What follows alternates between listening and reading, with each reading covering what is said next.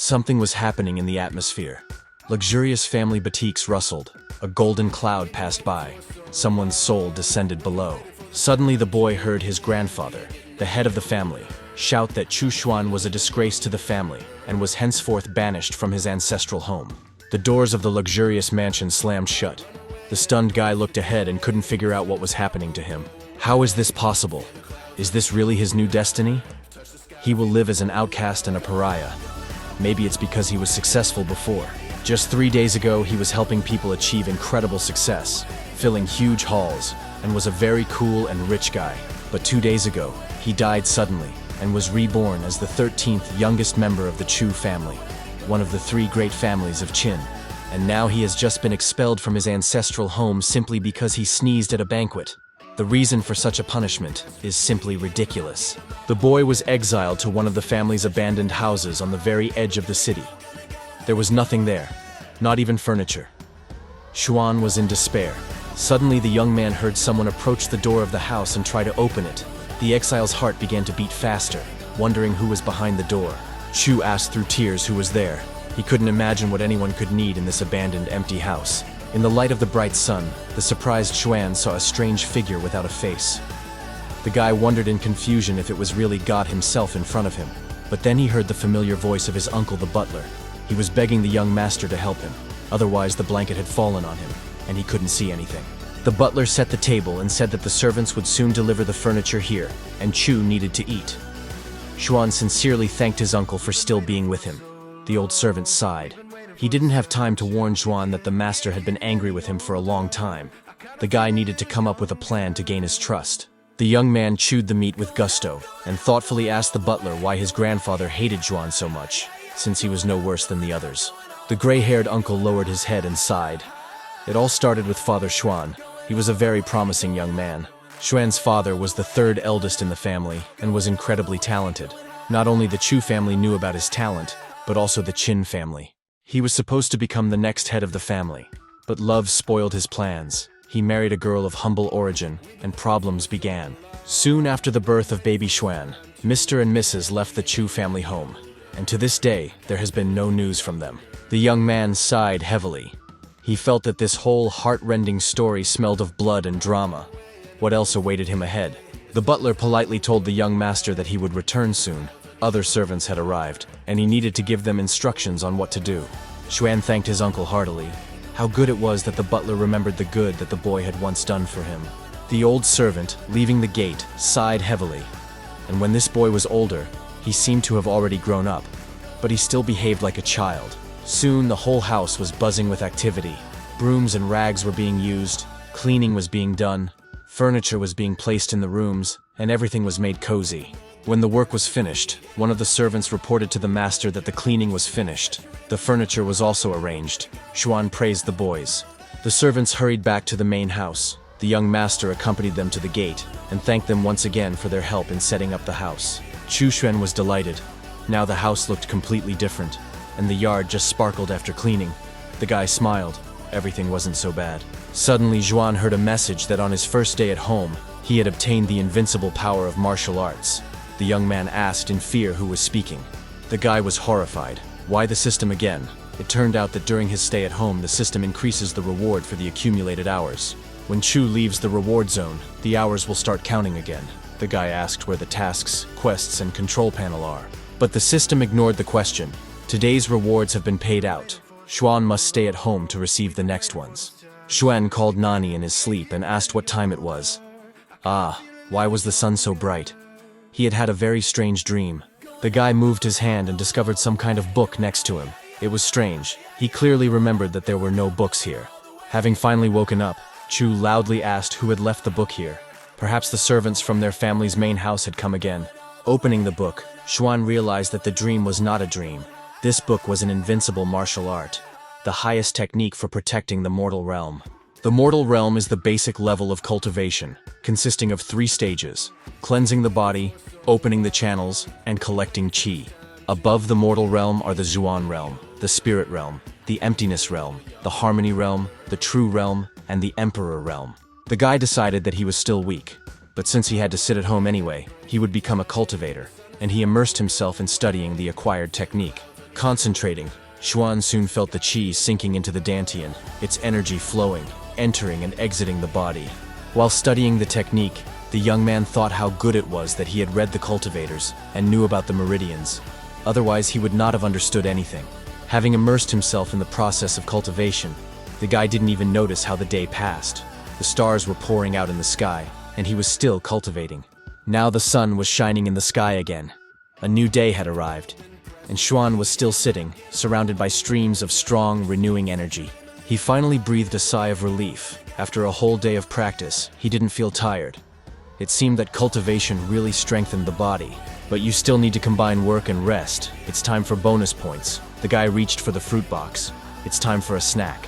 First, he did the practice of the body, then the spirit and qi. What will the system suggest he do next? It is silent today. As if in response, the system congratulated the guy. He received a ghostly dagger as a gift. Xuan grimaced. You couldn't even cut an apple with this knife. The next day, the system gave him the aura of a crouching dragon and the strike of a hidden snake. The guy was delighted. These are cool gifts. Xuan suddenly felt that he was very tired. But now he had one defensive technique and one attack technique. If this continued, he would be invincible. But he still had to master the general history textbook. The guy really didn't want to embarrass himself again by sneezing inappropriately in front of someone. The previous dynasty was overthrown by the 4 great families of Qin, Chu, He, and Zhao. The Qin family became the ruling family, and the others became its assistants. Suddenly, the young man heard someone calling his 13th brother. He wondered who had come to visit him. Judging by the voice, it was Chu Yun. It really was her. The young beauty brought her brother a treat and asked how he was doing here. He was probably very bored. Xuan smiled and slyly asked why she didn't send a gift with the servants. Did she really decide to pamper her brother with her eyes? The girl said that she had wanted to come for a long time, but after Xuan's expulsion, a lot of work appeared, and the young man hastened to offer Yun a chair. The little sister said that her grandfather was still angry with him, but assured him that she would ask him to pardon her brother as soon as she had the chance. Xuan asked her not to worry. He was having fun here, although the food tasted much better in the company of his pretty sister. Yun thought, her kind brother doesn't like to argue and get angry. He is one of the few who has not lost his humanity in a cruel and rude world. Saying goodbye to her exiled brother, Yun once again asked him to be patient for just a little while longer. She would ask her grandfather for mercy for him. The guy understood. It seems his sister thought he was saying all this out of politeness. What a silly little girl. The next day, Xuan's cultivation increased by a year. He felt the power penetrating him. He reached a new level of qi penetration. Xuan plunged into cultivation with renewed vigor, and all the nearby objects in the house were carried away by the flow of his raging energy. The young man became noticeably stronger and practiced constantly, trying to break through to a higher level. In his practices, he forgot about everything. After a long and intense cultivation, the guy's body soared upward. The flow of energy carried him higher and higher. He was glad. Here it is. But suddenly he seemed to hit something and quickly returned to his room on the cultivation mat. Xuan cursed mentally. Why the hell he couldn't overcome the kingdom for the 4th time? After all, he was the main character. Despite this, the guy felt his aura developing, like a closed door getting closer. He felt something approaching. Chu sighed sadly and thought that he shouldn't rush. After all, it had only been a few days since he appeared in this world. And then the system congratulated Xuan on his 5th day spent at home and gave him a super valuable reward. The secret book of the mind. The new technique turned out to be for a higher level of development. Xuan now won't even be able to properly develop this technique. And yet the guy mastered the technique that the system gave him. Now it was time to practice to see what he could do. But there is no one else in the house except Chu Xuan, so he can't practice mind control on the people nearby. But you can try another option. Xuan began searching for the aura. Although there is no one here, there should be many living beings around. He must sense all living things with the help of this technique. The guy concentrated and began searching for the auras of living beings. And finally he found it. That's it. Xuan was surprised. He really feels everything that is within his aura, even far from home. It's amazing. At first, the boy felt the flowers blooming near the estate, which spread a wonderful fragrance and peace around. Then his aura sensed a songbird very close by, in the thick foliage of the trees, admiring the flowering plants and looking for food. In the pond, the young man felt the gentle movement of the water and the cool aura of small, beautiful fish and insects sitting nearby. Xuan's aura spread further and further, and finally it reached the sky. The boy felt the movement of a large flock of migratory birds in the distance. Suddenly, the young man felt an explosion of passion. It turned out that a pair of monkeys in love were sitting in one of the trees in the midst of mating season. Chu felt how primates make love with all the animal passion. This guy felt sick. He did not expect such sensations. Realizing that the technique was working, and even too well, he decided to call it a day. Sometimes you shouldn't push yourself further than you have to. Chu Shen heard someone enter the gate and asked the 13th gentleman how about lunch. The guy was surprised. The guests were early today. The young man was puzzled. Servants usually come to him in pairs, but he felt the aura of only one person. This is strange. Something is wrong. The man who entered was smiling broadly. He called out to the 13th gentleman again and politely offered him some refreshments. Xuan thanked the guest, but suddenly became wary. The rice brought by the unusually early visitor caused the guy obvious apprehension. He paid very close attention to the basket of rice in the servant's hands. The man continued to smile deliberately and broadly in a welcoming manner. The young master's aura covered the bowl of rice brought to him. There was clearly something else in it, and the young man carefully scanned the treat. There was no poison in this food. At first glance, it was ordinary rice, which is eaten here in huge quantities every day in every home. But Xuan noticed strange black spots in the rice, and his feelings were not deceiving him. This rice turned out to have a very dangerous surprise inside. Almost all the rice brought to the guy for lunch was infected with terrible larvae that can silently kill a person from the inside. Dark cultivators also used such parasites, planting them in the bodies of people whose minds they wanted to control. Chu frowned. This smiling villain brought the eggs of a dangerous parasite to his house, and really wanted to feed them to the young master. Gritting his teeth, the boy thought, "This scoundrel asked for it himself. Now he will give himself to Chu, and the new cultivator will play with the mind of this servant." So, Chu Xuan's first experiment in secretly influencing another person's mind began. The boy's spiritual hand reached out to the victim. Xuan imperiously asked the servant who sent him here with this contaminated rice. If the scoundrel wanted to live, he had to answer. The man, blinking his eyes in confusion, replied to the 13th gentleman that the butler had sent him. He always sent food to Xuan. The guy angrily said that the villain had a chance to confess voluntarily. Now Xuan himself will get the truth directly from the villain's head. Chu immediately used a secret mind control technique on the strange servant, which he had only just managed to master the day before. Feeling that his brain was captured, guest Chu's face immediately changed. It was distorted with a grimace of anger. The man clenched his fists. Xuan repeated his question. He wanted to know who had sent this worm to him. The servant fell to his knees, dropping the basket. He stubbornly remained silent. Finally, the servant replied that he was a minion of darkness, that he had no masters, and that he saw an opportunity to take possession of the boy, and through him, the Chu family. The guy was horrified, because in front of him was a sectarian, a minion of the evil court. Evil not only exists in this world, but the sectarians have their own lands. They are located on the southern continent, an autonomous region called Mordor, where the minions of the dark forces gather. There are constant wars and minor skirmishes there, so there are not many people in those lands, but they are all very powerful. The minions of the evil court will stop at nothing to increase their power and advance further along the path of cultivation. Despite the disunity of the minions of the evil court, they still have their own king. He is stronger than all. One can only guess at his strength. Outside the king's court, evil cults are scattered throughout southern China. Difficult to spot and difficult to kill. There is only one villain, and he cannot harm the Chu family. But the fact that he belongs to the court of the evil king is already alarming. If the Chu family was under threat, it would also affect Xuan. The young man sternly asked the servant if he was really alone, and he obediently but reluctantly confirmed. The villain explained that if he could control Xuan, he would be able to control the entire family. He had been waiting for this opportunity for many years. Chu knew that a sectarian couldn't lie under the influence of technology. He would have to warn his grandfather. But how? The old man didn't even want to see him. Suddenly, Xuan felt the villain break free from the influence of his mind control technique, closing himself off from the impact. The guy was amazed. This man is able to resist. How strong is this minion of the evil court? Xuan caught the servant's thought that if he broke the mind control, he would be able to harm himself. Chu thought that the villain had gone crazy. Suddenly, the guy saw combat blades flashing in the hands of his strange guest. He activated the Wolverine claw weapon.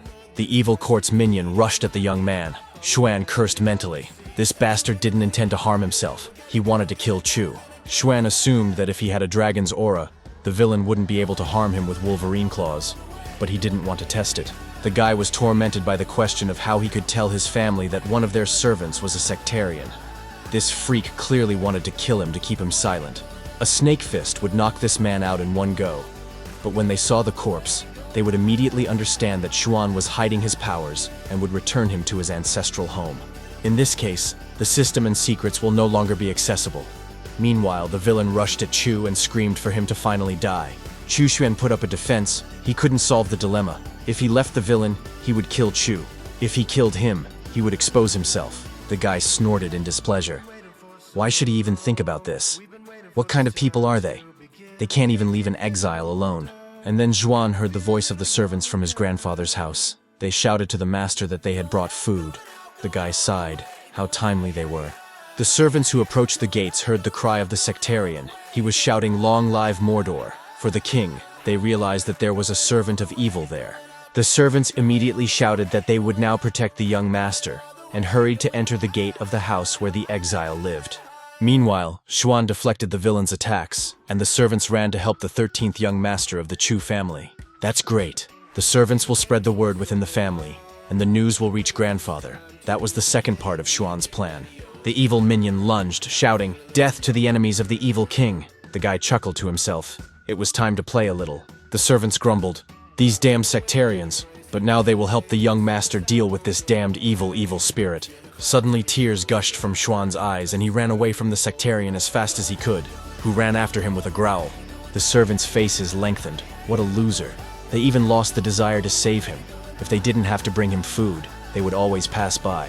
Meanwhile, Xuan was running around the courtyard, feigning panic, and the evil courtyard's minion was running after him, threatening to kill the guy right then and there. The 13th young gentleman screamed for help and called for his mother. The sectarian ran after the young man with a growl. The servants restrained the growling scoundrel and told the 13th master that he was already safe, and they would take this one to the master. At this time, Chu demonstratively crashed into the wall of a brick fence, feigning terrible fear in front of the servants who came to him. Having hit the wall, the guy stretched out next to him and whispered in confusion where the wall came from, pretending that he had lost consciousness. The servants looked at the young master in surprise. Did he lose consciousness? What a talentless guy, a disgrace to the Chu family.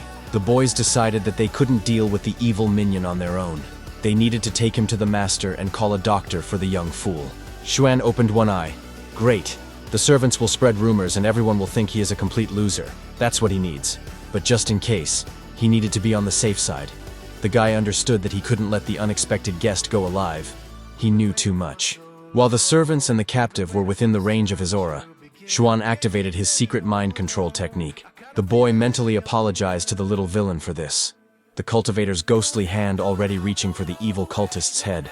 The fact that the sectarian attacked Xuan was not a reason to kill him, but the guy was afraid that this was not all the evil that this scoundrel had done here. Mind control failed to destroy the villain. It was time to kill his flesh. Chu plunged the ghostly crowbar into the aggressive guest's brain. It was all over, Xuan thought. This way the boy would keep the secrets of the sectarian's mind, and he would keep the secrets of young Chu. The system gave the guy another reward, a box of great Xuandan, an elixir that would help him break through the Xuan realm. Chu realized that if the system told him to do this, and even helped him, his struggle to break through to the next level would be over.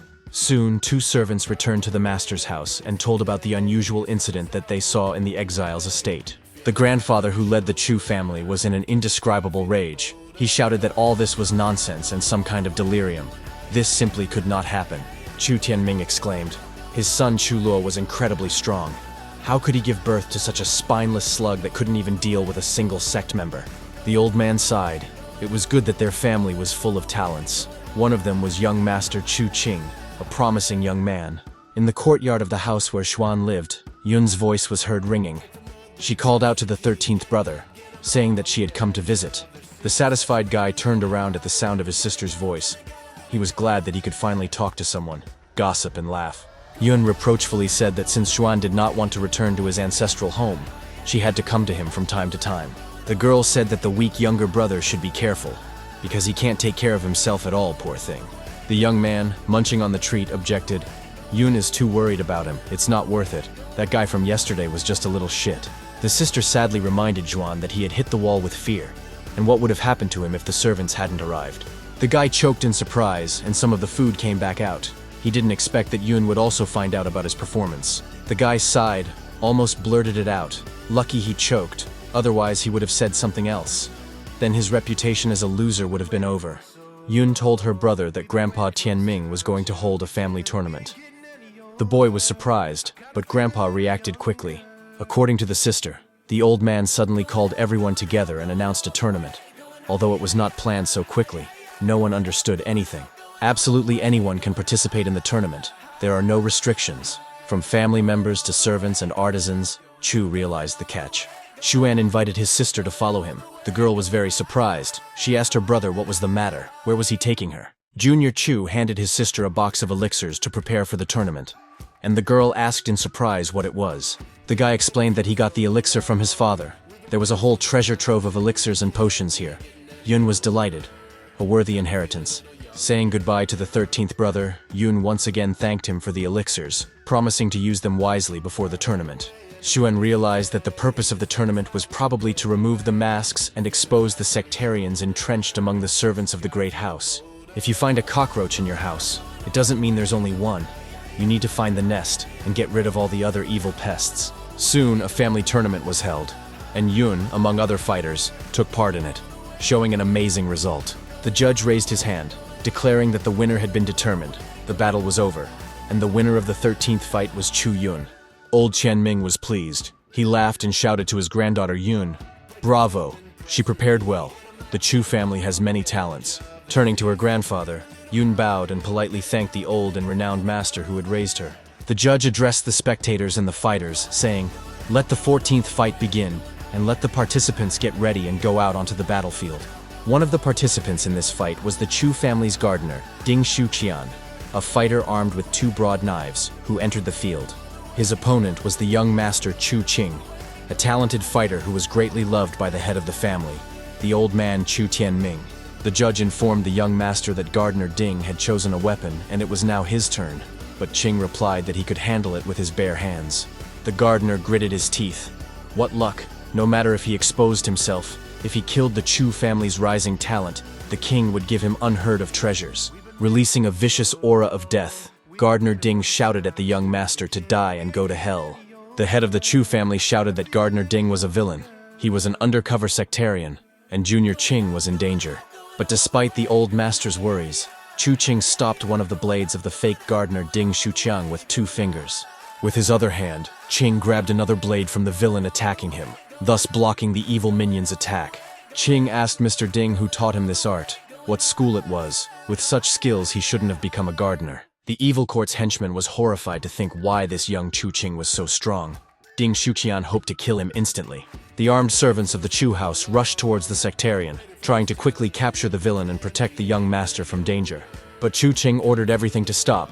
The tournament is not over yet. No one is allowed to be on the battlefield until the battle is over. The young gentleman knocked the weapon out of his opponent's hands with deft, precise movements, and Gardener Dean cried out in pain. Then Chu Qing knocked out his family's enemy with a powerful blow to the chest, and he gasped helplessly and flew back several meters. Ding Shuqian fell on his back, hitting himself hard. The villain gritted his teeth. He made a mistake and did not kill the young master, and exposed himself. Immediately, armed guards from the Chu house appeared, holding swords to the villain's throat, and ordered him to lie down and behave well. Meanwhile, the referee announced that the fight was over. The winner was determined. It was Chu Qing, and Ding Shuqian was leaving the tournament. Yun worriedly asked her brother if he was okay. She didn't think there would be more sectarians in their house. Poor Xuan was alone last time. Qing replied that he was fine. Xuan was of course weak during the attack. But if it weren't for him, they wouldn't have known about the evil in their home. Chu Xing decided that after the tournament, he would have to visit his younger brother, who had been banished to a distant old abandoned house. Meanwhile, Xuan returned to his room again. The guy whined helplessly. He again failed to break through to the level. He knew, of course, that breaking through was indeed not an easy thing, like trying to squeeze through a narrow crack while having a rather massive body. And then the system announced a new reward for another day of seclusion. The guy received a copy of the book, The Art of Dasta. Now he can hide his breath and merge with the world around him. It seems useless. What is the point of hiding in his own home where he is alone? Still, the guy decided that he wouldn't need such a skill anyway. He wouldn't be able to break into the new kingdom anytime soon. The whole night flew by unnoticed in his persistent studies. Xuan only came to his senses in the morning and lay down to rest a little from his studies. But as soon as the sun rose, the young man was awakened by Yun's ringing voice, and he irritably wondered where people were coming from at such an early hour. Sleepy Xuan opened the door and greeted his sister sullenly. Yun said that she came to say goodbye to her little brother. This message instantly drove the guy out of sleep. His jaw dropped in surprise. That is, how to say goodbye. What happened? Over tea, Yun said that she had broken through to the Xuan kingdom, and according to the rules of her ancestors, she could now go to the mountains for training. Yun smiled. It was all thanks to Xuan's help. His pills and elixirs helped a lot. And also, elder brother Qing said that he would come see Xuan after the tournament. The girl said goodbye to her younger brother. She was going to the mountains. The guy understood that this was very great. He was once for Yun. Waving his hand at her, the guy wished her luck on the path of cultivation. Her little sister is a wonderful person, worthy of success. Having closed the gate, Xuan sighed. Well, who was he supposed to have lunch with now? They don't even have TVS here, let alone the internet. It's just boring. Saying goodbye to a good and close person always brings sadness. Chu Xuan sighed every now and then, all day long, remembering Yun. In the evening, the system announced a new reward. The Thunder Finger allows you to change the energy of the air, creating lightning at the tip of your finger. This skill can become stronger depending on the kingdom Xuan is in. The gift seemed very useful to the guy. After parting with Yun, Xuan couldn't even sleep, so he decided to practice with the new skill he received from the system. According to the instructions received, you must first collect Qi at the junction of the chakras and direct this energy into your index finger. At this time, a gang of robbers appeared in the thicket nearby. One of them, gritting his teeth, said that the ancestral lands of Chu were ahead. Approaching the estate where Xuan lived, one of the bandits said, "This family's lands begin here. This estate belongs to Chu." After looking at the map, the guy said that Chu Xuan lives here. The second one laughed. Great, it wasn't easy for them to get here. Having jumped over the fence, the villains cheerfully shouted that it was time to begin their long-planned operation against the Chu family. Soon the night visitors found themselves in the courtyard of the old house. The house was very close, and that was where they were heading. Xuan thought irritably, who was making noise outside again? At this time, all normal people were already asleep, and someone had come to see him. I shouldn't have started the breakthrough after I studied the Thunder Finger. Now I can't stop. Otherwise, it will lead to dire consequences. Maybe it was Sister Yun who came back. No, it was too late. Even the servants couldn't come at this hour. It doesn't matter. I need to concentrate. One of the robbers ordered the second to install a spiritual network over the estate. But be careful. You never know what might be there. The squad leader noticed that the light was still on in one of the windows. Maybe this Chu Xuan wasn't asleep yet. Then he might make a noise. The bandit carefully approached the glowing window. He heard rapid breathing, but the man stood still. Perhaps he was preparing to make a breakthrough. This seemed very strange to the guy. Wasn't Chu Luo's son a loser? Then how could he have reached the breakthrough point? Something was wrong here. At that moment, the second bandit approached the elder and reported that everything was ready. Now no one would hear any noise from the estate. The elder one shared his observation that it looked like the owner of the house was overcoming the barrier into a new kingdom. The second guy couldn't believe it. The robber grinned evilly and said, "Let's see what he will do when a poisonous shuriken hits him." But the elder stopped his companion. This should not be done under any circumstances. They needed to wait and see what would happen next, and then act. If Xuan is attacked during the breakthrough, he will go crazy or die, and he is their main hostage. They cannot kill him yet. The second one agreed with regret, and then the energy in the estate began to stir. The trees began to rustle their leaves restlessly. The uninvited guests became worried. It was simply unbelievable. According to their information, a weakling expelled from his family was supposed to live here. The second bandit frowned. Did that guy really make a breakthrough? And what should they do now? It's not easy to capture a cultivator. The elder replied in bewilderment that he could not feel not only Xuan's movements, but also his breathing, as if no one was there. The second bandit shouted, "Stop pretending," and kicked open the doors of the house. The elder asked his companion if he had really gone crazy. Li Fan stood at the threshold of the house and demanded that the scum Xuan come out and greet his senior guests. In response to the insolent speech, a powerful bolt of lightning flew out from the depths of the house and hit the brazenly intruder straight. The intruder swayed, took a step back, and began to fall, with severe electrical burn marks visible on his neck and face. The elder rushed to Li Feng, asking what was wrong with him, but he only moaned, unable to utter a word. The impudent bandit was dying. Chu Xuan's dissatisfied voice came from the depths of the house. The boy reproachfully said that the uninvited guests were very noisy and disturbing him. The elder angrily asked who it was there and demanded that the enemy come out and fight with dignity and not kill from behind the curtain of darkness. Xuan cursed. What a creature. He even asks who is there. Naturally, the owner of this house is here, who was disturbed. Coming out of the shadows, Xuan reminded the bandit that he had burst into his domain at night without an invitation, and now he still dared to be so insolent. Frowning, the guy asked the robber who had come to his estate if he had gone completely crazy and was going to scold the owner. The elder bandit asked Xuan in a trembling voice who he was, a human or a ghost, why he didn't feel anything from him. Chu grinned, pretending to be a typical villain. He was going to kill them anyway. He had no one to talk to, okay? He would tell. The guy told the bandit that he used the Dasta technique. Whether the bandit had heard of it or not, it turned out to be a very useful thing. The bandit asked again, Dasta? It's like dust, Xuan explained. Others can't feel either his aura or his breath. And since the robbers themselves took care of the spiritual canopy, no one from the outside will be able to spot them and see what is happening in the estate. This meant that Xuan could calmly show the bandit his renewed, powerful aura of a successful cultivator. The owner of the estate said menacingly that his house would become their grave, and even if they ran away, no one would ever believe them. The elder bandit gritted his teeth. Chu has really entered the Xuan realm. He may even be at the top level. Xuan decided to end the conversation for now. He had already answered many questions, and the bandits would have something to think about in the underworld. The boy struck the robber with a snake, instantly knocking him down and killing him, before the intruders even had time to make a sound. A powerful explosion of energy occurred in the courtyard of the Chu family's old house, but due to the protection of the bandits, no one heard or saw anything. And then the guy realized with horror that he had gone too far, even though the bandits had gone to the next world. But what should Xuan himself do now? The powerful blows have left guts and blood scattered all over his yard, and he can't wait until the morning for the servants to clean up. The guy didn't want to bury the corpses himself. He was disgusted to touch them. But how could he sleep with these corpses under his window? Suddenly, the system announced a reward for defeating the villains. As an additional gift, the young man received a living flower. The young man noticed that the stones of his yard had cracked, and a green sprout had broken through them. This was his magical flower.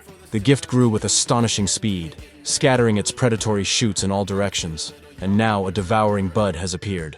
Within minutes, the flower had grown to an incredible size, and soon a toothy carnivorous flower was blooming at the very top of the plant. The predatory bud looked around, saw two bloody corpses, leaned over to one of them and sank its teeth into it. Soon, only the legs of the impudent Li Fan were sticking out of the flower's mouth. The plant had almost completely chewed up and swallowed the bandit. The second bud took on the gang leader, and after a few minutes, the only reminder of the fight was a pool of blood on the stone floor of the courtyard. Xuan shuddered. It was awful. It was clean here now, of course, but he was a bit afraid of something. Fortunately, this thing would recognize its owner. The well-fed flower sighed contentedly. Streams of blood from the people it had just devoured ran down its petals. It looked terrifying. The guy knew that by devouring people, the flower was able to preserve the memories of the dead person for some time, which meant Chu could read them. Xuan called the good carnivorous boy to him and placed his hand on the flower's head to find out what the bandits knew. He called upon the great force of Qi and asked it to reveal the thoughts and secrets of the recently deceased minds of his sworn enemies. Chu heard the elder tell Li Fan, a member of the family was captured. Another dozen people from the sect are now rotting in the Chu family prison, even Brother Ding. The elder gave Li Fan a small ball. He asked what it was. It turned out to be poisonous smoke. The guys were planning to use it.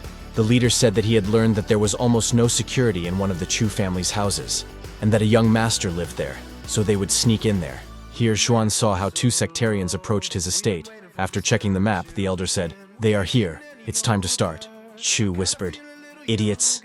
The toxic smoke is like radiation. This place wouldn't be able to recover from the damage for another 100 years." The boy praised the flower. The good boy had done him a great service. Chu treated him to divine pills and told him to go to bed. Xuan thought, a dozen sectarians. It seems the tournament was very fruitful. But events forced the enemies to act more actively. Perhaps this was not the first assassination attempt. Xuan survived only thanks to luck. He overcame the barrier, feeling the danger growing outside the walls of the house. Time flew by. More than a month had passed since Xuan lived in exile. The system rewarded him with a large number of pills, elixirs, and tablets.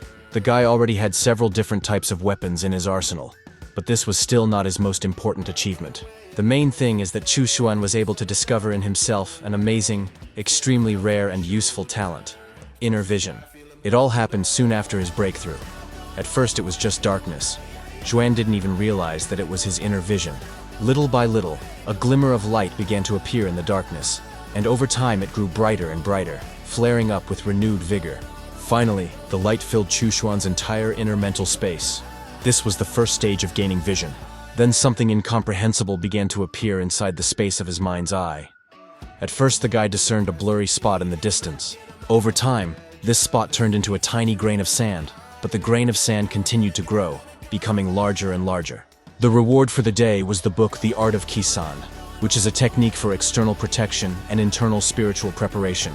Xuan had the impression that the system was selecting rewards specifically for his level of learning, knowing all his pros and cons.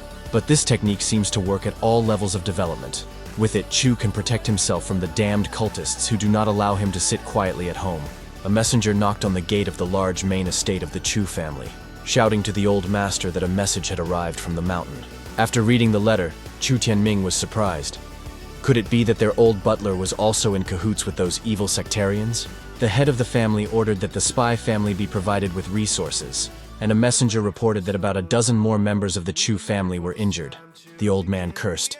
They need to unite with the three great families against this scourge. Then we'll see how long these sectarians can continue to run amok. Meanwhile, Chu Xuan continued to cultivate, immersing himself in practices every day, tirelessly raising his level.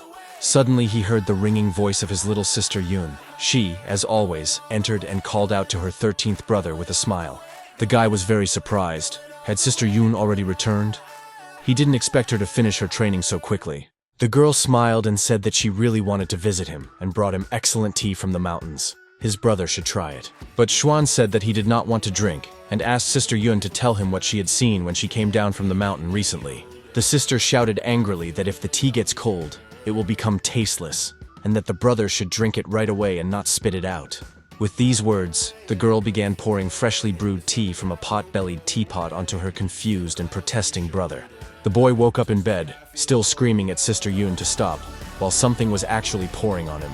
Xuan jumped up and gasped in surprise, his eyes widening, some strange yellowish liquid dripping from his face and hair. The young man sighed. What a nightmare. It was just a dream. But wasn't he training? Chu didn't even remember when he managed to fall asleep. Running his hand over his face, he wondered why his face was wet and why it smelled so disgustingly bad. Suddenly, a white, smiling cat's face appeared right in front of Xuan's face, and the animal greeted its owner with a meow. The guy realized that cat urine was dripping down his face, and he yelled angrily at the animal, asking what this brainless cat had done. The system then informed him that Xuan was depressed and needed stress relief, so he was kindly rewarded with a relaxation cat. The guy was puzzled. This animal urinated on his face. He needs to train the kitten to use the litter box so that it doesn't wake him up like that every day. The kitten meowed pleasantly. Xuan thought that he was actually very cute and was worried that the guy would die of depression. After several days of training, Chu saw a whole piece of land. It was no longer a grain of sand, but real fertile soil. But still, this piece of land remains empty in the endless starry space of the vast and mysterious cosmos. Suddenly, the guy saw something very strange. He just said that there was nothing there. But what is this? What kind of UFO is there? It turned out to be a kitten's paw. So that's what it is? External objects can affect internal vision? I didn't get to stare at the little green men. Xuan scooped up the kitten and sternly warned it for the 1000th time that it shouldn't bother him during training just because it was so cute. But the cat made a dissatisfied face and pointed his clawed paw at the empty bowl, meowing expressively. The guy frowned. It seemed he forgot to feed the pet. Xuan immediately apologized to the cat, saying that no one is perfect. In response, the little animal released its claws from its soft paw and ran them across the cheek of its hapless owner, meowing indignantly. Xuan poured some treats into the kitten's bowl, and it began to eat, smacking its lips with relish, no longer paying attention to Chu. The guy taped up his scratched cheek and thought resentfully, "This rascal didn't even say meow, so feed him after that." And then the young man heard someone knocking loudly at the gate of the estate. He wondered who it was. Servants usually didn't knock. Chu asked them to come in right away. They had already gotten used to leaving food in the yard if Xuan was not visible. His sister had not returned yet, and the sectarians were definitely not so polite. The guy decided that if a person was knocking, then everything wasn't so bad, so he headed to the gate to let the polite guest in. Xuan's elder brother Chu Qing stood at the threshold of the estate. After greeting him, he asked his 13th brother how he was. They hadn't seen each other for a long time. Xuan's mouth dropped open in surprise. The most promising young master of the Chu family had come to him. An amazing honor. The young man invited his elder brother to the table and offered them some tea. Qing politely thanked the exile and sat down at the table. And then Xuan remembered, that's right. His sister had said that Qing wanted to visit him, but he didn't think that the elder would come so soon. Qing replied, despite his business, he had to do it. If it weren't for Xuan, their family would still not know that there were rats among them. The young man laughed cheerfully and replied carelessly that Qing was exaggerating his merits, since he had done nothing wrong. Suddenly, the elder brother said seriously that he wanted Xuan to come down from the mountain with him and help him deal with this misfortune. The younger one was taken aback. He didn't expect that Qing would say such a thing. How could he go down? He definitely wasn't going to do that yet. The usually serious Qing smiled. Yes, come straight down from the mountain. They want to unite with the major families in the fight against evil. The elder brother explained that Xuan would gain experience, and at the same time they would overthrow the evil. When he did this, the grandfather would be happy to return the boy to the family. Xuan stuttered as he replied that he couldn't come down the mountain yet, because then he wouldn't be able to continue working with the system. Qing thought that his younger brother did not want to run away without his grandfather's knowledge, and suggested asking his permission for Xuan. The young man replied that he understood Qin's good intentions, but he did not like this. He would only be able to wash the shame from his name when he truly deserved it. Qing was shocked by the 13th brother's answer. So that's it. He clearly underestimated his little brother. He turned out to be not so insignificant. The elder admitted that he was wrong. He never thought that Xuan's spirit would be so strong, and he had already come up with all sorts of schemes here. As he left, Qing told the younger man that it might be months before they met again, and asked him to take care of himself and beware of the sectarians. The guy also added that the grandfather was angry with Xuan, but he did not feel any hostility towards him, and asked him not to hold a grudge against the old man. After seeing Qing off to the gate, Xuan wished him good luck, promised to carry out all his orders and not to be offended by the head of the Chu family. The young man closed the gate behind his older brother, and, oddly enough, this visit greatly moved him. His family has not forgotten him. Xuan leaned against the closed gate and sighed with relief. It was finally over. He was so nervous. A secret spy was watching Xuan's elder brother from the bushes, and was surprised to see Chu Qing near the estate. The spy thought, so that's it. The elder one came to visit his brother. The villain promised to come for Qing when he dealt with the brat. As soon as Qing disappeared into the distance, a sectarian spy quickly flew out of the bushes and headed towards the estate where the younger Chu lived. It was the deputy leader of the local sects, Lu Qian, who wanted to take advantage of the weak and unsuccessful son of Chu Luo. If Chu Luo returned home and found out that his son had been exiled from his family and then killed by the sectarians, he would be incredibly angry at old man Qianming. The villain was sure that if he could control this brat, the whole family would be under his control, and Xuan would return to the ancestral home with poisonous smoke. Even if the boy wasn't allowed back, the smoke from here could still conquer the entire Chu family, which was a great opportunity. Lu Qian jumped over the fence of the estate and quietly entered the outer courtyard of Chu Xuan's house, whom he considered a weakling. The sectarian even felt a bit shameful fighting with Xuan. Qian was confident that he had no equal in secret work and was impossible to detect. But Lu Qian was too self-confident, and his presence in the younger Chu's estate was discovered by the kitten the system had given the boy. Walking around the courtyard, Lu Qian saw that there weren't even any guards in this house, so why were they hiding at all? Junior Chu was no match for him. The deputy leader of the secret cult laughed. It was time to act. He activated the talent Great Breath, rope key. Opening the gate to the inner courtyard, the cultist launched his ghostly rope of key into it in search of his victim. Soon, indignant shouts and swearing were heard from behind the gate. The guy asked in bewilderment what the hell was going on. On the stone slabs of the courtyard, the youngest master of the Chu family was writhing, bound with a ghostly rope, shedding tears. Lu Qian laughed contemptuously. He advised the boy not to even try to escape. He would not be able to get rid of these bonds. Suddenly, the cultist noticed with surprise that his captive's body was getting smaller, but he couldn't possibly possess such techniques. Suddenly, the guy's body exploded. Lu Qian covered himself with his hand in confusion. The sect member cursed. He didn't understand what was happening here. Qian was confused about what kind of ability this was. It couldn't be key transformation.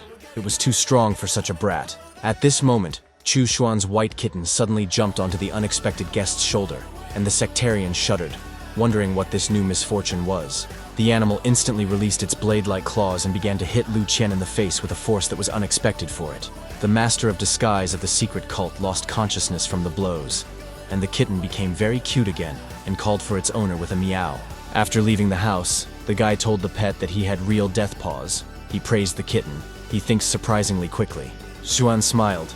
Next time he wouldn't have to scold the cat for pestering him during class. He was not only cute, but also helpful. Chu leaned over Lu Qian.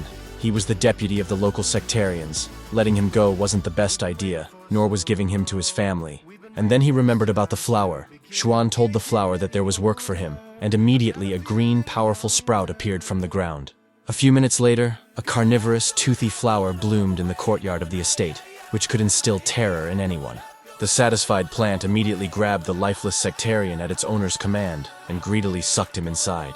The guy decided to see what was going through Lu Qian's head when he came here, and why these sectarians were constantly pestering Xuan. Here, one of Chu's servants reports that after 3 months the family did not realize that he was a sectarian. Lu Qian praised him and ordered him to continue. Here, the deputy leader of the cultists hands one of the agents some poisonous smoke, warning the servant to use it with caution. After the tournament, the sectarians were perplexed as to what had happened to the Chu family, and why there had been no news from there for a long time. Xuan understood, so it was the same group as last time, and again there was smoke. Then the system announced that the guy received a reward for killing a cultist. The lands in Xuan's inner eye had grown noticeably, but were still bare. It seemed the training had borne fruit after all. And yet, it seemed to the boy that the land of his inner vision was empty. Would anything else appear if he continued training? But in any case, Xuan clearly felt that his spiritual power had increased, but he had not yet been able to test the 2 new techniques he had received. Soul Seal and Sword Technique are imperial techniques. It is said that there are no people in this region who can use them. This means he needs to quickly break through to the next level, even though it's a long road. But Xuan still has nothing else to do. One of the sectarians asked what had happened to Lu Qian, why there was no news from him. Had Chu really discovered him and eliminated him? One of the supporters of the secret cult doubted this, since there were no messages from anyone from the lands of Chu about this fact. But what happened then? Lu Qian didn't do anything he planned. Did he really betray them? He knows what happens when you betray. Perhaps Lu Qian is waiting for an opportunity to release poisonous smoke into the heart of the Chu clan, which is why he has not sent word to the sect. A local sect council member exclaimed, "Chu is too arrogant. We need to report this to the higher-ups and send someone strong to them." The girl asked if they disturbed the higher-ups, whether they would get into trouble in the future, and whether the royal court would still value them. The local sect leader said, "The Chu family is really bullying them. There is no need to wait for a chance. They must act now." The pride of this generation, Chu Qing, leads the operation against their cult. Old man Tianming uses the sect to train his young masters. But the old man doesn't know what will happen if Chu Qing dies. The leader ordered to find this brat. He himself will sprinkle his hands with his blood. Having bowed respectfully to the leader, the strongest local supporters of the secret cult scattered in different directions. The old sect member knew they wouldn't be able to find Lu Qian unless he contacted them himself. But what should they do? How could they find the deputy leader? All that remains is to use the pearl. With its help, it will be possible to find out whether Lu Qian is alive at all or has already been killed by enemies. The old man crushed the pearl in his fist and sent a mental message to Brother Lu to respond as soon as he received the message. Another sunny day arrived. Xuan was in a great mood. His level was rising, and the sectarians no longer showed up. Seeing a servant on the threshold of the estate, the boy exclaimed joyfully. As soon as he thought about food, the messenger immediately appeared. Xuan asked, "Apparently something happened in the big house. Today the food is tastier than usual," the servant confirmed. There is great joy there. The young master led the clan to fight the villains, and it was a great success. The master was so happy that a feast was held. Chu Xuan was surprised. Qing defeated the sectarians so quickly, among whom there were many strong masters. It looked very strange. The members of the local council of the secret cult gathered again in the cave. The mood of the sectarians was depressed, and they remained silent. Finally, the old man told his comrades that Lu Qian was most likely dead. He sent him a message through the pearl, but there was no answer. The seasoned warrior chuckled. Well, at least he didn't betray them. The old man cut him off. That's not the point at all. Who could have killed him? The girl reminded them that they still hadn't heard of any battles on the Chu lands. So how could such a warrior simply disappear? The leader roared. This joint attack of the clans had dealt them a huge wound. They had lost the stronghold and 4 elders of the Void Realm. Half of these losses were caused by the Chu clan. It seems their strength cannot be underestimated. The sect will not act against the Chu clan for now. They would report the Chu family's actions to the king, let the demon court take care of them, and the sect would direct its forces to other clans for now. Xuan almost choked on his food when he heard the servant's story, which brought the recluse fresh news from the outside world. The guy was amazed that after such a thorough cleaning there were still sectarians in the house, and how strongly they had occupied the clans. The servant sighed. The land of the Huo family's ancestors was torn apart by poisonous smoke and fire. A third of the land was damaged. The grass in the fields was ruined by the devils. Hundreds of Ho's men were killed and wounded. Who would have thought that the cultists would begin to take revenge so quickly? Everyone relaxed after the victory. The servant reported to the head of Chu Tianming that the masters in the vicinity of the family lands had returned, and the rest were halfway home. The old man sighed. That's good. We must not forget to strengthen patrols and security. They must not repeat the mistakes of the Ho family. The servant bowed and informed his master that 15 new posts had been added to the ancestral territory, and patrols had also been strengthened. Tianming praised him and asked where Chu Qing was. It turned out that the guy had led the cleanup operation and was returning to Bohui County. It is far from the ancestral home, but the clan elders are with the young master, and he will return safe and sound. Old man Tianming was tormented by one question. After all, it was their family that started the campaign against the sectarians. So why did they start taking revenge on Huo?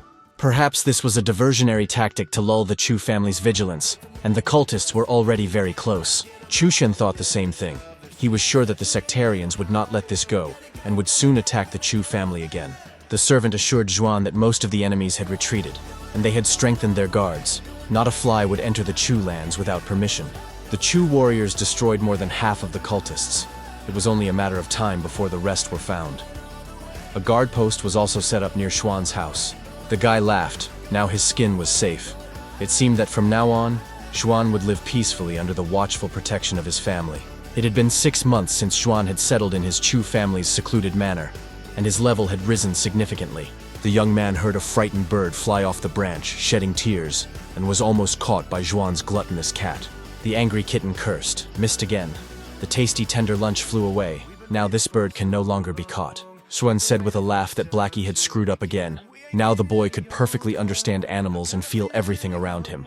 The offended animal frowned and answered the owner that he had released the bird on purpose, and that he had no need of it at all.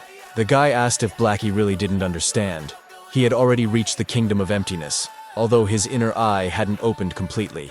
Xuan has learned to perceive a distance of more than 100 kilometers around with his aura, so there is no point in lying to his master. Suddenly, a strange wave of emotions washed over the young man. He clenched his teeth. Not far from his estate, someone's emotions were overflowing. The furious waves poured out almost from the very gates of the house. The sensitive Xuan could not help but feel this emotional explosion. He decided to check what was going on there and mentally followed the bright stream of energy that literally pierced his aura. The stream came from a nearby small forest, which began right behind the gates of the estate and tightly surrounded the dwelling. Plump lips appeared before Xuan. Yearning for a kiss, the guy said, "Darling, if love is poison, then she is its antidote." An ardent lover told his girlfriend that without her, he would have already died. And she, affectionately fighting back for appearances, called him a liar. The suitor pulled the beauty, who was blushing with embarrassment, towards him, and whispered that he was a lonely iceberg, and she was making him melt. The gentleman passionately exclaimed that he was a wild beast, and the beauty tamed him. She laughed merrily and called her friend a little animal. Xuan gritted his teeth and frowned, mentally calling the passionate gentleman a dog's brat. This Casanova Chu was already getting on his nerves. The lover circled around the beauty and exclaimed that the girl was a rag, and he was dirty water, and begged her to wipe him off, to absorb him. He whispered that if something was destined to happen, then why resist? His girlfriend pushed him away and told him to stop. Xuan could hear the passionate sighs and gasps of the young people in love. It seemed the girl was almost ready to surrender to her boyfriend. Xuan angrily exclaimed that they should not dare to do this on his territory. The seventh brother knows that he is alone here, as if in a cell. The elder brother deliberately does this right under Xuan's nose, and the angry boy decides to be merciless with the seventh. Chu Shen sent his aura towards the lovers who were secluded in the woods, and loudly told them to quickly get out of there. But the lovers didn't pay any attention to the shout. Then the younger Chu realized that he needed to use physical force. After breaking the tree branch, Xuan's aura painfully slapped the Chu family's seventh son on the butt, causing the suitor to flinch. The amorous young gentleman clenched his teeth in pain. The girl giggled, calling him a little devil. He was already very close to success. Having received a blow from a branch on his soft spot, the seventh son turned his head around in fear, asking if there was really someone there. After making sure that they were alone, Xuan's elder brother approached his girlfriend again, whispering that it was because of his love for her that he was in so much pain. He persistently offered the beauty to give herself up to sweet love. The girl blushed with embarrassment, and the suitor pressed his lips to hers. Xuan's insides were boiling. He screamed, "What a nightmare! The seventh can't do this here. Xuan can't, and the seventh can't." Meanwhile, Brother Chu pulled at his beloved's clothes, asking for permission to merge with her into one whole. The girl moaned passionately. Xuan shouted angrily, "It's time to end this. Enough of this bullying. Just a little more and they will make love here." Clenching his ghostly fist, the 13th son exclaimed that the 7th brother was to blame himself. He had driven the young man to this point with his groans and sighs. The guy, inflamed by the fire of love, suddenly felt that his clothes were being torn to pieces. His dress and pants were in tatters. The quiet forest around Xuan's estate suddenly echoed with the frightened cries of the failed lover, and the 7th one ran away. Having abandoned the girl, the guy ran and called for help, shouting, "There are ghosts here. These are the ghosts of the sectarians. The House of the Black Moon betrayed them." In response, the angry Xuan made an obscene gesture and sent his elder relative away from his home. Having made sure that it was all over, the guy fell into a chair, thinking that he would kick the bucket if they really got to that point. Blackie approached his owner and meowed that he was too sensitive. "You never know what happens in the area. It's part of life and nothing to worry about." The guy didn't understand whose side Blackie was on. After all, it wasn't easy for Xuan to go through this, since he couldn't find a girlfriend. Xuan thought. The 7th talked about the Black Moon House when he ran. The guy seemed to have read about them. Why did the 7th remember them? For his long period of seclusion, the system rewarded the boy with the Heavenly Sword Sutra, and Xuan hoped that things would get more fun from here on out. The guy was immersed in studying the technology the system had given him, and didn't notice how night had fallen outside. It was time to go to bed. In the morning, sad news came. Xuan could not believe that Elder Yueqing had fallen. He was a master of the Void Realm, one of the best in the Chu family. How could this be? The servant who told about this sighed and said that it all happened because the Black Moon House leaked the information. Xuan became wary, now the servant had mentioned them. He must take the chance and find out more about this Black Moon House. The guy asked the saddened servant what kind of house this Black Moon was. Were they cultists or what? He had heard something about them, but didn't understand. The servant was surprised. Did the young 13th master really not know? They had always been informants for the Chu clan, and now they had betrayed them. Everyone knows that the Black Moon has its heart turned to the darkness, but it is mysterious and powerful. Its influence has spread throughout the region, but no one knows where its headquarters is. No clan would dare to destroy the Black Moon Tower. Xuan asked what the Chu family did in response to the betrayal. The family recalled all direct descendants to the ancestral home to prevent them from being killed by the sect. The Qin and Chu families made a deal with the Black Moon. For a huge price, Black Moon will no longer accept orders from the sect, and the Chu family will once again be the first to receive information about the villains. The guy smiled. If Qin has a plan, then he shouldn't worry about the sectarians, and he will sit at home and study the techniques for now. During his 7 months of seclusion, the system gifted Xuan a small 5-element formation and a formation plate. The young man knew very well that anyone who could create a formation in the southern region had great strength, and he could master this technique. The whole problem is that the lower the master's cultivation level, the weaker his formation, and the weaker the disc. After carefully studying the book with the theory of the technique, Chu Xuan still decided to try it. It was not for nothing that the system gave him this technique. The guy was satisfied. This formation was strong enough to trap or even kill those who belonged to the kingdoms below. If now an uninvited visitor of no higher than the 4th level of his kingdom shows up at the guy's estate, then there is nothing to fear. Soon it will be a year since Xuan has lived here. The reward for a year will surely be higher than the Emperor's scripture, in the worst case, at the level of the heavenly scripture. There was a scream in the Chu main house. Qing was attacked by 3 sect elders and he was seriously injured. It must be someone close to Chu Qing, a spy of the sectarians. One of the brothers asked permission to go and kick their asses. Xuan studied the book and thought how loud and angry they all were. It seems like they are forcing Chu Tianming to take action. Maybe this is a trick to lead the tiger away from the mountain. The guy sighed. The sectarians might try to attack him again. Xuan decided to use the formation every night so that his sweet sleep would not be disturbed. The 8th month of Xuan's seclusion had passed, and this time the system rewarded the boy with spiritual silk fetters. This is a binding and sealing imperial weapon. Xuan's imagination immediately drew a picture of a bound beauty. With the shackles and formations, Even if Xuan was attacked by a 7th level fighter, it would be enough to make him suffer. Just at this time, the sectarians were approaching Chu Xuan's estate. His premonition had not deceived him. They did not give up their attempts to attack. A female cultist who was part of the local sect council asked her companion if Chu Luo's son lived here, and he confirmed it. The sect member smiled predatorily and said that she had an idea. With this little boy, she needed to act not by force, but by cunning. The beauty's companion advised her to forget about Luo's son. They needed to deal with more serious matters. Who needed this outcast of the Chu family? The girl laughed. What if she gives Chu Luo a grandson, and that old bastard Chu Tianming a great-grandson? That's so funny. The beauty's companion shuddered. He thought how disgusting she was, and how such a thing could have occurred to her. And the sect member laughed, wondering if the Chu family would kill her if this happened, or if they would kill Chu Luo's son, or maybe his grandson. If the hapless grandfather returns home one day, what will be the expression on his face when he finds out who his daughter-in-law is? That's funny. The follower of the secret cult grinned wryly and thought that in his place he would have been very angry and would have definitely killed this bitch. The sectarian guy didn't like this idea at all and sadly asked his high-ranking companion, but his refusal was not accepted. The beauty snorted, telling her companion that he didn't understand because they would make this brat their meek hostage. The guy asked if the Black Moon House would sell their actions to the Chu family as information, since they had made a deal with them again. The girl laughed. How could such honest people do such a thing?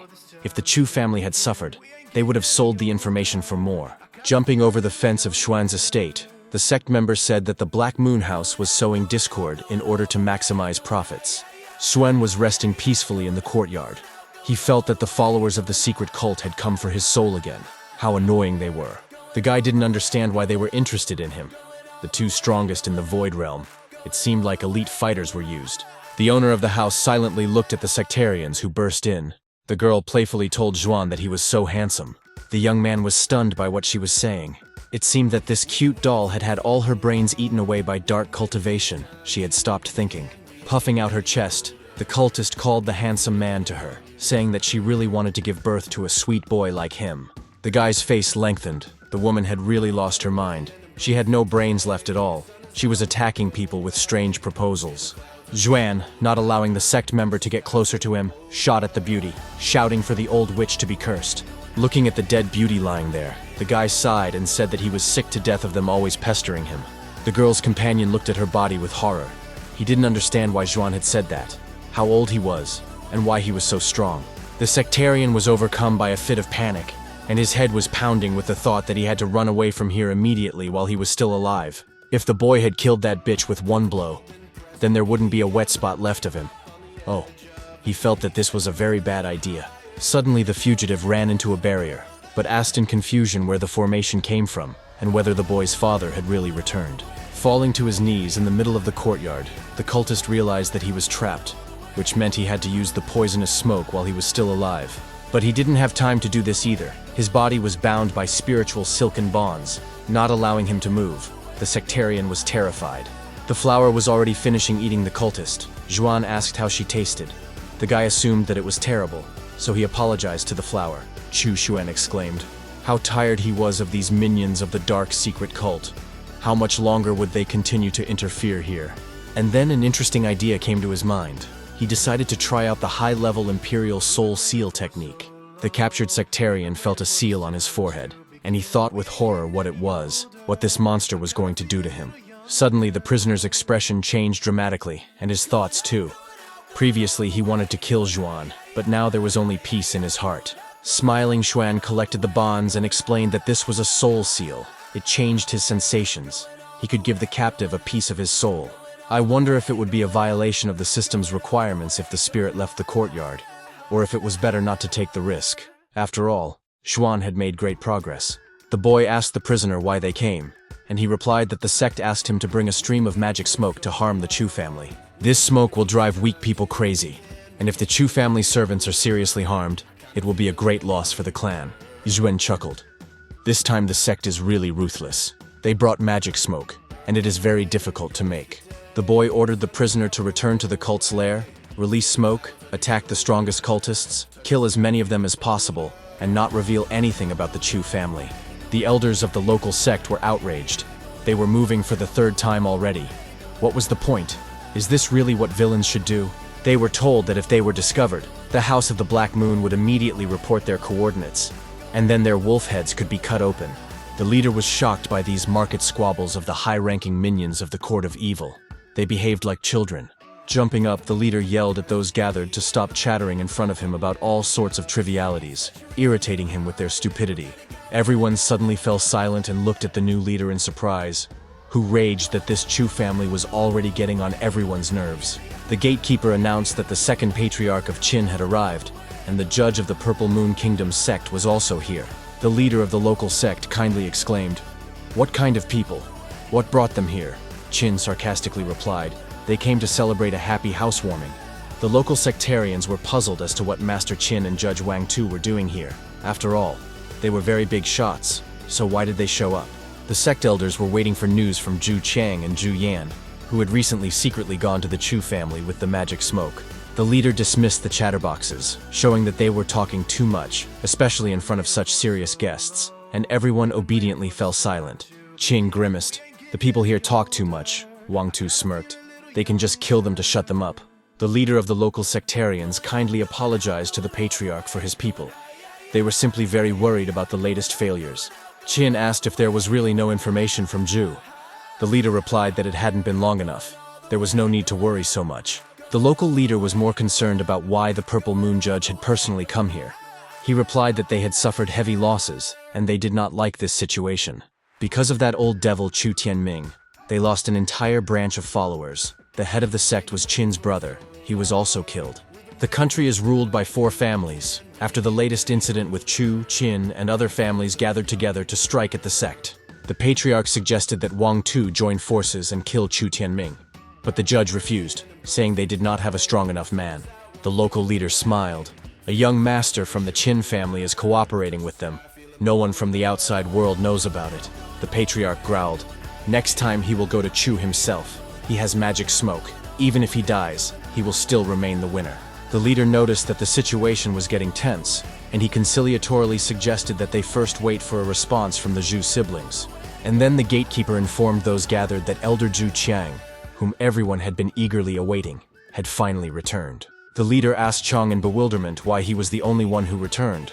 Where was Zhu Yan? The patriarch strictly demanded that Zhu report. Xian replied, "They found important information." He returned to report. "Yan is still hiding in Chu territory."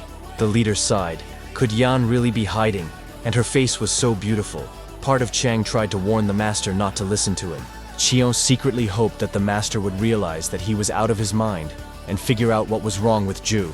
Since the leader was so smart and attentive, the patriarch asked Zhu Chang what else. It seemed to him that the guy was not telling him something. Everything inside Chang jumped with joy, right? Qin drew the attention of the local leader to the fact that something was wrong with the guy. He seemed to be ill. His whole face was red. Maybe he was sick. But Chang had placed his hopes on the wisest patriarch in vain. He agreed that they needed to gather a little more information and return to Chu. Suddenly, Zhu Qiang smiled strangely and said that no one would ever leave here again. This cave would become their common grave. A magical smoke flowed from the sect elder's hand, and he released it right among the local sect leadership and guests. The leader shied away from Zhu Qiang. The head of the district sectarians realized that this was the end. They would not get out of the cave. The dam would kill everyone. The master did not understand what kind of fly had bitten one of the most loyal followers of the cult, the sect elder Zhu Qiang. The judge of the Purple Moon Clan Kingdom exclaimed that Zhu Qiang was a traitor. They had all been waiting for him and hoping for his success. But the sect elder didn't pay attention to anyone. Gritting his teeth, he walked forward like a wound-up mechanical doll. Zhu Qiang, with poisonous magic smoke, rushed towards the judge who accused him and shouted that he was ready to die for his master. The sect elder's fist was already rushing towards the judge when he shouted for the guy to stop. He also had magic smoke. Wang Tu opened his mouth and blew out a stream of black smoke. It was different from Zhu Qiang's smoke. The guy laughed loudly. Qiang shouted, "Whatever the cult, such is the protector. Resistance is no stronger than one hand." Tu cursed. "Dazhu has gone crazy. The Chu family will be destroyed." One of the pillars of the local sect continued to laugh, but they, a bunch of weaklings, would never be able to cope with the Chu family. The guy showed the cultists an obscene gesture. and said with a laugh that no one in the whole of Qin could defeat him, that's for sure. The judge shouted that Zhu Qiang had gone crazy, and that he needed to be killed as quickly as possible before he killed everyone present. The commander of the high-ranking sect's guards firmly said that the guards must not panic. These are all the 8 evils of the damn Chu family. Qiang's teacher reminded him that he had raised him from a young age, and did not expect that he would repay his kindness in this way by becoming a traitor. The sect council member reprimanded the teacher. The old man is at it again. Zhu Qiang has already been sentenced to death. There is no point in wasting eloquence. Suddenly, a ray of light flashed on the tip of Zhu Qiang's finger. Everyone gasped. The guy definitely didn't have such talent before. A powerful stream of energy struck the teacher, who had taught the boy from childhood to deceive commoners and cause harm to everyone. Zhu Qiang, whose body was now controlled by Chu Xuan, mercilessly killed the old sectarian who was cultivating evil in young children. The guy chuckled. What nonsense. Fighting back alone, the owner of the body began to be a little amused by Zhuan's calmness. Zhu Qiang's mentor and one of the sect elders suddenly felt someone gently touch his shoulder. This smiling Zhu Qiang asked the teacher, "So what is he talking about? Is the death penalty inevitable? How is that possible?" The mentor, with a trembling voice, asked the others not to leave him. But the sectarians replied that they did not want to go to the next world with him. The sect elder scolded Zhu Qian, saying, "What's going on? Old bastard Tianming hasn't reached the level where he can control someone else's body." The boy grabbed the mentor by the hand, and with a smile, suggested that he try to carry out the sect council's sentence. Zhu Qiang smiled. He didn't expect that in the end only the mentor would remain. He cursed and asked for permission to talk to the others. The Purple Moon Cult Kingdom's judge called out to the mentor and asked why he didn't pull him out of there first. Tears gushed from Qiang's eyes. In this dangerous time, the mentor decided to accompany him until the very end. How touching. Sobbing, the guy said. Who would have thought? They were not born on the same day, but the promise to die on the same day is very serious. Judge Wang Tu reminded himself again. Why doesn't Zhu Qiang pull him out first? He doesn't need him. He belongs to another cult. Chu Xuan smiled and said through Zhu Qiang's mouth that the time had come, he would die. But he would take all the other sectarians with him. Zhu Qiang's consciousness was horrified. He realized what Chu Xuan was going to do, gathering energy inside his body. He turned him into a bomb.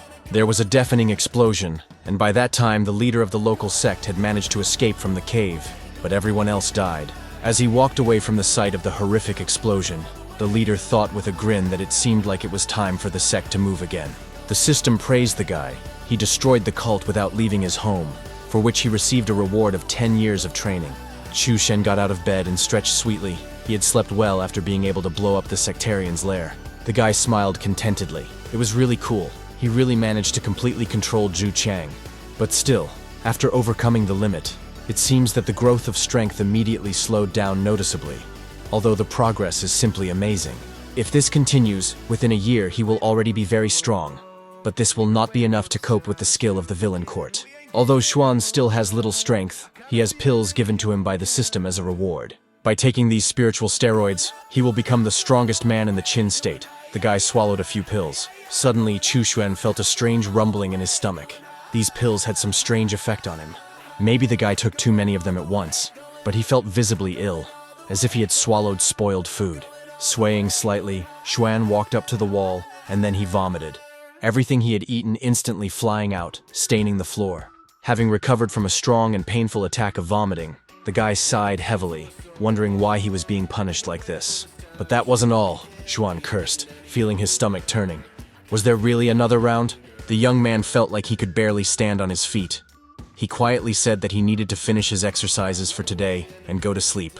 And then the guy's attention was drawn to a small bird that was chirping loudly and cheerfully on a tree near the house. Xuan instinctively waved his hand towards the tree, thinking about the small songbird that Blackie was trying to catch. At that very moment, the frightened bird appeared in Xuan's hand, and he was amazed that he had really moved forward so quickly. It seems that this is all thanks to the new kingdom. Here his powers increase many times more. It's simply amazing. Apparently, old man Chu Tianming should be at the same level now. The guy smiled. He is one of the best in the Qin territory. Xuan chuckled. He was even lucky that he was from the Chu family. They feed him for free. He has a house. Even the servants sometimes clean for him.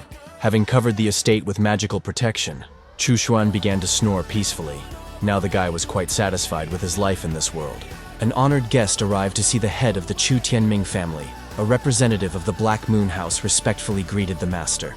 The old man chuckled. Wang Chang himself came out of his hiding place to greet him. What made the spy do this? Tianming shouted that Chang was guilty of attacking his family. He was ready to tear the spy's head off for this. Wang tried to calm Chu down. The head of the family shouted and reminded Wang Chang that he had sent a message saying that he had important information about the Chu family. Tianming frowned and suggested that the spy get straight to the point without further ado. Master Chu was not particularly patient. The old man poured himself some tea and prepared to listen to the message from the representative of the powerful Black Moon House, Wang Chan. But the spy said that this information was worth 1 million spiritual stones, and old Tianming almost choked on his tea. Chu flared up, and since Wang didn't want to receive 1 million pieces of shit, the spy suggested that the old man listen to half of his information first, and then the boss can pay if he thinks it's worth it. Mr. Chu knows what magic smoke is. Tianming placed a bag containing 500,000 crystals on the table, and demanded that Wang Chang speak. The spy reported that he heard that a cult judge from the Purple Moon sect had come to the local sectarians because of the Chu family. There was a tense pause. The old master became wary. The sectarians alone were not enough for them. Would more join them? Frowning, Chu asked the spy if he would continue speaking, and Wang smiled and suggested that the old man continue paying. Now 1 million lay before Wang. Chu ordered the traitor to speak, he reported. The judge brought magic smoke to take revenge on Chu. The old man frowned. Was that all? Such information wasn't worth 1 million. The spy said he wasn't finished yet, but he didn't have to continue. Wang added that the Chu family was well guarded, so along with the smoke, the cult received 2 pieces of underground void fabric. Tianming asked if Chan was sure of this information. He smiled. He is a businessman? How can he sell unverified information?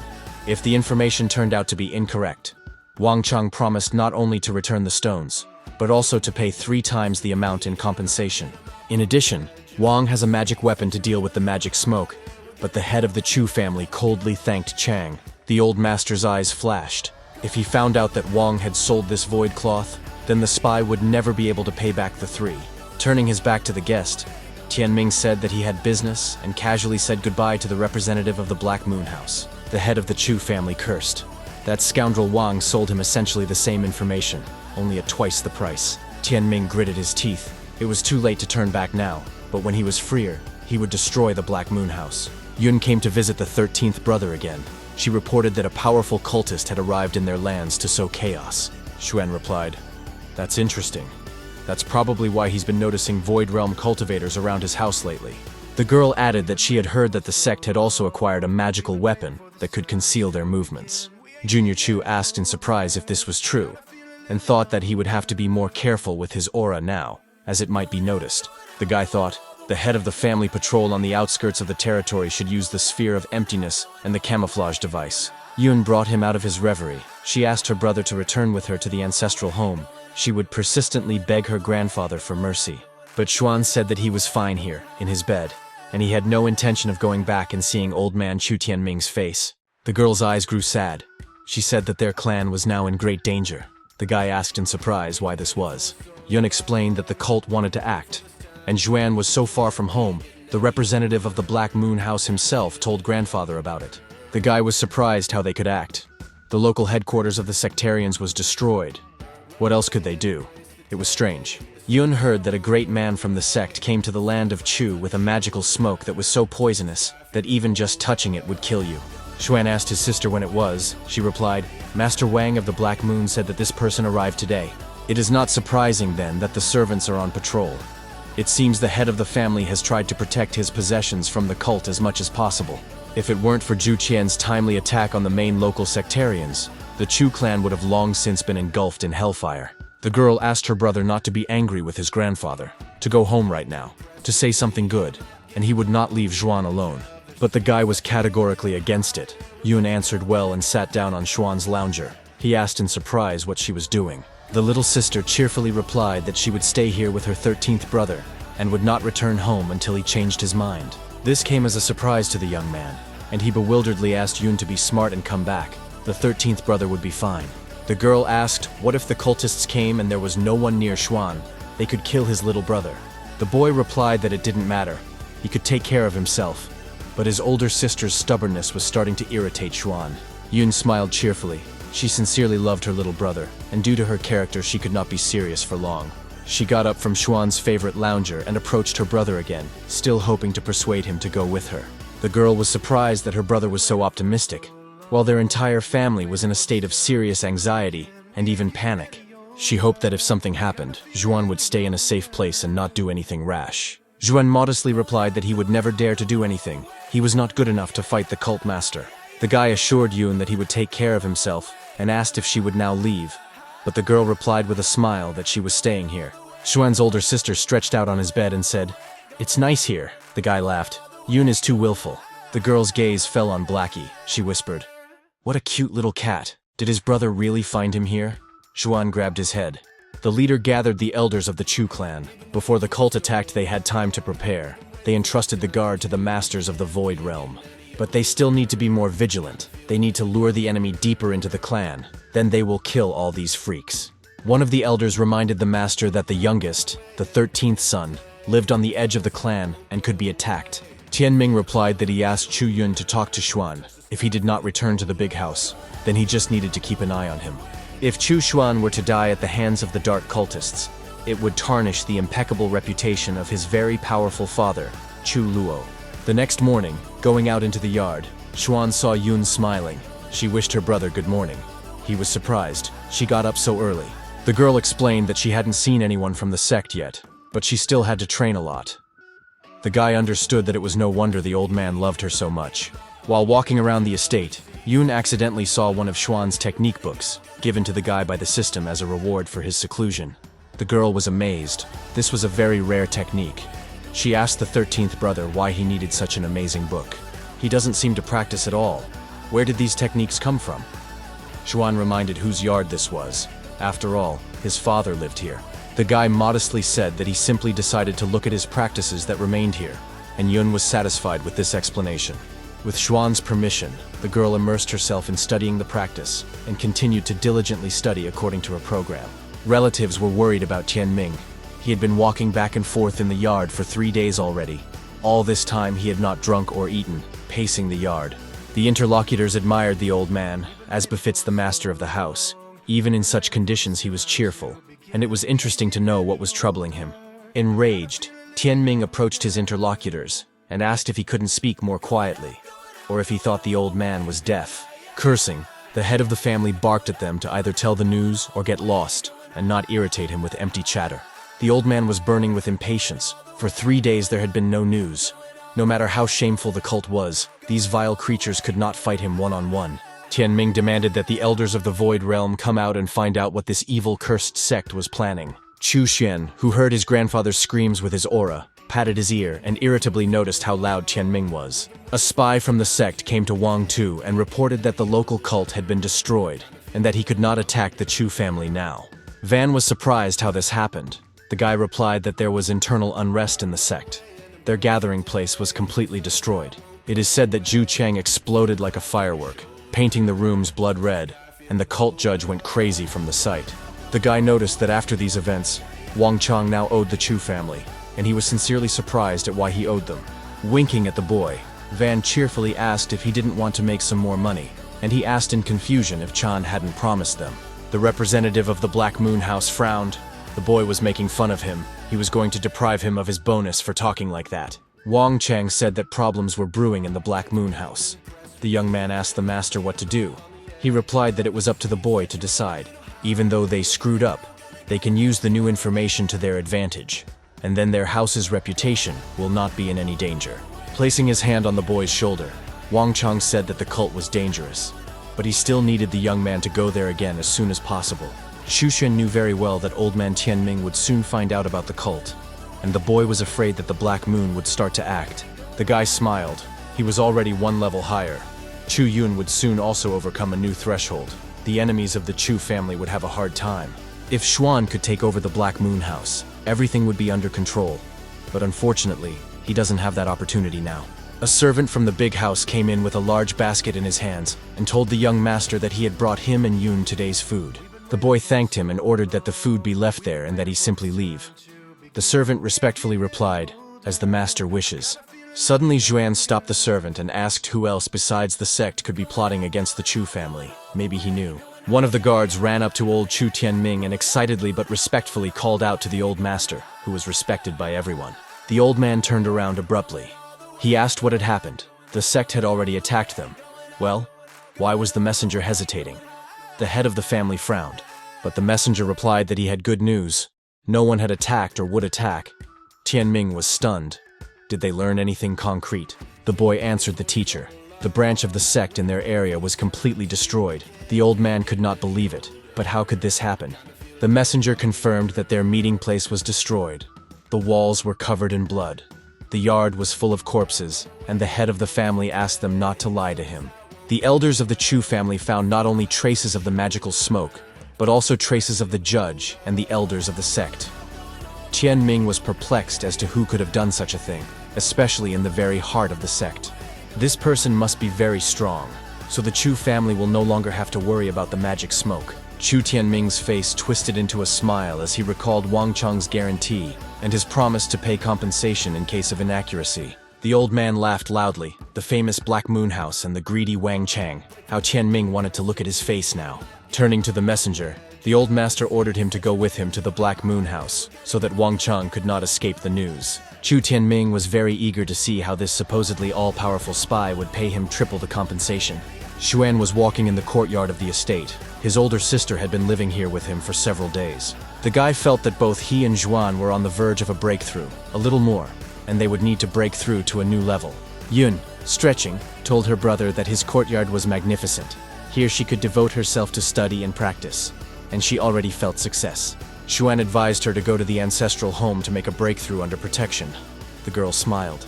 Did he really feel that she would soon make a breakthrough? The young man insisted that she practice at home, and also asked that the old man not see the techniques he gave her.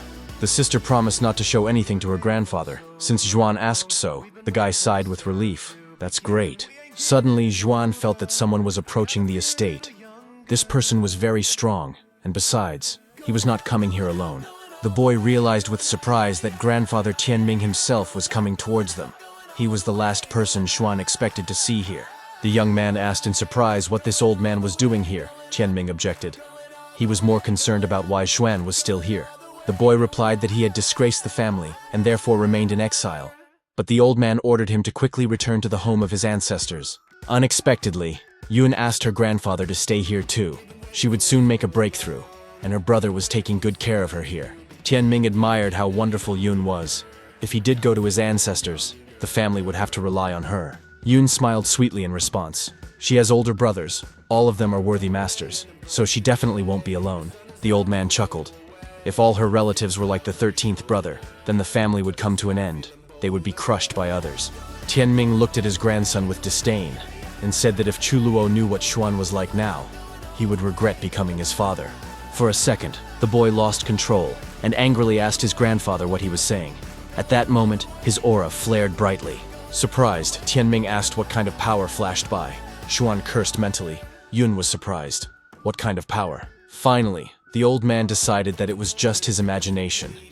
In fact, Xuan's aura was very weak, weaker than all the other young masters. Tianming repeated that it was just his imagination.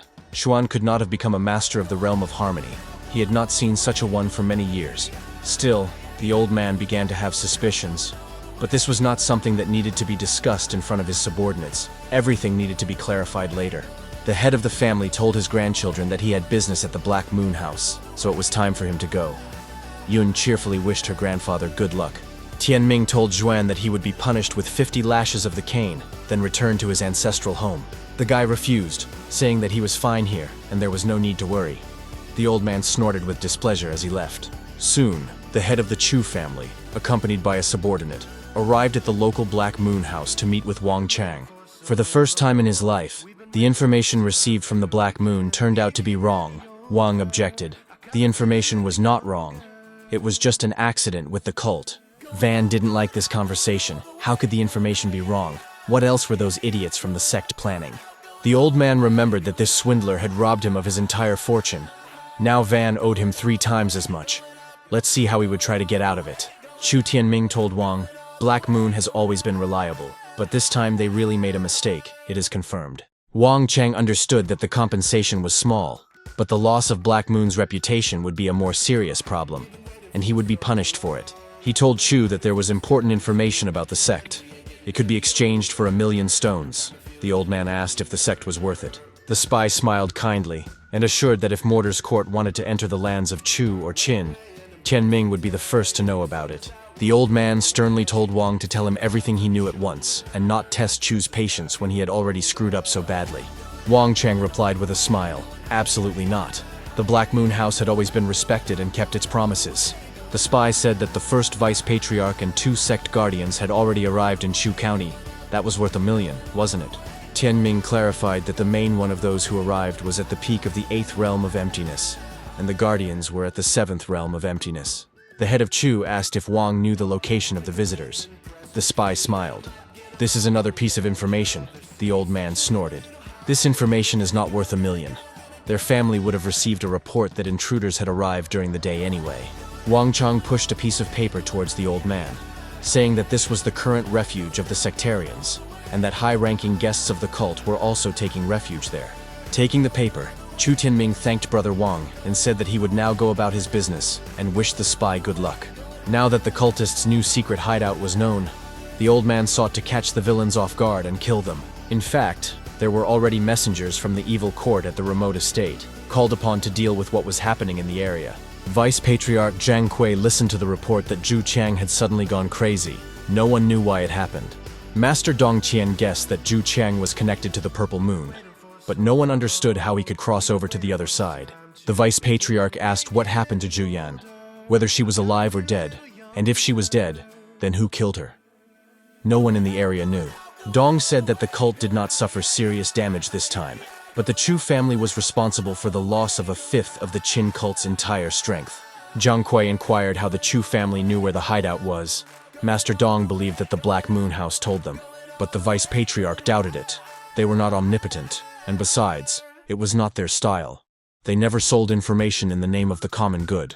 Zhang Kui ordered Qian to get ready. They would be heading to Chu tonight. Dong warned that there were many strong masters in the Chu clan, but Zhang wanted to find out what was going on there, and who was so strong. Since they were against the sect, they should be confident that they would win. The Vice Patriarch had already broken through to the 9th level of the Void Realm, and he threw a ball to Dong, saying that he would go with him today. Dong Qian recognized the ball. It was an escape weapon, a pearl of the void of invisibility, a very rare item. There are no such things in the area. Zhang confirmed that it was true. If Dong was attacked by the Chu clan elders, if he was not killed instantly, he would be able to escape. And when the Chu family warriors realized that they couldn't even wound Dong Qian, they would definitely be afraid of such power of the local master. Night fell on the Chu district, and the sectarians, embittered by their failures, secretly went to the lands of the clan they hated. Xuan was in the courtyard of the house studying the latest technique presented to him by the system. Despite the late hour, the guy was not yet asleep. Fluffy Blackie, having climbed onto his favorite roof, was peacefully snoring not far from his strong but secretive owner. The Vice Patriarch of the evil sect, accompanied by the local master, secretly approached the mansion where Chu Xuan lived. Zhang Kui said that their goal was to infiltrate the Chu family's ancestral home, not to enter it, but to infiltrate it, to become a part of it unnoticed. Dong guessed that there should be many masters there. Kui felt that the elders of the Chu family were somewhere very close. Dong Qian was surprised that the sectarians were not afraid to go against those whose power was almost as great as theirs, if not greater. After looking at the estate, the Vice Patriarch asked the local master if Chu Luo's son lived here, and Dong Qian confirmed that it was so. Even though the boy is useless in some ways, he is still his cheese, and the sect will benefit from taking him in. There are 2 options. They can help him break into the kingdom and put him at the head of the family, or send him to the king to learn the dark arts. Zhang Kui laughed and asked if the proud and great Chu family could handle Chu Luo's son going down the evil path and becoming a sectarian. Someday Lo will return home and see his son after a long separation. Let's see if he can kill his own child. Dong Qian cautiously asked, what if Chu Luo went crazy and destroyed the cult for plunging his son into the abyss of sin and evil? Kui asked his companion what he was afraid of. If anything, they could always run away, just like Lo could kill his own son and relatives. The Vice Patriarch headed towards the manor. It was time to go after Chu Luo's son. They might just kill him and then old man Chu Tianming. Xuan listened attentively to the speeches of his uninvited guests and said with a grin, "What a pity. Are all the sectarians really such idiots?" The young man sighed in disappointment. Why is it that before doing something, They don't think at all about the possible consequences. Xuan doesn't even have to leave home to defeat them. But these people are to blame for bringing about their own deaths. The guy smiled. The power of the 9th level of the Void Realm is nothing against him. He must try not to kill them, but to use the Soul Seal. Seeing a dark figure in the courtyard of the house, Dongqian told his companion that this was the one the Vice Patriarch was looking for. The delighted Zhang Kui exclaimed that they must do what they had planned, and hurried to the son of the hated Chu Luo. But suddenly the Vice Patriarch of the sect felt that he could not move from the spot. He had fallen into the trap prepared by Zhuan. Zhang Kui's face stretched out in surprise. This was impossible.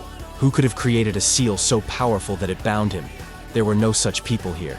The sect's envoy tried to free himself, but to no avail, and he realized with horror that he could not activate the Void Pearl. He realized with horror that this pressure was coming from a person from the realm of harmony. But how did Chu end up with such a master? Why did no one know about it? The Vice Patriarch saw Xuan in front of him. His aura was blazing. Zhang stuttered, and asked if he really belonged to the Kingdom of Harmony. Dongqian also couldn't move. He asked the master in confusion what to do. He couldn't activate the escape weapon. Blackie, awakened by the noise, took charge of the local sectarian and rushed towards Dongqian with a furious cat cry. Flying up to the guy, Blackie hit him with his clawed paw, knocking out the follower of the evil king's dark court with one blow. Approaching his immobilized and stunned captives, Xuan said that they, the sectarians, were all sick in the head. The guy asked why they kept coming into his estate. Did they really attack him because his father was Chu Chiu Luo? Old Chu Tianming came to the Black Moon House again, knocking on the door angrily and asking if anyone was there. Chu didn't understand what was happening to Wang Chang, another intelligence error. This time they should definitely return the stones to him. The head of the Chu clan was furious. He grumbled that this swindler Wang would get it from him. He slipped him fake information. Wang Chang exclaimed, "This is impossible. They couldn't have been mistaken. Chu should understand. Zhang Kui is a living person. He could have left from there. Sooner or later he will return to the shelter. Van cannot communicate anything in an instant, just as people do not act," heeding his words. Tianming growled. Wang had told Zhang that he wanted to kill him. The spy objected. He couldn't do it so quickly. The spy told the head of the Chu family. Zhang Kui suddenly left. He is not far from the clan lands. Nothing else is known. Tianming frowned. Could he go to Chu territory? If the information was wrong again, Wang would have to give an explanation. Wang said quietly. How could his information be wrong? It was always true and reliable. He was never wrong. Never. Chu Xuan paced the courtyard, wondering what he should do with these two sect scoundrels who had broken into his home. Looking at Zhang Kui, the guy thoughtfully said, "That's interesting. That means this one is at the 9th level of the Void Realm. Not bad at all." The young man thought that if he killed this one now, the cultists would send an even stronger person here, and that could be a problem. The Vice Patriarch glanced sideways at his lifeless companion. Even if this guy's cat was very strong, who would he be afraid of anyway? Zhang Kui bowed politely to Xuan and introduced himself. He is the first deputy of the cult in Qin. The young man grinned. And he is not bad. If Xuan can control him, he will interfere with the cult, and he will find out their plans. He said with a smile that he does not intend to kill him. But Zhang Kui didn't believe it. Chu Chiolo once said something similar. And in the blink of an eye, he dealt with dozens of cultists. Dongxian woke up. He didn't want to see the death of the worthy Vice Patriarch of the sect. It would be better if this guy killed him. Rising to his feet, the local sectarian shouted at Xuan that he too had value, offering his life in exchange for Zhang Kui's. Chu Xuan and Zhang Kui turned to look at the guy silently. His unexpected heroism surprised everyone. It was quite funny. But Xuan had already decided everything. He told the captives in a conciliatory manner that the two of them should not argue, and soul seals appeared in front of them. The guy ordered Zhang to stop bothering Chu. He replied that he would restore order in the sect. If anyone disobeyed him, they would die. Xuan ordered Zhang to work hard to become the Qin master. The best way to deal with the sect is to control them. The guy asked about the Black Moon. Zhang replied that even they can't hide their operations from them. Apparently they have a spy tool. Moreover, it is said that the most powerful person in Qin is connected to her. The sectarians believe that this is somehow connected to the House of the Black Moon. Xuan noticed that this was quite interesting information. The guy felt that Chu Tianming had been informed of Zhang Kui's arrival. The guy told Zhang that he should go. He knew what to do. If he needed anything, he could contact Xuan. Xuan gave Zhang a plate that would hide them from detection. The boy wanted to check if the Black Moon House could really find out everything. After respectfully thanking the master, the two sectarians under Xuan's control jumped over the fence of his estate and disappeared into the darkness. The young man sighed with relief. Now he could simply rest for a while again. The system congratulated him on conquering the cultist. As a reward, Xuan received the ability to see through illusions, discern the laws of heaven and earth, and, with the help of golden pupils, see through the eyes of other people. Xuan's mouth opened in surprise and delight. He was already at the 8th level of the realm of harmony. How incredibly cool that was. The guy smiled. If any more cultists came to him, he would show them what he was capable of. Maybe then they would forget the way here. Junior Chu decided that he must continue training. It is the key to stable growth of strength, and strength brings security. An enraged Tian Ming headed back to the local office of the Black Moon House, seething with rage. Wang Cheng shuddered. He was sure that old Master Chu would definitely return to him with new claims. Tian Ming growled. Wang apparently takes him for a fool, or thinks that Chu will not be able to lower the reputation of the Black Moon House. Wang Cheng's face fell, and he asked in surprise what Master Chu meant. The reputation of the Black Moon House is as unshakable as a rock. The old man reminded that Wang had taken 1,000,000 stones from him, and the 2 pieces of information that the spy had given him turned out to be empty. Zhang had never appeared on their territory. Wang didn't believe it. It couldn't be. His information was always reliable. He couldn't be wrong again. Zhang was definitely there. Tianming sternly asked where Zhang Kui was. He was not at the place Wang had indicated, nor was he in the Chu clan's territory. The old man barked that he had personally inspected everything. Wang Chan's information had turned out to be incorrect, and it was time to return the crystals. The spy frowned and asked the angry Mr. Chu to wait a minute. Wang Chang should check everything himself first. Wang didn't understand what happened to Zhang Kui. Didn't he intend to infiltrate the Chu clan? Did he just give up? It was pointless. Wang Chang asked his secret agent in the sect where Zhang Kui was now. The guy replied that he did not know. He had disappeared. The spy was angry. He didn't know how it was. Soon the guy would have to take responsibility for his mistakes. The guy said that Zhang Kui was on his way to the Chu family last night. They haven't found him yet. It's like he disappeared into thin air. Wang Chang ordered that all people be used to find out as quickly as possible where the vice patriarch of this damned sect was. Chang didn't understand why that freak Zhang Kui didn't go to the Chu clan. He needed to calm Tianming down, otherwise he, Wang Chang, might lose face. The spy approached the head of the Chu family and said there was no need to be angry. He had already given the order to find Zhang Kui. But Tianming was not satisfied with this. He told Wang that Zhang Kui was a cunning man, and the Black Moon House had already made 2 mistakes, which was why Chu could not get rid of him. Wang reassured the head of Chu, assuring him that Zhang Kui would be dead, and since that was the case, they would help their family get rid of this scoundrel. The old man was doubtful. Zhang Kui was strong and had the Void Pearl, so it wouldn't be easy to kill him. He could always escape. Wang objected. If the pearl was blocked, it would not be difficult to kill him. Tianming smiled. Then he would wait for news.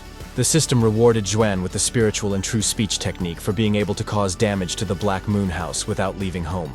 The guy wondered if this damage to the Black Moon House could be related to Zhang Kui. Most likely, this is the case. Xuan thought that these spies would be able to identify him too. It seemed that the Black Moon House was not as powerful as they said. Spiritual speech is a powerful secret art that can mend a broken soul and restore a person's strength. The technique of true speech allows one to force a person to speak the truth. It is also a secret technique related to the great Tao of heaven and earth. Xuan laughed. He received 2 secret arts from the system at once. So many interesting and fun things can be done at home. For his good mood, the system gave the guy another gift. 7-colored divine light. The young man smiled. What a nice day. The young man admired the 7-flower flower. It can help block not only physical, but also spiritual attacks. It is beautiful and useful. Xuan smiled.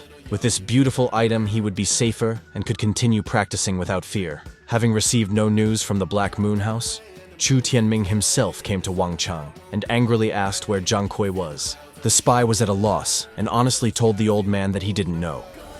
Tianming asked Wang if he was making fun of him. Wang Chang assured the angry old man that whether Zhang Kui was alive or dead, they would definitely get information about him. It was a matter of honor.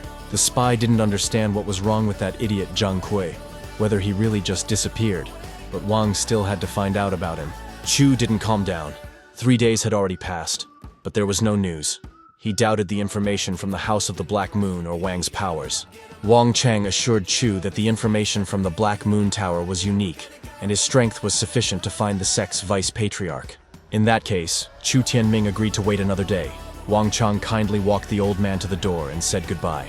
Wang Chong yelled at the agent, "And where is this Zhang Kui? Is he alive or dead?" The guy assumed that the vice patriarch of the sect was most likely dead. The spy asked the agent if he was sure of this, and he replied, 80%. But Van was worried that he might still be alive. The guy lowered his head and promised to check again all possible places where Zhang Kui appeared, and report back immediately. Meanwhile, Xuan studied the received treatises, including a description of the tragic life of the Dark King.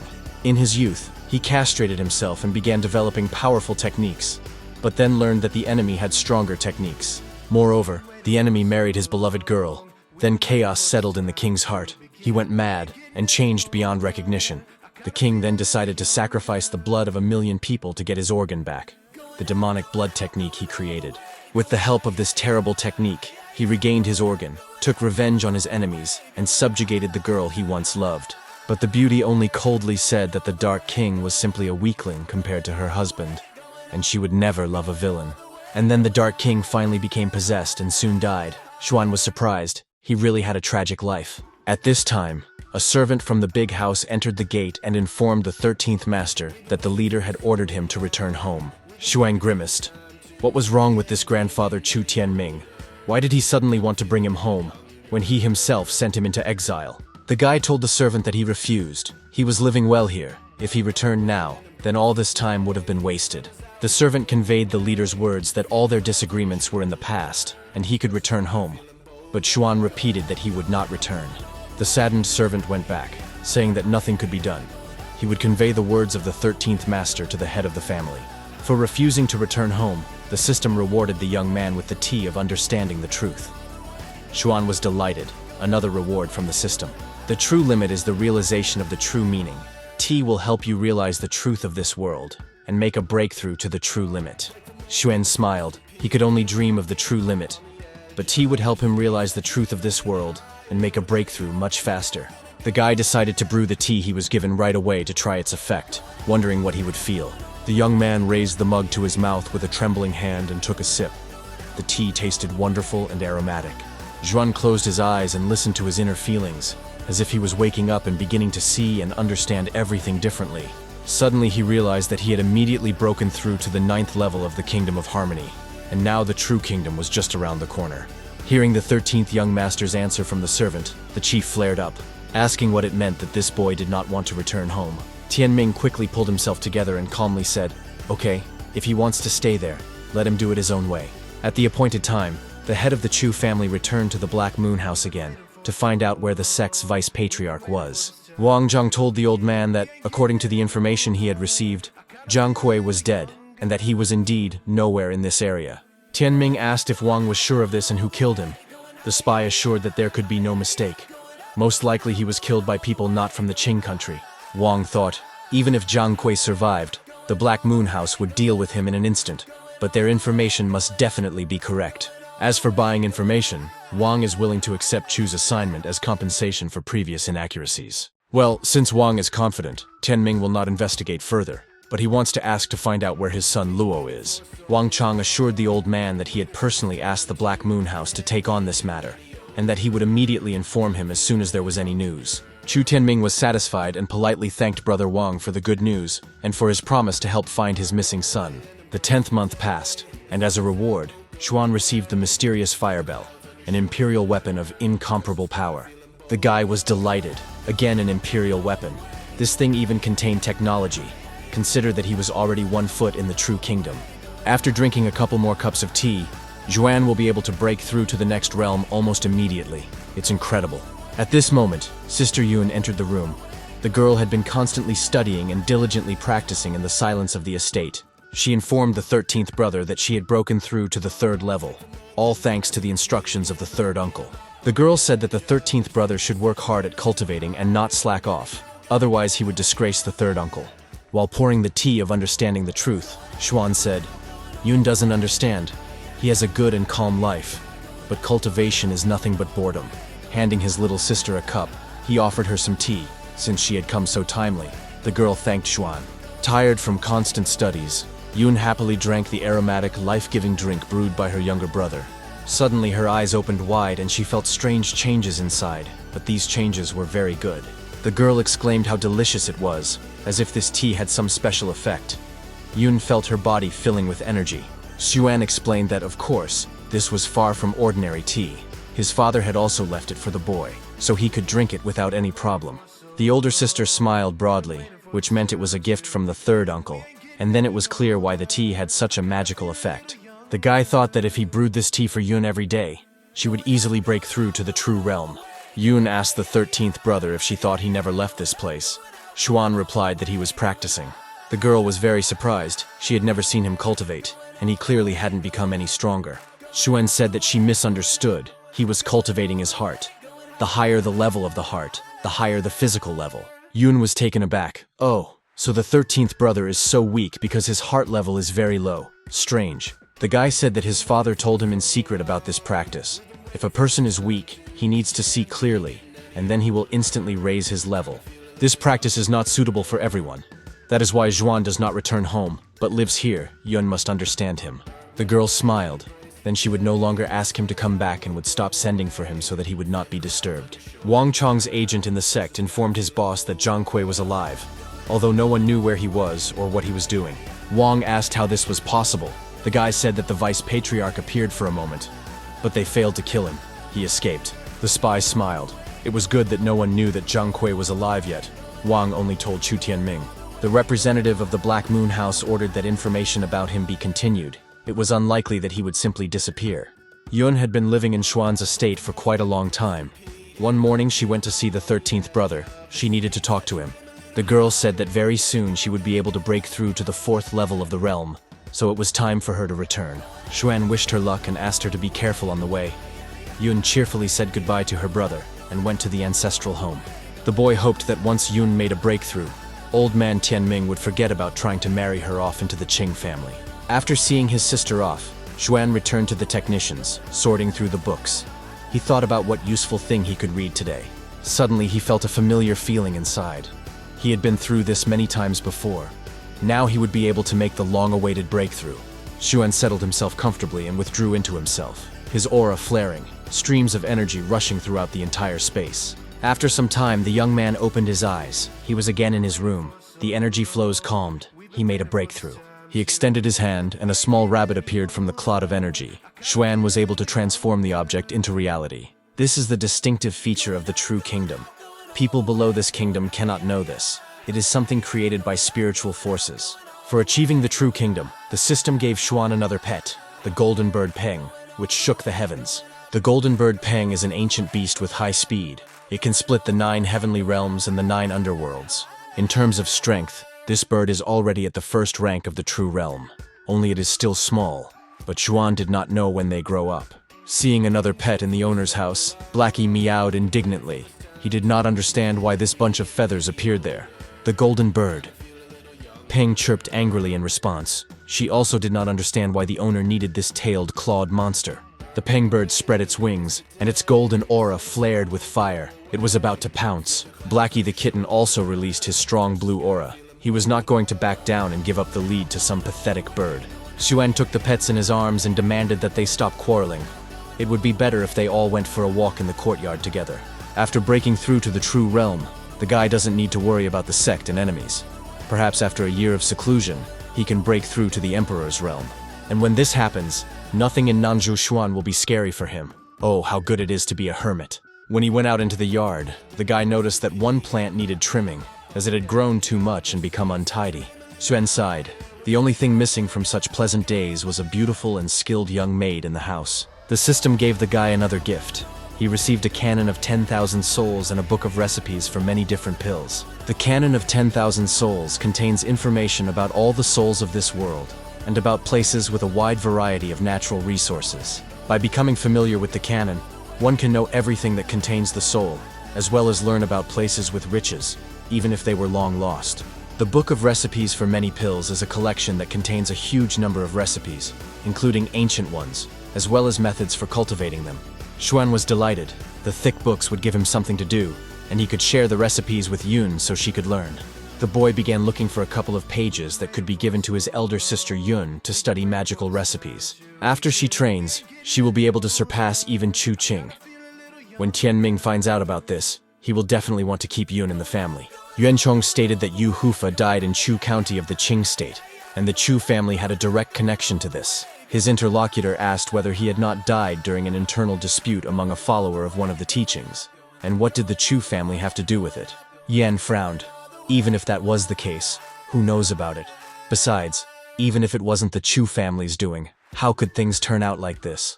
Because of them, more than 10 people from the Purple Moon died. Even the leader was injured. All because the Chu family went to war against them. Yuan Chong demanded that all the elders be summoned. The Chu family must answer for everything. For how long can they get away with it? A new beautiful sunny day arrived. Chu Xuan was enjoying his hermitage and studying the books that had been given to him. The gates opened and the boy heard his sister's ringing voice. Yun informed her brother that she was now at the 4th level of the kingdom. He praised the girl, a quick breakthrough. Thanks to Xuan's techniques and the magic tea, Yun made excellent progress. The boy said he was looking through a book and found a description of the art of making pills left by his father and offered Yun to read it. The girl was amazed. Having a method for making the void pill, Grandpa should definitely break through to the realm of harmony. Yun was perplexed. So the third uncle knew this recipe and did not reveal it to anyone. Could this art really be so special? Sister Xuan wondered if she should find out more about this art, and whether it would bring trouble to the entire Chu family. Xuan was perplexed as to why Yun was so withdrawn now, and whether she really doubted the source of this recipe. He told his sister that he had known about this recipe for a long time. His father always told him to study, but Xuan pretended to be tired, so he achieved little. Yun knew that pill recipes were highly prized, and caution was a must. If the information leaked, the Chu family would be destroyed. It would be especially sad if cultists targeted the recipes. It would be better for her to study them secretly and then practice in a secluded place. If no one finds out, then there won't be any problems. Xuan agreed with his sensible sister. He needed to be more careful. The guy handed Yun a jade amulet that he had inherited from his father. Xuan wouldn't need it, but his sister would need it for training.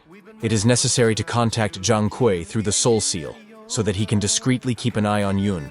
Because of the seal, he will not be able to disobey. With him, the Chu territory will become calmer, and after all preparations are completed, one can continue to live as a hermit in peace. In a secret hideout among the rocks, the elders of the Purple Moon cult gathered at Yuan Chong's command. The master expressed his grief to those gathered over the death of their brothers in the country of Qing, due to the fault of the cursed aggressive Chu clan. Yuan asked who was willing to make the enemies pay in blood for the losses of the Purple Moon cult followers. One of the elders warned that the Chu family's strength was not as great as theirs, but they still couldn't be called weak, and besides, this was someone else's territory. Yuan Chong asked, but how could the cult let them get away with everything? They destroyed what Purple Moon had built for many years. Master heard that Chu Luo's son had been exiled, and now would be the easiest time to catch the boy, which would at least help him let off some steam. The elder asked why the Purple Moon cult needed him since he'd been expelled from his family. The master called his interlocutor a fool. He's still Chu Luo's son, not some lowborn dog. Even if the guy himself is trash, he's still valuable because of his father. The elder agreed that if Chu Luo returned, his son would be held hostage and would be a trump card, so they could definitely lure him into a trap. Since this was the case, all the elders agreed with Cult Master Yuan Chong's proposal, although they were not eager to carry it out. The master offered to leave everything to the one who had mastered the art of disguise best, the cult elder Lu Yuan. Xuan sat in the yard, basking in the sun and enjoying his tea. Very soon it would be a year since he had lived here.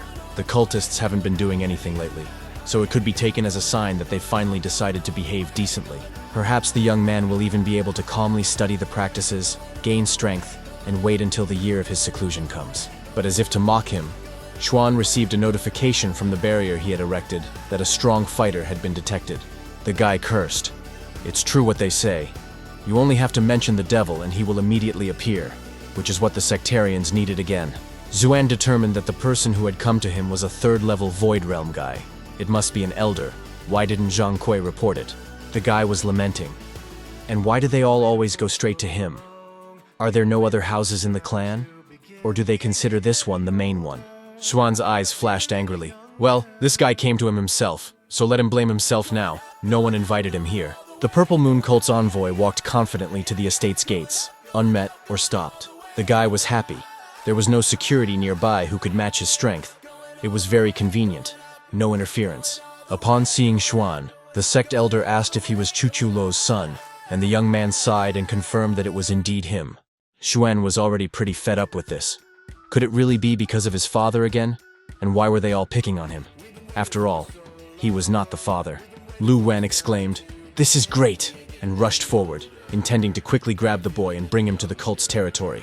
Suddenly, the sectarian felt a giant ghostly beast behind him. The guy cursed. Did he really fall into a trap?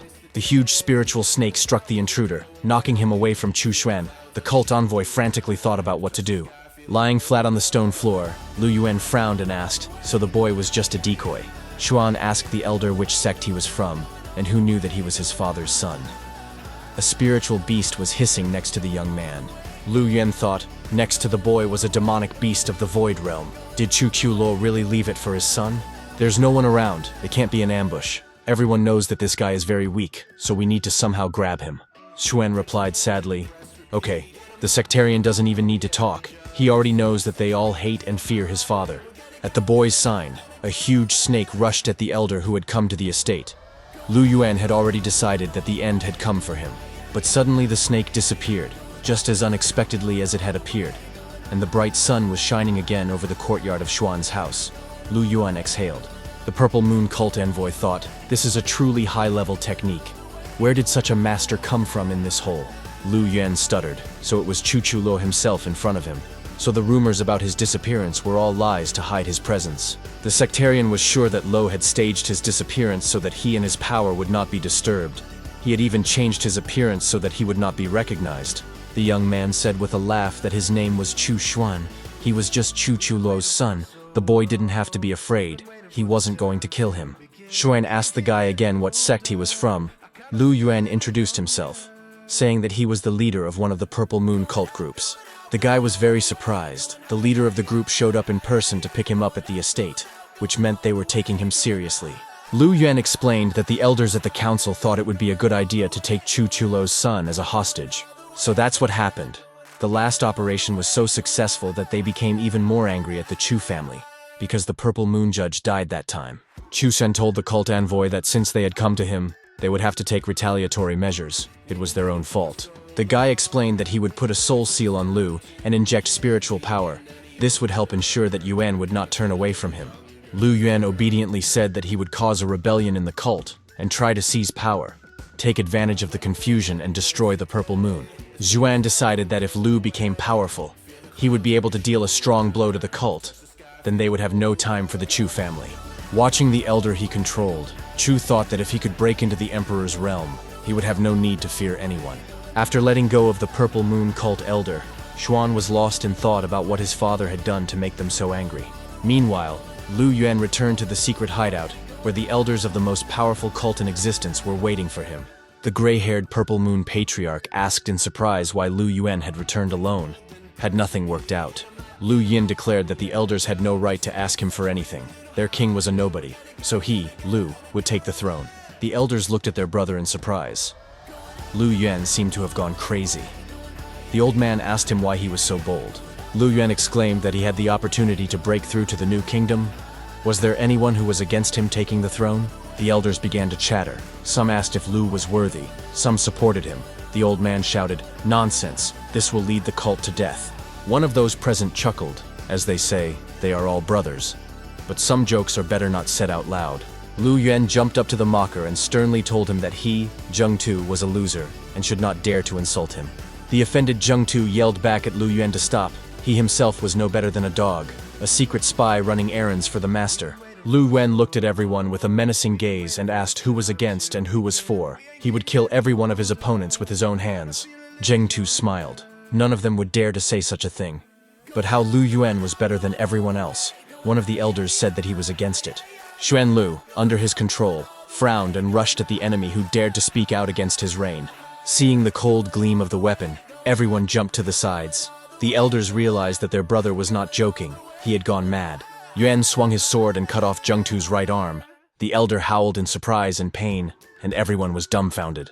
Seeing Lu Yuan smiling under the mask, another member of the cult assembly shouted at him, saying what he was doing. He was killing his own people. Attacking the opponent of his ascension to the throne, Lu replied that this man had disobeyed his word. He warned that he would kill everyone. The elder who dared to speak out against Lu Yuan cursed. The guy was strong and intended to kill him. Most of the sectarians were at a loss, and the old man demanded that Lu Yuan stop. Otherwise, they would all have to fight. But Lu Yuan shouted menacingly at the old man to shut up. saying that whoever obeyed him would live, and whoever opposed him would die at his hand. The old man frowned and took a step towards the guy. He asked Lu Yuan if he was crazy, if he really thought he was a king. Bleeding, Zheng Tu, with his last strength, called for Lu Yuan to be killed. He went mad and began to kill the cult elders. Turning to the wounded Zheng Tu, Lu Yuan shouted that he would die first and swung his sword, attacking the enemy. The sword's deadly energy rushed towards Zheng Tu, who was writhing in pain, and everyone's mouths opened in surprise. Could Lu really kill his own? The wounded elder fell down dead. Everyone gasped. It seems Lu Yuan has become much stronger than before. What happened?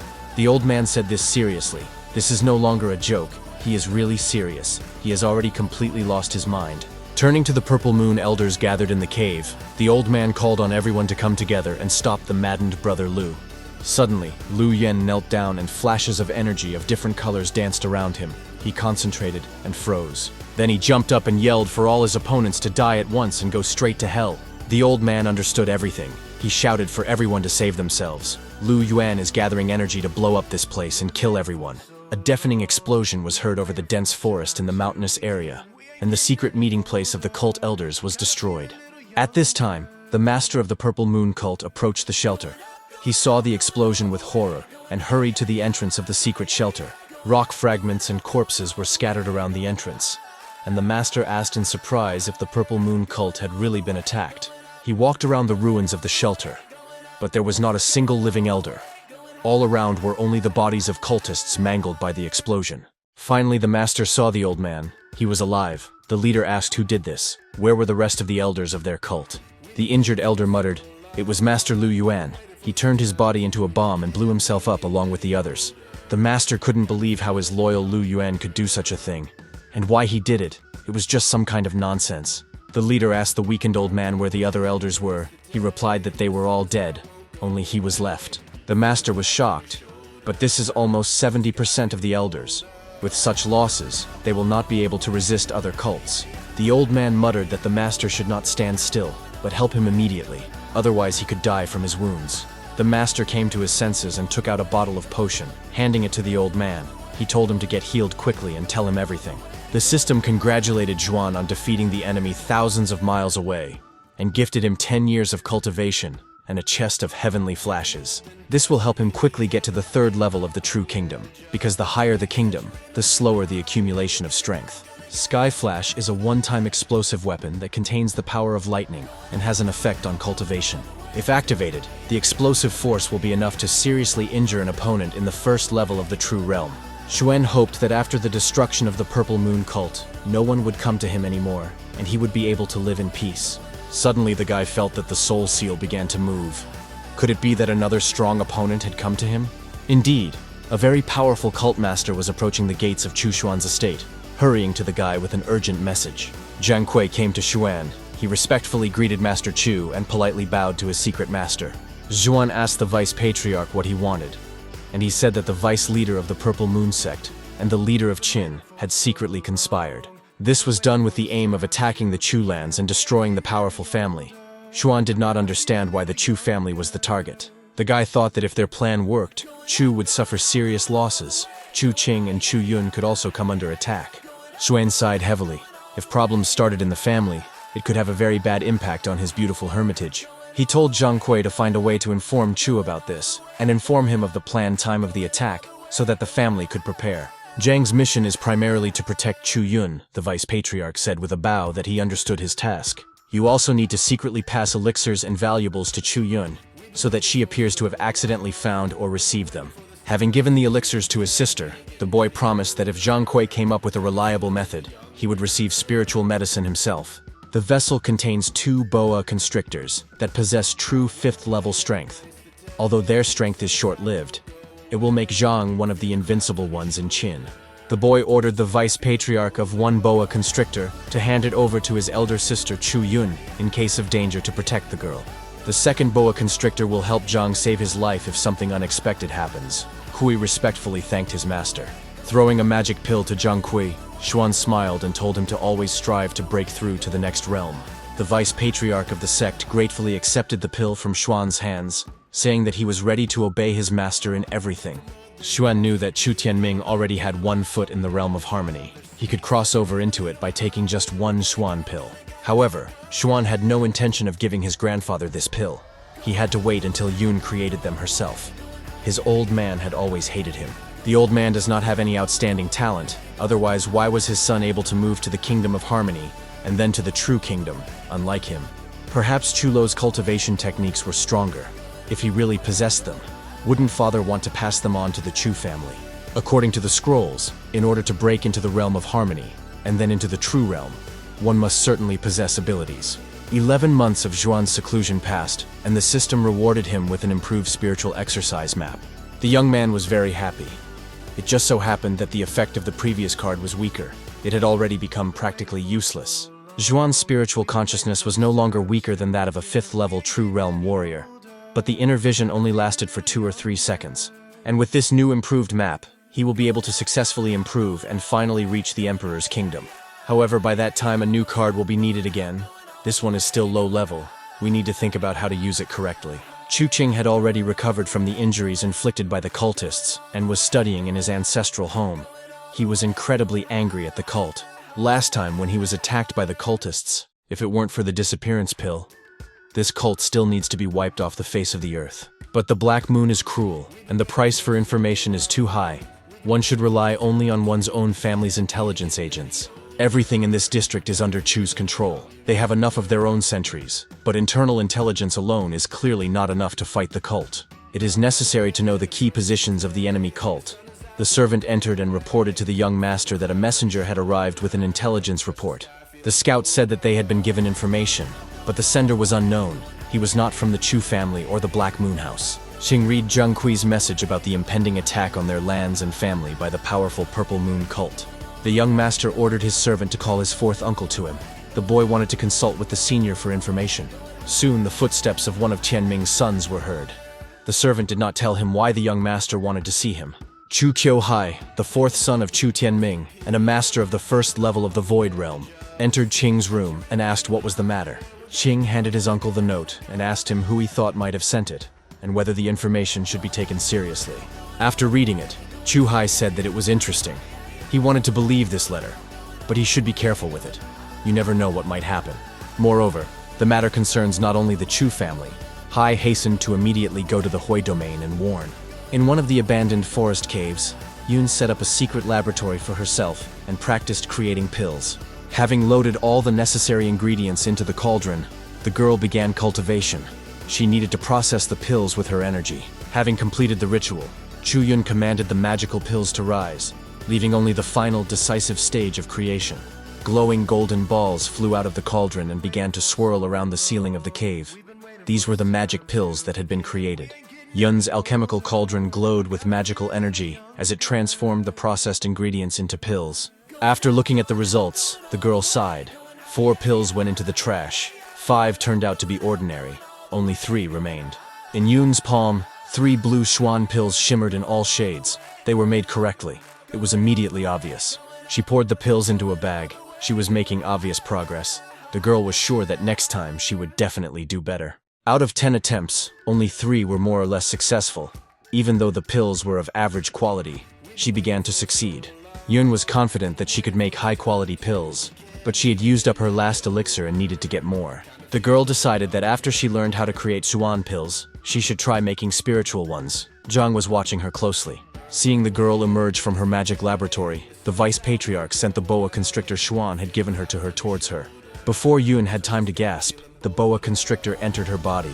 The girl was confused about what it was and where this snake came from. This power was unfamiliar to Chu Yun. It was like a boa constrictor. But what was it? Was it just luck? And how could she use this power?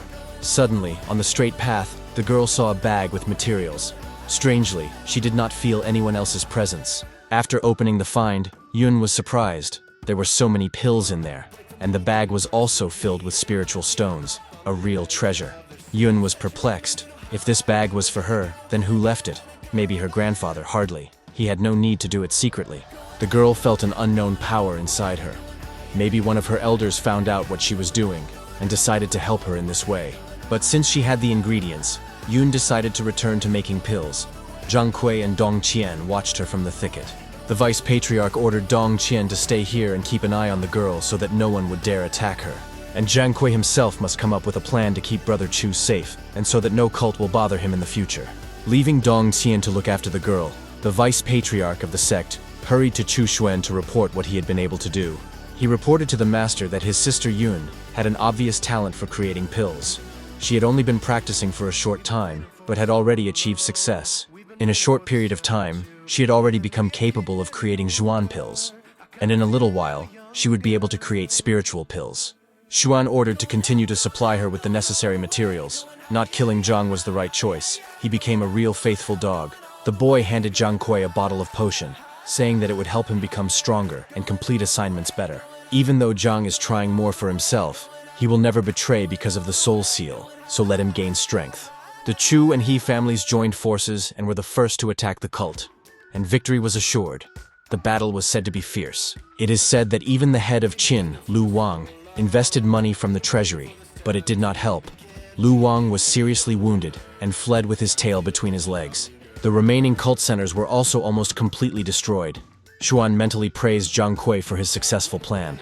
The servant spoke excitedly. The elders also surrendered, and their equipment was destroyed. The Purple Moon cult was on the verge of extinction. Xuan was pleased. Great. Now there was a high probability that the cult would not be able to function fully for some time. For developing a strategy and defeating the enemy cult, the system rewarded Chu Xuan with a secret surveillance technique. The resulting technique allows one to explore the secrets of others, peer into the minds of others and learn about their past, even peer into past lives.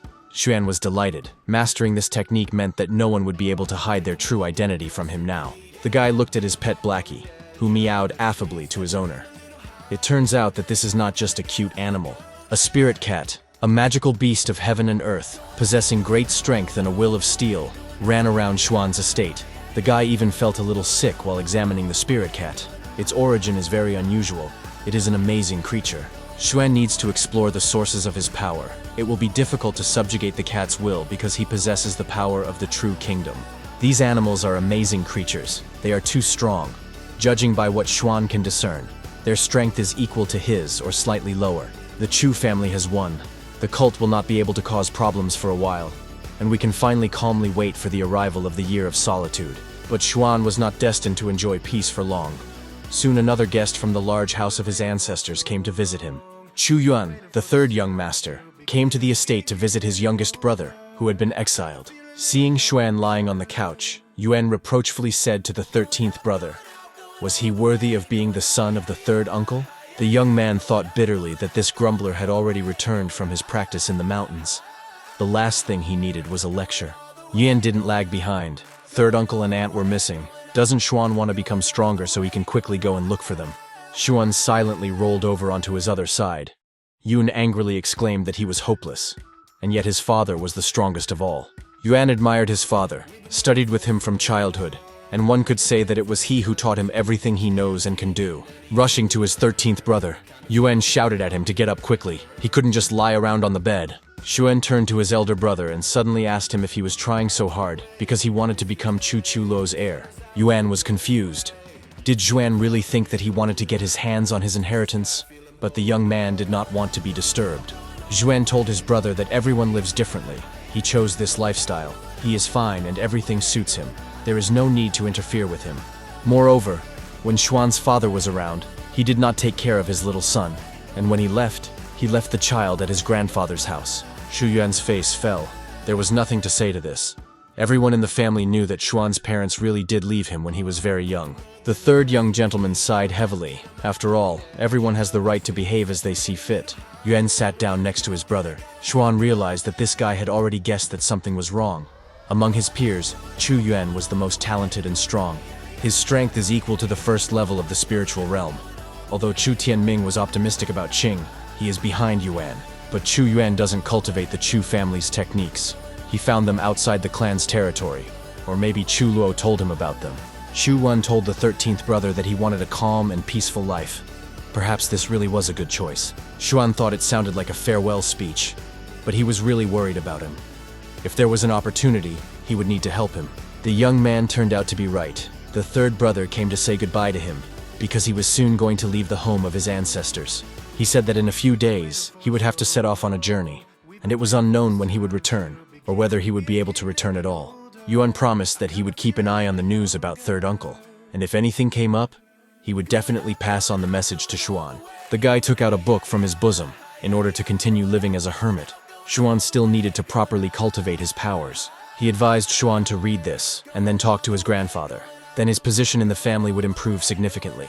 As he left, Yuan told the young man to quickly move from the mortal realm to others, higher and more interesting ones. Xuan looked at the back of his brother as he left and couldn't understand what was on his mind. Had he really lost his beloved? That was probably the case. This animal skin material is often used to record cultivation techniques and writings. Not only does it preserve the text longer, but it also leaves a spiritual mark. The guy gasped. This is an imperial scripture, although not a complete collection, but somewhere around half. Nevertheless, it is a very valuable thing. Relying on this book, the Chu family could have established itself in Qin for thousands of years. It would not have been possible to break into the emperor's realm, but it would have been easy to break into the true realm. According to ancient records, the reason why there is no one with the power of an emperor in Nanzhou is because of the Great War that engulfed the place. However, while the scriptures are useless for Xuan, and the pills are of little use, using these techniques to attract Grandpa's attention is not a bad idea. It seems that Yuan wants to remain in the shadows. Maybe he has made enemies for himself and wants to lie low. The main thing is to notice in time that he is in trouble in order to have time to save him. The next morning, a loud scandal erupted in the Chu family's large house, and Chu Tianming's screams echoed throughout the area. Yuan opened his eyes and sighed, which meant he hadn't dreamed it. His grandfather was really throwing thunder and lightning. The guy knew very well that it was really hard to earn Tianming's good word, but getting a scolding for some misbehavior was easy. I wonder what's going on in that big house. Why is there such a commotion so early in the morning? Blackie meowed philosophically in response. Xuan smiled. He could hear those screams even from here. He wasn't going to kill Chu Yuan. The old man wasn't that cruel. The cat moved to the roof of a large house. Grandfather asked how Yuan breaks off the engagement. His bride is Princess Qin Keiyun herself. The third son, Chu Chulo, broke off his marriage with Qin Keiyun's mother. And now Yuan wants to call off the engagement. Tianming cannot allow this. Grandfather shouted, he doesn't care who Yuan loves. He is forbidden to interfere with this marriage in any way. They must get engaged immediately. Yuan's father grumbled. The third brother shouldn't have been mentoring his son at all. And this is what the boy learned from him. The head of the family asked if Yuan and Qin Keiyun weren't on good terms. It seemed like everything was going well between them. What was the matter? If Qin finds out what will happen to Chu's reputation, first the third son broke off the engagement, and now the third grandson, and all from the Chu family. Yuan said that he had already notified the Qin family about everything and personally told Qin Keiyun. For him, she is now like a younger sister. Chu Tianming almost choked with anger. He growled, unable to find the words to respond to his impudent grandson, who dared to contradict everyone. The boy told his grandfather and father that he came to say goodbye. He was going to leave the family. Chu Feng roared that his son was saying such a thing. Chu Qiucheng noticed that the Chu family had always had a strong relationship. But after what happened to the third brother, the wind had changed. The head of the Chu family yelled at his grandson that he forbade him to leave. He would immediately notify the Qin family that the engagement was still valid. The servant reported to the master that a representative of the Qin family had arrived. Chu Tianming asked anxiously who had come. The elderly butler said that a mother and daughter, Qin Pingxia and Qin Keiyun, were waiting to meet with Mr. Chu Tianming. The head of the Chu family was stunned when the wife of the ruler of the Qin country herself arrived at his house with her rejected daughter. Xuan smiled. Well, that was to be expected from a man who revered his father so much. He even had the fortitude to break off the engagement with Qin. If Chu Tianming wasn't a cultivator, his veins would probably burst with anger. And what would he do? Lock Yuan up. Or he will force him to marry a girl from the Qin family. But does the girl herself want to get married? Is this marriage voluntary? The guy laughed. Oh, these dynastic tricks. Here everything is decided not by feelings and desires, but by agreements between the heads of great clans. But Chu Yuan certainly understood that he would face the consequences of his heroic, yet willful act. By Chu Tianming's order, the servants invited the distinguished guests of the Chu family's main house into the great hall, with all due honors. The tiny feet of the wife of the head of state Qin confidently walked up the stairs. The woman was burning with indignation. The guest immediately turned to the head of the family and asked if the Chus really wanted to break off the engagement again. This was already becoming a bad tradition. Chu Tianming smiled broadly at Qian and exclaimed, "They never even thought of such a thing." He just wanted to inform them that the engagement was still valid. Yuan stated that the Chu family's affairs were the Chu family's affairs, but he personally would do as he saw fit, and the grandfather barked at the boy to shut up. But the boy told his grandfather that he couldn't be forced to like someone. He had to ask Mrs. Kayan first if she liked him. Unexpectedly, the girl, blushing slightly, replied that she really liked Yuan and she dreamed of marrying him. Yuan was taken aback by what she was saying, and his grandfather threatened that if the boy dared to upset Kaiyun, he would break his legs. Tianming could not allow the engagement to be broken again. Otherwise, the peaceful coexistence of the four families would begin to crumble at the seams. Yuan asked, "So Kaiyun wants to tie the knot with a stranger. They only met a couple of times. How can she like him?" The young princess of the Qian family shyly replied that she fell in love with Chu Yuan at first sight. He was such a handsome man. But the guy didn't believe it. He said that he already had a girlfriend, and nothing could happen between him and Kaiyun. "Qian Pingxia," Kaiyun's mother shouted loudly.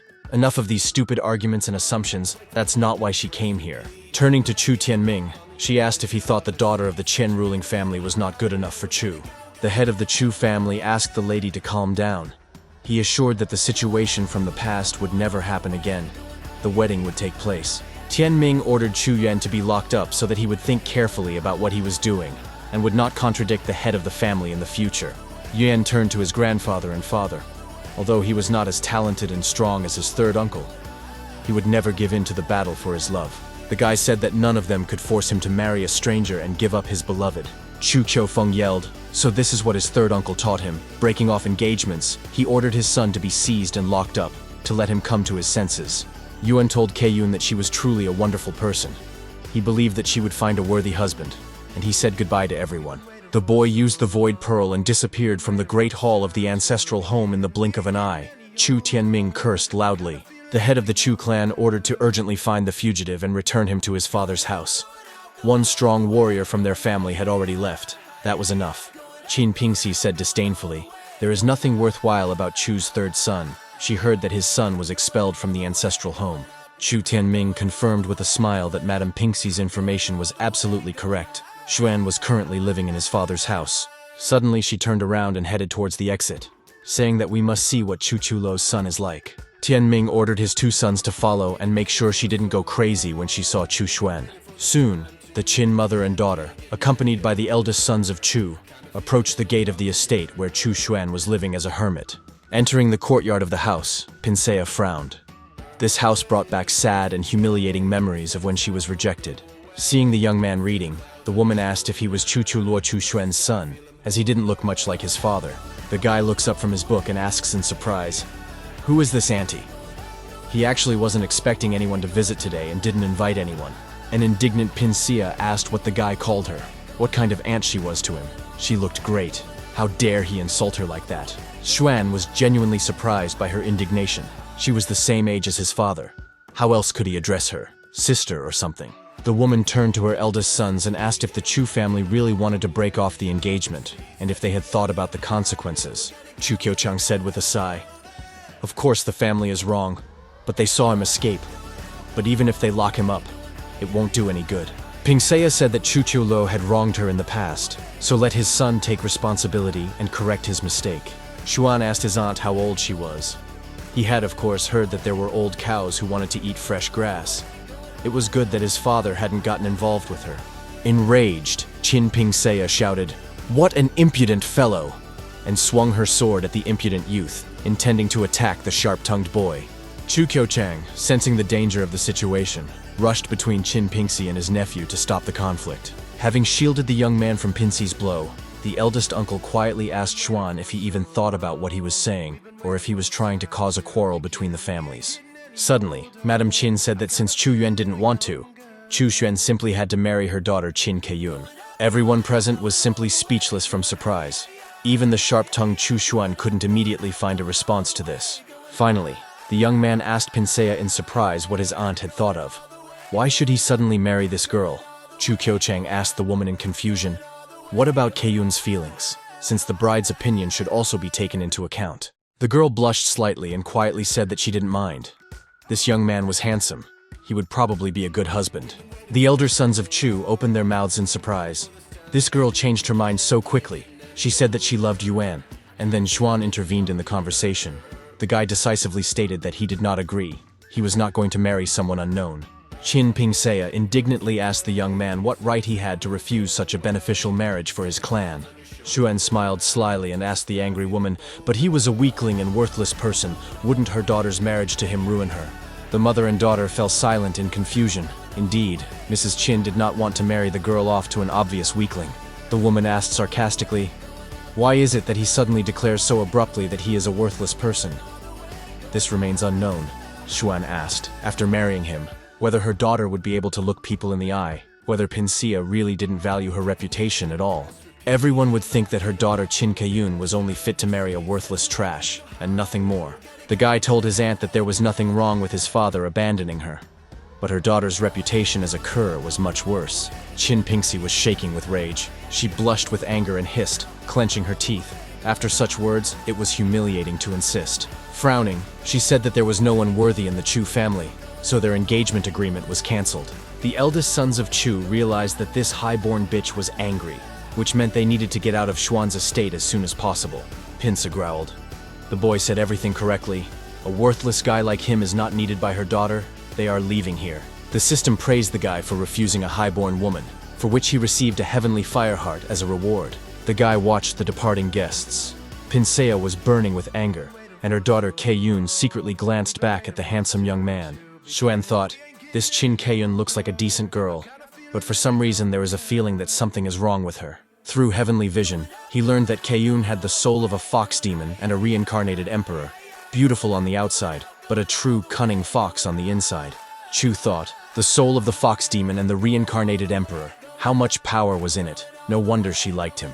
We need to take precautions against this girl, in case she wants to harm Yuan for the broken engagement. Xuan decided to warn his brother of the danger with the help of his pet heavenly bird Peng, who tears the skies. Having told the bird the situation, the boy sent a light-winged messenger to look for his older brother, who had run away from his engagement.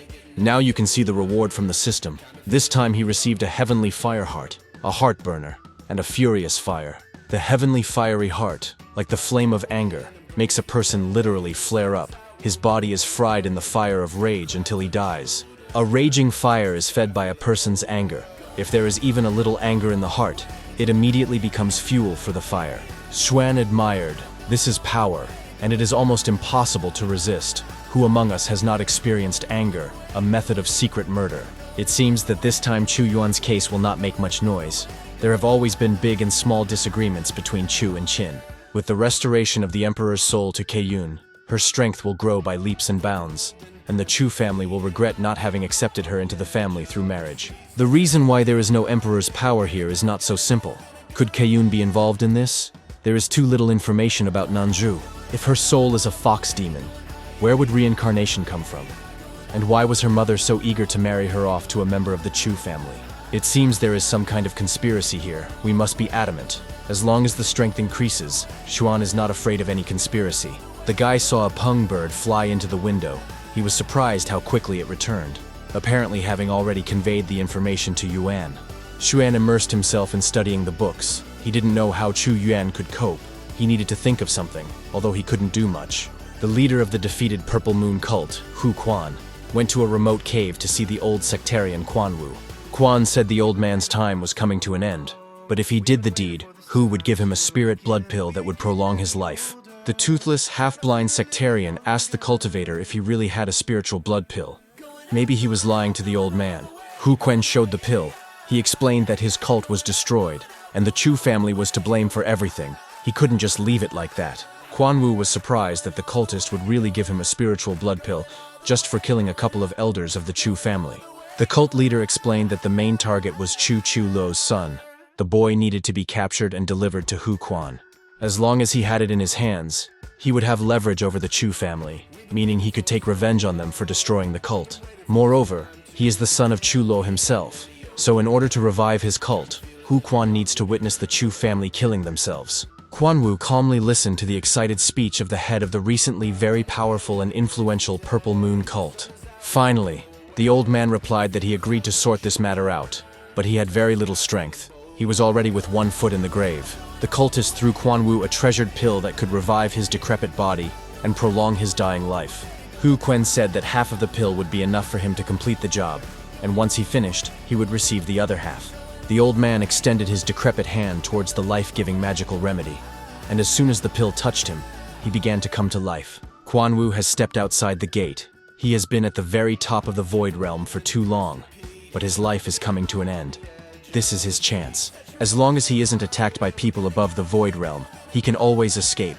All he needs is a boy and to kill a few elders. By the time the strong family members arrive to help, he would already have returned to Purple Moon territory and obtained the spiritual blood pill. Xuan was busy cultivating.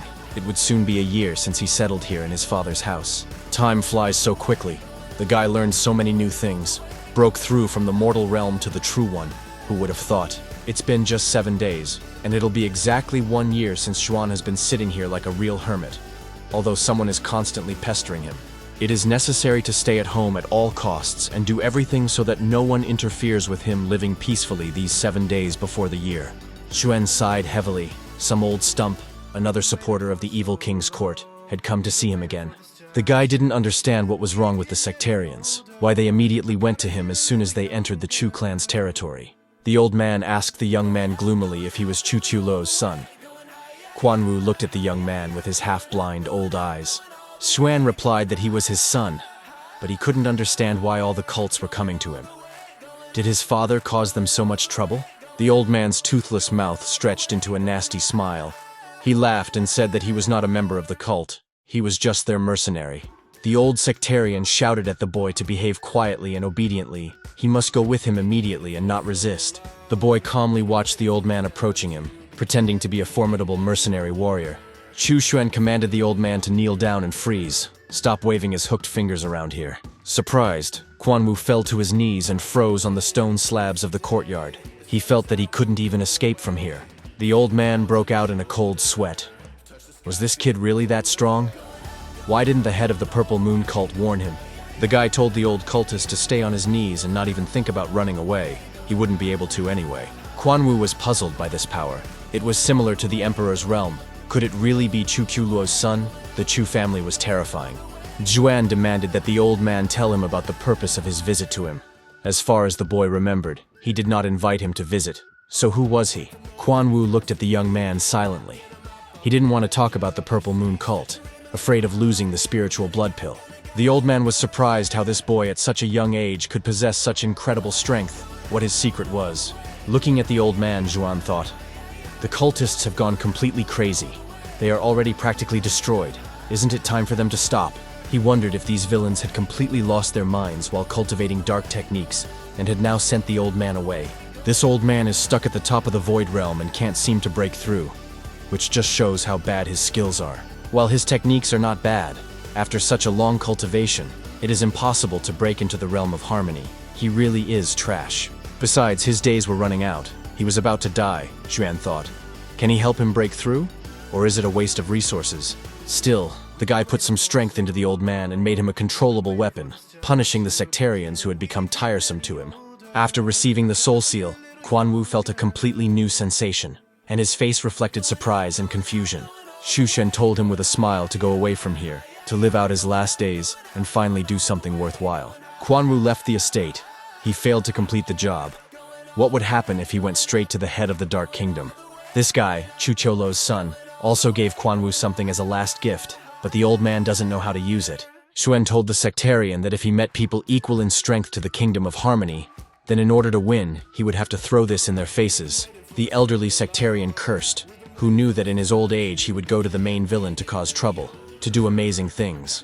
After some time, Quan Wu came to the palace of the head of the Dark Kingdom, the most evil king. Armed guards stood at the entrance. Seeing the old man, the guard ordered him to stop, but Quan Wu continued to walk forward, despite the menacing shouts of the fighters. The old man understood that he could not resist the influence, so he would do something truly serious, so that his name would remain in history. He said that today he, Quan Wu, came to the sacred place of cultivation of dark forces to destroy its greatness. The guard asked the decrepit old man with a smile what he was saying. He was probably out of his mind and could barely move his legs. Another asked Quan Wu if he was crazy, if dark techniques had driven him crazy, or if he was just joking. Taking out his weapon, the old man said that they should take note of his name, Quan Wu, and in his old age he will create light and go down in history. Let all dark cultivators forever remember the follower of the dark forces, Quan Wu. who fearlessly attacked the palace of the Dark Lord. After killing the guards, the old man said that even if he died, his name would go down in Nanzhou's history, so he had nothing to regret. Entering the palace, which seemed completely deserted, the old sectarian ordered the guards to show themselves to him. The palace guards demanded that the old man surrender. They were surprised who dared to attack the palace of the most powerful ruler. But Quan Wu was not going to give up. All this began to amuse him. The squad leader shouted for the crazy old man to die. In response, the sect member threw the guard the same strange thing that Chu Xuan had given him as a last gift for protection. The squad leader didn't immediately understand what kind of object the crazed cultivator had thrown at him.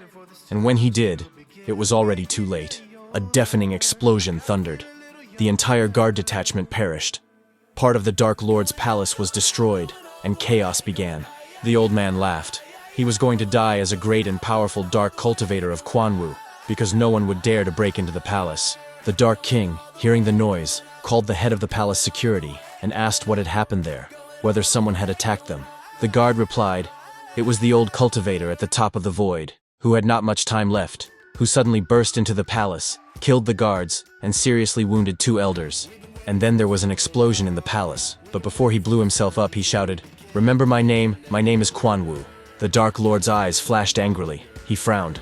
Such a curious incident had happened in his palace for the first time. The king yelled, what a bastard this was. How could he be a supporter of his court all his life, and then attack him in his old age? The ruler demanded that his subjects bring the entire family of this old idiot to him, and he would deal with them personally. But the head of security said that this Quan Wu is so ancient that he most likely doesn't even have any living relatives left. Everywhere the sectarians were actively discussing the latest events. They were asking each other if they had heard what had happened. An old man from the Void Realm, a dark cultivator, invaded one of the palaces of the dark sovereign Shou Yuan and cut off the heads of several from the Harmony Realm. Such an old brazen fellow will definitely be remembered for a long time. Many were delighted when they heard about this. Maybe Shou Yuan will want to resign.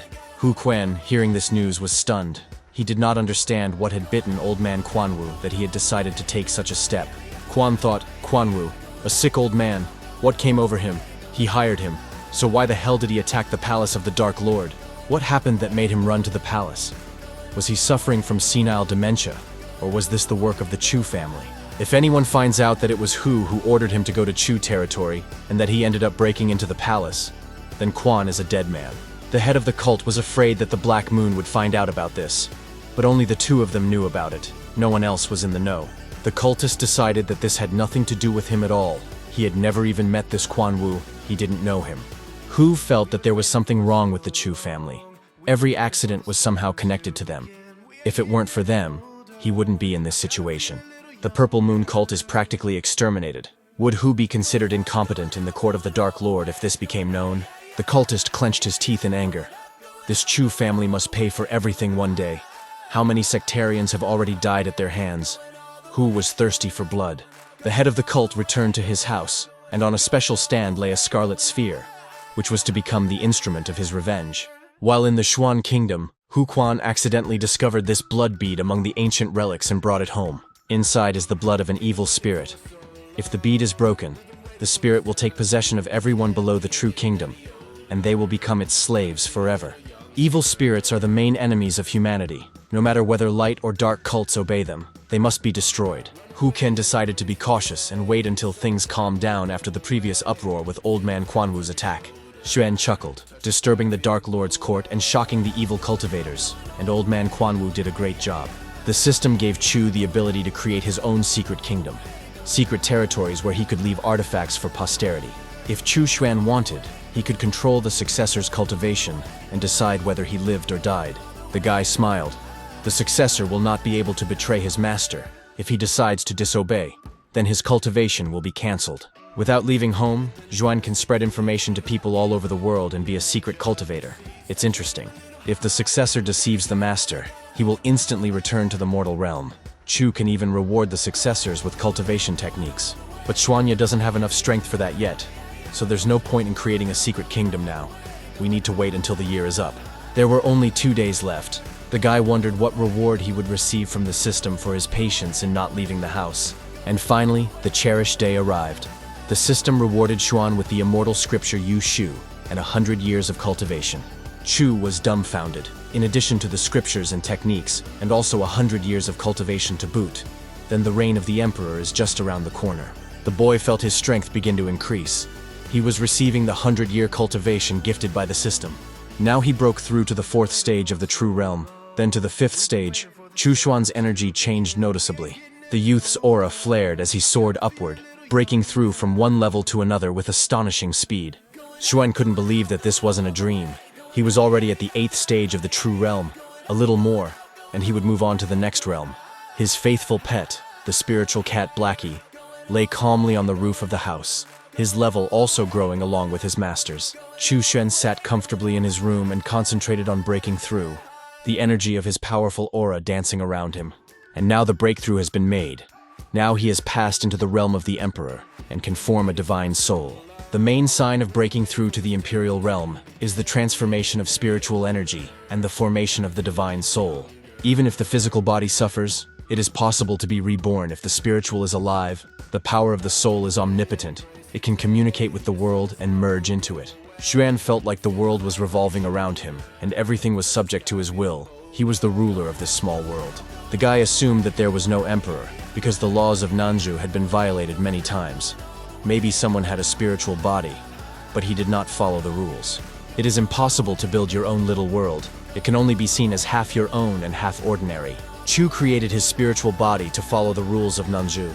Creating one world within another requires clear rules. Suddenly, Xuan's attention was drawn to one place. He was surprised.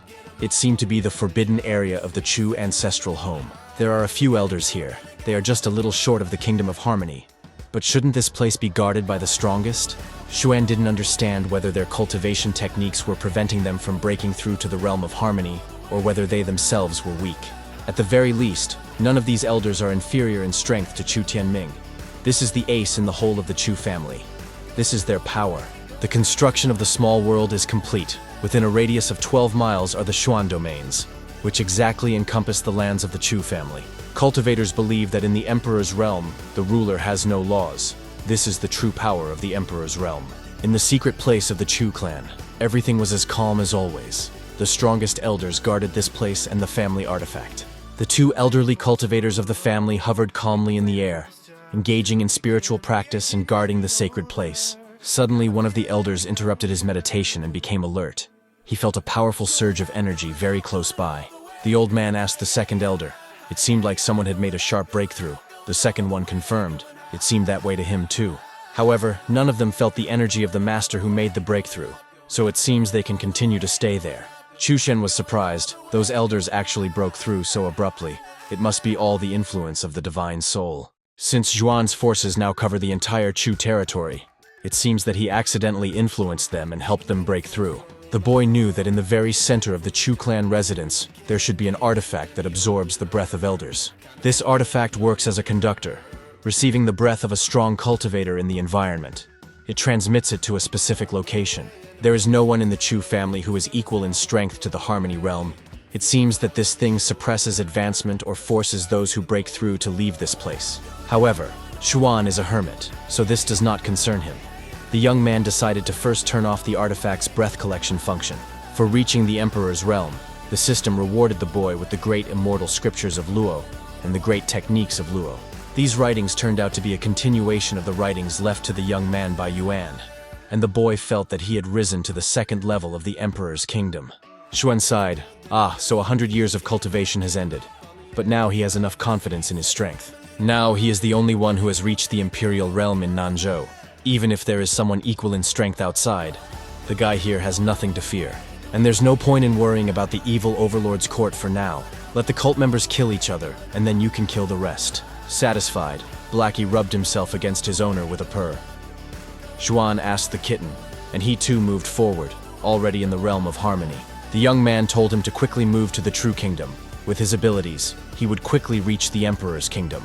Xuan told his pets that once they reached all the Emperor's realms, he would be completely calm and confident in his abilities. Their common goal is to break into the Heavenly Kingdom. The Emperor's kingdom has only 2 steps. That's nothing. Then comes the Kingdom of Honor and the Heavenly Kingdom. And considering that the system gives him several years of cultivation at a time, this won't be a big problem. They can handle it. Xuan was planning to use the secret realm and restore the heavenly rules in Nanzhou, but Keiyun's appearance would hinder the balance of power. But if the boy gains strength, then there is nothing to worry about. If he is equal in strength to the Kingdom of Honor, and the Emperor will bow his head. This means that while Chu Xuan is confident in his abilities and his life will be comfortable, at least he can protect himself. Having looked around, the young man asked if there were enough servants or just a woman's hand. Beautiful girls attract more attention than servants. Should he put the gate of the secret kingdom in a prominent place? Maybe it will attract cultivators and girls. After all, there had to be someone nearby who could carry out orders and do things for Xuan personally. Dark cultivators didn't count. While touring his newly established imperial domain, Chu Xuan was choosing a location to install the gate to the secret realm. Finally, he found a suitable entry point. He decided to leave the gate there. Even without activation, it would attract people. After touring his newly created secret kingdom, Chu Xuan found himself back at home, in the manor where his father Chu Chulo had once lived. For staying at home for 1 year and 1 day, the system rewarded him with Imperial Realm cultivation pills. A satisfied Xuan said how well he lives. His family and servants take care of him. The system develops him and gives him gifts. By the way, Zhang Kui hasn't shown up for a long time. The young man used his soul seal to summon the vice-patriarch of the sect under his control. Soon, Zhang's footsteps were heard in the courtyard of the estate. He unquestioningly answered the call of his powerful master. Xuan asked how his older sister Chu Yun was doing, whether she was making progress, and whether Zhang was providing her with everything she needed. Zhang reported that in such a short period of time, the lady was already cultivating the creation of pills with all her might. But the progress was still small. The guy said great, and ordered him to secretly give her the imperial pill and several copies and writings on the topic that would help her. Xuan noticed that Zhang Kui himself had broken through to the realm of harmony, and he confirmed that it was all thanks to the master's pills. However, among evil cultivators, there is an unbreakable rule. Anyone who breaks through to the realm of harmony must report to the court of the evil overlord. They cannot disobey orders or leave its territory. All this is done with the aim of gathering the strongest to counter threats. Xuan gave his servant an item that would seal his aura, so if he didn't go to court, he wouldn't be detected anyway. Zhang Kui sincerely thanked his master, whom he was glad to serve faithfully and truly, albeit with the seal of his soul. Another cultivator approached the Dark Lord's palace, secretly watching the guards from the bushes and pondering what to do. After Quan Wu's invasion of the palace, an investigation was conducted, but no secret plots were discovered. The guards thought that the old man had completely lost his mind in his later years, and that he wanted to make a splash before his death, so he showed up at the palace. Now Quan Wu has become famous not only among the evil cultivators, but also among all the cultivators of Nanzhou. Everyone has heard of this madman who was not afraid to make a fuss at the evil rulers, and now Quan Wu has his first follower. The old cultivator Fan Kai suddenly attacked the unsuspecting guards of the Dark Sovereign's royal palace. The security detachment didn't even have time to put up any resistance to the strange, long-haired old man before they were all instantly killed. Old Fan Kai said, "Well then, it's time for us to go to the Holy Land of Evil Cultivators to take a look at the palace." The commander of the security detachment, seeing his dead comrades, exclaimed, "What nonsense is this? Just madness." Fan Kai said with a laugh that he would be the second evil cultivator who was able to attack the palace in this millennium, and would die without regrets afterward. The commander of the security detachment shouted to the old man that the old geezer, out of his madness, had killed innocent guards. But Fan Kai laughed, asking which evil cultivator would not want to attack the Dark Sovereign's palace. He will be as rebellious and uncontrollable as old man Quan Wu, and will give his life for the triumph of madness. Soon, another deafening explosion was heard in the palace of the Dark Lord, killing the guards and several elders. The Dark Lord Shou Yuan walked around with a gloomy expression, worried by this unusual tendency of his subjects attacking him. Frowning, he asked if it was another one. What kind of madness had taken hold of the evil cultivators? Why were they attacking their lord? Following Fan Kai, 3 friends from the Evil Spirit Mountain arrived at the palace with the intention of attacking the palace before their death. The friends were having fun, saying that no one can disturb the evil lord, because he is the ruler of evil cultivators, and they will make noise today. The guards did not understand why their friends were trying to attack the palace. Apparently, their death was already near, and there was no other chance to single them out. The squad leader asked the cultivators what kind of arrogance they were showing. Did they really think that the evil overlord's guardian could be defeated so easily? The palace guard attacked the evil cultivators, shouting for the old men to quickly die and go straight to hell. Another explosion thundered, even louder than the previous one, and the friends from the Mountain of Evil Spirits joyfully went to the other world together with the guards. As he lay dying, the guard of the Dark Lord's palace thought with horror that this old man had blown himself up so quickly. It was enough to drive him crazy. At the entrance to the palace of the Dark Lord, dust swirled from another explosion, and leaves torn from the branches quietly fell. The head of security reported to the Lord that over the past 2 weeks, more and more evil cultivators have been attacking the palace. Xu Yuan growled through his teeth that they would immediately go to the palace gates together and find out what was going on there. There was already a whole group at the gate. The cultivator told the guard that he did not know who he was talking to. The one who was able to break into the palace was his brother. Some guy smugly told the guards to stand and watch while he walked straight into the palace and no one would stop him. The evil cultivator resolutely walked towards the porch leading to the palace, clearly intending to immortalize his name like the others. He said with a smile that they should remember his name as the one who was able to invade the Lord's palace. His name. And then a huge shadow loomed over the guy. A menacing voice commandingly shouted for him to die, and the hero's face lengthened. The huge shadow of the hand, hanging over the intruder into the ruler's palace, burst into scarlet flames, and the gates became unbearably hot. Xu Yuan angrily shouted for this impudent man to die right now on the threshold of his palace, so that others would not dare to come. Everyone scattered, hurrying to escape as quickly as possible. The evil cultivators realized that the evil lord himself had come out to the gate. One of the cultivators said that he was not afraid to say that the one who was personally trampled by the evil overlord was his brother. After all, only a true brave man can force the darkest lord to intervene, and this is a great honor for anyone. A shadow fell across Xu Yuan's face. He couldn't understand when it had become an honor to attack his dark master's palace. He asked if evil cultivators really did become mentally ill after practicing. And where did so many madmen come from? It's all that idiot Quan Wu's fault. He was the first to attack the palace and became famous, becoming an incredibly popular old man. Xu Yuan was perplexed. It had already been 2 months since he left the entrance to the secret kingdom, but no one had come. It was so strange. Are there really no lucky people in Nanzhou who would suit him?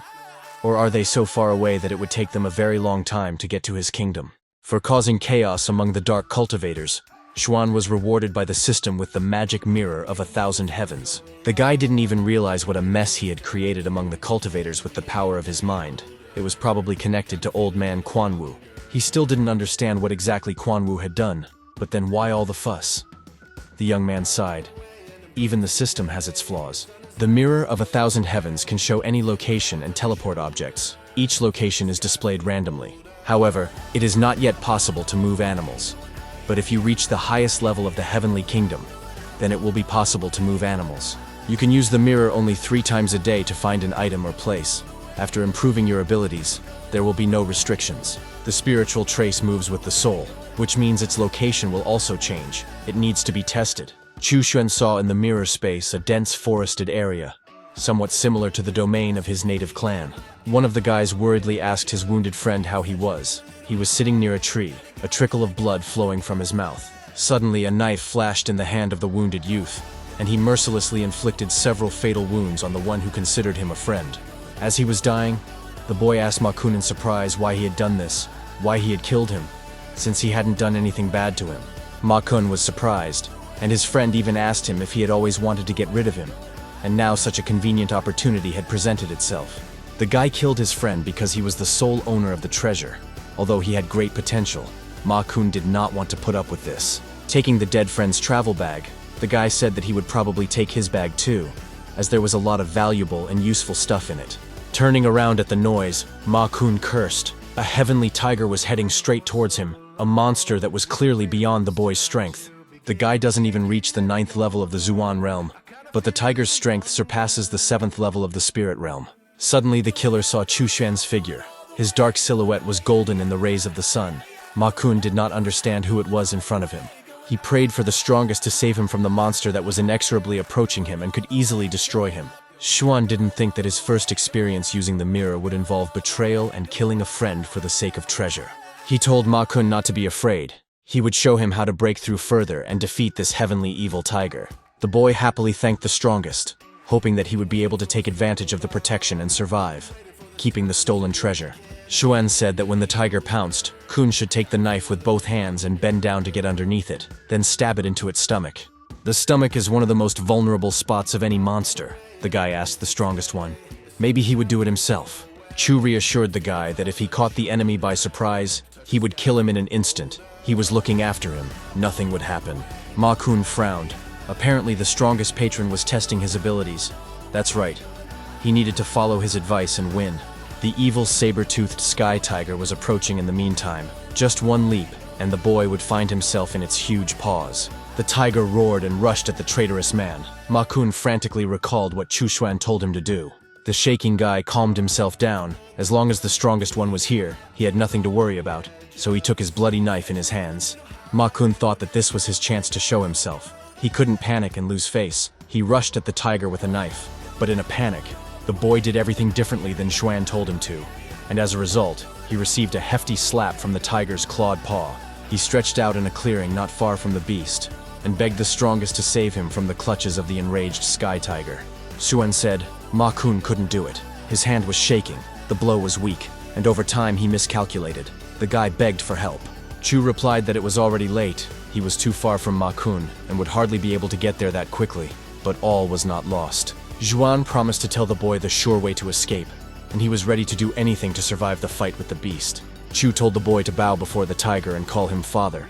He would not touch his child, so the boy could survive. Xuan doubted that the beast would eat Ma Kun if he called him that. The guy was very surprised, and it would definitely work. Strong people have suffered humiliation since time immemorial while they were weak. Once upon a time there lived such a man, and he endured bullying, accumulating strength. So now this is Ma Kun's only chance for salvation. He must believe that the strongest knows a lot about tigers. Following Xuan's advice, the boy fell to his knees before the heavenly tiger, and calling him father, said that he was his son. The beast stopped and stared at the guy in surprise. He, noticing the reaction, was delighted. It was working. The strongest had not deceived him. Smiling slyly, the boy turned to the heavenly evil tiger again, saying that he was his child, little Ma Hu.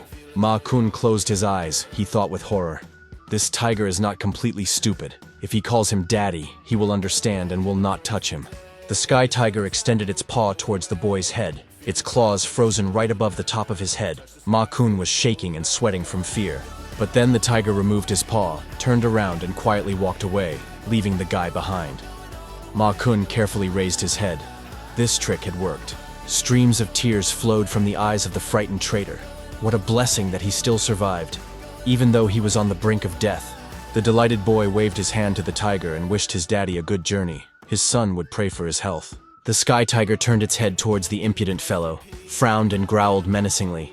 The beast realized that this pathetic little man was mocking it. He lashed Ma Kun across the face with his powerful tail so hard that the boy's teeth snapped, and now there was no need to think about saving himself. The tiger struck the man, frozen with fear, several times with its powerful paws, turning him into a bloody mess. The beast growled and continued to tear apart the weakling who dared to laugh at him, a mighty heavenly tiger, on his own territory.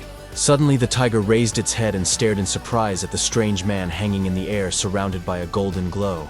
The beast took a few steps towards Chu Xuan, who asked the heavenly tiger where he was, what kind of place this was.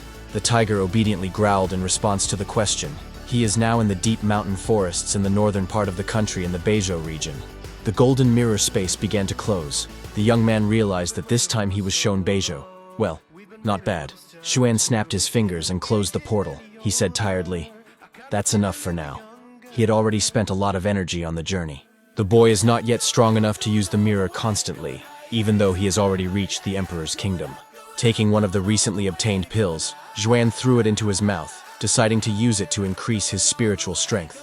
The young man immersed himself in cultivation, and with the help of the pills and potions provided by the system, the process went easier and faster. Now it was possible to continue the experiments. Xuan commanded the mirror to open a portal and show him the sea. The guy was disappointed. Was there really no fish at all? He had wanted to try to move a couple of fresh fish to his estate. He indignantly shouted, "What the hell is this? The next portal. Maybe there is something worthwhile there." But he still didn't find the fish. At least he has this toy to pass the time. He can look at whatever he wants. It's really cool. Suddenly, Zhuan saw a very strange place in the mirror portal. He did not understand what it was, and why they were showing him this place. To begin with, the guy decided to use a spiritual herb. He sent a small branch of the magical plant through the portal. Having passed through the golden mirror space, the branch turned into a shoot, but the plant died almost instantly. Xuan wondered why this place was so lifeless. Maybe it was a secret kingdom or some kind of cemetery. Suddenly, the guy noticed that there was someone there. There was a living person in this lifeless place. But who was there? Maybe a prisoner. There was a heavy wooden door in the large windowless stone building, and behind that door, Chu Xuan sensed a person. A skinny, half-naked cultivator sat on the stone floor, a heavy, evil energy flowing around him. This man was already old. Taking a closer look, the guy noticed that the old man was almost blind, bald, and had lost his teeth. How long had he been here? Seeing the young man in the portal, the old man asked who he was and what he needed here. No one had come here for a long time. Chu Xuan said that he is a deity who explores worlds and kingdoms, and that he accidentally wandered here. Who is he and what is he doing? The old man was surprised. What other heavens and worlds? What kind of thing is this anyway? Even though he is a cultivator himself, this is the first time he has heard such a thing. The guy was very surprised. Didn't he know about the division of heavens and worlds? It was very strange to hear such speeches from a cultivator. The old man said that he had never heard of such a thing. He only knew of 9 dominions and 50 kingdoms. Xuan understood. 9 and 50, apparently. This is the division of this world. Which of the 9 Nanju? He does not know that either. The young man told the cultivator that what he was saying was nothing. Just a small corner of the heavens and worlds. In fact, the world was much larger.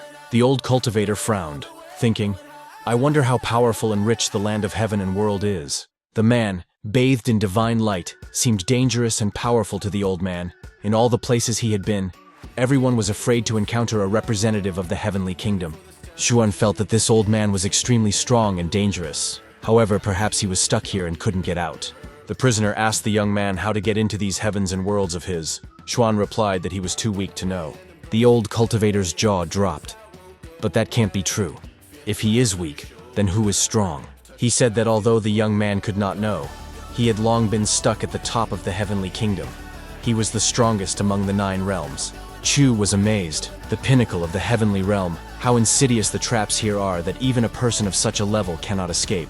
It would be nice to make him his servant, but Xuan can only voluntarily put a soul seal on him. He needs to be deceived. The guy said that the top of the heavenly kingdom is nothing. The heavenly kingdom he mentioned is just the tip of the iceberg. Now the guy will tell him in which kingdom the old man actually resides in the world of heaven and the worlds of Xuan. The old man's heavenly realm was no better than the harmony realm in terms of skill and strength. The old cultivator was shocked. How could this be? He wondered how big this young man's world was. So it was no wonder that his world was only a remote piece of land. Xuan asked how long it took the old man to cultivate to reach this level of strength. The prisoner replied with a sigh. He spent 10,000 years. Now it's even a pity that it took 10,000 years. Xuan said that in the heavens and worlds, some people only need 100 years to reach the same level. So he has ordinary abilities. In fact, the pride of heaven is those who reach the heavenly kingdom in 10 years. They are truly talented. The cultivator muttered, But how could this be? It's impossible. Only 10 years. What kind of talents do you need to have? The old man was considered a great and gifted talent since childhood. But all this time he was just a weakling, an ordinary cultivator.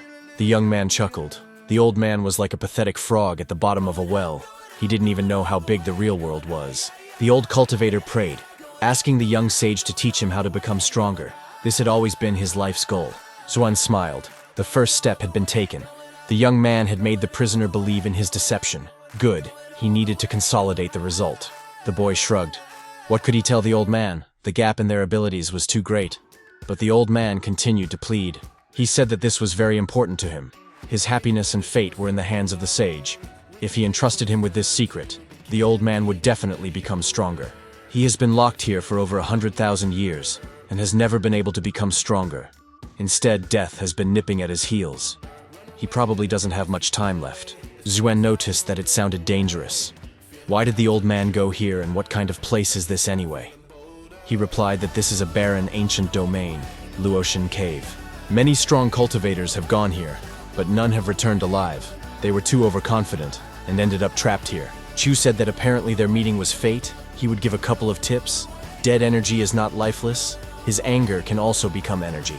By walking towards death, the old man will be able to enter the Great Path and escape from the troubles and traps of Luotian Cave. The cultivator asked if the sage was talking about reincarnation. Chu replied that the old man might not listen to him. After all, everyone has their own path. And there is no need to be impatient. You need to hold your breath. He has been locked here for so long already. What else can he do if not breathing practices? The young man added that he saw that the old man would be fine for another 1,000 years, so there was no need for him to rush. The cultivator agreed with him. The old man thought, really, why rush? If he himself does not understand the structure of this world, who will do it for him? The old cultivator respectfully thanked the sage for the hint, and he was inspired to see a clear path ahead. Heeding the young man's advice, the old man once again immersed himself in cultivation, his powerful aura blazing within the cave. The young man thought that the first step had been taken successfully. Now he needed to solve the problem with his trap, and then he himself would want to become his servant or disciple. Chu Xuan was very pleased. He didn't think that he would be able to recruit the old cultivator as his disciple so easily. It was important to leave the soul seal on him without pressure, because with his strength, nothing would have worked out for the guy otherwise. Xuan told his student to study, and he should move on. The young man hoped that at the next meeting he would be wiser. The boy waved his hand and sent the soul mark through the mirror space to the old cultivator in Luotian Cave. The cultivator wished his new mysterious teacher a happy journey and returned to diligent practice. Now, on the back of this truly strong man, Chu Xuan's soul seal was emblazoned, and he had fallen under control. The young man snapped his fingers and ordered the mirror portal to close, and the golden window instantly closed. Xuan chuckled. This mirror is an excellent thing. Even a heavenly realm-level cultivator can't detect it.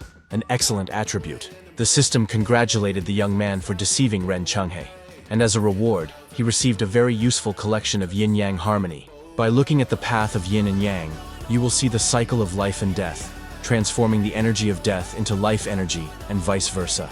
If Ren Changhe practices this technique, he will not only escape from the trap, but also be able to break through the shackles. But first, Xuan himself had to master this technique. He immersed himself in studying the received collection of yin-yang harmony. Concentrating, the guy literally absorbed the information from the book, instantly grasping all the theoretical subtleties of the technique. Finally read it. The great path of yin and yang is hard to comprehend. It changes life and death. After successful cultivation, the power becomes incredible. At first, Chu thought about dissolving the dead energy, but with this technique, it would not be a problem to change Ren Changhe's life. Xuan wanted the old man to submit to him himself. As long as he had the soul seal on him, he would not be able to do anything even if he suspected something. Today, he won't be able to use the mirror anymore, and it's unlikely that it will be able to find Ren Changhe again so soon. He needs to give it time. While there was still time, the young man decided to take up the cultivation of the technique of the mysterious path of yin and yang obtained from the system. The flower and the golden bird Pan watched the owner in surprise. Blackie was happy. The owner decided to die. Finally, the yard would be his. Having immersed himself in the practice, Chu said that turning death into life, and life into death, is a cycle of infinite energy. And so, the black energy of death that was swirling around Xuan turned into the bright energy of life, flaring up like sunlight. A few days later, the guy started swearing again, saying, "What's going on? There's not even a normal person here." He's looked through so much and still can't find it. Chu closed the portal. The same thing for several days. Mountains of yellow sand, a raging sea, wildlife and an uninhabited island. Another beautiful sunny day arrived in Nanzhou. Life went on as usual, but not everyone noticed this beauty. The Purple Moon cult's territory was almost deserted. Most of the powerful elders had died, and the rest had gone silent. Hu Quan cursed and angrily pounded his fist on the floor. Not only was his cult almost destroyed, but this Quan Wu. The head of the cult asked why the palace was so damaged and whether it should not be restored first. And now Hu Quan is constantly being called in for interrogations, and tears of anger flowed from the sectarian's eyes from the awareness of his own powerlessness. He fell onto the stone floor and clenched his fists. He needed to do something urgently. He couldn't let this situation slide. It's all that crazy old man Quan Wu's fault. Hu shouldn't have hired him. If the Lord starts an investigation, Quan Wu shouldn't be involved in any way. The cult leader took the blood bead with the evil spirit in his hands. He needs to act first. The damn Chu clan is to blame for all of this. The bell rang in the tower of the House of the Black Moon, announcing the arrival of a new order for the renowned spies. Wang Chong opened the box with the scroll, wondering who else needed what, even though everyone at home used the services of spies. Having glanced over the contents of the message, the spy was surprised. An order had been received from the Purple Moon cult, which meant they were still alive. Hu Quan offered Black Moon exorbitant sums for the commission to thoroughly explore the Chu family's holdings up and down. Wang Chong was shocked. Even the leader of the Jin cult didn't pay such a price for the Chu family. It seemed that Hu Quan harbored a serious grudge against them. But none of this matters. The most important thing now is the reputation of the House of the Black Moon, so they will complete the task and restore their glory. Meanwhile, Chu Xuan continued his travels, using the mirror to search for his potential disciples and servants. The young man was overjoyed. He finally saw a strong cultivator, the strong guy Du Yuan from Shizhou in the Realm of Honor. After speaking with Xuan, who appeared in a golden glow, Du Yuan thanked the wise man, saying that he had shown him a lot. At the boy's command, the mirror could put a mark on this place so that Xuan could find Du Yuan at any convenient time. He and Du Yuan are not that far from each other. This guy does not have a large pedigree, only one family obeys him. The mirror can only place one mark, so you need to use it wisely. If you place it on a friend, the mirror will remove the previous one. But while Xuan can't remove these beacons from either Ren Chang'e or Du Yuan, both of these cultivators are of interest to the guy. And then Xuan felt that someone had invaded Chu's territory again. He was definitely not from the sect, only the second level of the spiritual realm. He uses invisibility armor, hides his breath, and is filled with weapons. And even those are so expensive that even the Chu family can't afford them. Having compared all the factors, the guy came to the conclusion that a scout from the House of the Black Moon had arrived on the clan's territory. Xuan smiled. It was a pity that he didn't have a spy in the sect to destroy the Black Moon, but since this guy came himself, the guy wouldn't stand on ceremony. Junior Chu focused. The spy is on the cult's mission to investigate the family's territory. Why are they continuing to dig under the Chu family? The Black Moon House's envoy carefully examined the clan's territories, recording all the features and details of the layout. The spy was confident that as soon as he completed this mission, he would receive a promotion and become an elite intelligence officer, and then he could get married. But one must still be careful. The agent must not reveal his identity. Otherwise, he will be killed by his own colleagues from the Black Moon. Looking around, the spy frowned. Could this really be the residence of the powerful Chu clan? What a strange layout. A large, lonely thing on a hill in plain sight. And even one stupid and weak-looking guard. Is this really their protection? Oh, they even dug a ditch. What nonsense. The spy shook his head to make sure that everything around was not the result of some kind of influence. Looking up, he asked in surprise if there had always been such a high mountain here. He didn't remember it. How strange it all was. The agent remembered very well that he had not seen any mountain along the way. According to the information, the area of Chu's lands was 12 leagues, but what the Black Moon Sect scout now saw did not at all correspond to the information he had initially received. Xuan drank aromatic tea and openly amused himself with the sect spy who had come to the territory of his secret kingdom. The young man smiled. Excellent. This guest was able to discover the deceptions of the Imperial Kingdom. So much the better. Let him wander. To begin with, Xuan decided to lock the spy here. Since the Black Moon values trust, the agent's reputation is over as soon as he loses it. If the House of the Black Moon loses contact with one of its scouts, they will send stronger guys to search for him. And so Xuan will catch a bigger fish on his hook, and then it will be possible to see what to do with them, maybe to convert them. There was growing unrest in the local Black Moon House. 3 days had already passed, and there was no news from the scout from the Chu lands. Wang Cheng was nervous about what had happened to the guy, or whether the situation was so complicated that he needed more time to investigate. The task must be completed as quickly as possible, so as not to tarnish the reputation of the House of the Black Moon, which has already suffered. Wang frowned. Something was wrong here. Even if he hadn't completed the task, he should have returned by now and reported on the work done. What cards does the Chu family have up its sleeve to detain Xiao Hu, even though he is not an elite intelligence officer, but a reliable worker? After some thought, Wang Cheng ordered an elite scout to be sent to check out the situation and find out what happened to Xiao Hu. Soon, a generous customer appeared in the tower of the Black Moon House, the head of the Purple Moon cult, which was almost destroyed here. Hu Quan greeted Brother Wang politely and reminded him that it had been a long time since he had given them the task. The client was surprised that there were still no results, but Wang Cheng reassured him, promising that everything would be done in the best possible way. The spy asked Hu Quan to give them 2 more days to clarify some very important details that would be very useful to him. Hu asked, "There won't be any problems. The Black Moon is always trusted, because they always do their job well." Wang assured that Black Moon valued Hu Quan's trust immensely, so they would try their best to do everything in the best possible way. The head of the Purple Moon cult muttered that he expected the results in 2 days, turned around, and quickly left the spy tower. Wang Cheng knew that if they screwed up, their reputation would be irreparably damaged, and he himself might suffer because of it. But there is nothing to worry about, because Wang is supposed to be promoted soon. The main thing is to complete this task from the head of the Purple Moon on time. Another day passed and night fell, and there was no communication from the second, now elite scout. He had disappeared. No longer trusting the others, Wang Chang himself went to the Chu clan's territory to find out what was going on there. The spy grumbled, "Damn the Chu family. 2 of his scouts were missing. How was that even possible? Where were they?" Now the head of the local house decided to find out what was wrong with the Chu family, what secrets they were hiding, and what was happening on their land. Wang Chang was confident that the information he had obtained would be more than enough to report on the completed task and receive all the money. He has been waiting for such an opportunity for 30 years. He must not miss this reward. Today even heaven itself cannot stop him.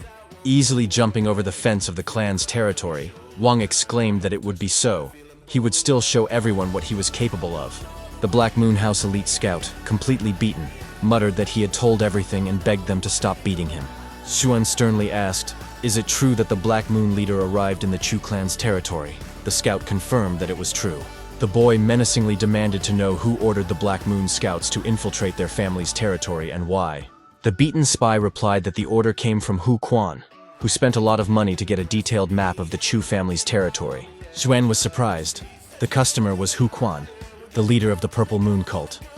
What did their family do that made such a person so angry? The guy asked if there was any news about the cult. Wang Chang replied that recently a man named Quan Wu caused a lot of trouble. Because of his antics, a group of madmen attacked the sect, and they were proud of the fact that they had broken into the palace of the evil ruler and exploded. Chu Shen cursed, trying to break into the palace of the Dark Lord. This is truly crazy. The Lord is clearly not happy about this. The young man also demanded that Wang Chang tell him about the Black Moon House, what was happening there now, and its structure. It turned out that the spy cult has many levels. Wang is an ordinary landowner with a bronze medal. His boss is an important landowner. The prisoner didn't know who the head of the cult was. They don't communicate directly with higher-ups, only through their superiors. This means that when Wang is promoted, he will be responsible for the state of Qin. And the spy explained the conditions for this. "You need to work hard, have outstanding skills or great strength." Xuan chuckled. Quite harsh conditions. Chu offered Van to take the tincture.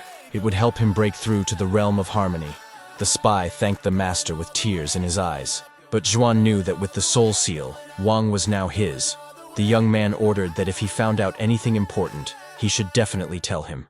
Wang Chang asked the master what to do with Hu Quan, whether he should find someone to punish him, but Chu forbade him to do this for now. He ordered not to interfere with him, to give him a map and all the necessary information. It is necessary to find out what this cultist was planning. And for this they must pretend that they do not suspect anything. Wang laughed. His master is so wise, so be it. After receiving detailed instructions and a magical tincture from Xuan, Wang Chang headed back to the Black Moon Tower. Immediately after he left, the guy heard a familiar sound. The system praised him for introducing a spy into the Black Moon sect. As a reward, Xuan received an incredibly useful magical item from the system, a talisman for communication between fathers and children. Thanks to the communication talisman, not only relatives, but also mentors and students can exchange information with each other. All messages from the derivative talismans are transmitted to the main one, who can control the communication and movement of each derivative talisman. The main talisman can make hundreds of derivatives. The higher the level, the more derivative talismans can be created. Chu smiled. Not bad. It can be used to exchange information about the Black Moon. He has the main talisman. He can receive all the information.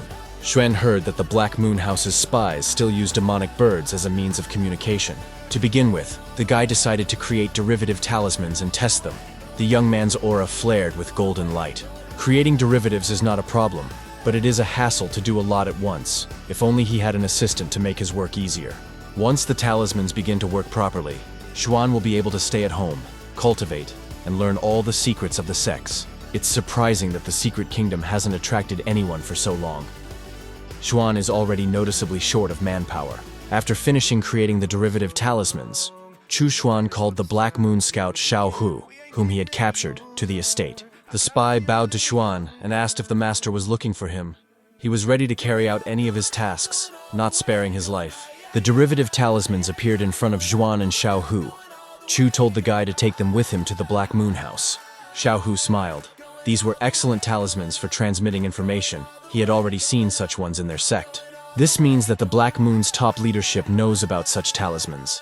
They will certainly attract attention, so one must be careful. But few people know how to use these things. The Black Moon is in turmoil now, but Xuan has nothing to worry about. Having driven all the Black Moon spies out of the house, the guy decided to return to the mirror. Now he needed to talk to Du Yuan. Young Chu thought with a grin. He should enjoy his superiority. This boy considered him almost a deity. Du Yin told the wise man that he was tormented by a question to which he could find the answer, so he wanted to turn to him for advice. There is a family living in Shizhou. Among the younger generation there is a genius. But 3 years ago his abilities suddenly disappeared, and the engagement with him was broken. Xuan thought, "It seems like this is the beginning of a sad story about one hero. And what happened to him? Apparently, he became the object of ridicule. His father went to get medicine for his wounds and disappeared, and his relatives began to mock him. But 3 days ago, the boy suddenly changed.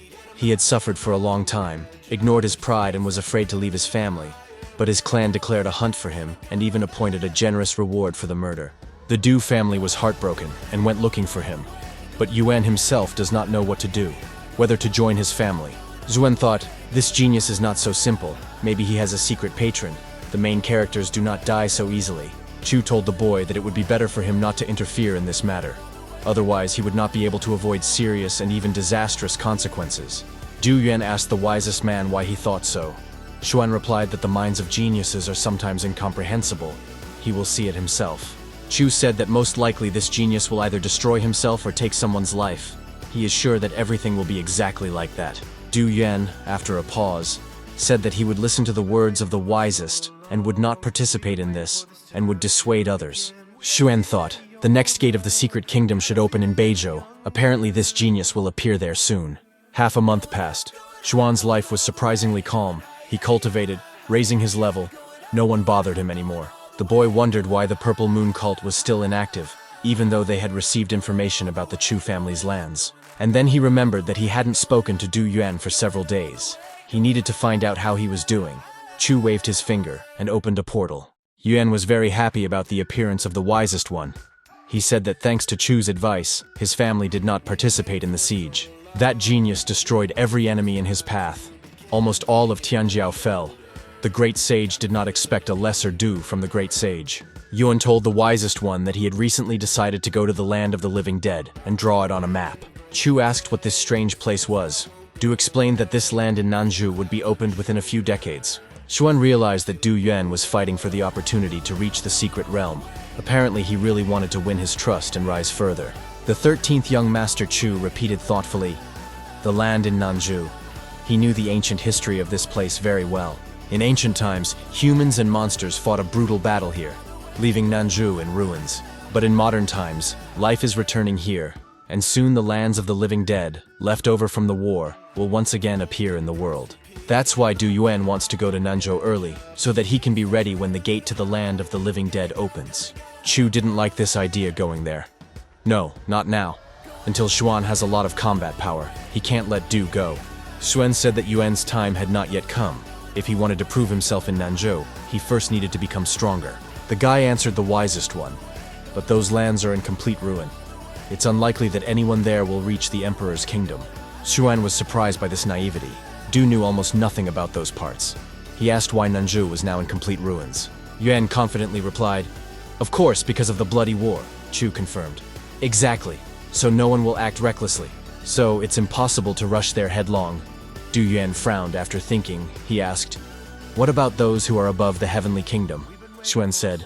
Although Du is stupid, he understood this, since he realizes that only strong cultivators will go there. Is this his final decision? The boy bowed. The wisest one opened his eyes. Without him he would have certainly died there, Chu said. Fate itself brought them together. He is obliged to help him. Chu wished Yuan to become stronger quickly. The boy obediently agreed. Xuan giggled, fooling the boy like a complete fool. The young man thought, even though he had forbidden Du to go to Nanzhou, he was not the only one who had heard about this place. Chu also needed to become stronger quickly. It's still nice to have people around you. Today, Xuan can use the mirror again. We need to see how Changhe is doing. As soon as the mirror portal opened, Xuan almost screamed in surprise at what this was. What had happened to Ren Changhe? Chu angrily called the old man a blockhead. The cultivator lay half dead on the stone slabs of the cave, incredibly emaciated. Hearing Xuan, the cultivator prayed for the wisest one to save him.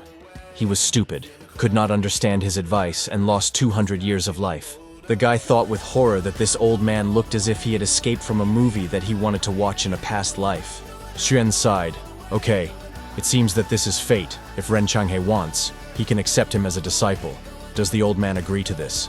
The unfortunate cultivator fell to his knees and exclaimed, "Of course, he really wants to become the disciple of the wisest young deity." Chu said, "Although he calls Changhe a disciple, he is still weak, but the cultivator has well-developed basic skills. This is good. Xuan will make an exception for Changhe. With the help of the Soul Seal, new opportunities will open up for him, but only if his intentions are pure." A scarlet imperial seal lit up the golden mirror portal, and the old cultivator stared at the seal with wide eyes. He watched as the seal approached his head and lightly settled on his forehead, the old man not daring to utter a single sound the entire time. When Xuan's soul seal lit up on his head, he quietly said that he understood the teacher and would not dare to abuse the science. Chu smiled. He didn't think it would be so easy. The old man not only didn't die, he almost reached the heavenly realm, and Xuan led him. For gaining a disciple, Xuan was rewarded by the system with 100 years of cultivation, and the second part of the 100-year cultivation book. Chu was pleased. Great. Now he could break through to the realm of honor, and this book would help him strengthen his fighting spirit. However, first we need to resolve the issue with Ren Changhe.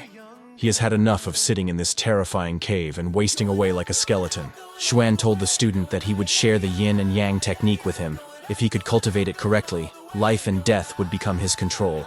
The old man respectfully thanked the teacher for his great favor, and Xuan sternly told the cultivator to try harder. Through the soul seal, Chu sent Ren Changhe the contents of the treatise, transmitting all the contents of the great yin and yang technique. Accepting the technique, the old cultivator thought that the teacher was truly a god.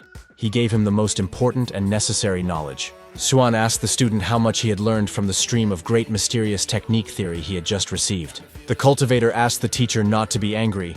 Changhe was quite stupid, and had only learned about 1/10 of the amount he had given him. Chu was surprised. 1/10, but there are so many pages in this teaching. And this old man is not bad. He learns new things so quickly. The young man glanced sideways at the treatise he had just handed to his student, wondering if this technique was really more complicated than he thought. Ren Changhe was puzzled as to why the wisest one was silent. Did he really no longer want the old cultivator to be his disciple? Xuan told the student that he would first explain to him how to transform death energy into life energy. This would help him. The satisfied cultivator thanked the teacher. This technique would save the old man from certain death in the cave's trap. The guy started to explain the cultivation technique and stumbled. Explaining it thoroughly turned out to be a very difficult task. He thought, being a teacher is not easy. The guy added that cultivation is very important. Changhe should not forget about training.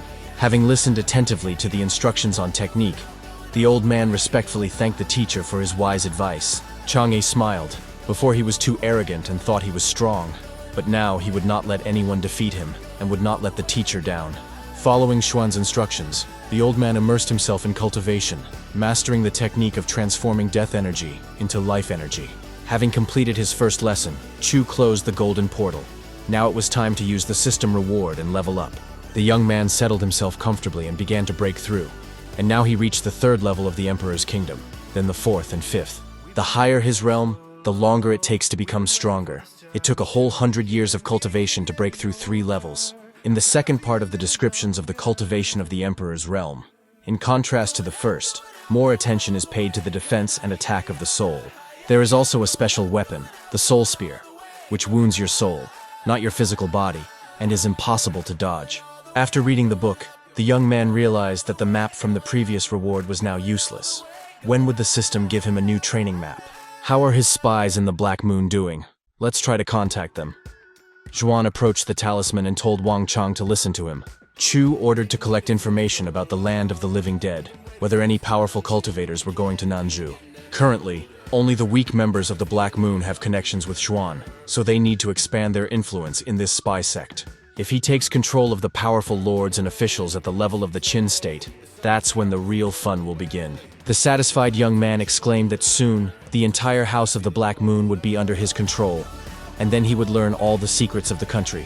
While the boy was lost in his dreams, the talisman vibrated. Wang Chang hurried to report on the completion of the task to his master. Wang apologized, but with his current powers, he would not be able to obtain the information the master needed. Xuan thought so. He ordered Wang to quickly advance in his career, and Xuan would also give him a soul seal. which he must place on a sect member with a bronze token. Fortunately, there is still time. Strong cultivators are not yet visible on the horizon, but Chu has the opportunity to expand its influence. Well, there's no point in wasting time. Now we need to distribute tasks to the others and talk to the stronger members of the Black Moon. A high-ranking spy, on whom Wang was able to place a soul seal, obediently came to the gate of Chu Xuan's estate. Yao Xiong, the holder of the Black Moon House's bronze token, obediently asked Xuan what the Lord wished to know from him. Xiong cursed because of the soul seal that was placed on him. He could not resist. The sectarian mentally promised to remind Wang of this. Xuan asked him what he knew about the land of the living dead in Nanzhou. Yao Xiong apologized. Unfortunately, he didn't know anything. Even one of the deputies is not aware of this situation. Apparently, the matter is more complicated than Chu thought. But as soon as something becomes known, they will tell him. Xuan gave Yao a soul seal and ordered him to place it on one of the people with a silver token of the sect, but not stronger than the Emperor's realm. Despite his inner resistance, Yao Xiong obeyed. But he felt that the Black Moon House would soon fall into disarray. Soon, Fan Chao, the holder of the Black Moon House's silver token, stood in front of Xuan and mentally cursed Yao with all his might. Despite his high position, Fang Chao also couldn't tell Chu Xuan anything about the land of the living dead. Chao's anger was blazing inside him. He couldn't believe that Yao Xiong could set him up like that and turn him into a puppet in the hands of young Chu. Xuan was disappointed. This is unbelievable. Even he doesn't know anything about this place. What's wrong with this famous Black Moon House? Chao explained that the sect consists of an owner, logistics and maintenance teams, and they provide alchemical components and artifacts. There is also a military detachment that provides security.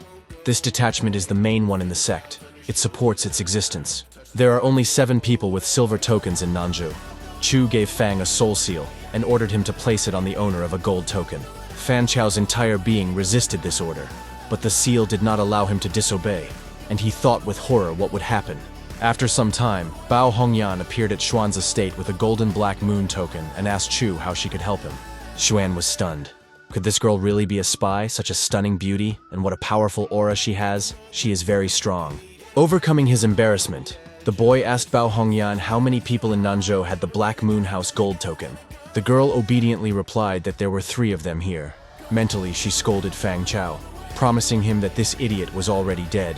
Taking a closer look at Xuan, she realized that this boy was quite strong, which meant that it was unlikely that anyone would notice that they were under his control. Who knew that the Chu family had such a cultivator? How creepy. And who would have thought that there could be a spy in the Black Moon sect? Xuan asked the girl if there were any Black Moon sect members at the Emperor realm level or higher in Nanzhou. Bao heard that there was one, the star of their sect, who was one step away from the Imperial realm, but had not yet reached it. So we can forget about him. If he is as strong as Bao says, it will be difficult to control him and all efforts will go down the drain. The guy asked Yan if she knew about the land of the living dead, and the girl admitted that she knew very little about it. They say that in ancient times, powerful demons walked this land, dreaming of destroying or enslaving the human race. The land of the living dead is a territory in Nanzhou that in ancient times was a battlefield for the strongest people against demons. In that battle, rivers of blood were shed, and Nanzhou was destroyed. So now there is not a single person of the level of the Emperor realm there. The forces were unequal, and the battlefield disappeared from the face of the earth, becoming the land of the living dead, turning into legend. It is said that when Nanzhou returns to its former state, and the balance of power is restored, the land of the living dead will reappear. And along with it, a lot of treasures will appear, so everyone wants to get there, although it is unknown what will be on that land. Of course, it was not a fact that this land would appear so soon. Bao believed that she would have to wait another 20 or 30 years, or even more. Xuan didn't expect that there were so many, but there was still time to become stronger, and he couldn't forget that strong cultivators would come to Nanzhou earlier. Chu ordered Yan to inform him as soon as someone of the Imperial realm level or higher appeared in Nanzhou, the girl promised. The young man handed the beautiful spy a talisman, explaining that it was for communication with him, and explained how the item worked. Bao meekly accepted the talisman and thanked the master for the trust he had placed in her. Now she was in constant contact. 2 months passed. No events occurred in the Chu clan's territory. To Xuan's surprise, all the sectarians became silent. Junior Chu continued to cultivate while sitting at home and receiving gifts from the system. He had nothing else to do. One day, he was lying on his lounger and lamenting how boring it was, how big the world was. Where was his great love wandering? Suddenly, Xuan felt that someone had appeared near his estate. It didn't seem like an enemy. and he hadn't invited guests. Just in case, the young man closed the golden mirror portal. Strangers shouldn't know what he does here in his free time. Xuan concentrated.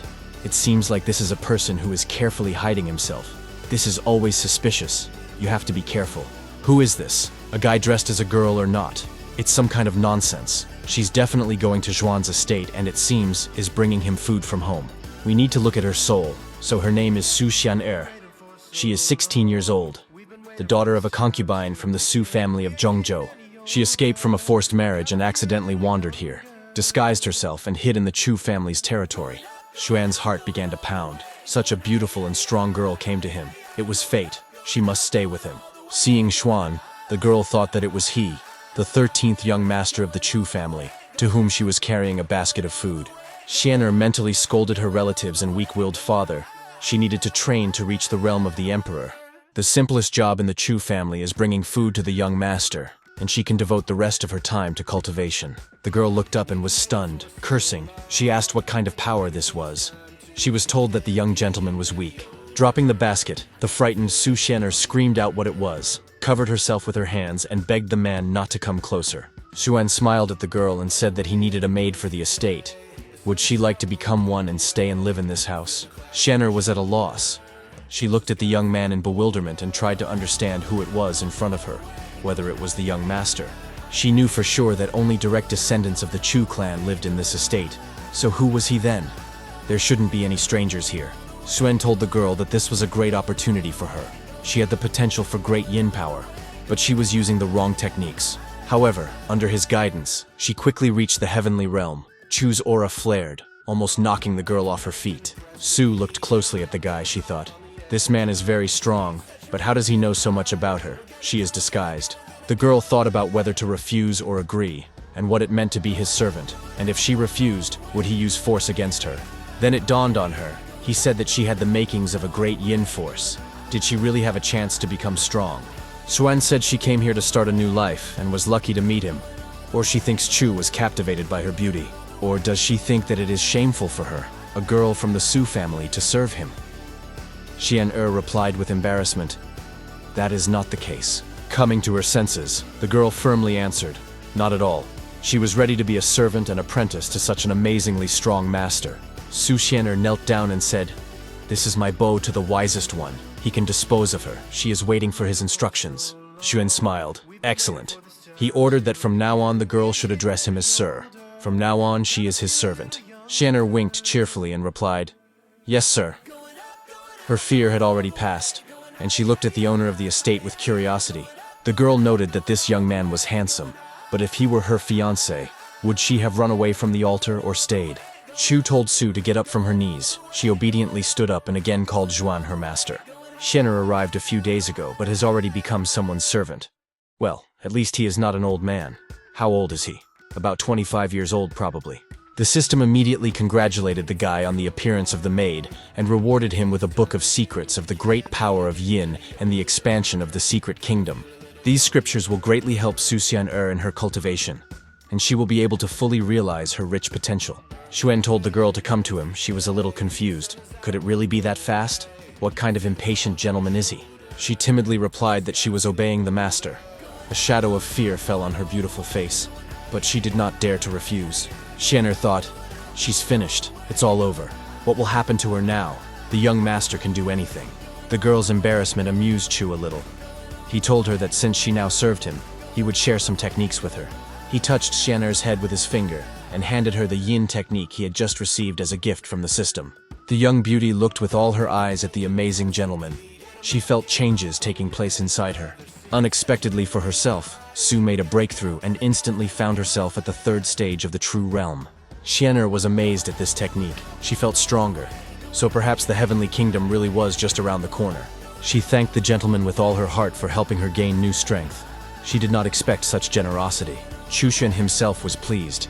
He gave the new servant an elixir and a talisman for communication with the House of the Black Moon, so that she would keep an eye on him. He told her to train hard.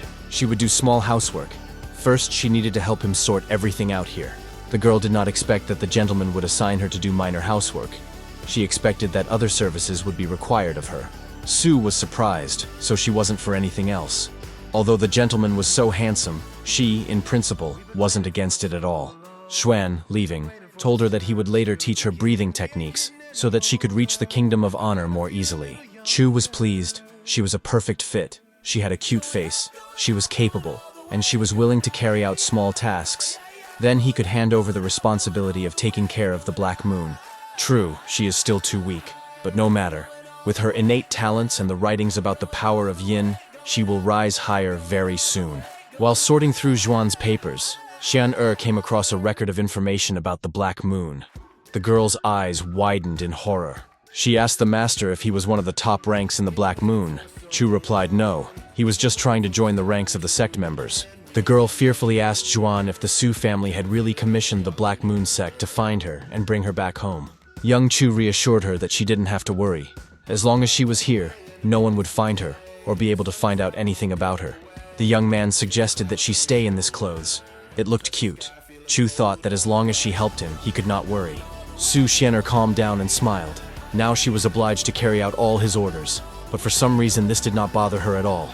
After some time, the beautiful Bao Hongyan came to Chu Xuan's estate with an important message on matters of interest to him. Xian'er, her mouth open in surprise, asked the master in surprise who she was. This strong and very beautiful girl. Xuan explained that this was one of the holders of the gold token in the Black Moon sect. Her name was Bao Hongyan. Hearing that the guest had a gold token, the maid dropped the teapot and screamed in panic that this girl should not see her. The guy snorted in displeasure, spilled tea dripping from his hair and clothes. He asked Xian what she was doing and why she was so worried. Having handed the talisman to the maid, he declared that she was now responsible for communication with Hun Yan, so she needed to pull herself together. Su should listen to all the information from Bao and convey the most important to Xuan. The rest can be written down just in case. The girl looked at the talisman in surprise. The master entrusts her with such a responsible role. But why did he choose her? While wiping his soaked hair with a towel, Zhuan explained that Xian was quite suitable for this role, so go ahead. Chu added that sooner or later he would take control of the entire Black Moon sect, and Xian, receiving reports from her, would be able to monitor the actions of his family. In this case, both Xuan and Xian would be in an advantageous position. The girl took the talisman and thanked Chu in confusion. As time went by, Xian had fully settled into the estate, diligently engaged in cultivation, and became an indispensable assistant to Chu. 2 years passed so quickly. This time was quite calm. Xuan instructed students and improved his level. The system congratulated the guy on his latest achievement. Chu Xuan was surprised. Time flies so quickly that you don't have time to look back. In front of him stood a box filled with excellent pills. 2 years had passed since his sister Yun began to practice. The quality of her pills is much better than those of the Tianding mountain masters, who knew that this girl would be so capable. Then Xian'er approached Xuan and reported to the master that something seemed to be happening to the Qin family. The guy asked what happened. He immediately remembered meeting that girl, Qin Keiyun.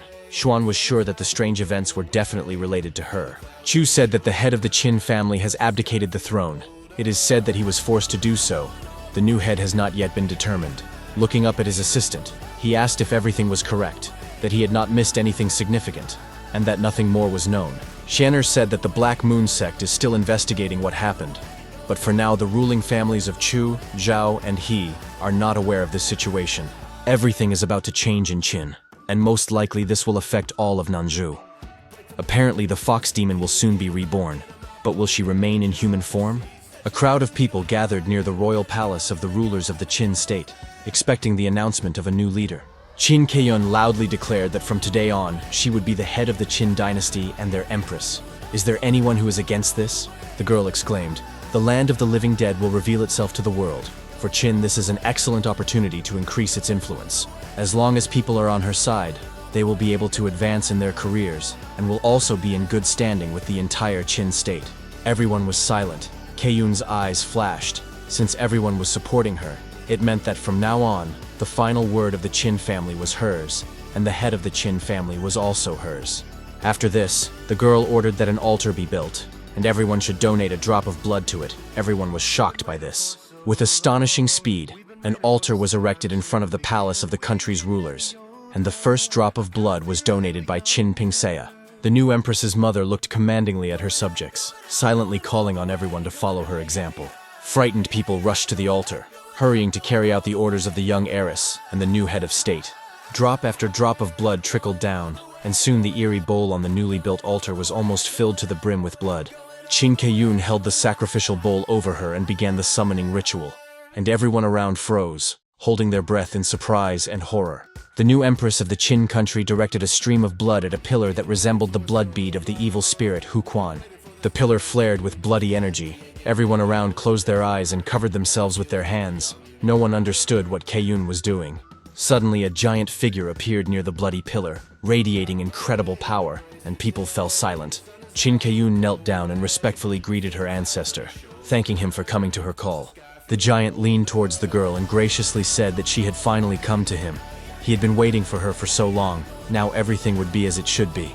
The people in the square were in shock. They whispered to each other.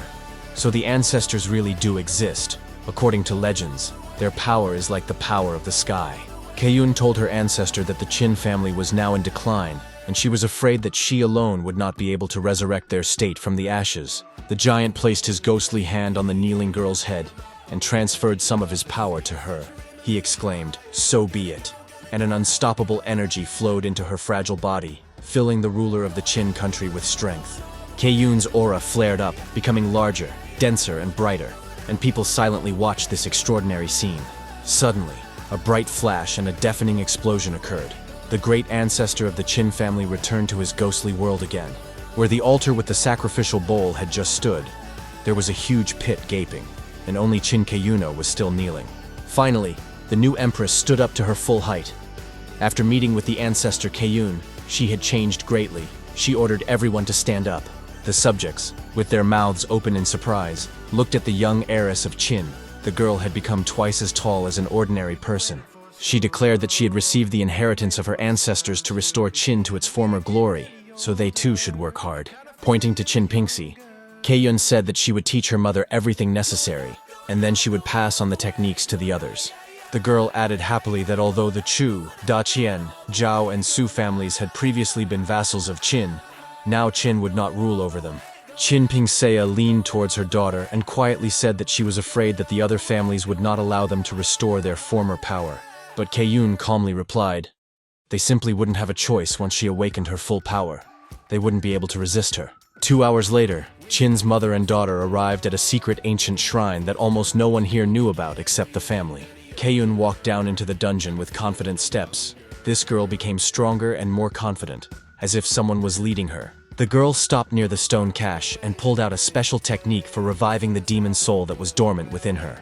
The new head of the Qin state settled comfortably in the cave and prepared to cultivate the awakening of the fox demon soul. The demon's secret sanctuary was filled with death energy. The insidious fox was reborn, giving Keiyun his strengths and weaknesses. She understood that the balance in Nanzhou had been disrupted, and until it was restored, the land of the living dead would not return to this world. Keiyun saw only one way to become stronger and break through to the Emperor's realm, and that was to rely on the demon fox's powers. As events rapidly unfolded, Chu Xuan received reports from his secret agents in the Black Moon House. He couldn't understand what the Qin family had planned. Da Qian wouldn't allow it. They were one of the strongest in Nanzhou. If the families unite, they will be a serious opponent. But Qin is challenging them so openly, it will be a spectacular show. The system reported that Chu's maid had broken through to the realm of harmony thanks to his instructions, and for this, he received 10 years of cultivation. Xuan thought about it. He taught Changhe the technique and received cultivation as a reward. The maid broke through to the realm of harmony, and the reward was also cultivation. The guy laughed, which means that the students' achievements are the shortest path to their own successful and rapid cultivation. A satisfied Xian looked in on Chu, hurrying to report her achievement, and he said with a smile that she had done a great job. Xuan added that today was a wonderful day. She had reached the realm of harmony, but she needed to remember that there was still a long and difficult path ahead. The girl was stunned, but how did he know that she had broken through to the realm of harmony? Was he really so strong that he could see right through everyone? Keiyun, having acquired the powers of a fox demon, attacked the families that were previously friendly to Qin, seeking to subjugate them all. After a brief fight, the young heiress of the Qin family grabbed her exhausted opponent by the neck and laughed. She asked what was going on. Was the fighter giving up already? Or was there someone else here who wanted to fight her? The young fox, the head of another family, defeated by the treacherous Qin heiress, asked in bewilderment what had happened to the head of Daqian. In response, the fox demoness only laughed cheerfully. She had finally become herself and could enjoy her own power. Xu Wen watched what was happening near the gates of his palace. He chuckled. There was a real crowd of people here today. Keiyun asked the evil lord. He is here to commit robbery while there is an opportunity. The enemy of her enemy is her friend. They can destroy people together. The ruler answered the young girl. She is talking about him, the most evil ruler. For him there is nothing better than a big catch. Qin Keiyun chuckled. The man gave the wrong answer. He seemed to not understand who he was dealing with. She was not just a girl to him. Shou Yuan angrily shouted at the little one. It was not for her to judge his answers. He could instantly turn her into a wet spot or ashes. In response, Keiyun attacked the Dark Lord with a powerful bolt of lightning. Shou Yuan's favorite attack was not scary for the young fox. The dumbfounded evil lord stuttered and asked how she could do this and where the girl got such terrifying power from. Keiyun exclaimed, "Everyone listen. Now the Qin family is breaking the agreements with other families. From now on, they are not a single state. Today she, Qin Keiyun, proclaims herself empress, and anyone who goes against the new ruler will be killed immediately." Xuan couldn't believe what Xian'er said. Qin Keiyun proclaimed herself empress. That couldn't be true. The girl confirmed that this was exactly the case. Moreover, she recalled all the Qin masters from the three families, as was written in the report. Chu himself took the report. Keiyun single-handedly dealt with 10 Da-Qian masters, and even wounded the evil overlord Shou Yuan. The young man realized that this meant that a demon fox had truly been reborn in her body. Her strength was increasing too quickly, and she could become invincible. Pushing the report aside, Xuan said thoughtfully, "It seems that the time of peace and union of the four families will soon come to an end." A satisfied Xian'er said cheerfully, "Empress Qin is so powerful, so cool, she can almost defeat everyone with one finger." The girl vividly depicted how the empress was fighting. Chu asked the maid in surprise if she really wanted to become empress. Xian'er winked cheerfully at young Chu and replied, "No, she wants to always be by her wise and strong master's side." Zhuan said, "Su must remember, whether it is emperor or empress, these are just false titles. The most important thing is strength. What kind of Empress Qin is she if she can be crushed with one hand?" Xian'er laughed cheerfully. The master is always right. However, this time Qin Keiyun really went too far. It is unknown where her antics will lead. Definitely not to anything good. And then Xuan felt that someone was approaching his estate. He told the maid that someone had come to them. The young man immediately scanned the space with his aura. It was not a cultist, but a luxuriously dressed girl approaching the estate. Xuan was very surprised. The new Empress Qin herself, who had recently caused so much noise, stood at the threshold of his estate. The guy asked Qin Keiyun why she came here.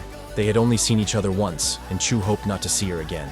Keiyun replied to him that today, as was known, she had become the great empress of the state of Qin, and was very eager to marry him. Su Xian'er was dumbfounded. Wow, the great empress herself was asking to marry her master? It was crazy. The young man shuddered at such a ridiculous proposal, and muttered, "Marry her? What nonsense, he's already refused." The girl flushed. Now she was an empress. She needed guys for her harem. She allowed Zhuan to show her such a favor. Seeing Keiyun reaching out to him greedily, the guy shouted, "Hands off. He's not gonna marry a girl with weirdos." She cooed. "His third brother is not here now, so he will be first in line. How can he do this? Then there may not be such an opportunity." Xuan pushed away the overly intrusive empress bride, telling her to finally leave him alone. He would not marry her. Keiyun sighed. She didn't think he would kick. Let's see if he can escape from her fox-like grip. But to her surprise, the empress was unable to attack the young man. She was struck by such a powerful aura that she had never seen in her life. A powerful stream of energy almost knocked the uninvited guest off her feet. She was amazed. How could this be, after all? They said that he was weak. Chu Xuan commanded Empress Qin to kneel down, and the maid looked at her master in surprise. Qin Keiyun obediently fell to her knees on the stone slabs of the courtyard of the estate, as if she was paralyzed, deprived of will and strength. The mighty great empress was at a loss. This guy suppressed her power with just one phrase. "What is going on here?" Xuan sternly asked the great Empress Qin who gave her the right to show such impudence in front of him and force him to marry. Keiyun lowered her head and quietly said that she was mistaken. She had no idea that the 13th master of the Chu family was so strong.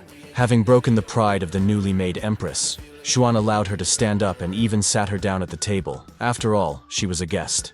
The boy ordered the maid to first pour Qin Keiyun some tea to make up for the inhospitable start of her visit. Xuan asked Keiyun what she knew about the land of the living dead, the appearance of which many in these lands are expecting in the near future. The girl replied that she knew little, although she retained memories of past lives related to this. The guy said it didn't matter that she knew little. let her tell him what she had. He wanted to put the different pieces of information together into one whole. Qin Keiyun began the story. In her past life, she was the fox demon of the great and powerful Emperor Qinzong. Although she was just a pet, her cultivation power reached the Emperor realm, and her master was even stronger. Emperor Qin adored her. They were never apart for a moment, until that very bloody war began. Even before the war began, the Emperor hid it along with artifacts and writings, and after some time bad news arrived. After all, it was then that a great war between humans and demons broke out in Nanzhou, and nothing was heard from the Emperor. Soon, the land of Qin was also captured by demons, and they, along with several elders, rushed to take the people away. She, as Emperor Zun's faithful pet, helped the elders in everything, but their enemies were too strong, and there were many of them. In the end, the fox demon died in a fierce battle with a powerful demon, as did most of Emperor Qin's generals. Fortunately, the Emperor left her a shard with spiritual power that allowed her to be reborn again in a new body. Her current reincarnation is her daughter Qin Pingse, and her parents did not suspect anything until very recently. The Empress lowered her head. Zhuan himself knows the rest. She grew and became stronger until the time came to lead the family. The young man realized that she was not lying. This information coincided with what he had learned himself, but she did not say anything new. He needed to dig further. He asked Keiyun whether Emperor Zun had placed any notes along with the treasure before leaving for battle. The girl answered, no. When he left, he was very angry, by the way. He said something about traitors specifically among people. Chu was surprised. Could there really be a rebellion among the people?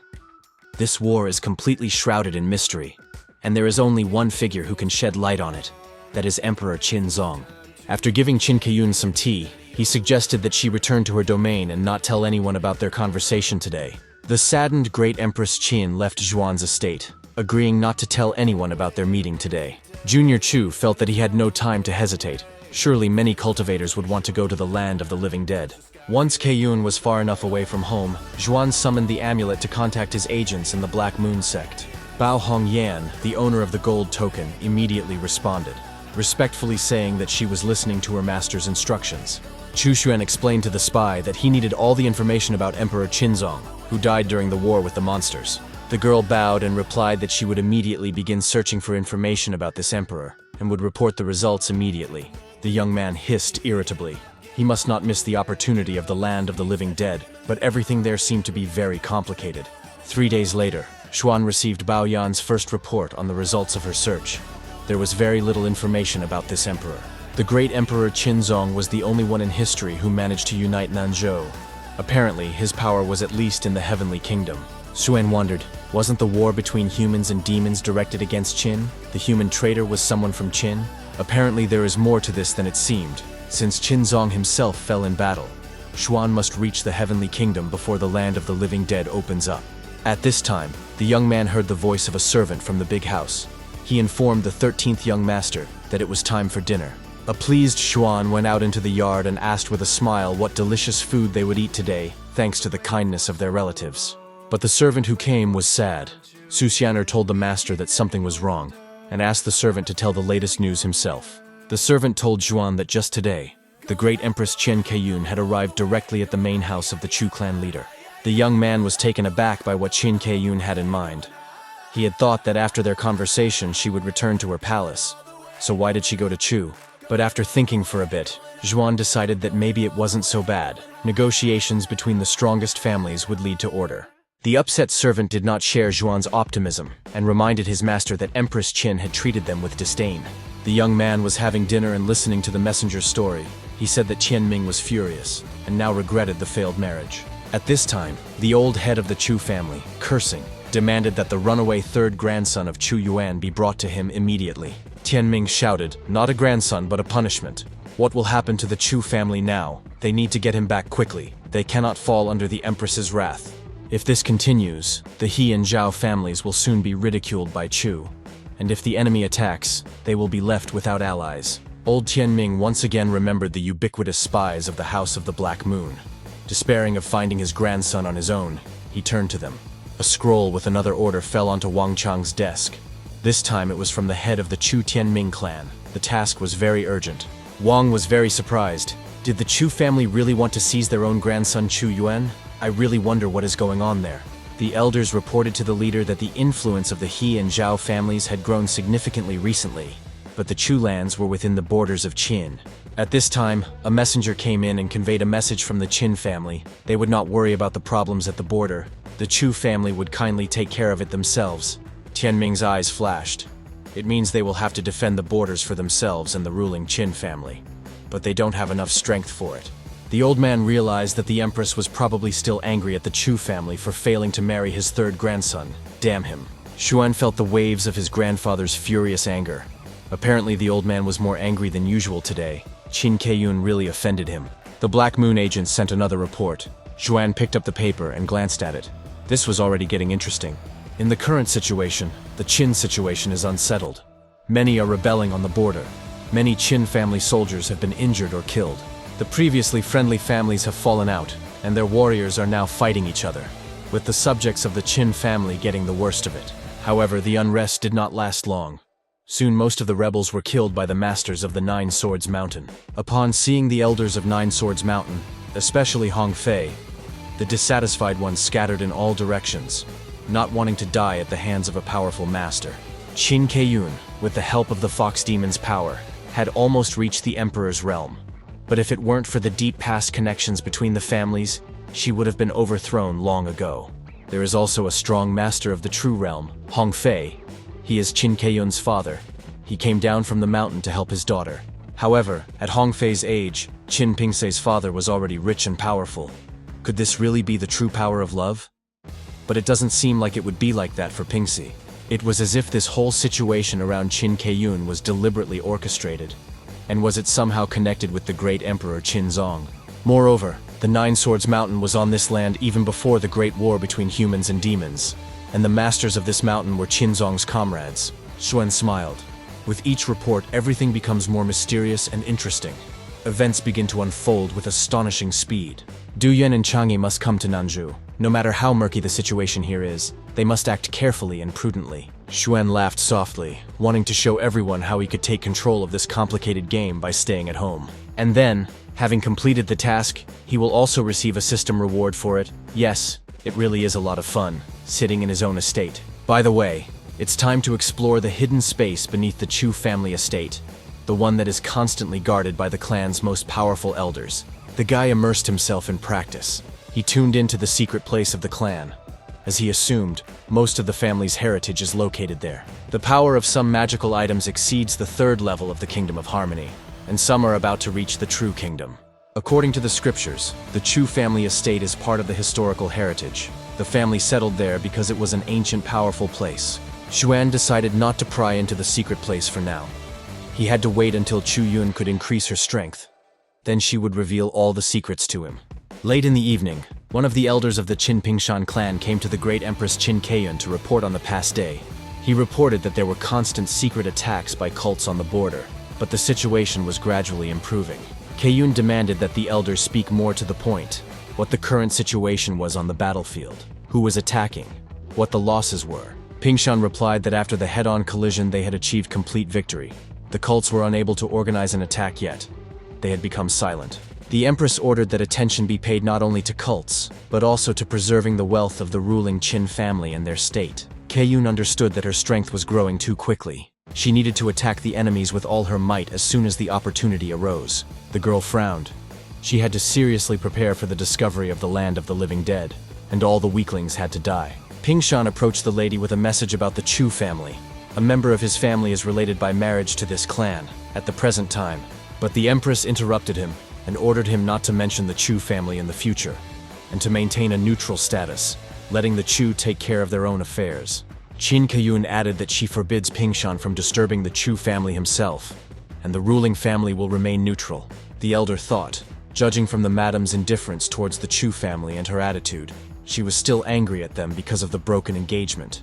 Now no one dares to disobey her will. Anyone who disagrees will either lose their head or become crippled. Pingshan mentally wished the Chu family good luck. Keiyun said quietly, "That idiot Qin Pingshan doesn't know anything about the situation in the Chu clan. They are not as weak as he thinks. Everything is not as it seems." The Empress remembered her recent meeting with Chu Xuan. This young man is stronger than anyone she knows. An angry Keiyun said that in her great Qin Empire, Everyone must follow the rules. General Li bowed respectfully and said that he meant no harm. Kaeyeon barked at Li to shut his mouth. She showed him the scroll. He was secretly collaborating with the enemy. She ordered the guards to take him away and execute him. The captured general begged the empress to spare him, but she was deaf to his pleas, and the guards dragged the traitor out of the hall. Kaeyeon said, "Now is the heyday of the Qin Empire. No matter who they were in the past, the sons of officials or nobles, she will not tolerate betrayal from anyone." Each of them swore their allegiance to her, but when General Li betrayed the Qin Empire, she reminded the others that they must follow her orders. Meanwhile, in the main Chu estate, the elders were training fighters and cultivators, forcing them to practice family techniques. The servants discussed the Qin attack on the Zhao and He families, and that the Chu family they worked for had not supported their former allies. The servants found this behavior shameful and decided to resign, deciding that it would be better to sweep the courtyards of other clans. The cleaners dropped their brushes and ran out of the main estate. Chu Tianming was furious at how dare the workers treat his family like that. Xuan chuckled, until the old man came to the estate to nag him with or without reason. The young man can do his own thing. To begin with, Xuan took hold of the mirror to see what was happening, and he instructively told Du Yuan to eat more and improve his skills. After watching Du Yuan practice, Xuan gave him some advice and suggested how he should do it better, and the boy was delighted. The young man glanced at his pets having fun on the roof. These kids will also soon reach the Emperor's kingdom. That's great. Xuan sighed. He had been here for almost 3 years, and he still couldn't meet any worthy disciple right on the spot. Suddenly, a sob and a cry of failure were heard from the street, and the younger Chu looked in the direction of the noise in surprise. A frustrated swordsman walked along a forest path, exclaiming that he was a lazybones, a loser, and a complete disappointment to everyone. He exclaimed, "Is such a pathetic man worthy of such a beautiful girl? He is the most hopeless man in the whole wide world." Looking at the unexpected guest sipping wine, Xuan said, "What luck? A loser who can be turned into something worthwhile." Appearing in front of the drunken boy in the golden glow of the portal, Su Xian'er asked him where this strange boy came from. The girl asked the gentleman for permission to look at the guest, but Chu Xuan stopped her with a prohibiting sign. He would take care of him himself. The sobbing youth asked Xuan if he had any alcohol. Xian'er gasped. So he was also a drunkard, but Xuan sent her to cultivate his powers. The maid was surprised why the master didn't throw the drunkard out the door. Was he really worth it? She didn't see anything special in him. The unfortunate loser, intoxicated by alcohol, told Xuan that he had not a penny in his pocket and offered to exchange his sword for a drink. Chu replied, "This sword of the Xuan kingdom, it is useless for him," the guy exclaimed. "Well, he is a loser. What else can you expect from him? He has no use for this sword at all." The drunken guest's face was distorted by a grimace of grief. He sobbed and began to wail. "Does the host know who is the most hopeless? Of course he is. It's immediately obvious." Xuan answered the drunken guest, "Well, since he says so, it seems he really is no good for anything." He looked at him with his inner vision. Oh, he's not just a loser. He's a loser who was dumped by his girlfriend. Xuan even knows that the drunk guy was dumped by his first love. Moreover, the new lover of his first love beat the guy right in front of her, making him cry like a baby. He really is a loser. The guest blushed deeply and looked up at Xuan with surprised eyes. He asked in shock how he knew this and who he even was. Xuan exclaimed that he was a guiding star for the lost, the main savior of everyone, and meeting him was the guy's main luck. The young swordsman looked at the owner of the estate with wide eyes, and finally he asked if the master would help him. Xuan said with a smile, "That's right. Drunk Ding Yue couldn't believe that he really had a chance to become better, that he could really change his life. This gentleman seems to be strong. Such a powerful person would not deceive him. A simple poor guy." And then Yue heard the order to kneel before his future teacher. Hope flashed in the boy's eyes. He whispered yes. The drunken guest fell to his knees before Chu Xuan and exclaimed that from now on he, Ding Yue, his disciple, would obey the teacher in everything. He bowed respectfully and reverently greeted the powerful teacher who had shown him great favor. Xuan said, "Fine. As long as Ding Yue respects him and follows the rules, Chu will protect him and do everything to help him become great." The new student assured Xuan that he would always listen to his teacher and strive to become stronger and wiser as best he could. Chu saw that Ding Yue was expelled from the warriors of Nine Sword Mountain.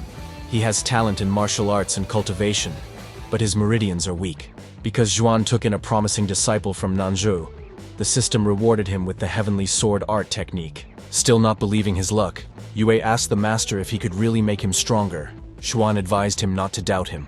Chu snorted. A savior literally fell from the sky on Ding, and he still doubted that even though the guy was worthless, Xuan could make a nugget out of him. Yu sobbed, since he was a failure. Wouldn't it be better to die? Xuan sternly told the disciple not to talk nonsense, but to concentrate on cultivation. The student obediently agreed, although he did not believe in the success of his studies, since they had not previously yielded any results. Xuan extended his hand to Ding Yue and solemnly told him that today was the day of the dawn of his power. He must be ready to accept it. Chu lightly touched the silent youth's forehead and, using a special technique, asked him to open Ding Yue's soul to him. At that very moment, some of the techniques known to Xuan moved into the head of his new student, filling him with understandable knowledge. The stunned young man instantly sobered up. He felt his body being filled with the strength and warm solar energy of the teacher. Yue's eyes widened in surprise. He couldn't believe that he had already reached the first stage of the spirit realm. The teacher was incredibly cool.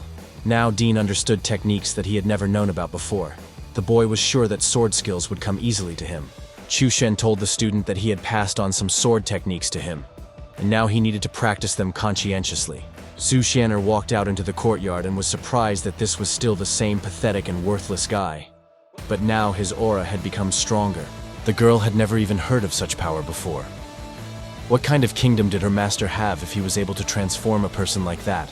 For the new disciple's achievement, the system rewarded Xuan with 100 years of cultivation, and now he could finally break through to the realm of honor.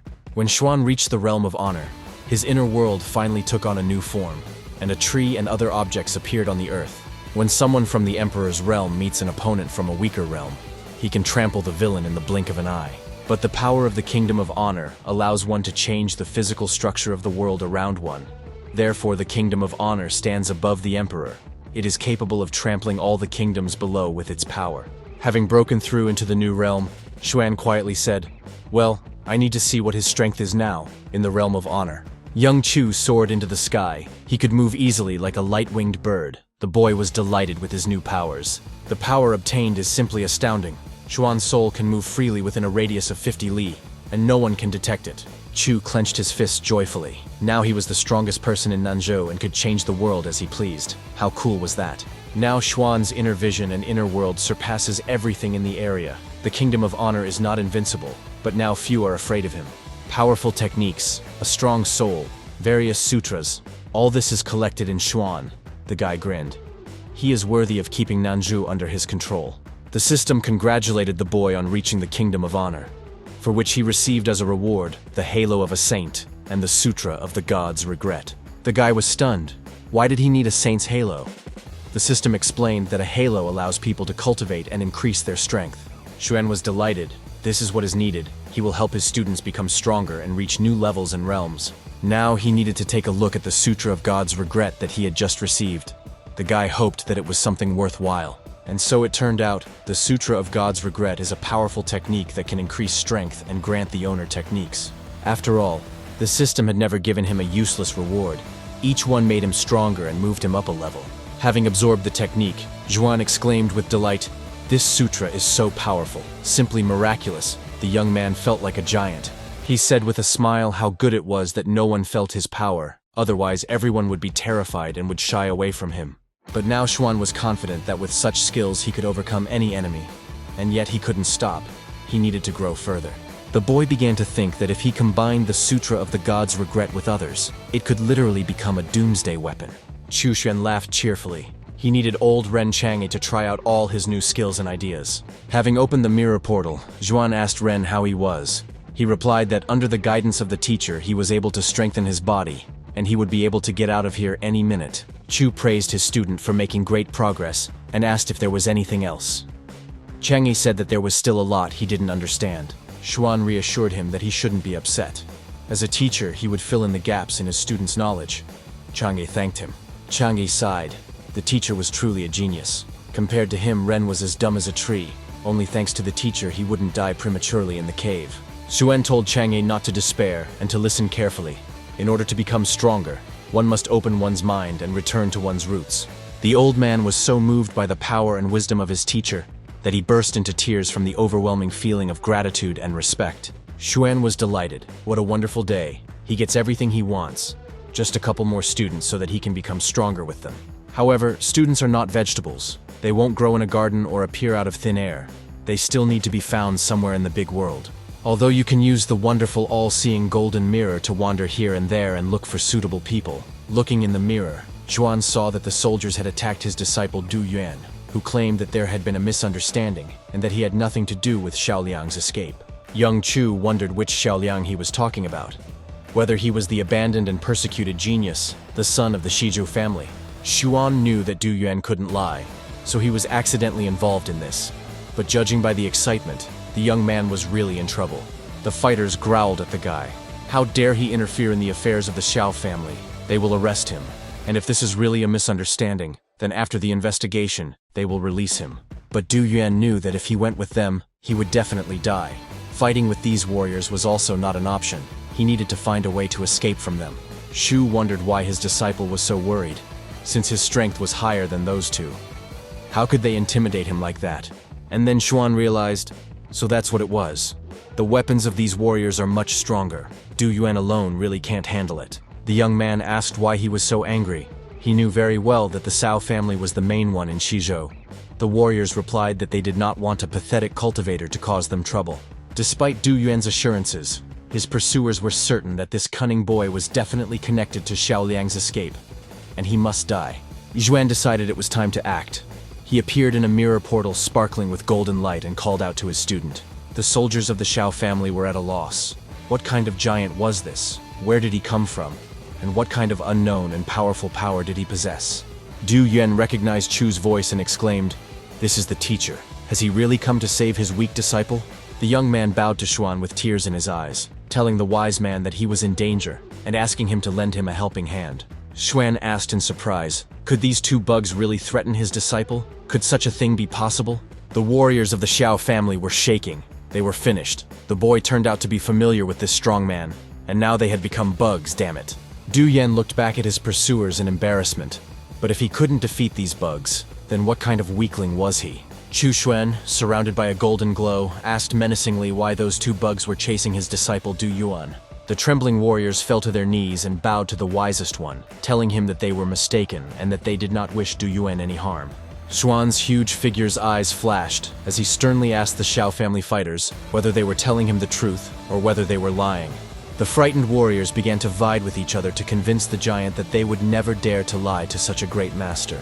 Chu told the shaking fighters that he hoped they were telling the truth. Turning to his disciple, he asked if their words were true. The cautious young man was afraid of revenge from the Xiao family, so he told the wise man that there must have been a misunderstanding. Xuan chuckled to himself. If the soldiers let Du Yuan go, they would then tell the Xiao family about Chu, so everything was going according to plan. Chu said casually that crushing two bugs would be a waste of effort, and they nodded in agreement that it was not worth getting their hands dirty. Xuan found all this funny. Now the arrogant warriors recognized themselves as bugs, and the soft-hearted Chu didn't even want to touch them. Du Yuan sighed sadly. He was still too weak. If Master hadn't intervened today, he would have definitely died at the hands of Xiao's soldiers. Xuan asked the student what he should do with these bugs. The young man asked him to spare them, because they realized their mistake. But the young man added that he only needed a small compensation from these bugs for the moral damage caused by the harassment and threats. The Xiao family's envoys thought that this boy only looked kind, but in reality he was a real sly one and wouldn't let them go so easily. Xuan said with a smile. Let them give Du all their things as compensation. The warriors unanimously agreed and asked if they could leave. Chu waved his hand, indicating that the fighters could go their separate ways. They were free for now. The warriors ran away as fast as they could, thanking the master. They were scared to death. None of them understood who it was. No one could be that strong. Having run to a safe distance, they stopped. They needed to quickly report everything that had happened to the head of the Xiao family. Falling to his knees, Du Yuan thanked the teacher for saving him from trouble. The young man was still too weak, just like a pitiful bug. The disciple exclaimed, in order to repay for the salvation, he was ready to do anything for the master, to be his slave and servant forever. Xian knew that Du Yuan was sincere and capable, and he would be useful to him. Chu reassured the young man, saying that their meeting was destined. Disappearing into the golden mirror portal, Xuan told his student that they would see each other again. But the confused youth continued to kneel. Because Xuan from home protected his disciple, the system rewarded him with the purple flame technique and the flame spirit treatise. Xuan lamented that there were too few people he needed. If only they could all gather together in one place, that would be great. He could use the mirror one more time today, so he decided to try his luck and look for potential students. And then Xuan saw a young man in the cave. He was diligently cultivating, his powerful aura blazing around him, giving off strength. This guy has reached the third stage of the harmonious realm at such a young age. His skills are excellent, and his talent is definitely higher than Suxian Er's. Xuan frowned. For some reason, this young man in the cave seemed so painfully familiar to him. But he couldn't remember who it was. And then Chu realized, it seemed that this was the same Xiao Liang, the escaped genius from the main family of Shizhou. An interesting find. Suddenly, the small, elegant amulet on Xiao Liang's chest began to move. The young man stopped what he was doing and froze, concentrating on the amulet. A glowing spirit appeared in the cave, a beautiful girl with a tremendous power in her, who sank down in front of Xiao Liang. Xuan was surprised. What kind of spirit is this? Close to the heavenly kingdom, could she really be his personal assistant? This guy is lucky. The young man bowed respectfully to the lady, and she said kindly that with some effort, Liang would finally be able to leave Shizhou. Xiao Liang obediently replied that he would do as the lady said, and if necessary, he could leave Shizhou as soon as possible. A shadow fell across the young man's sad face, and he solemnly promised the Xiao family that one day he would definitely achieve justice. The lady encouraged Liang to cultivate his power. Once he reached the heavenly realm, the Xiao family would have no choice but to respect him. The young man assured the master that in 1,000 years, he would be able to reach the heavenly kingdom and help her change her body. Xu Xuan was surprised that the boy was going to achieve this in 1,000 years. He was crazy. Even with his skills, it was impossible. The teacher asked how Liang would manage in just 1,000 years. 100 years were needed for the reign of the emperor. 1,000 years for the reign of honor. The girl sighed. To reach the heavenly kingdom, another 10,000 years are needed. That is the minimum order of things. Many arrogant, impudent people are stuck in front of the heavenly kingdom for tens of thousands of years because of their ambitions. Xiao Liang asked his mentor in surprise if the heavenly kingdom was really so difficult to reach that many people got stuck there. The girl reassured the student that he shouldn't be upset. With her help and hard work, the young man would definitely cope with this. In her lifetime, there was a master who reached the heavenly realm in 10,000 years, becoming invincible. He killed 3 demons, but now he has probably already died. The young man asked his beautiful mentor who the invincible man was and how he managed to do it. The girl replied that, of course, it was the greatest Ren Changhe, whose exploits had spread across all continents. Xuan was stunned. Could she really be talking about old man Changhe? So this ghostly girl was of the same generation as his old disciple. At this time, Ren Changhe was sneezing convulsively in his cave. The old man was surprised who he was remembering. Maybe his teacher. Xiao Liang clenched his fists and promised the beautiful lady that he would definitely become like Ren Changhe and become famous throughout the world. Xuan smiled. This guy is so naive, but Changhe himself is now sitting in a cave and now considers himself a worthless piece of trash. Meanwhile, the old man kept sneezing. Tears were already streaming from his eyes. He was asking who was remembering him. The guy decided to talk some sense into the boy and help him, since he had no idea how the real world worked. Xuan thought about maybe using the mirror to communicate with Xiao Liang tomorrow, but whatever, that's not important now. The girl told Liang that as his master, she believed in him and ordered him to quickly leave Shizhou and go to Nanzhou, where there were few worthy cultivators. Besides, the land of the living dead will open soon, which means all the masters will want to go there. The Xiao family will definitely not be able to find him. And then the giant figure of Xuan appeared in the cave. Xiao Liang and his mentor were confused and silently looked at the unexpected guest. The young man, having come to his senses, grabbed his sword. He decided that the soldiers of the Xiao family had come to seize him again and bring him home. But the teacher felt that this person's energy was too powerful. Could it really be one of the ancient ancestors of the Xiao family? Lin objected. This can't be. There is no point for the ancestors of the Xiao family to chase after him. He is their talented grandson. And the young man didn't remember that the Xiao family had such a strong ancestor. None of the cave's inhabitants could understand who he was. Xuan laughed to himself. He was deceiving simpletons again, just like when he deceived an old man stronger than him. Ren Changhe sobbed in his dead cave. He could no longer sneeze, but everyone continued to remember him in the big world. Xuan told the young man and his mentor not to panic. He was just a deity exploring the worlds. If they were not villains, then they had nothing to fear. The teacher introduced herself as Liu Piao Piao. The girl was surprised that this unknown person was so strong that he could move between worlds. Xiao Liang also introduced himself and respectfully greeted the gentleman who had honored them with his visit. Xuan said good-naturedly that their caution was appropriate. He could see that they looked tired, and the guy was also injured. Liu Piao thanked the guest for his understanding.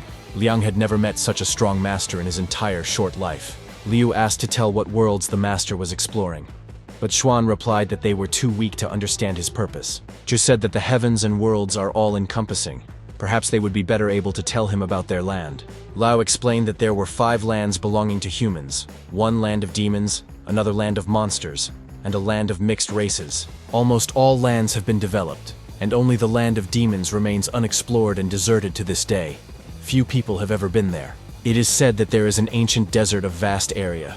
Many cultivators perished on the border of that land. Even the great heavenly realms were unable to explore this place, as only a god realm cultivator could enter that place. Piao added sadly.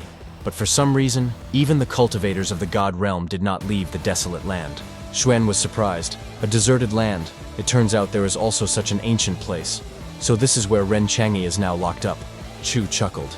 Since this place is shrouded in mystery, he should first strengthen his skills and body, and then go there. Xuan told Piao that she must understand that their meeting was destined by fate, and asked permission to give her some advice. Their world is just a drop in the ocean of his universe.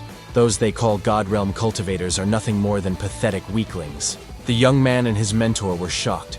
Could the kingdom of God really be so insignificant, and their world just a small drop in a vast sea? Lu wondered how powerful that world was, and how dare she even think about cultivating her power when it was worthless. Xiaoliang thought in shock. He used to think that Chang'e was his idol, but now it was no longer so. Now the young man realized that he was just a grain of sand. The cunning Xuan was pleased with the result. He had deceived Chang'e and tricked them in exactly the same way. How naive they were. Xiaoliang and Liu Piao bowed respectfully to Xuan, and thanked the sage for his explanations and knowledge. Chusen told them that if they wanted to enter his world, they would first need to enter this ancient desert land of theirs. Piao frowned. So the desert land was a direct path to the great universe. That's why, according to rumors, no one ever returned from it. Xiaoliang stubbornly thought he must, no matter what, reach the god realm as soon as possible and go to the desert land. Xiaoliang's mentor thanked the wise one for opening their eyes today, showing them the greatest mercy. Xuan smiled. What a polite girl. Although she is weak, she understands what it means to respect others. He likes such people. Piao was confused. Maybe this strong and wise man wanted to help her change her body so that she could move on. Chu, leaning towards the girl, said mysteriously, answering her thoughts. Although her body is weak, he will not deprive her of opportunities. Piao asked the wisest one to apologize to her for her insolence, but she does not understand at all what he wants to tell her by this. Xuan smiled. It was not necessary, because the most important thing was that Liu wanted to continue cultivating his strength further. Now Piao is just a floating soul, separated from her flesh, but the soul is the most important thing on the path to becoming strong. If Piao uses her soul to cultivate, it will be filled with energy, and Liu herself will gain unprecedented power. The girl replied that she understood the wisest gentleman, but did not know how to strengthen her soul cultivation. Xuan explained that not everything comes easy. The realization of power comes with time, because energy permeates everything from flowers to minerals. Chu told Liu Piao that he would help her, since fate had brought them together, and under his guidance the girl would be able to become stronger. The guy thought that Xiaoliang and Liu Piao wanted to get to Nanzhou, so it was high time to install a soul seal on them. He told Liu that even a drop would help restore the stability of her soul, but she couldn't take too much.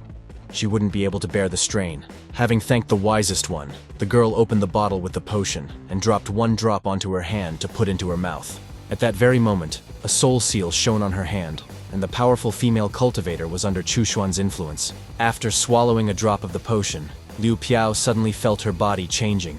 The system rewarded Chu for tricking him into placing a soul seal on a strong cultivator. Xiaoliang bowed and told the master that he was an incomparable master, the most powerful in the whole world, respected by everyone. Xuan didn't understand the purpose of this fiery speech. Was the young man trying to curry favor with him or something? An unexpected turn of events. The young man continued. He told the gentleman his story and said that now they were hunting him with all their might with the aim of killing him. Du Yuan said, he understands that the master can help him, but it is unthinkable to ask the master to protect him always. The boy thought that after receiving a couple of instructions from the master, he would be able to independently resolve his difficulties and become useful to the master. Xuan chuckled. What a sly one. Liang will become a powerful weapon in his hands if he becomes stronger and is loyal to his master. Chu teleported one of the books to Liang, He said that these writings with breathing techniques, although their level is weak, are just right for the young man. The young man sincerely thanked his great mentor and benefactor for the mercy shown in strengthening his strength. Xuan laughed to himself. If he had known that the boy would fall for it so easily, he would have told him more and more lies. Liu Piao also thanked the gentleman for his help and said with embarrassment that they still didn't know his title, but he would tell them. Chu was at a loss. The title. Well, yes, he had fooled them. It was time to say his name and title, but what would be a nicer name for him? Proudly puffing out his chest, Xuan said that he was immortal, powerful, incredible, peerless, graceful saint of virtue. Xiaoliang and Liu Piao were delighted. How lucky they were today. They were visited by such a great and powerful being. They fell on their knees, and with all their hearts thanked the great immortal saint of virtue for the honor bestowed upon them. Having enjoyed this picture, Xuan graciously told them that it was time for him to go, and if there was a chance, they would certainly meet again. The young man and his mentor joyfully wished the powerful lord a happy journey in exploring various worlds. Xuan took the soul-strengthening technique given to him by the system. Now it's time for him to look at this new cultivation technique. By relying on one's own strength, a person strengthens the power of his soul. One can divide the soul into sectors and redistribute the power. The soul cannot die or dissolve. Under the Chu kingdom, it will not be so easy for him to die. Thanks to soul techniques, he can become even more powerful. Xuan laughed contentedly. What a gift this was from the system. How great it was to be a know-it-all. Chu shouted to his disciple Ding Yue that his master was in a good mood today, so he decided to give the young man a sword. Ding Yue was amazed and stared at his master's gift. This sword seemed incredible to him. He had never seen such a weapon. This sword seems to contain a martial spirit. It is sharp, and its power literally flows over the edge. It is so unusual. Su Xianer snorted. This is a spiritual weapon. It's just that this fool Yue doesn't understand anything, but he's still singing and dancing with joy. The girl was indignant. It was so unfair. Why did this talentless boy receive such a powerful weapon? But she didn't. Hearing Xianer's words, the young man was stunned. Could it really be that he had a spiritual weapon in his hands? He had never even dared to dream of such a thing. Falling to his knees before the master, Ding Yue burst into tears of joy. The master valued him so much, he was so kind. The young man promised to never forget it. Xuan kindly replied to his faithful assistant that she should not be offended. Of course, she would also receive her gift. He told Xianer that he was giving her this whip, and that after training with it, she would be able to improve her skills and become much stronger. The satisfied students unanimously thanked their master and lord for such generous and unprecedentedly expensive spiritual gifts. Xuan looked thoughtfully at the moon. It was almost 3 years since he had been here.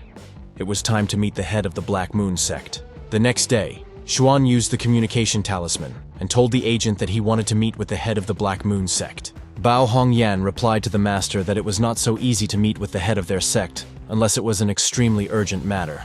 Xuan passed her the Emperor Realm Pill through the portal, telling her to offer it to the sect leader in exchange for a meeting. Under Xuan Yu's control, Bao obediently replied to her master that she would do exactly as he ordered her.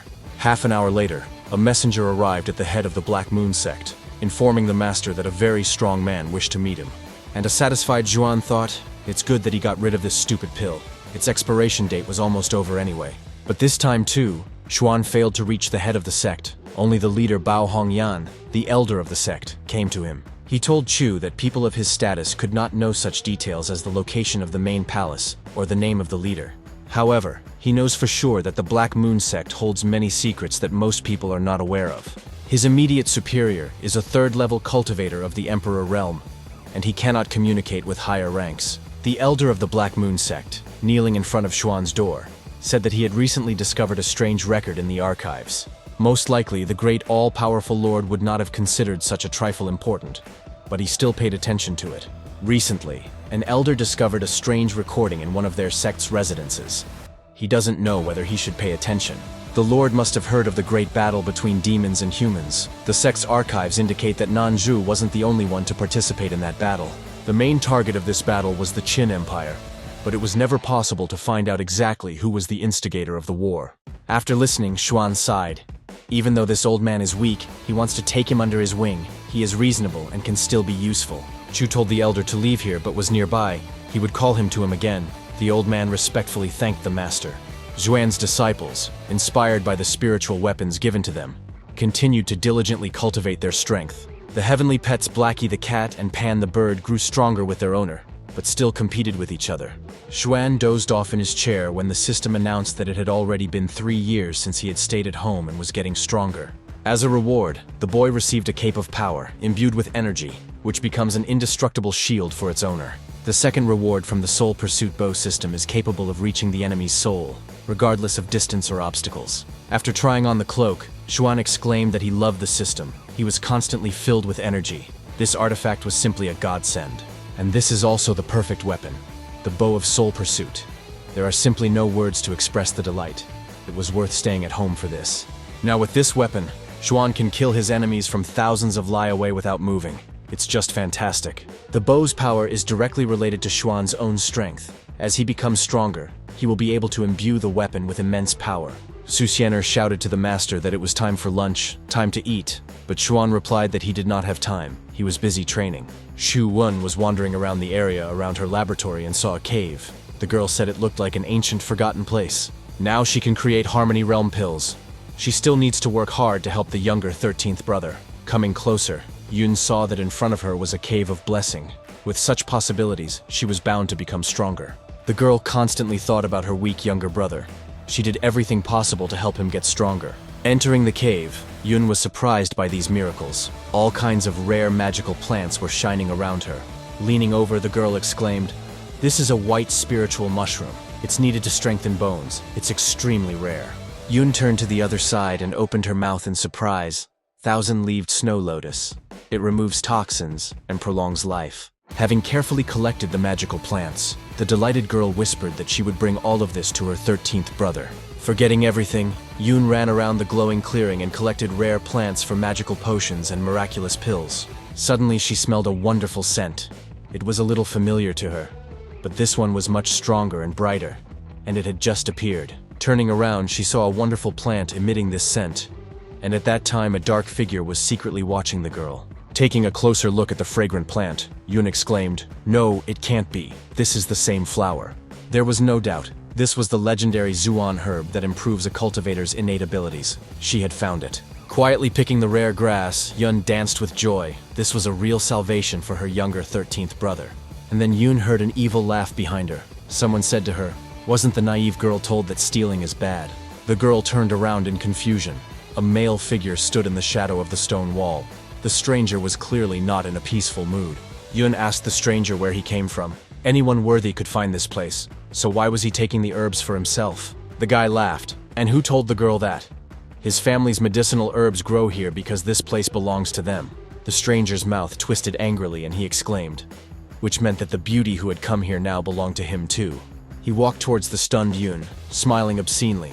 This guy did not expect that the young, fragile girl would resist. The guy's eyes were shining with delight. He hadn't seen such a beauty here for a long time. He was looking forward to having a great time today. But suddenly Yun dealt him a powerful blow and shouted at the pervert, "Hands off, she is not such an easy prey." The stranger was delighted. Yes, this cute little girl is not one to be timid. How wonderful. Today is definitely a very lucky day. Seeing that the scoundrel was not going to retreat, Yun dealt him many hard blows, shouting that the shameless one should get what he deserved. The lover of lustful entertainment flew aside. The girl turned out to be surprisingly strong for her age. Having moved away to a safe distance, the guy said, "Oh, how good she is, young devil. He will finally get to her." Yun snorted contemptuously at the guy. Ugh, impudent and shameless. No decent girl would fall into the hands of such a person. The face of the lover of maiden beauty spread into a smile. He blushed. This impudent girl appealed to him more and more. Yun had already collected all the magical and medicinal herbs she needed, and headed towards the exit of the magical cave of blessing. But then, right in front of her, as if from underground, a powerful figure of a large man appeared. It seemed he had come to the boy's aid. A tall man blocked the path of the fragile Yun. The girl stared in surprise at another stranger. How many of them were there? The guy happily told the strong man to stop this beauty before she ran away from here along with the magical herbs. Yun frowned and sternly ordered the man to get out of the way, or he would get no less than that little scoundrel. But the second stranger didn't even deign to answer the girl. He silently looked at this cocky young cultivator. Without waiting for an answer, Yun clenched her fists and exclaimed that she had warned him. Now he shouldn't complain that it hurt. The girl attacked the stranger, trying to break through to the exit of the cave, but the man blocked Yun's attack with just one finger. Sister Xuanya gasped in surprise. She didn't understand what was happening to her. Some unknown force picked her up and lifted her up.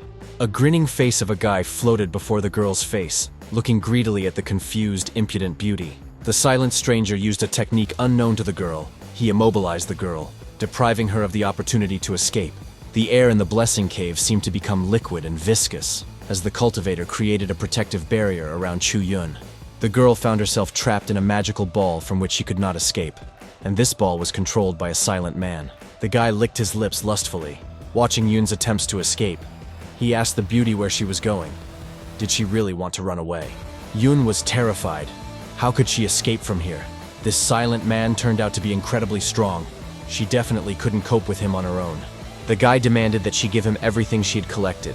Then so be it. He would be kind to Yun, although everyone dreams of being next to him. The girl brazenly replied that the bastard shouldn't even dream about it. She wouldn't give anything back, and his disgusting face made her sick. The guy grimaced with displeasure. It couldn't be that she hadn't heard of him. He was the young master from the Nine Swords Mountain. Chu Yun exclaimed that this was nonsense. She didn't believe him. A noble swordsman couldn't possibly be such a vile person. The stranger barked. The beauty, of course, can swear for now, but later there is no need to beg him for mercy towards her.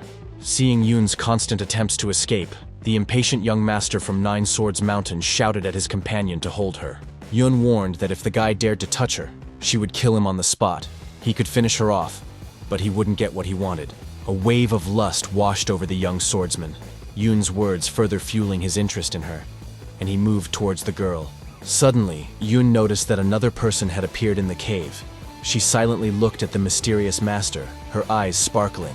The young master from the Nine Swords Mountain extended his hand towards Yun, who was trapped in magical captivity, and the girl jumped to the side. But at that moment, the mysterious master dealt the young master a crushing blow, sending him flying far away.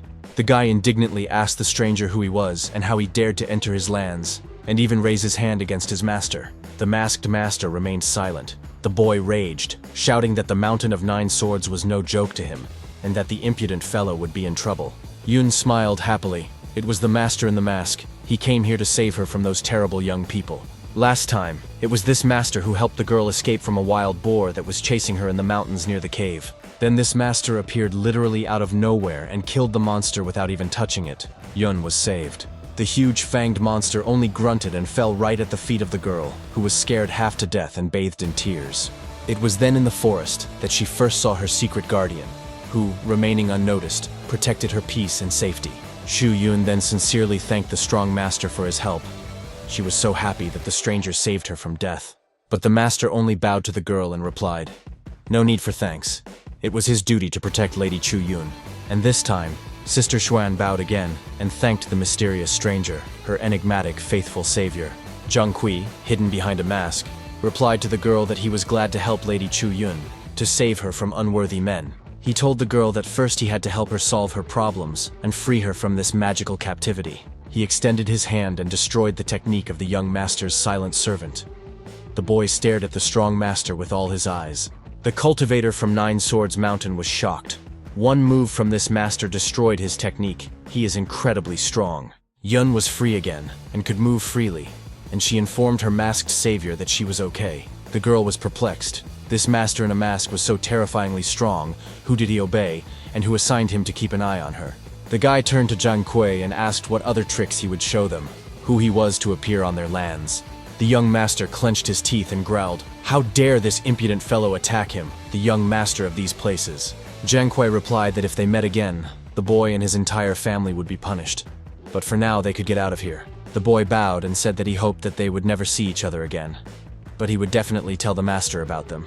An impatient Zhang Kui shouted at the men who had attacked Yun to get lost and never show their face to him again. Su Xianer called the master to look at her progress, but he asked her to wait. He had not yet finished reading Zhang Kui's report today. This is how the little sister had adventures. Given the size and strength of the Nine Swords Mountain, Chu Yun's identity will be revealed very soon. Xuan found this story funny and laughed heartily. It would be interesting to see what the swordsmen would do when they found out everything. Ding Yue approached his master and said that the more he cultivated his strength, the more he wanted to prove himself in action. Xuan reassured his student, assuring him that he would still have plenty of opportunities to prove himself and show his strength. Chu said that he understood the young man perfectly.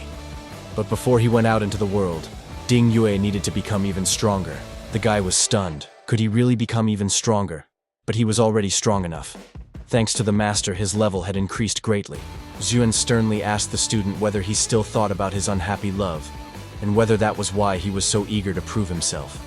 An angry Chu advanced on the confused youth and angrily asked his student if he had already decided to leave his master. Frowning, Xuan asked menacingly if Yilding Yue had ever thought about the responsibility he bore for his swordsmanship. The young man blinked his eyes in confusion. The master had correctly grasped the train of his thoughts. He was indeed haunted by thoughts of his beloved. Xuan asked his silent and frightened student if he knew why there were so few true swordmasters in the world. Sweat streamed down Ding Yue's face from excitement. He silently looked at the teacher. This was the first time he had seen his master so stern and formidable. As Xuan continued to advance on the youth, he asked if Yue knew why many swordmasters had wasted their lives. The young man asked the teacher with a trembling voice if this was probably because they had no aptitude for the sword. Chu exclaimed sharply, "No, that's not the right answer. There were many talented people among the fighters. However, they did not become masters. Since ancient times, many talented cultivators have been born in the world, some of them much stronger than Ding Yue. But all of them at a certain stage of cultivating strength suffer defeat, and all because they do not understand the most important thing. They do not understand the true meaning of being a sword master. They do not understand the great responsibility that lies upon them." Ding Yue asked the master to forgive him for his recklessness, and begged the teacher to tell him about the true meaning of being a sword master, to open the mysterious veil. Xuan said that this was a skill that could only be mastered by going through a path of unbearable suffering. Was Ding Yue sure that he was ready for this? The young man assured the teacher that even if he had to go through hellish torment, he was ready. He really wanted to become a sword master. Chu agreed to tell the student about the 3 main obstacles he would face on his difficult path. Xuan's face became serious, even solemn. He looked at Ding Yue.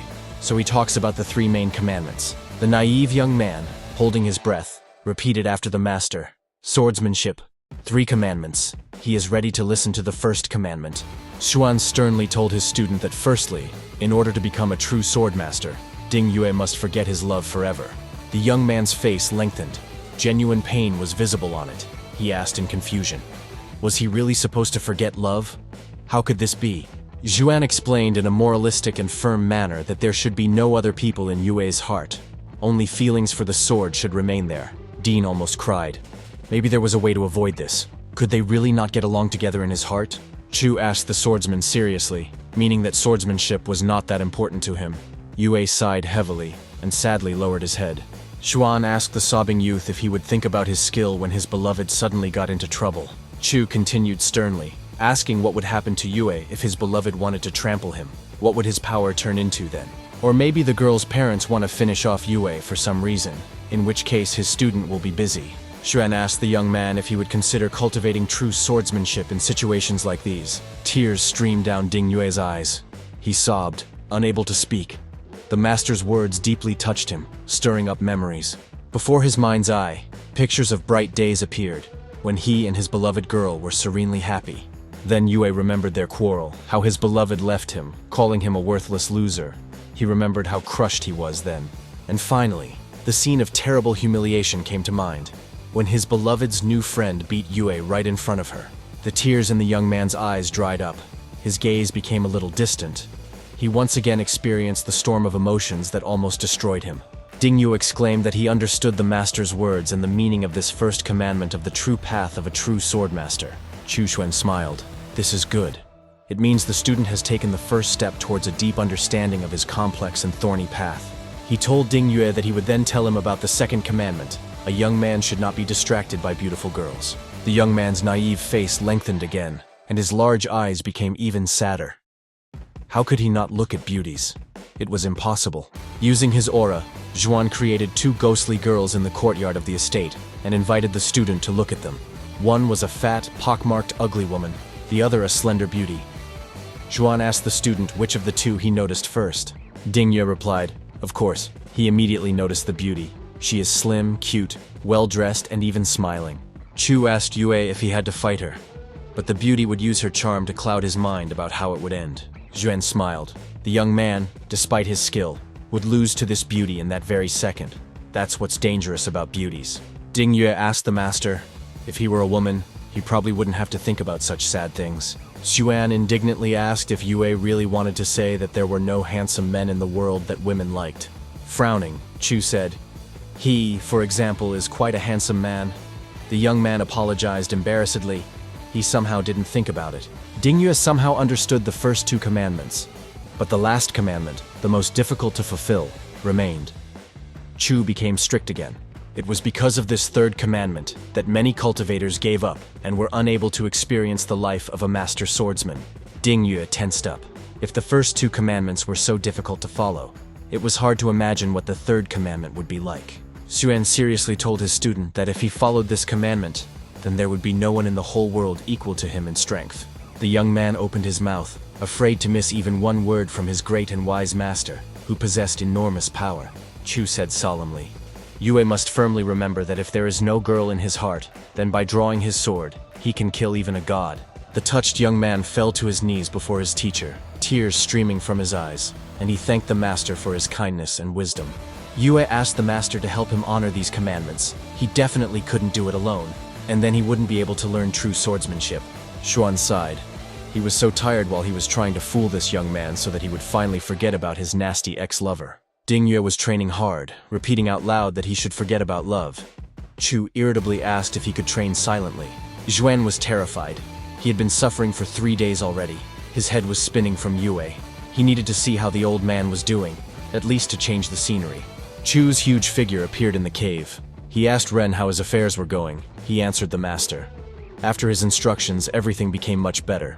Changhe noticed that the master looked stronger today, which meant that Ren himself had no limit to his strength. It was simply amazing. Chu told the disciple to continue in the same spirit and not waste time in vain. The old man bowed respectfully to the great master. Zhuan asked the cultivator if it was true that there were 1,000-year-old Heavenly Realm people in the area where Chang'e came from. A noticeably younger Ren Chang'e answered the gentleman that indeed, there were such people in his homeland, but there were very few of them. Chu was very surprised. He thought Xiaoliang and his mentor were pulling the wool over his eyes. But it turned out to be true. How interesting. Ren said that some old cultivators are reborn through secret energy accumulation techniques. Although even after 1,000 years, it is not easy for them to reach the heavenly realm. Xuan thought, that's how it is. However, this method has one drawback. It takes time to strengthen the body. These powers are accumulated by cultivators through their past lives. Otherwise, it will not be easy to break through the realms. Chu understood. This is how Qin Keiyun arrived at the border of the Emperor's realm so quickly. Were there others who were reincarnated due to the Great War? Chang'e added that this was rare in their world, and not every person could master such a cultivation technique. The old man heard that there was a special cultivation environment in the secret domain, but only the strongest of people could enter it. Zhuan asked the student, "So this is apparently the very secret realm where only a cultivator of the God realm can step." Chang'e was stunned, as expected.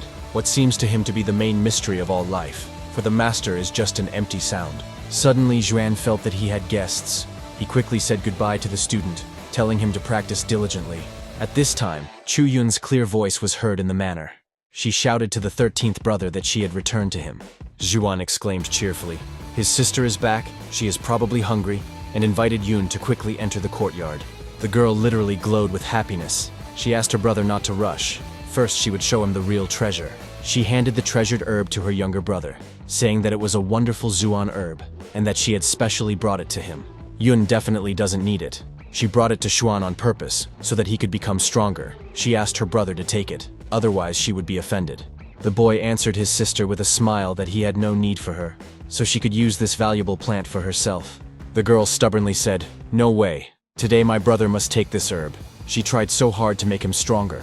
If little brother can't break through to the next realms, he won't live longer than a common man, and in 100 years Yun won't be able to speak to him. Yun couldn't allow this to happen. She handed Zhuan the herb and commandingly told him to take it right away. Then the girl noticed that her brother was hiding his hands behind his back, and she cheerfully asked what the guy had behind his back. Yun advanced on her younger brother, handing him the magical herb, insisting that he eat it. In response, Zhuan smiled slyly. Suddenly, Yun felt that her hand holding the grass stopped obeying her. The girl tensed, trying to regain control. Her hand treacherously pulled the grass into her own mouth. Yun desperately screamed, "No, not that," but her hand did not obey its owner. Xuan moved his finger, and the stunned older sister stuffed the grass she had wanted to feed her brother into her own mouth. Yun didn't understand how this could have happened. why she herself ate the treasured bush of the magical plant. Tears welled up in the girl's eyes. Her lips trembled. All her wonderful mood evaporated. She couldn't help her brother. Xu Yun burst into tears, tears flowing like a river. Why was she such a loser? She couldn't even help her beloved younger brother. Xuan reassured her. He knew how much she cared for him, and that she had gone through a lot for this herb. But he didn't need such things at all. Yun's whole face was wet with tears, sobbing. She looked at her little brother. He was so kind, the best of all the young Chu. Xuan looked at his sister affectionately. This silly girl so sincerely considered him weak and defenseless and cared about him so much. He cheerfully told his little sister that he didn't need anything except this courtyard. There was no need to worry so much. He wasn't wasting his time. Having stopped crying, Yun shouted, "Oh, my brother is suffering from boredom here," and attacked him with her fists, but he fought back cheerfully. There was joy in the big Chu house. The family was being reborn.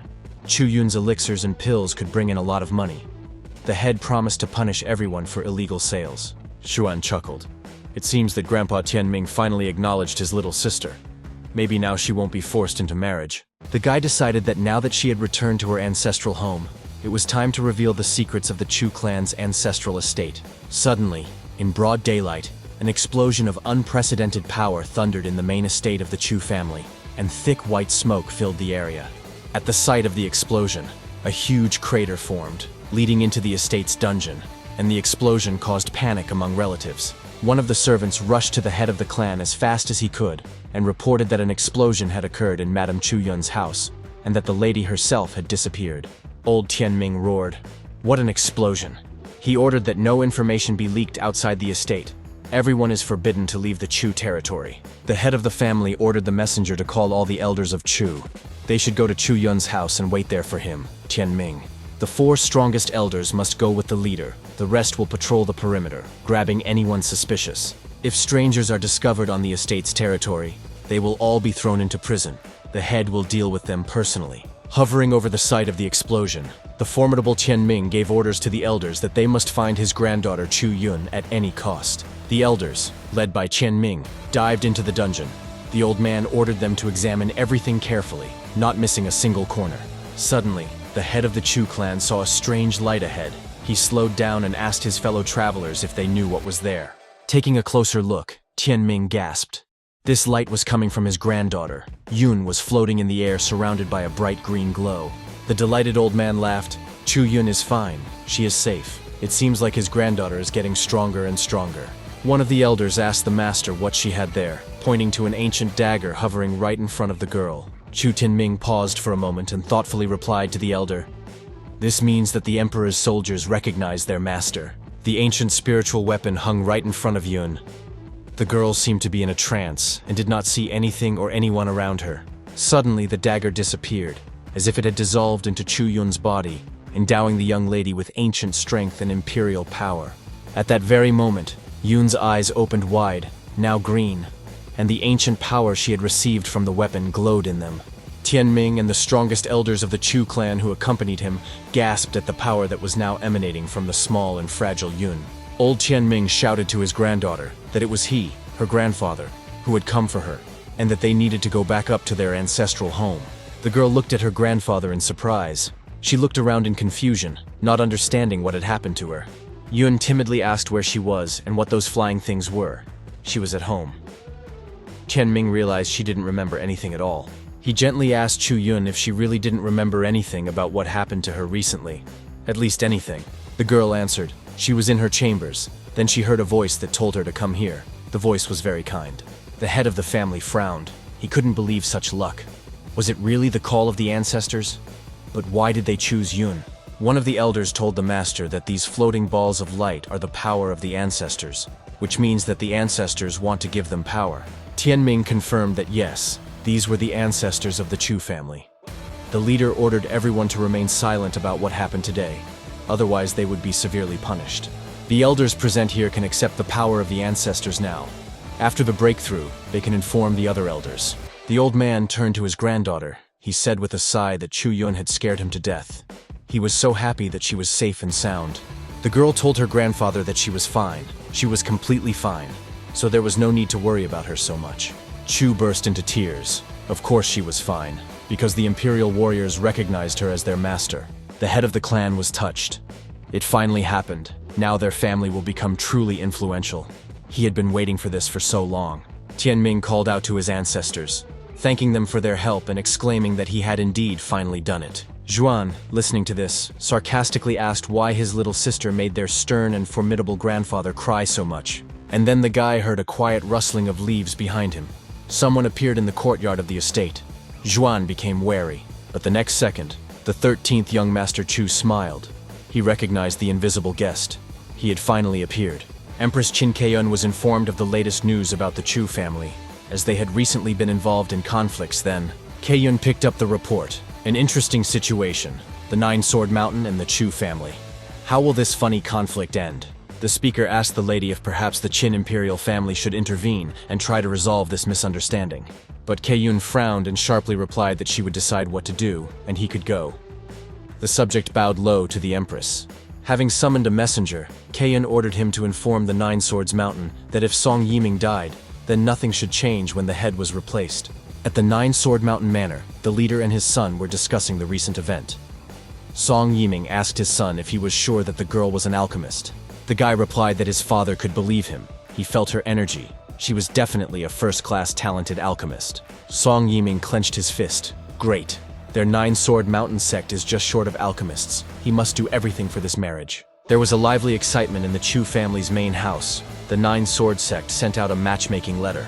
Chu Tianming asked if there was any news about that girl, the empress, and the family elders replied that there was nothing new.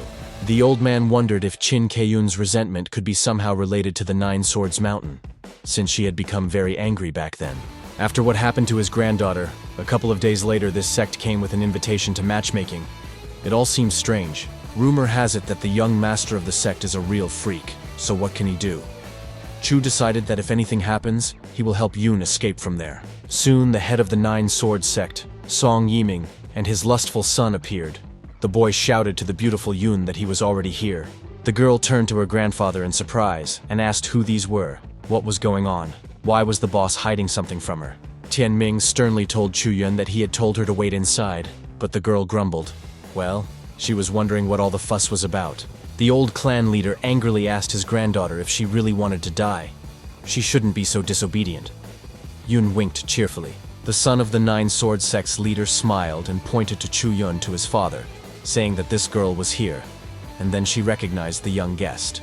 Song Yiming looked closely at the young lady of the Chu family. The girl was indeed strong and talented, and also beautiful. The head of the swordsman sect turned to the head of the Chu family. He said that they surely understood the purpose of their visit today. Chu Tianming remained silent. He didn't like it, Yiming continued. Despite their past misunderstandings, he would like Chu Yun. Suddenly, Song Yiming froze mid-sentence. The sect leader felt that something terrible and incredibly strong was approaching him. The old swordsman raised his head and was stunned. The words froze on his lips. Everyone looked at Song Yiming in surprise, not understanding what was wrong with him. The head of the swordsman sect couldn't take his eyes off the giant demonic beast looming over him. It was a huge wolf. The swordsman screamed in horror. He saw that the red-eyed giant was heading straight towards him. The old man decided that the beast would kill him. But instead, the beast placed a soul seal on Song Yiming's forehead, and now Chu Xuan could easily control the head of the swordsman sect. The boy was puzzled as to why his father's aura had changed so abruptly, and Chu Tianming and Chu Yun couldn't understand anything either. Seeing that his father had fallen silent, the young master of the sect stepped forward and told Yun not to be afraid. He just wanted. Song Yiming didn't let his son finish speaking, giving him a resounding slap, and the would-be groom flew helplessly to the side. The swordsman exclaimed that he would kill the shameless freak. He was not even worthy of looking at Lady Chu Yun, the pathetic scum. A stunned Yun asked her grandfather what was going on here. She didn't understand anything. Tianming replied that he himself was in shock. Song Yiming continued to beat the boy, and he shouted for his father to stop for the sake of their clan and in the name of their ancestors, but the swordsman was furious. Gritting his teeth, the old man growled at his son. How dare he mention his ancestors? He is a disgrace to the family, and will soon meet his ancestors in heaven. The face of the head of the Nine Sword sect turned gloomy. Despite the pitiful cries of his son, he prepared to take the boy's life. Yun couldn't believe her eyes. This old man was going to beat his own son to death, and right here in their estate. Shu Yun approached Song Yiming and asked if he would rather not stain their family's courtyard with blood and leave here with his son. The head of the Nine Swords sect bowed to the girl and replied that she was absolutely right. He would finish punishing the scoundrel at home. Lifting the barely alive guy by the collar, the old man demanded that the rascal pay homage to the lady and forced him to bow to Yun. Qin Keyun was informed that Song Yiming had returned home with his son, but for some reason the young master had been beaten to death. The empress smiled cheerfully and thought what an elegant punishment for insulting her sister. She understood whose doing this was. Keyun's face flushed as she remembered meeting the handsome and strong Chu Xuan. Yes, this guy was no slouch. Tianming was puzzled by the reason for Song Yiming's sudden madness, and what exactly had happened to him needed to be found out in more detail. Chu Tianming's longtime ally asked him, so he said that this empress cannot be restrained in any way, but what is so unique about her? Tianming replied, she is too strong. Even if they unite, it is still questionable whether they can withstand her madness. Moreover, Qin's relationship with the Nine-Sword Mountain is too strong, and the Chu family alone cannot break their alliance. Tianming's guest said, who knows, the situation is too complicated, because they have never seen the power of this empress in person. The Chu clan chief asked what her weakness was. Did she still harbor feelings for Chu Yuan? It seemed like her love had not yet faded. The old man clenched his fist tightly, remembering how his third grandson had ruined the engagement with the future empress. Tianming grumbled, idiot Yuan. Yun watched her grandfather. The third brother had long since left home. But even when he returned, the atmosphere here would be tense. The cultists were discussing the news. The new leader of the Purple Moon attacked the elders and attacked the previous leader right in his chambers. One of the sectarians said that he was there. The old leader was removed for incompetence. He was unworthy of being at the court of the evil ruler. Another Purple Moon cultist confirmed that yes, he was kicked out immediately after that. The worst leader of them all. The gates of the evil lord's palace slammed shut behind Hu Quan, and he left his apartments in the Purple Moon sect's palace. The exiled leader was angry. If it weren't for the Chu family, he wouldn't have been thrown out into the street. It was all because of them, the damned clan.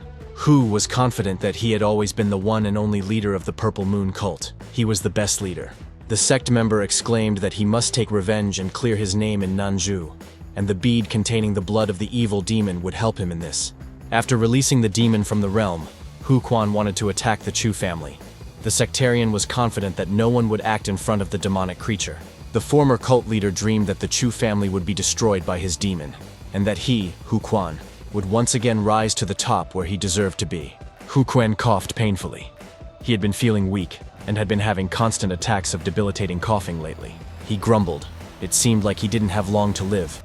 But even if he died soon, he would drag the Chu family down with him into a damp grave. The former head of the Purple Moon cult frowned and said solemnly, it seems this is his last important mission. The elder ordered the servants to patrol well. While the elders of the Chu family were in the ancestral home, there should be no mistakes. Swaying from weakness, Hu Quan approached the main house of the Chu clan. The delighted sectarian addressed the hated family. The sectarian said joyfully that in 15 minutes the demon's blood would be shed, and they would all drown in the abyss of bitter despair. Suddenly, Hu Quan moved to the courtyard of Xuan's estate. The sect member asked in confusion how he ended up here. What happened? The cultist had been standing aside for so long after receiving the fake map of Chu territory that Xuan had almost forgotten about him and hadn't expected him to show up so suddenly. Xuan sensed the demon energy. Is this demon blood condensed into a sphere? This is definitely not ordinary demon blood. This guy wants to harm the Chu family. Hu Quan said that it was too late. The sphere had been activated. No one could stop it, and now the Chu family would definitely be finished. Xuan summoned his blood flower and ordered it to eat that harmful deposed head of the Purple Moon cult. The flower obediently swallowed Hu Quan, and soon only part of the clothes was visible from the toothed bud, but the bead managed to pop out. The activation time ended, and the soul of the evil demon that had been imprisoned in this bead long ago emerged from the scarlet sphere. Xuan frowned. The soul of a powerful demon had burst out of the sphere. He needed to be quickly confined back before he gained strength. Chu Xuan's disciples opened their mouths in surprise. Su Xianer quietly said, "It's a demon. It's been a long time since they've seen them here." The demon laughed. He was back in this world and demanded that the pathetic humans kneel before him. He would allow them to live as long as they served him. Xianer was scared. This demon was too strong. Such a powerful aura. Would their master be able to deal with it? Seeing the cute Xuan, the demon shouted that this little one had such smooth and beautiful skin, he would probably take it for himself. But Xuan calmly chuckled and answered the demon that he could, of course, take the risk if he was so brave or just stupid. Chu looked at the freed demon soul and thought, If he was from the heavenly kingdom, then what did he have to fear from this demon soul? Xuan exclaimed. Forbidden law. The demon was confused. What was happening? He was losing control of his power, and his consciousness was leaving. As the demon was being taken captive by the capsule, he shouted, "How is this possible? Who is this anyway, and why is he so strong? Isn't this Nanju?" A cry came from the capsule that the demon would not accept this. He had survived great battles. He could not die so easily. Xianer was delighted. Just by raising his hand, the master was able to suppress the demon's soul. The master's strength was simply beyond imagination. The demon's soul has a connection with the demon race that fought in the land of the living dead. And it seems he is not one of the weakest demons. This soul is definitely from a strong clan that fought in Nanzhou back then. He should know all the secrets of those times, especially about the traitors among the people. Chu looked at the prisoner. Such a strong demon. It's a pity to just kill him. But for interrogation, his strong will must be suppressed. For suppressing the will of the demon of the heavenly kingdom, the system rewarded Chu with 3 generations of Buddhist scriptures and a glass pagoda of the pure world. Xuan was puzzled. The system recognized the power of this demonic soul, which meant he definitely needed this strong demon. The 3 generations of Buddhist scriptures are divided into the Sutra of the Past Burning Lamp, the Sutra of the Present Tathagata, and the Sutra of the Future Maitreya. These 3 works contain many Buddhist stories and practices, and Xuan first decided to study 3 generations of Buddhist scriptures. The student watched the master study the scriptures, she whispered. This golden light seems to contain some kind of power.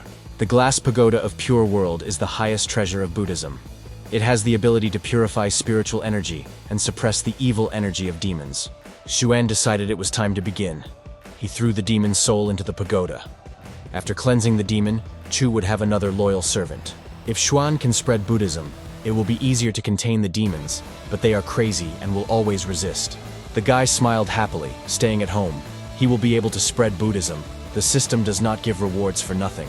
Seeing the students' fear, Xuan told them not to fuss. It was just a small demonic soul, nothing to worry about. Xianer asked the master how he could suppress even such a powerful demonic soul so easily. This was unheard of. Ding Yue sighed. Their master is really strong. He needs to work hard and cultivate his strength to quickly become a sword master. Yue added that he would soon be able to completely let go of his love, get rid of his suffering, and focus on the art of swordsmanship.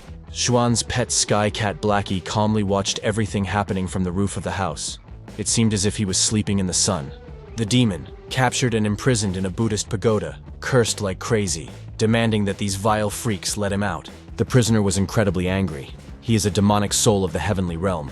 How could this kid even suppress his power?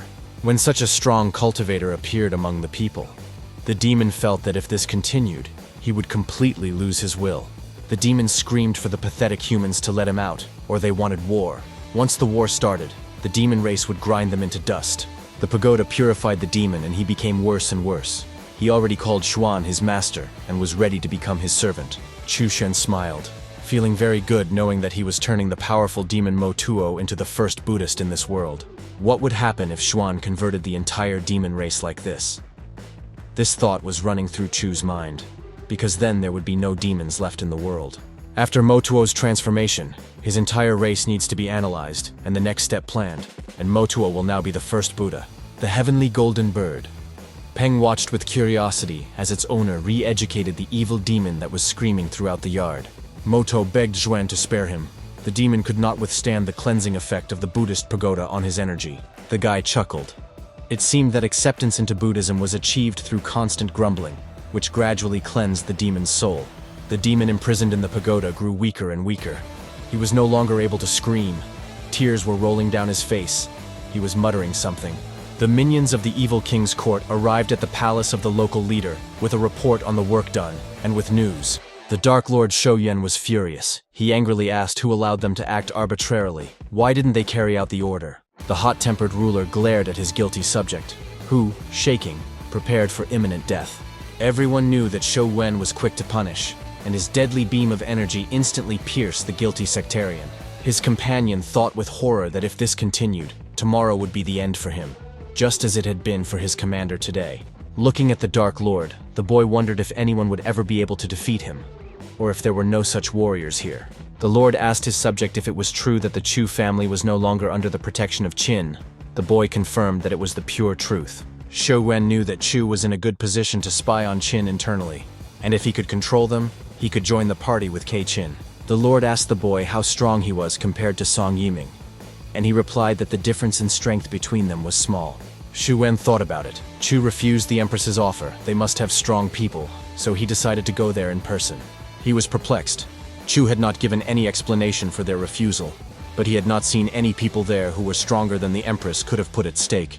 In this case, you first need to use the courtyard of the main Chu estate as a stronghold and observation point. The Dark Lord entered one of the clan's courtyards and looked around cautiously, deciding that this place would suit him perfectly. Meanwhile, the guy stretched sweetly. After an eventful day, he was already thinking about going to bed. But suddenly, Zhuan felt the aura of a powerful villain with the Emperor's realm on the family's territory. Who had come here? Chu smiled cheerfully. This was just what was needed for the evening. To end this wonderful day, he moved the uninvited guest to himself. The stunned Shou Wen instantly found himself in Xuan's manor and stared wide-eyed at the guy who had transported him. The Dark Lord's jaw dropped in surprise. He couldn't understand what had happened to him, where he had ended up, and who this guy was. Xuan sternly asked Shou Yuan if he was the Dark Emperor and why he had come here, and in person at that. The Dark Lord was horrified at how this boy dared to speak to him so brazenly, and most importantly, how he was able to move him here. Zhuan rudely asked Shou Wen if he was deaf and didn't hear the question. Was he the Dark Emperor or something? What was he doing here? The Lord fell to his knees and confirmed that yes, it was he deserved to die, and was completely speechless upon seeing the respected gentleman. The guy barked that he wanted to hear the truth about why the villain had entered the Chu clan's territory, and that there was no point in evading it. Frightened and depressed, Lord Shou Yuan confessed that he wanted to stab the Qin Empire in the back through the Chu family. Xuan warned the Dark Emperor not to lie to him anymore, otherwise a very painful death could await him here. Xu Wen bowed and replied to the elder that the younger understood everything and would not dare to say another word other than the truth. The guy asked if Shou Yuan knew Emperor Qinzong, what he knew about this ruler, what he was famous for, and how he died. Xu replied, the great emperor once unified Nanzhou and founded the largest country in the northern territory, the great Qin Empire. The second thing that interested Xuan was what the Lord knew about demons.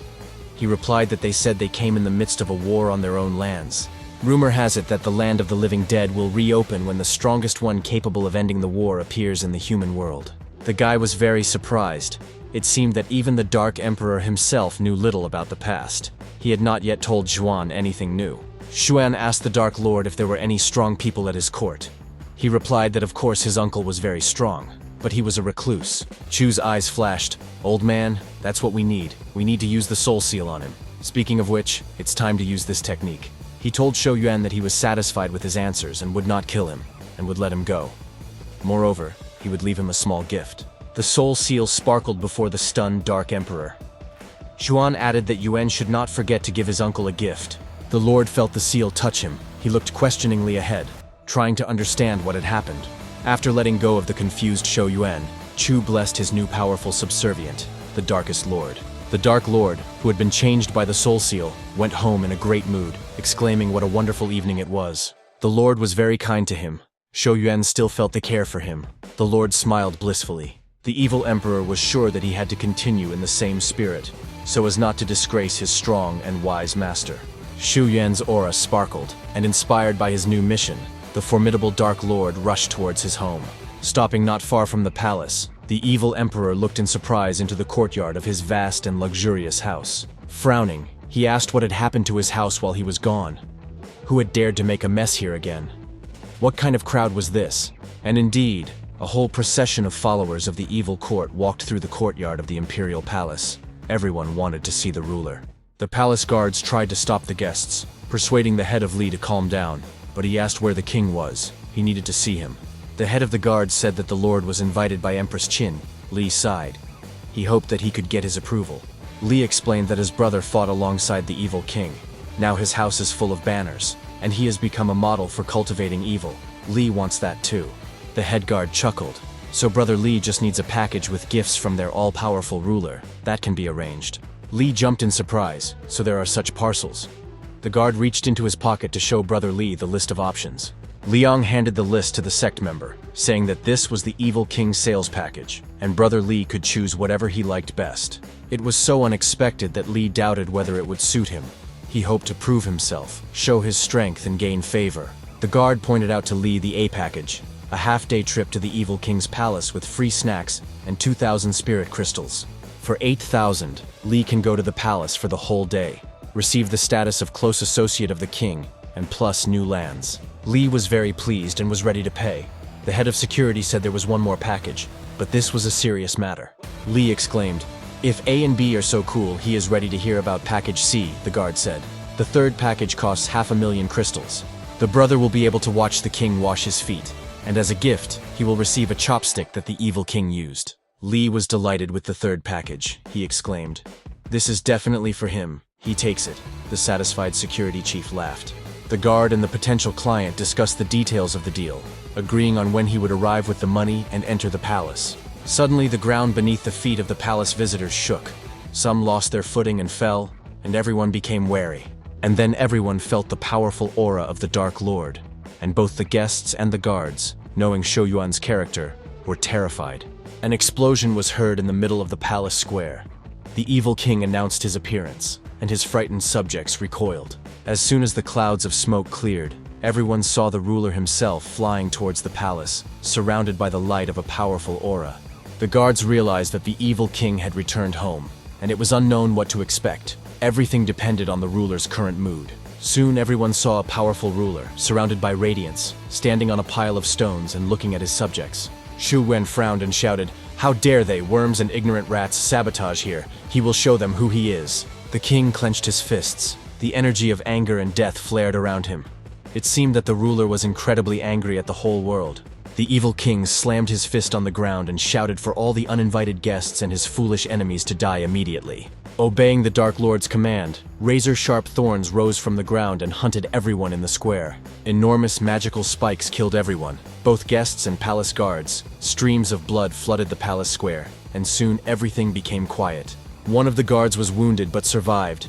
He was horrified by what their king was doing. Something like this had never happened before. The stunned guard looked at the carnage and muttered that the ruler was destroying his own people and even his servants. The palace guard has disappeared unnoticed. He must hurry to Xuanli to report that their evil king has gone mad. Upon arrival, the guard bowed and informed His Highness that there was trouble in the king's palace and that many of their cultivators had fallen. The prince listened to the report and thoughtfully replied that if they did not stop this, their evil masters would be unhappy with the situation. The chief of security rushed for help to the former evil overlord, the uncle of the current king, who had become a reclusive cultivator. The guard shouted to the master that the evil king had gone mad, and if he did nothing, they would be left without a single person at court. The envoy begged the old master to do something.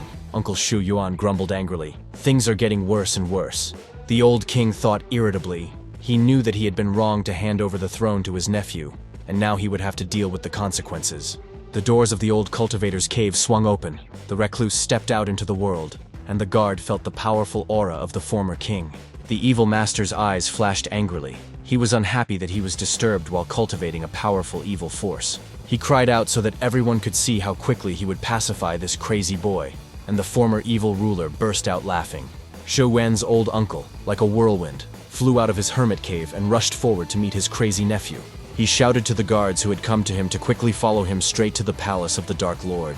The recluse instantly moved to his former royal palace and hovered over the square strewn with corpses. His nephew, the king, was strangling another palace guard. Dozens of dead palace servants were already lying around the square. The old man shouted to his nephew to stop and look at what he had done. He had killed half of his own palace guards. Throwing away the half-dead guard, Shou Yuan answered his uncle that he was cleaning the courtyard. As the master said, the old man was taken aback. "What master?" The evil king smiled and told his stunned uncle that he had a gift from his master. He would show it to him now, on his forehead. The old man stared in surprise at his distraught successor. He couldn't understand what he was saying. Was he really under control? "That's right," Shou Yuan smiled. And his uncle saw Chu Xuan's soul seal burning on his forehead. The sovereign's will was being controlled. Suddenly, the former king felt an incredible pressure from the soul seal, covering himself with his hands. The old man asked what it was. Carrying out Xuan's instructions, Shou Wen installed the Chu soul seal on his reclusive uncle, and now the uncle and nephew thought alike. Smiling, the evil ruler asked his uncle if he now understood what he was doing. The former king exclaimed that he understood everything. Xu Mun told the old man that he wanted to change the place beyond recognition, and the uncle responded by blessing his nephew to do so. The palace guards, their mouths open in surprise, watched this scene in shock. The old man did not intercede, which meant they were finished. Xuan watched his new protege through his aura. He did everything his new master told him to do, even putting a seal on the old man. The guy was disappointed. He thought that after the trial of the evil king, something interesting would begin. But instead, there was a banal, bloody massacre. Xuan's heavenly beasts watched their master cheerfully, while he, having nothing better to do, lay on the lounger and picked his nose. But Xiaoliang was making great progress. He was already at the 3rd level of the Void Realm. Chu Xuan was very pleased with the young man. These two of his pets also raised their level of strength cultivation, and most importantly, they finally became friends and stopped fighting. The boy took up his golden magic mirror, and his other students also gradually improved and became stronger. Xuan sighed. It seemed like he needed to find someone again who could become his disciple and learn his cultivation skills. The system announced that Chu stayed at home for 5 years. For this, he gets a mini-world. The guy smiled. The system knows what he is missing. The mini-world is an additional spiritual space in which there are many resources for cultivation. You can even adjust the time difference between the mini-world and the present. The satisfied guy laughed. Very nice. I need to see what kind of world this is, and how similar it is to the other, real world. Xuan looked into the mini-world given to him. It turned out to be beautiful, like the untouched planet Earth, only in miniature. The boy's eyes were shining. He was holding his little world in his hands and exclaiming, "The system is really magnificent, what a wonderful gift." A happy Chusuan decided that he should show this wonderful miniature world to his talented students. In the morning, Xuan was transported to a mini-world along with his students and pets. The children asked the teacher where they were. It was so beautiful here. Ding Yue said with admiration, "This is what their master is capable of. It is truly amazing." The girl completely agreed. Xuan pointed to a huge tree in the distance and asked his admiring companions if they knew what it was. Everyone looked at the giant tree that grew alone on the top of a high mountain. No one knew what kind of plant it was. The disciples guessed that it was a holy tree. Xian was so excited that she didn't even notice it at first, although it was so tall and beautiful. Ding Yue and Su Xian asked the teacher to tell them about this wonderful tree. Perhaps it had magical powers hidden in it. Chu smiled. Although this tree does not emit spiritual energy, it is indeed the most valuable treasure in the mini-world. It cannot be destroyed. Now this tree is still a small sapling, but when it really grows up, its branches will touch the sky. If you take the wood of this tree and make a weapon out of it, no Taoist weapon of any level will be able to destroy it. Xianer was delighted, Xuan added. And yet a tree is just a tree. A mini-world. That's what's really important. This world has more spiritual energy than the southern territories. The lands are self-sufficient, and heavenly materials are everywhere. Ding Yue thought, this is, according to rumors, the secret kingdom of time. Xian was perplexed. The master is so cool. What kingdom is he from? Yue decided that he should practice the supreme Tao of creation here. Then he would go to the Nine Swords Mountain and repay them for all the humiliation. After the breakthrough, Xianer planned to find the scum from the Su family who forced her to run away from home and make sure to settle the score with them. Chu Xuan told his disciples that their souls were not pure, and that before cultivating strength, they needed to purify their thoughts. Confused, Ding Yue muttered that the master had found out his secret thoughts, but he had suffered a lot of humiliation in the sect. Su Xianer blinked her eyes in surprise and made confused excuses. The master guessed her thoughts about revenge on her offenders. Xuan told the boys that they must understand that it is good to be motivated, but they cannot be obsessed only with revenge. They, like this tree, had only grown a little, but they still had a long way to go. And then Yue noticed that the little ones seemed to have disappeared. Xianer looked around in surprise, wondering where they had disappeared to, since they had just been there, sitting on their heads and looking around the new world. Xuan smiled. The little rascals probably went down to play. They got bored with people. They need to look for them in the clearing. Meanwhile, Xuan's pets rushed to hunt the unsuspecting, peaceful little creatures of the mini-world. The little animals played and frolicked in the clearing, not expecting any aggression. This world was still young and completely calm. The pang bird took aim at a small snake that was wriggling between the beautiful flowering bushes and was not causing harm to anyone. And Blackie, his eyes flashing, rushed after the frightened mouse, who, seeing the mustachioed monster, tried to escape. Xuan and his students saw what their usually quiet and obedient little pets were doing in the clearing. Xuan's eyes flashed with anger, and he loudly barked at the two of them to stop causing trouble in his new world. The boy shouted to the pets that he told them to go play here and not to bully others, and what kind of mess they had made here. Grabbing his pets by the scruff of the neck, Chu gave them a good beating. but they made excuses that they were just fooling around and weren't bothering anyone. Xuan told the kids that they should be friendly. The local animals are peaceful and not at all suitable for fighting. Chu told his pets that they were strong, and on the contrary, should protect the local kids, because this was his world. Hearing the boys' giggles, Xuan ordered them to stop gloating and get to training, and the students unanimously responded, "Yes, master." But before they practice, they must eat their fill. The sheep here are quite fat, and the fish in the river is also very good. The students rushed to get food, and Xuan hurried them. He was already very hungry and eager to enjoy a delicious lunch. After some time, all three were lying in the clearing and, like boa constrictors, digesting the delicious food prepared in the mini-world. The system cheerfully told Chu that he could now enjoy time spent not only indoors, but also outdoors. Chu Xuan tensed up. Come on, it should work. He was practicing a new secret technique that he had recently received as a gift from the system. And then a huge snow tiger appeared in the courtyard of the estate. The guy tensed up and shouted for it to become even bigger. The little bird Peng rushed towards the monster, growing to gigantic proportions, its entire body ablaze with golden flames. Xuan conducted this training, making the pets fight the demonic beasts and defeat them. The boy strained his strength and shouted to his pets to rush into battle. They needed to train so that they wouldn't get confused in a real fight.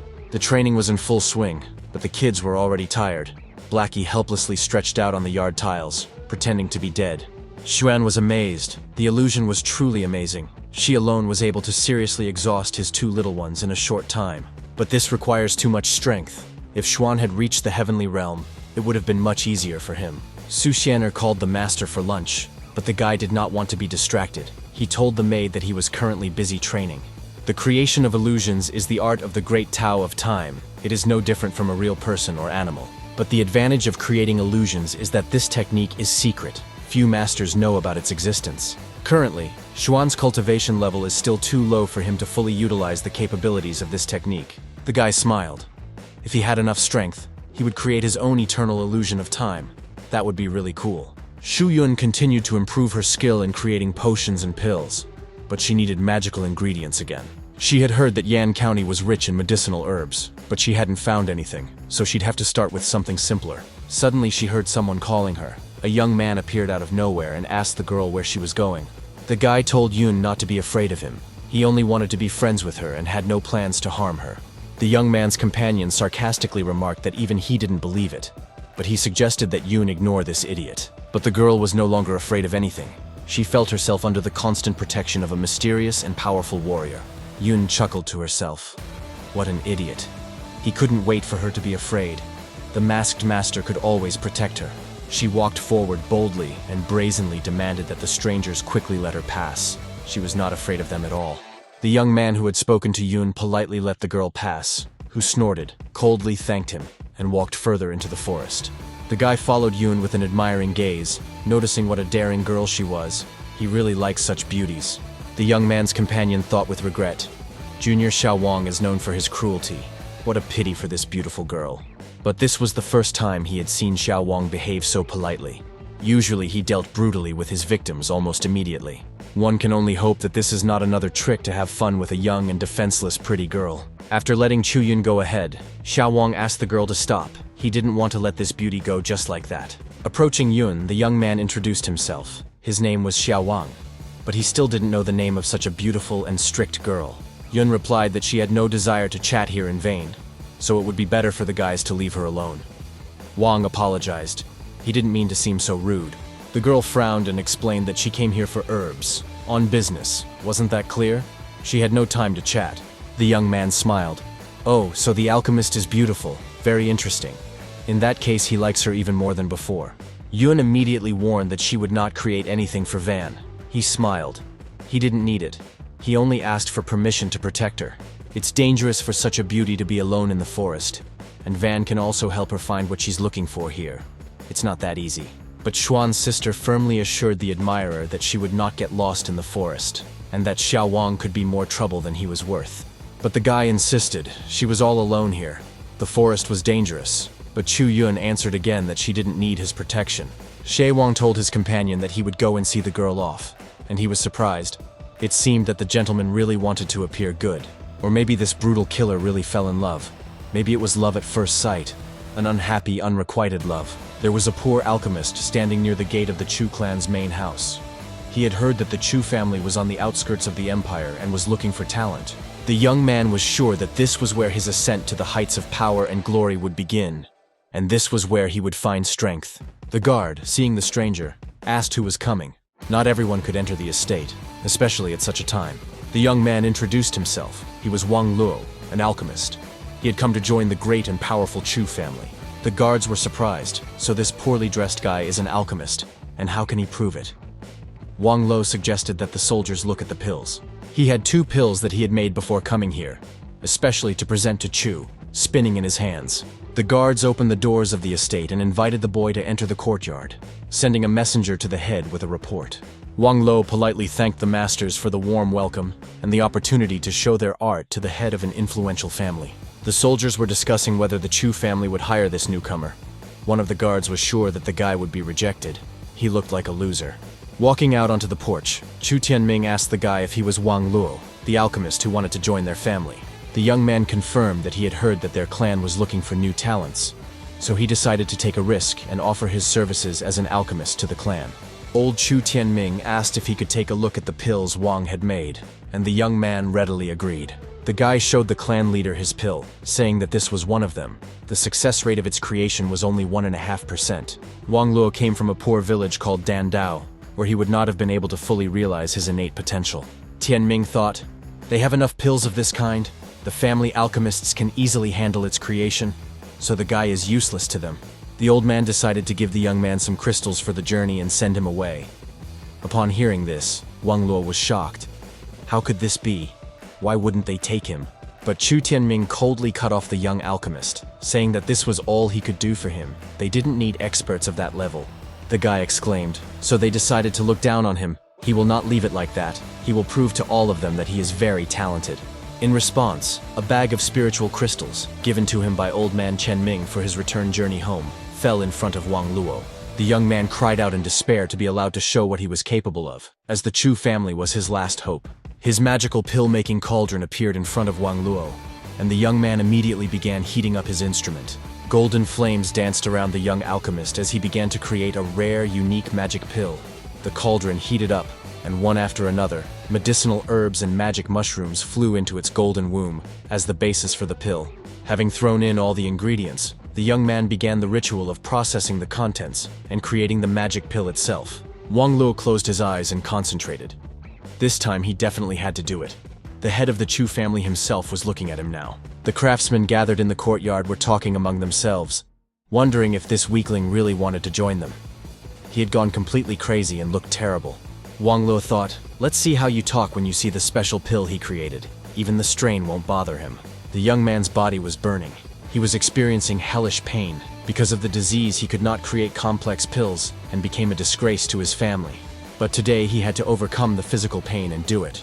Wang Luo knew that concentration was the main strength of an alchemist. The young man's whole body was shaking, but he was still confident that he could make the pill. Observers noticed that the guy was getting sick. Voices were heard that the young man was already red as a lobster. He had spent so much energy for one pill, he could die right here. People around him said that he was a disgrace to the Wang family. A weakling. He must have been expelled. Such trash is not needed here either. Blood gushed from Wang Luo's mouth from the strain. He could barely stand on his feet, but he tried to complete the ritual to the very end. But then the young alchemist's strength left him, and he sank down helplessly onto the stone slabs of the courtyard of the Chu family's main estate. The magic cauldron shattered into pieces, its contents spilling out, blood pouring from the young man's mouth, and there was already a scarlet puddle in front of him. The observers exclaimed indignantly, "This guy even had a broken stove. He's a liar who came for free food and water." Soon everyone left, deciding that there was nothing more to see here. This Wang Luo was just trash. He needed to learn this lesson. The shamed alchemist left the main estate, leaving behind only a scarlet pool of his blood on the courtyard floor. Sitting in a comfortable chair in the courtyard of the estate, Xuan felt that his second local disciple had come to him. Wonderful.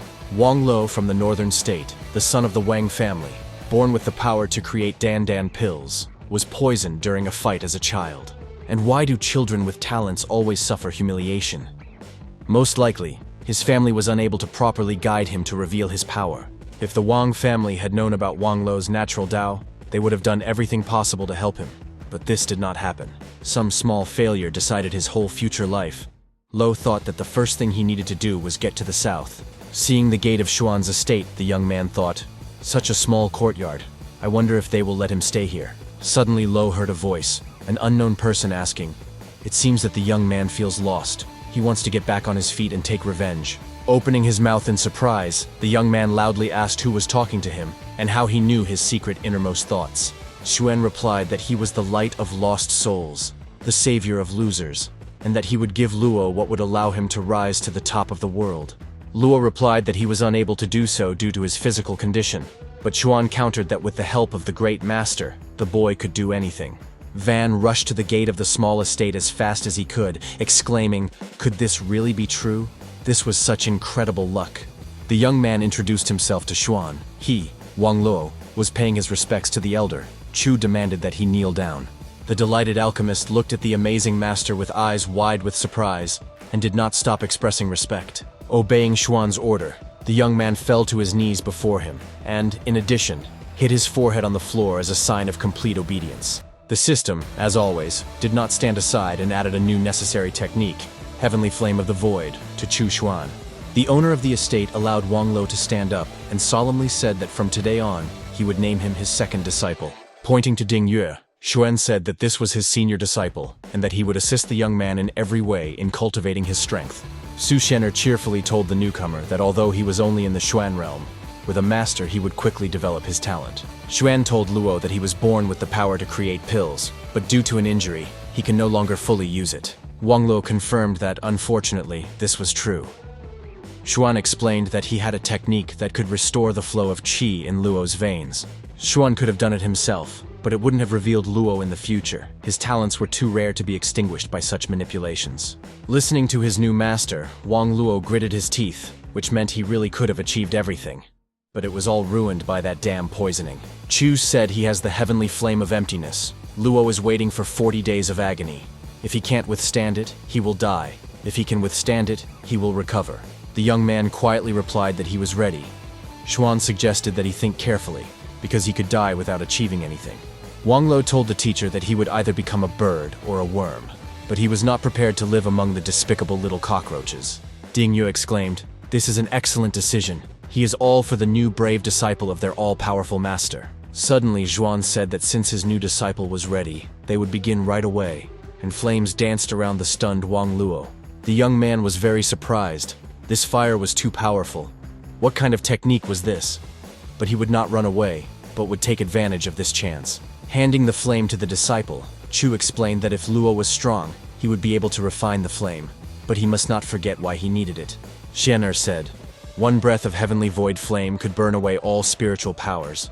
Wang Luo was too weak to use it on his own, but the young man replied that he had already made his choice, and if he ran away, he would never be able to prove to anyone that he was worth anything.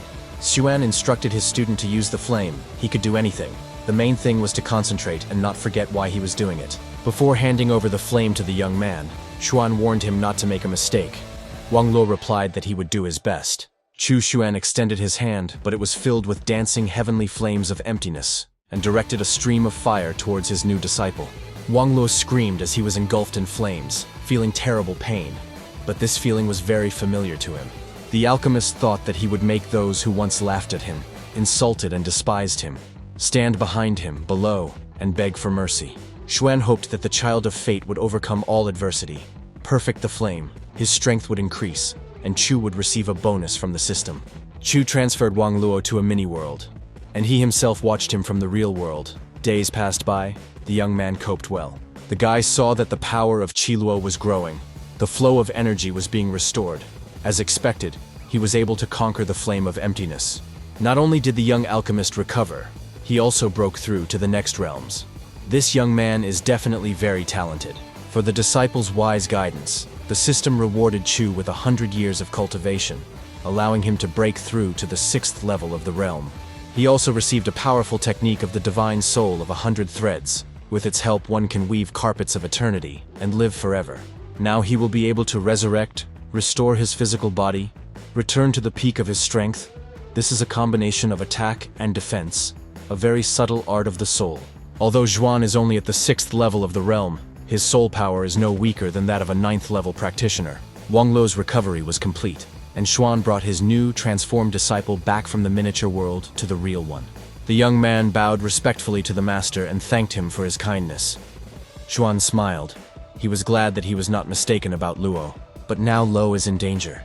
People will hunt for such power, especially cruel seductresses.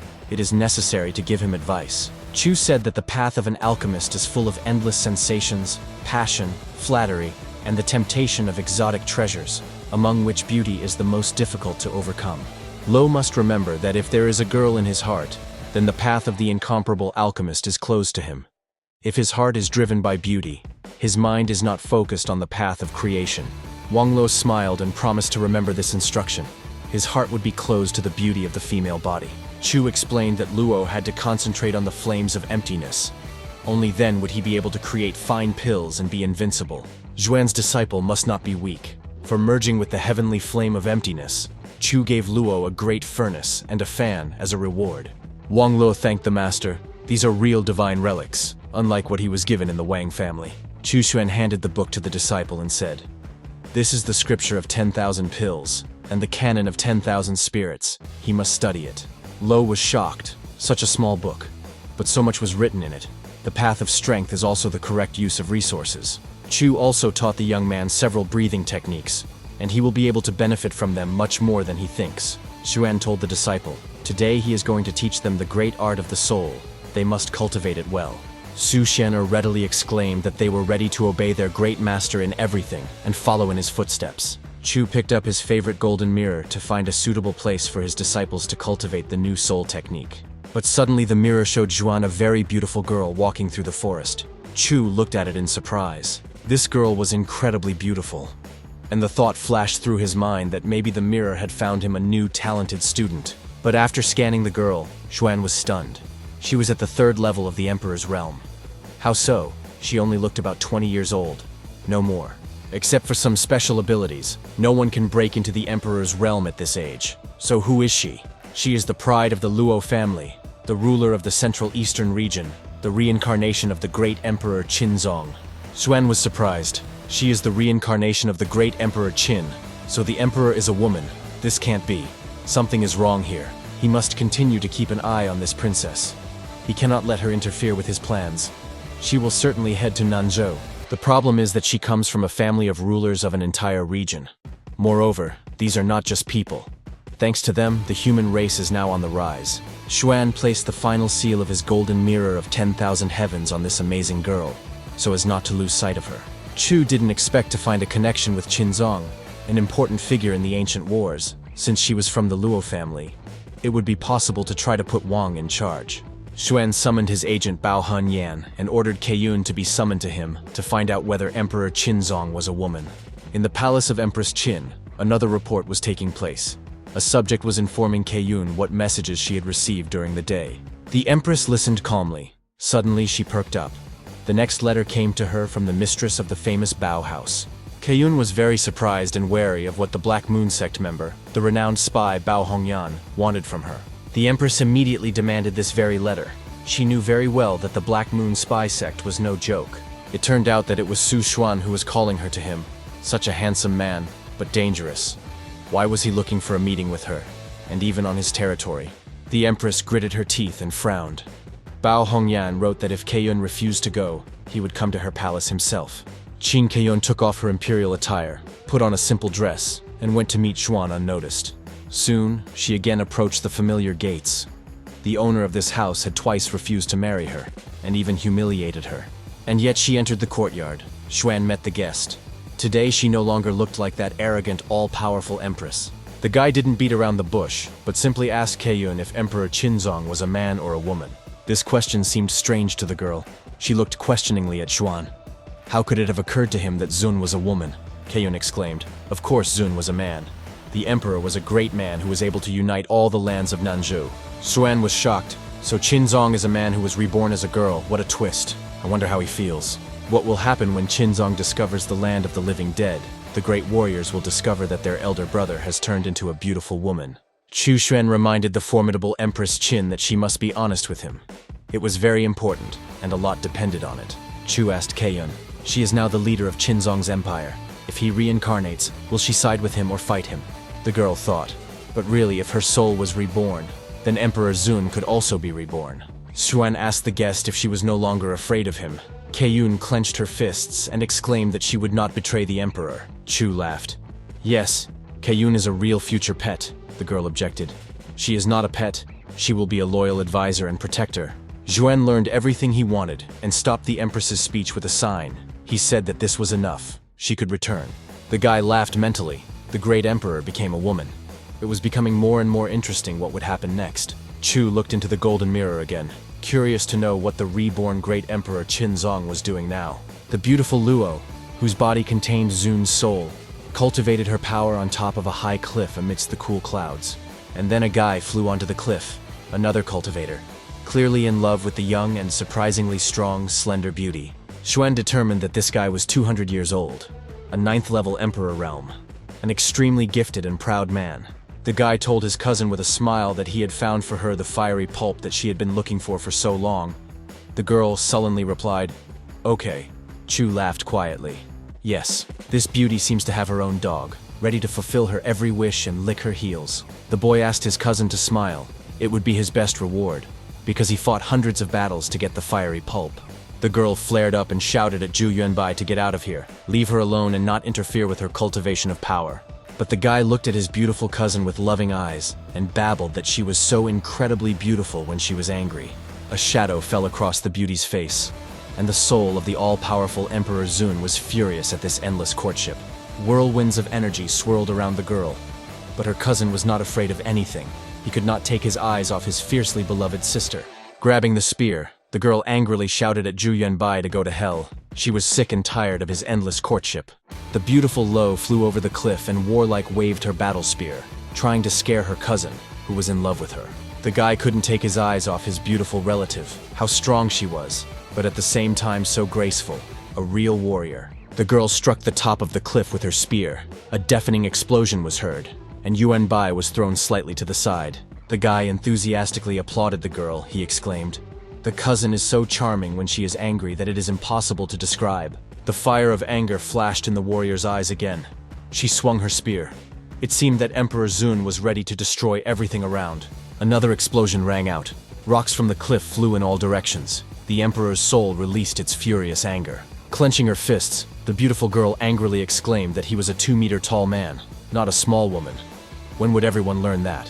One day, the soul of the great emperor discovered that the great Zun had been reborn in the 18-year-old body of a beautiful girl.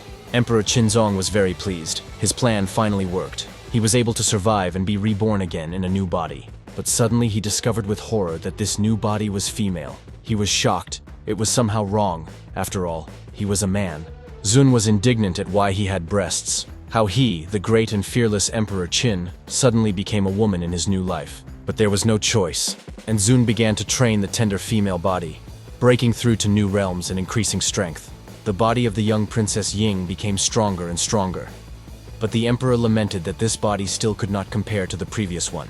The Luo warrior family is the most influential in the eastern region, and at such a young age, Ying has already broken through to the 3rd level of the Emperor's realm. Ice Mountain Beauty Luo Ying became famous throughout the region, but her family was not very happy with her constant training. The warriors of the Luo family greeted the 3rd young lady with unanimous approval. The girl was not only strong, but also amazingly beautiful. Many felt the habit of domination in the gaze of the young beauty. The great Emperor Qinzong was becoming more and more apparent.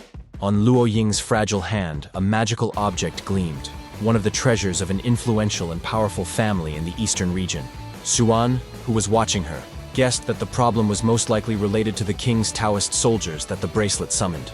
Lo Ying was met by her mother, who told her daughter that she was already number 1 among her peers and asked her not to ruin her body with training.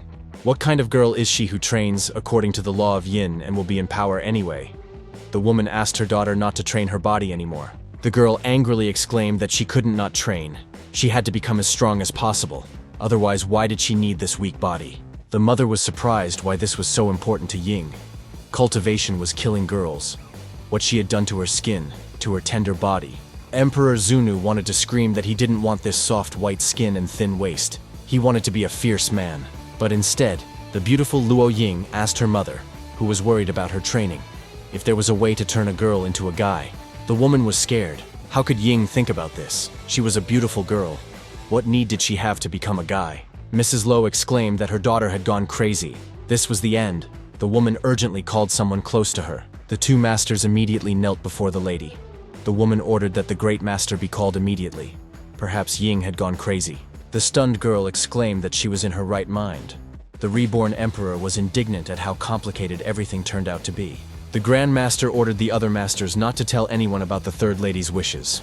It must remain a secret. Xuan asked why not just have a sex change operation, but cultivation is the path of yin and yang. They are determined by heaven. Going against it is a curse. Chu closed the portal. He had been watching Qinzong for so long that he had no energy left. He needed to take a couple of energy pills. Xuan was so fascinated by the life of the former emperor that he spent the rest of the day doing it. Chu smiled. It was like a great TV series. Meanwhile, Luo Ying went to the Luo family workshop. In this tower, all sorts of treatises and artifacts were collected. After rummaging through the library, the reborn emperor found a couple of necessary techniques for further cultivating the power in this body. The reincarnated Qin emperor needed to understand what was happening in the world and the current state of his empire. After leaving the workshop, the girl headed to her chambers. In the courtyard, she again ran into her cousin, who was in love with her. Zhu Yuanbai smiled happily and told the girl that he had brought her some special ice cream for her skin. Zun was furious and yelled at the guy to leave him alone, but the guy kept saying that Luo Ying was so charming when she was angry. Suddenly he asked his cousin if she would marry him. He dreams of marrying her. They will have a baby, beautiful and strong, like In. This was beyond Qinzong's strength. He drew his spear and shouted that the guy be damned. He must die for his words. Seeing the beauty's anger, Yuanbai ran away, and Zun thought, they are both men. How dare this bastard talk about this? Xuan turned off the portal of the golden mirror of 1,000 heavens. All this seemed incredibly funny to him, a new home entertainment.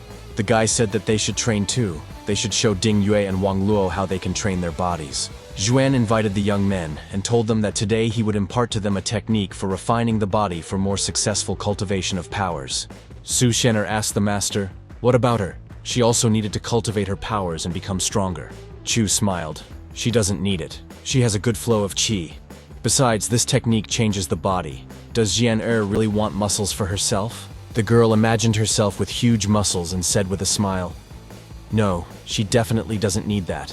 Her body is quite happy. Xuan imparted the heavenly sword curved body technique to Ding Yue, and now the youth's body was like a huge creative force. He gave the alchemist Wang Luo's second disciple the technique of the body of 9 changes, so that every attack would only make him stronger. The young men respectfully thanked their master for the priceless gifts, and now they must go off to train new techniques. Lying in the fresh air, Xuan was thinking about whether he could pass on the body purification technique to Luo Ying so that she would become like a man. Chu imagined with horror the beautiful girl with the muscles of a bodybuilder. Or maybe he should just not interfere for now and continue to observe. But what Xuan definitely needs to know is what really happened in the land of the living dead, why it suddenly disappeared. The demon Mo Tuo has almost been completely purified, and will soon be ready to be interrogated to see if Qinzong can tell Xuan more. Yuanbai asked Ying to beg him and stop hitting him. He was wrong.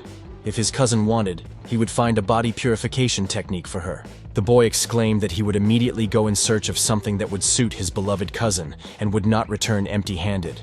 Luo Ying frowned and replied to her brother that he had persuaded her, then she would wait for his return. Yuanbai smiled. Great, she would be happy.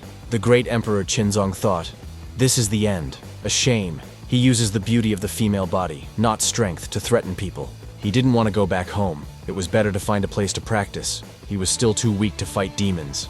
Suddenly, the revived emperor saw 2 secret assassins flying towards him. They clearly wanted to kill the young daughter of the Luo family. Where did these bandits come from, and how dare they attack the young lady from the ruling family? Did someone hire them? Emperor Zun in Luo Ying's body frowned. He wasn't afraid of an ambush. It was unlikely that these slackers were that strong, but someone was hunting Ying. The 2 assassins put up their shields. It seemed they knew that this beauty would not be so easy to kill, and they got ready. The assassins rushed to attack, trying to catch the girl off guard with a lightning-fast attack. Luo Ying calmly looked at the bandits. A combat spear flashed in the girl's hands. She repelled the assassin's attack with a precise blow and prepared for a counterattack. Zun reasoned that the attackers knew exactly which family Ying was from, but no one knew about his reincarnation yet, which meant that the Luo family had enemies. The battle in the forest continued. Two swordsmen attacked Luo Ying, who skillfully repelled all attacks, wielding a huge combat spear. Xuan admired. Luo Ying's skills are far above the realm of the Emperor. It is obvious to the naked eye, the body purification technique will suit her perfectly. She can split the aura, directing one part to defense and the other to attack, abilities that are beyond the control of the Emperor's realm. In just a couple of seconds, she was able to suppress two attackers, and the enemies were not the weakest in strength, but Ying dealt with it quickly. Qin Zun was puzzled. Where were the strong guardians of this family? Why weren't they protecting the young lady? This had to be put an end to. The girl with the spear flew above the forest, her aura blazing.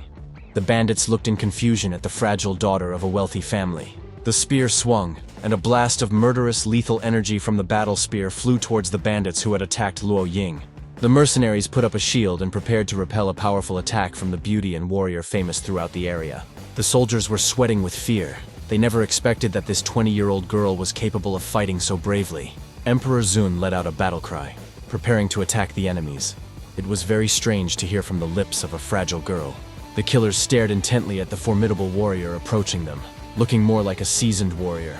The mercenaries' magic shield shattered under the impact of Luo Ying's spear, and they suffered significant damage from third young Miss Luo's attack. Emperor Qinzong looked at the wounded enemies and thought that now he would finish them off and the battle would be over. They could not be left alive. Suddenly Zun noticed a flash of light very close. The Emperor cursed. This is not a good sign. It seems more enemies have appeared. The warrior's experienced eye immediately noticed a secret attack. It seemed that these two were sent as a decoy, and more fighters were waiting in ambush. The blade flying at his back was instantly blocked by the fragile but strong fist of the warlike girl Luo Ying. The Emperor looked around. Several blades were flying towards him at once. It would be difficult for the girl to fight off such an attack. An imperial aura flared across the forest clearing. The nearby enemy weapons were destroyed, but the mercenaries' attack continued. One of the blades flew towards the tender body of young Luo Ying, and the Emperor did not immediately notice the enemy's weapon right next to him. Blood gushed out. The third young mistress of the Luo family was injured. Her exquisite dress was torn and stained with the scarlet color of blood. Qinzong shuddered. This body was so fragile and reacted so painfully to injuries. In his previous body, he would not have even noticed this scratch. Zun decided to use the Mad Tyrant technique, but he caught himself in time, because now he is just the daughter of the Luo family. He needs to take care of his clothes so that no one notices the traces of the battles. And if he uses the technique of the Mad Tyrant, he can be left without clothes at all. The girl was surrounded by assassins in a forest clearing. Zunu wouldn't have been afraid of them if she hadn't had to maintain her status as a princess. The wounded bandits hurried to escape, while the rest prepared to attack the fragile beauty with a huge spear. The Emperor realized that these were assassins. They had mastered the techniques of secret assassinations to perfection. Maybe Yuan Bai had set it all up. And in the end, the hero will come to save the beauty. If this is so, then sooner or later Qinzong will cut this lover into pieces. Suddenly, the Emperor noticed that his enemies had used the technique of invisibility to attack the warlike beauty secretly. One by one, the mercenaries became translucent, and then completely disappeared from sight, as if melting in the warm air. Zun waved his sharp spear, and the assassins stepped back. It seemed that this strange girl could see them even in transparent form. Qinzong shouted angrily. The idiots decided to use invisibility. Anyone can do that, but it definitely won't help them in battle. The Emperor rushed into the attack with fury, cutting through the veil of invisibility with his spear, energy and stones swirling around the warrior.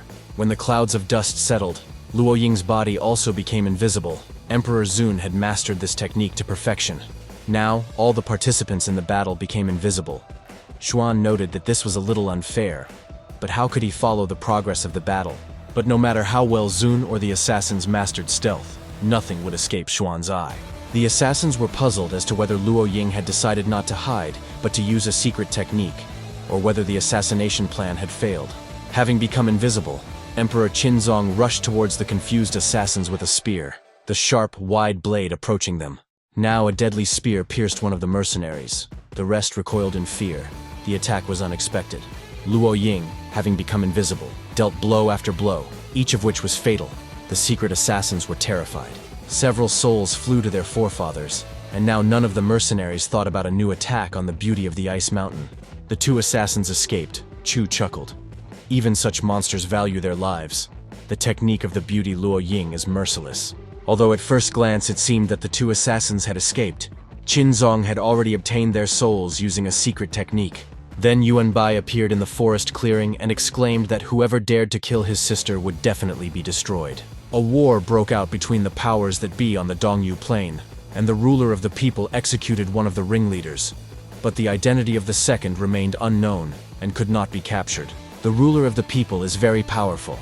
Although Chu is at the threshold of the 6th stage of the Honorable Realm, he is still too weak. After a month of practicing in the mini-world, Wang Luo broke through to the true realm, and Ding Yue had already reached the 9th level in this realm. Su Xianer's powers have also reached their peak, and she is preparing to break through to the next realm stage. The mini-world of Chu was no longer enough, but if we created a special Qiankan space, we could avoid some of the conventions of cultivation. This space is ideal for cultivation, allowing one to quickly break through to the next realms. Xuan received another report from his secret agents, and surprising news about Mount Baisheng reached the Black Moon Tower. Mount Baisheng was once the most powerful sect, but after being defeated in an ancient battle, it ceased to exist. After reading the report from his spies from the Black Moon, Xuan exclaimed, meaning that the relics of Mount Baisheng would soon be revealed. The mountain was once ruled by a powerful cultivator of the heavenly realm, but the sect fell after the war with the demons. There is definitely something worthwhile there. The 3 kingdoms and 3 sects of Nanzhou sent their strongest warriors to the last battlefield of the ancient battle near Mount Baisheng, Xuan said thoughtfully. It seems like the waters of Nanzhou have boiled. The cultivators are ready to grapple with each other for the treasures. Chu decided it was time for him to step in and get a systemic reward for solving the problem. The boy called his student Ding Yue from the mini-world and asked him to do something for his teacher. The young man immediately responded. Yue emerged from the portal and respectfully asked the master how he could help him. Xuan explained that he had his first task. The ancient relics of Mount Baisheng will soon be revealed. Xuan wants the young man to go there and bring back some valuable items. The young man happily agreed. Chu added that this time the Nine Swords Mountain would also send its people there. Wasn't Yue afraid?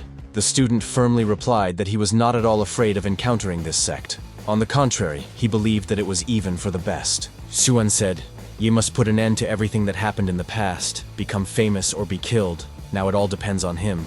Ding Yue bowed and replied to the teacher that he would definitely prove himself and would not disgrace the name of his great wise master.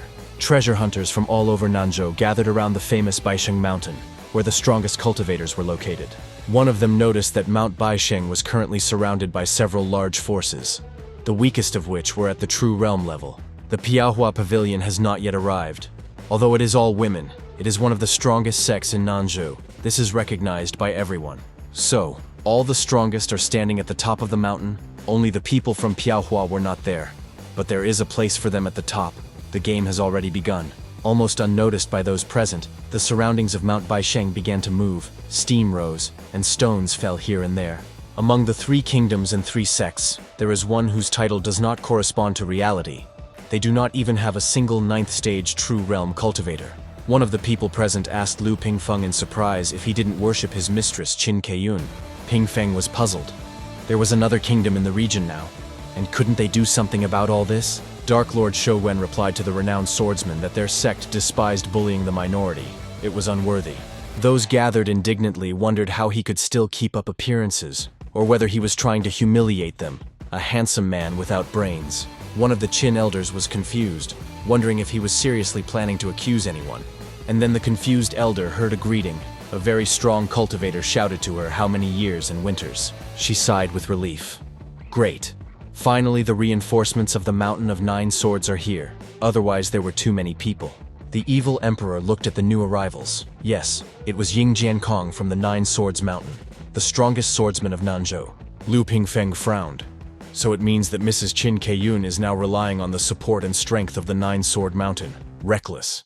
A murmur ran through the ranks of those gathered. Ying Jiankong himself was here.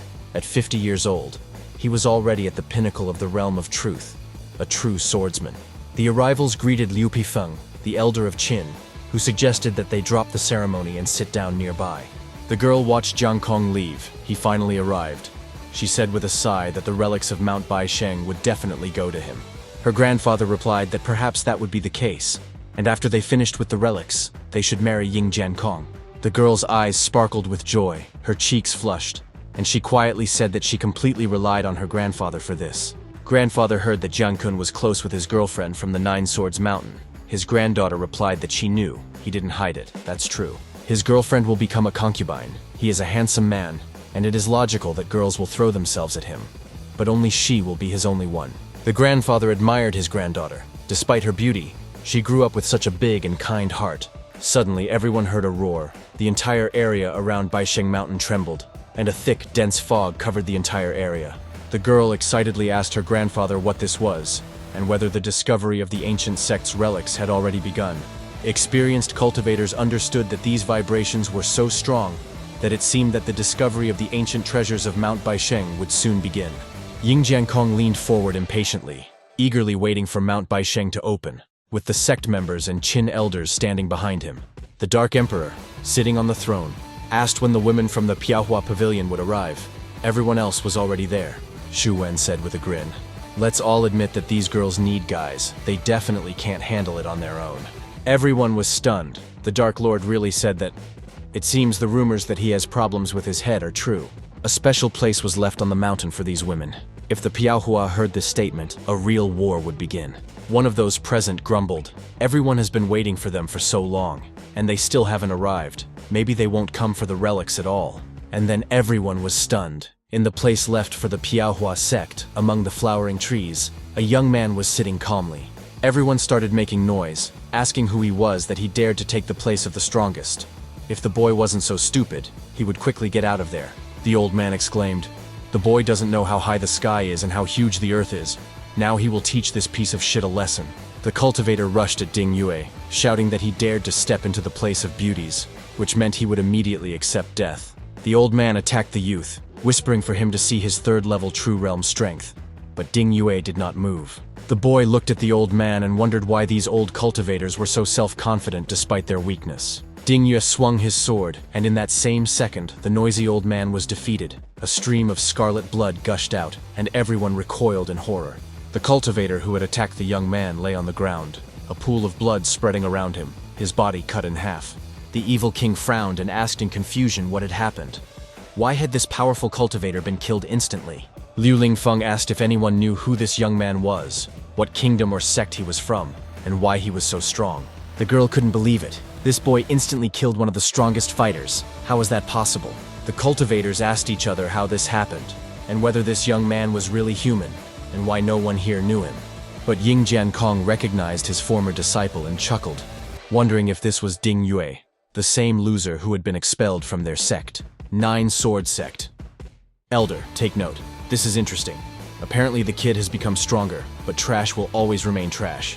Ding Yue looked at Ying Jiankong and asked if this was the old man who, after 50 years, had not been able to break through beyond the true realm. Everyone started making an indignant noise. How dare he talk to Ying Jiankong like that? It seems like this impudent guy wants to die here today. The Nine Sword Mountain cultivator's face twisted in anger. How dare this weakling and loser speak to him so impudently? The young man chuckled. Did Ying Jiankong really think that he, Ding Yue, was not worthy of even talking to him? And who did he think of himself? The head of the swordsman sect stood in front of the impudent youth, who asked if Jiankong really thought he was the most special one here. Ding Yue shouted that he came here to let everyone know about him. He promised the teacher that he would complete the task and not disgrace his name. And then the young man's attention was drawn to the appearance of a new character not far from him. The words on his lips involuntarily froze. The young swordsman fell silent and stared into the thicket of flowering trees, where, among the flowers, a beautiful girl appeared. Slender legs and elegant shoes stepped carefully along the green forest path.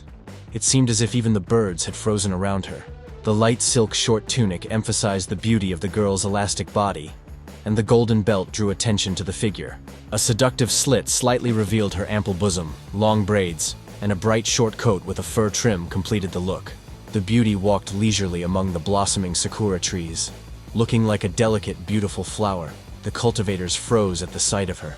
They whispered, "This is the maiden from Piahua, Han Yingmeng. She is an angel, so beautiful. Is this not a dream?" Everyone immediately fell in love with this beauty. Ying Jiankong knew this girl. He thought with admiration that she had the aura of a celestial being. She was able to instantly cloud one's mind.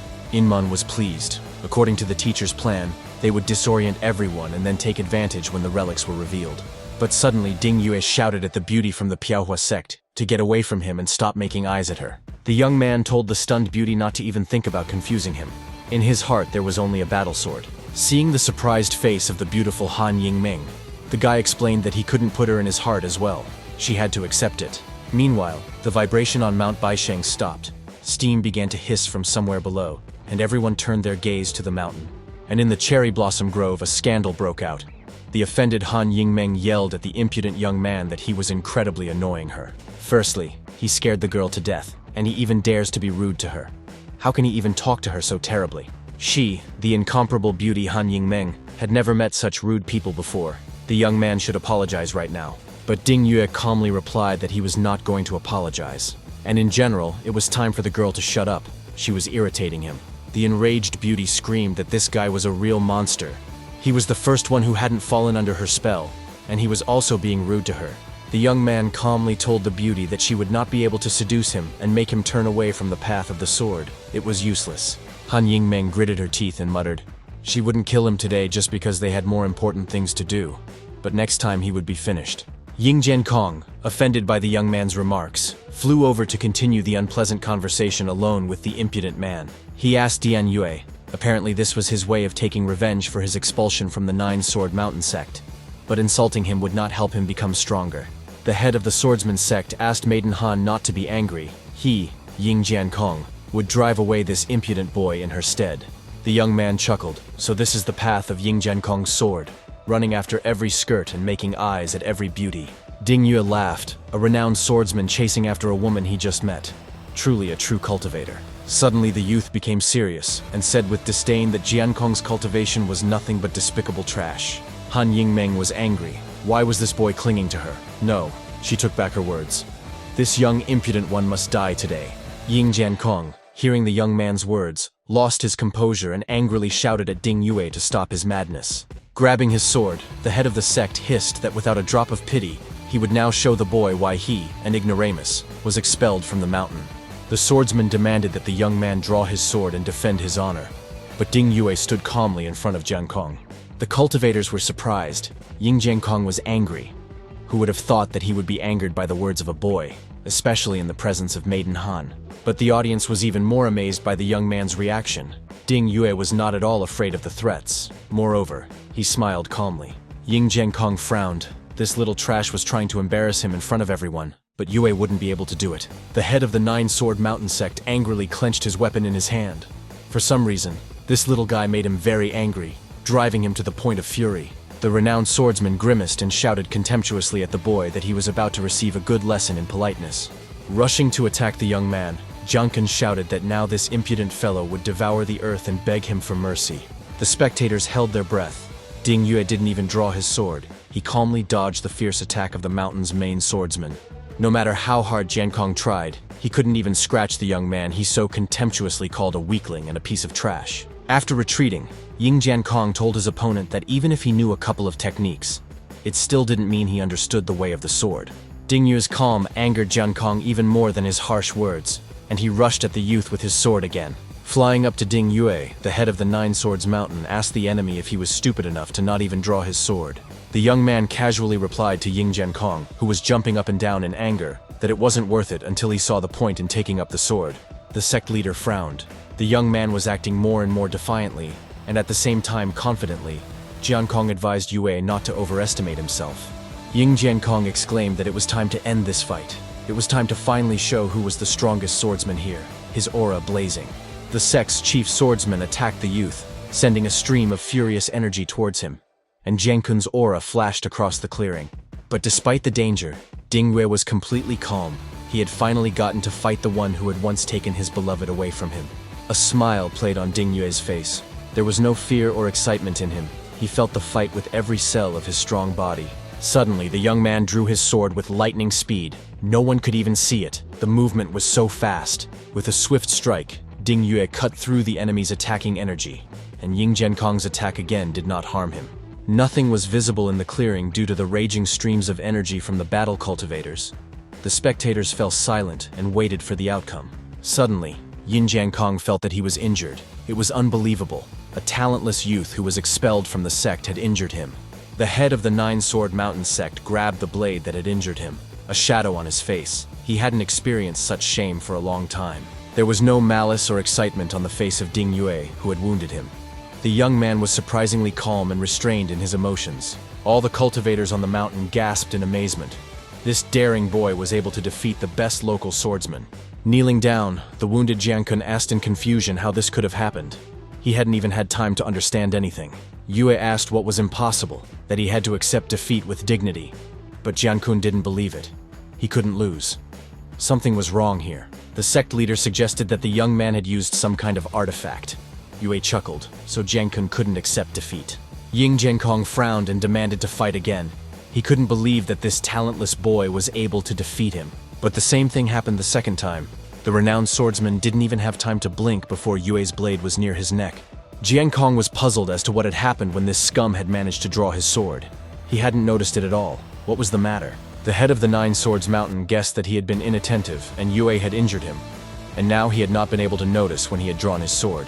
The humiliated Ying Jiankong tried to threaten the young man again. But at that moment he heard the worried voice of his beloved. Ding Yu's ex-girlfriend ran to them and demanded that the young man immediately stop torturing her lover. Yu realized that what the teacher said was true. How can one become stronger when there is a person in one's heart? A lover is a hindrance. The young man asked Ying Jiankong if he knew why he lost the fight. In fact, everything is very simple. He should understand it himself. The swordsman, considered invincible in Nanzhou, stared wide-eyed at the boy who had once been expelled for his weakness and incompetence. The girl who had abandoned this young man for another, stronger one, now looked at her former friend with surprise. Unexpectedly for everyone, Ding Yue pointed his finger at the girl and said that Ying Jiankong lost the fight because of her. The girl was stunned. The young man explained that the problem with the sect leader is that there is a woman in his heart, and she is preventing him from becoming truly strong. Ying Jiankong was shocked. Could it really be because of the girl? But how could she stop him from being an invincible swordsman? Jiankong's lover exclaimed, "What nonsense is Ding Yue talking about? He's just taking revenge on her for leaving him in the past." But the young man didn't pay any attention to her. He explained that a woman influences the speed with which you draw your sword from its sheath. If there is a woman in your heart, you hesitate, which means you react longer. If you react longer, it means you will lose. Ying Jiankong wondered if this arrogant boy was right, and he lost because his heart was in disarray. The leader of Nine Swords Mountain lowered his head. In any case, he could not lose to the boy. It would ruin his glorious reputation. Turning to the worried girl, Jiang Kun told her that she should move away from him. Their fight with Ding Yue was not over yet. The young man smiled cheerfully and exclaimed that this was excellent. He would give the enemy some time to recover from his injury. An hour later, the opponents met again, and everyone present on the mountain watched this amazing duel with curiosity. Taking up his sword, Ying Jiankong told the young man that this time he would be more careful and would not give him a chance to win again. The sect leader exclaimed that he would never lose again. Otherwise, it would leave an indelible stain of shame on his reputation. Everyone saw that Jiankong was about to use his strongest move, and only Han Yingmeng was confident that Ding Yue would not be harmed. Jiankong shouted at Ding Yue to watch carefully. This was the unique sword style of the Nine Swords Mountain and his death technique. The sword in the sect leader's hands was burning. His eyes were bloodshot. He exclaimed that this time he would definitely not lose. But the young man smiled calmly.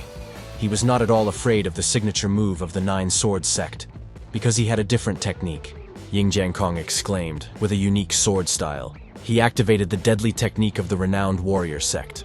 The sect leader's sword grew enormous and was aimed at a small, impudent boy, standing in a clearing among the cherry blossoms. Ding Yue felt the attack and exclaimed, "This is great." Ying Jiankong asked for it himself. He shouldn't be so confident in his victory.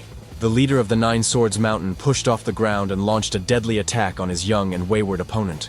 And Ding Yue was already flying towards the sword, attacking him. No one understood what technique the young man was using and why he was so calm. The guy flew over Mount Baisheng, covering everything around him with his blazing scarlet aura. Everyone silently watched him. Suddenly, Ding Yue's body burst into flames. The energy became surprisingly dense and sparkling, and the young man seemed to have turned into a flame. The cultivators, their mouths open in surprise, watched the youth's transformation and could not understand what had happened to him. Confused, Ying Jiankong asked where Ding Yue was, where he had gone, how he had managed to avoid his unique sword-style attack. Raising his head towards him, the head of the Nine Swords Mountain said in surprise, "Did the guy really decide to use a strong technique too?" And then Ying Jiankong heard the voice of his opponent. Ding Yue shouted to him that this time the swordsman had lost completely. A huge ball of fire fell on the spot where the head of the sect had just stood, causing an explosion and scattering stones in all directions. Ding Yue looked with regret at the head of the Nine Swords Mountain who had been defeated in yet another duel. The young man felt a little sorry for him. Ying Jiankong was wounded and covered in bruises, but his pride suffered even more than his body, and he lost the fight again. The defeated swordsman tiredly told Yue that if he wanted to kill him, let him kill him. There was no need to waste time. But the young man contemptuously replied to the sect leader that he had no intention of killing him, because Jiankong was not worthy of dying during a duel. Although Ying Jiankong leads the swordsman sect, he is a man who does not understand the way of the sword, and therefore he will not die by the sword. As he left, the young man concluded pompously, he, Ding Yue, was a man capable of killing a god, and Jiankun was just a grain of sand under his feet. Turning slightly, the young man asked if his opponent understood. Perhaps he would still draw conclusions and learn the true path of the sword. The Dark Lord's mouth opened in surprise. Could this boy really be capable of killing a god? And where did he get so much power? Liu Pingfeng was sure that this child had simply gone crazy, but in any case, he had to tell Empress Qin Keiyun about him. The girl wondered if this Ding Yue was really so strong that he would throw around such words, but he defeated Ying Jiankong. The old man grumbled. Where would this brat have such abilities? Everyone knows that he is scum. He probably managed to cheat. But the old man's granddaughter saw that the fight was fair, which meant the boy was very strong. Even she would not have dared to challenge the head of the sect. And only the beloved girl of the head of the Nine Swords Mountain sect thought about her lover, about his humiliation, about how bad he was feeling now. Indeed, the renowned swordsman had never experienced such public humiliation before. He continued to sit on the battlefield. All the cultivators present on Mount Baisheng were overwhelmed by the results of the battle and Yue's display of superiority. Zhuan didn't expect that Ding Yue would intimidate them all so much. Even the cultivators of the heavenly realm stood there and didn't dare to contradict him. The young man certainly looked like a conceited man, but with his strength, it was no wonder he didn't lose in the duel with Ying Jiankong. For the student's victory, the system gave Chu a heavenly mirror, with which he could spy on anyone, regardless of time or distance. Xuan was delighted with the new gift. It was an improved mirror. You can follow someone, peek, and no one will notice. By the way, I need to see how Yue is doing. Judging by the vibrations, the relics of Mount Baisheng should have opened by now, but they're still fighting there. On the mountain, everyone's attention was still focused on the two opponents, Ding Yue and Ying Jiankong. The young man told Jiankong that he didn't need to admit defeat. After all, Yue was only interested in Mount Baisheng now. The evil king noted with regret. But this thorn in Jiankong's side was not a dark cultivator. Such a fighter was very useful to them. The cultivators looked at the evil king with indignation, asking why he was always interfering. The last thing they needed was for him to lure the young man away. After recovering a little, the head of the Nine Sword Mountain sect told Yue that he was just an arrogant child who knew nothing about life. One of the elders of the Nine Swords Mountain sect intervened in the conversation and shouted at Yue, asking if he really thought he could defeat them. The young man asked, "What? This devil doesn't agree with Ying Jiankong's defeat. Apparently he also wants to try to fight." The old man let out a stream of curses. His students tried to calm their grandfather down. He was already many years old. His heart wasn't made of iron. Ding Yi demanded that everyone shut up and leave him alone. He wanted to rest a bit before opening the relics of Mount Baisheng. Yu's ex-lover shouted at him that he had crossed the line. The young man was surprised where he had crossed it. He had not taken the life of her man, so he had even shown mercy. Sitting down next to her wounded and humiliated beloved man, the girl suggested to her brother Jiankun that they leave here. She asked him not to despair. As soon as the opportunity presented itself, he would be able to overcome this arrogant and self-absorbed boy. Ding Yue shouted after the retreating Ying Jiankong that the woman had already destroyed him, so he would never catch up. The cultivators gathered on the mountain continued to be amazed by the young man, but the sympathies of the majority were on Jiankong's side. In the grove of cherry blossoms, the beautiful maiden Han of the Piaohua sect once again turned to the strong Lord Ding with a smile. The young man wearily told the woman to move away from him. He would not give in to her skillful temptation and would not turn from the path of the sword. The girl laughed cheerfully, but anger flashed across her beautiful face, in which case she wished the young man to die quickly. Xu Yuan was delighted with the boy's behavior. The Dark Lord exclaimed that Ding Yue was simply handsome. He answered perfectly. "You can't just bow your head to women and love them. It's a waste of time. The right way is to follow the way of the sword." The beauty from Piaohua gritted her teeth. This evil old man was talking nonsense, but he supported this foolish, strange young man. Yue's ex-girlfriend's eyes were full of tears. She was sure that as soon as Brother Genkong got the opportunity, he would kill the impudent man. Many powerful cultivators were certain that Ding Yue would one day pay for his words and disrespectful behavior. The evil king shouted to the young man that they really needed such people. Why shouldn't he join the minions of the Dark Court? The lonely cultivators began to make noise. It seemed that now they would fight for Ding Yue, because strength and courage have always been valuable. Liu Pingfeng also turned to the young man and suggested that he not listen to the nonsense that this dark cultivator of evil forces was spouting. The elder turned to Ding Yue, explaining that he was from the Daqian Empire and that he was thinking of joining them. The little lady of the Daqian Empire has just reached marriageable age. She is very beautiful and can even compete with Han Yingmeng. In addition, there is another wonderful girl at the imperial court. She is quite beautiful and very smart. The cunning Liu Pingfeng was confident that after seeing these beautiful maidens, young Ding Yue would not be able to refuse service in their empire. In addition, the elder promised Yue to provide him with the necessary pills and artifacts. They are ready to fulfill any of his conditions. The people from the other empire were surprised. Liu Pingfeng, this old fox, he can even sell his daughters to get Yue. Han Yingmeng thought that if Ding Yue joined Liu Pingfeng now, her sect would be in serious danger. The young man knew that Liu Pingfeng was cunning and was going to use beauties to lead him astray from the true path of the sword. But Yue remembered the teacher's instructions. It was in vain that he practiced the sword style and mastery of qi. He would become so strong that he would crush the gods. Ding Yue frowned. Anyone who dared to hinder him from ascending to the pinnacle of strength would be mercilessly crushed. Outraged by Elder Pingfeng's flattery and cunning, the young man shouted for the old, treacherous robber to die immediately. But Liu Pingfeng bowed politely and apologized to Brother Yue for being reckless in asking him to join. The enraged Pingfeng decided that this boy didn't know what was right and what was wrong, and once Baisheng opened up, he would definitely be able to kill Yue. Han Yingmeng silently watched Ding Yue. This guy seemed to be truly true to his beliefs. But was he right to give up on love? Suddenly, Inman heard the worried voice of her mentor, the head of the sect, asking the girl what had happened to her. They had been here for a long time, but Inman didn't even notice. She was just staring at that guy. Had the girl really forgotten about the task she had received? The sect leader pointed at Yue and angrily asked who this child was and why he dared to stand here, on the site of the Piaohua Pavilion.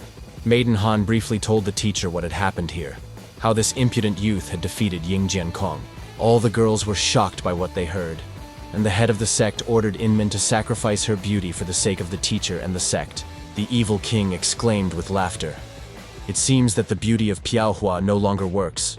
Everyone understood that with the arrival of the beauties, the discussion of the opening of Mount Baisheng will begin. All the single cultivators looked at Ding Yue with hope, because he didn't like women, which meant he wouldn't be limited by their beauty. Everyone immediately rushed towards the young man, hoping to become his companions in the fight for the ancient relics of the Baisheng mountain sect. The first daredevil introduced himself to Ding as a lone cultivator and would like to, but Yue barked at him to get lost. The next one tried to flatter the young man for his firmness, but Ding Yue also asked him whether he was looking for death and why he had come to him. The cultivators walked one after another. The young man shouted that they should stop bothering him. Otherwise, he would kill everyone who came near him again. Xuan, who was watching this, laughed. It seems that his diligent disciple Ding Yue received a little respect from the people. This is great. Besides, the game for the ancient relics of the Baisheng mountain sect has just begun. It's interesting to see what will happen next, and what Yue will return to him with. A huge scandal erupted in the Chu family's main estate, and the head of the Qianming family was furious. Xuan became wary of what had happened again. Why was his grandfather making such a noise that his ears were ringing from his indignant cries? It turned out that Chu Yuan, who ran away several years ago, returned home with his son.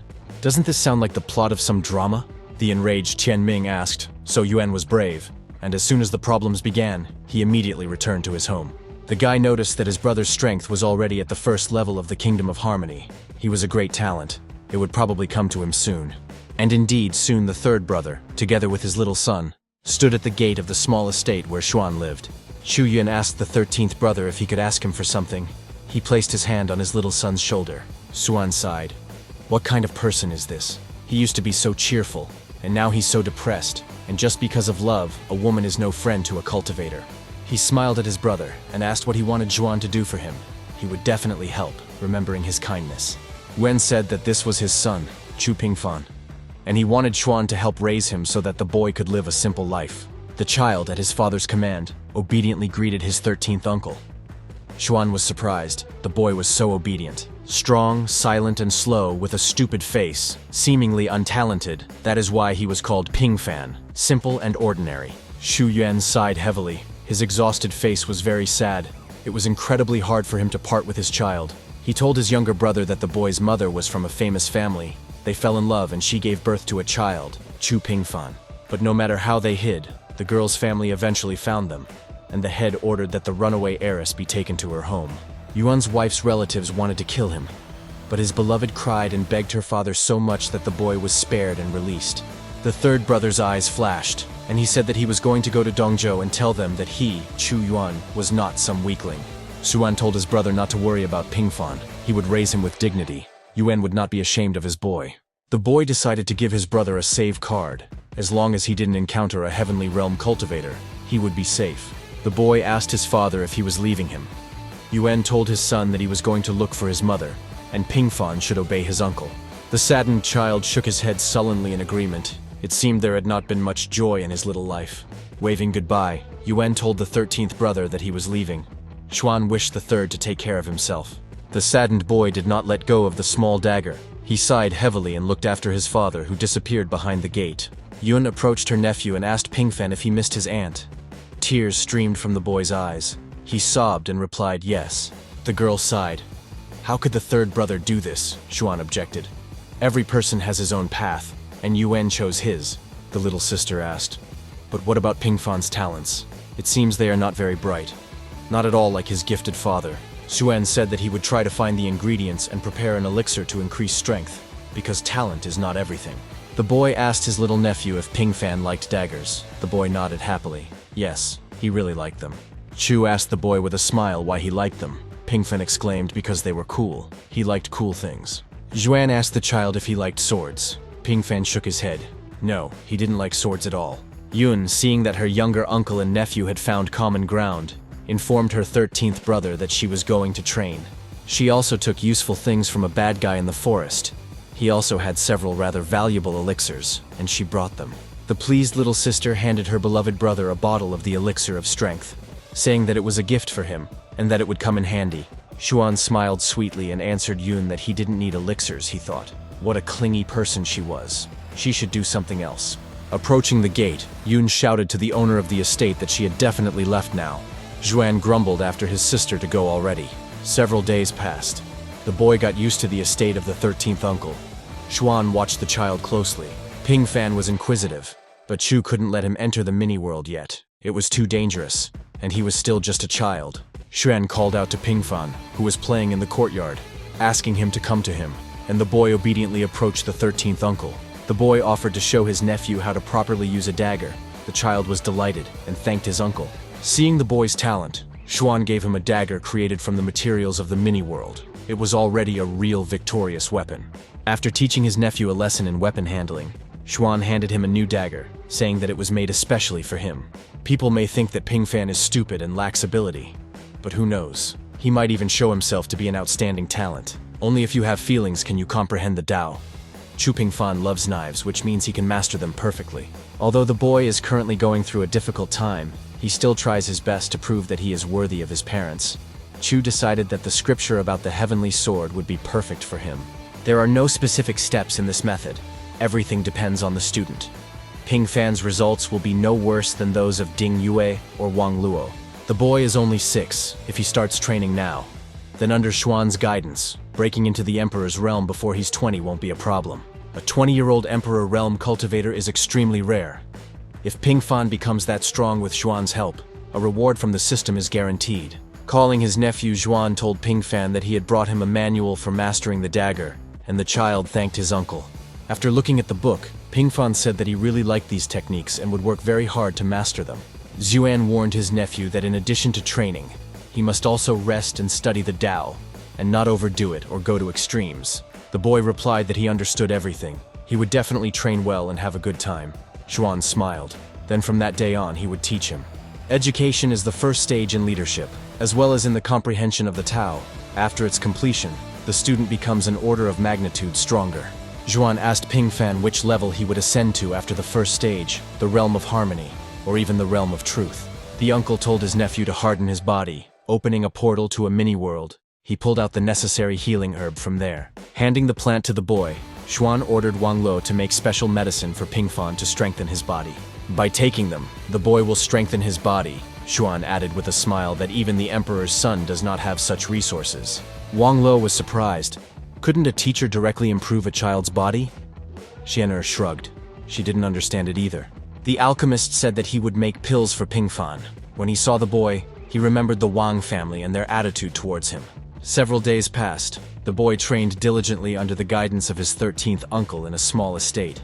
One day, Wang Lo called Pingfan to come to him. The child smiled happily. He liked Uncle Wang very much. The alchemist handed the boy a large pill and told him to eat it. He had prepared the medicine for him as instructed by the teacher. Xuan added that Pingfan should eat boldly. This pill has a sweet taste and will benefit him, helping him master the techniques. Chu knew full well that the improved pills were useless for the child, but their taste had become much better. Pingfan happily ate the pill the alchemist had created for him. It tasted excellent, and the boy smiled. Wang Lo was puzzled why there was no change. There shouldn't be any problem. He made the pill himself. He asked the teacher why nothing had changed. Xuan explained that he and Luo had different paths of cultivation, and that Pingfan's cultivation system was also somewhat different from others. Wang Lo asked what the difference was. Xuan smiled cheerfully and replied that the alchemist would find out everything later. It was a secret for now. The young man looked questioningly at the master, wondering how much he still needed to learn to achieve perfection. Xuan kept an eye on what was happening to Ding Yue.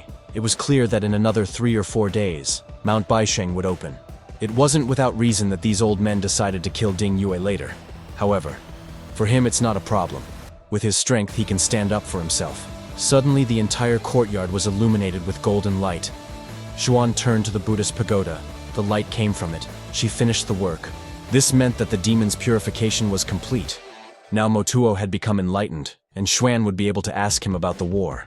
Looking into the pagoda, the guy saw that not only the energy, but also the appearance of the former demon had changed beyond recognition. But just in case, Xuan decided to install a soul seal on him. You never know how even an enlightened demon would behave. Having put the seal, the guy released the prisoner from the pagoda. The first thing Mo Tuo did was call on everyone to be compassionate. He bowed obediently to Xuan and greeted his master. He was ready to carry out any order of the ruler. A pleased Chu Xuan ordered the renewed demon Mo Tuo to rise, and the system rewarded the youth for enlightening the first Buddha. As expected, the reward for enlightening the first Buddha was very rich, but all of it would go to the first Buddhist of this world. The boy told the former demon that now that he had entered his Buddhist gate, Chu would give him the golden body of the Buddha, the staff, and the robe of the 7 treasures. The first Buddhist fell prostrate before the generous master and thanked him for the incredibly valuable reward of his servant. Chu reminded the servant that his real name was Mo Tuo, but since he had taken refuge, his karma had been purified, so Xuan bestowed upon him the name Namo Buddha. The initiate again thanked his generous master for his new name, saying that the master's kindness knew no bounds. Now Namo must strengthen his body and practice dharmas. For this, Xuan moved his new servant to a mini-world.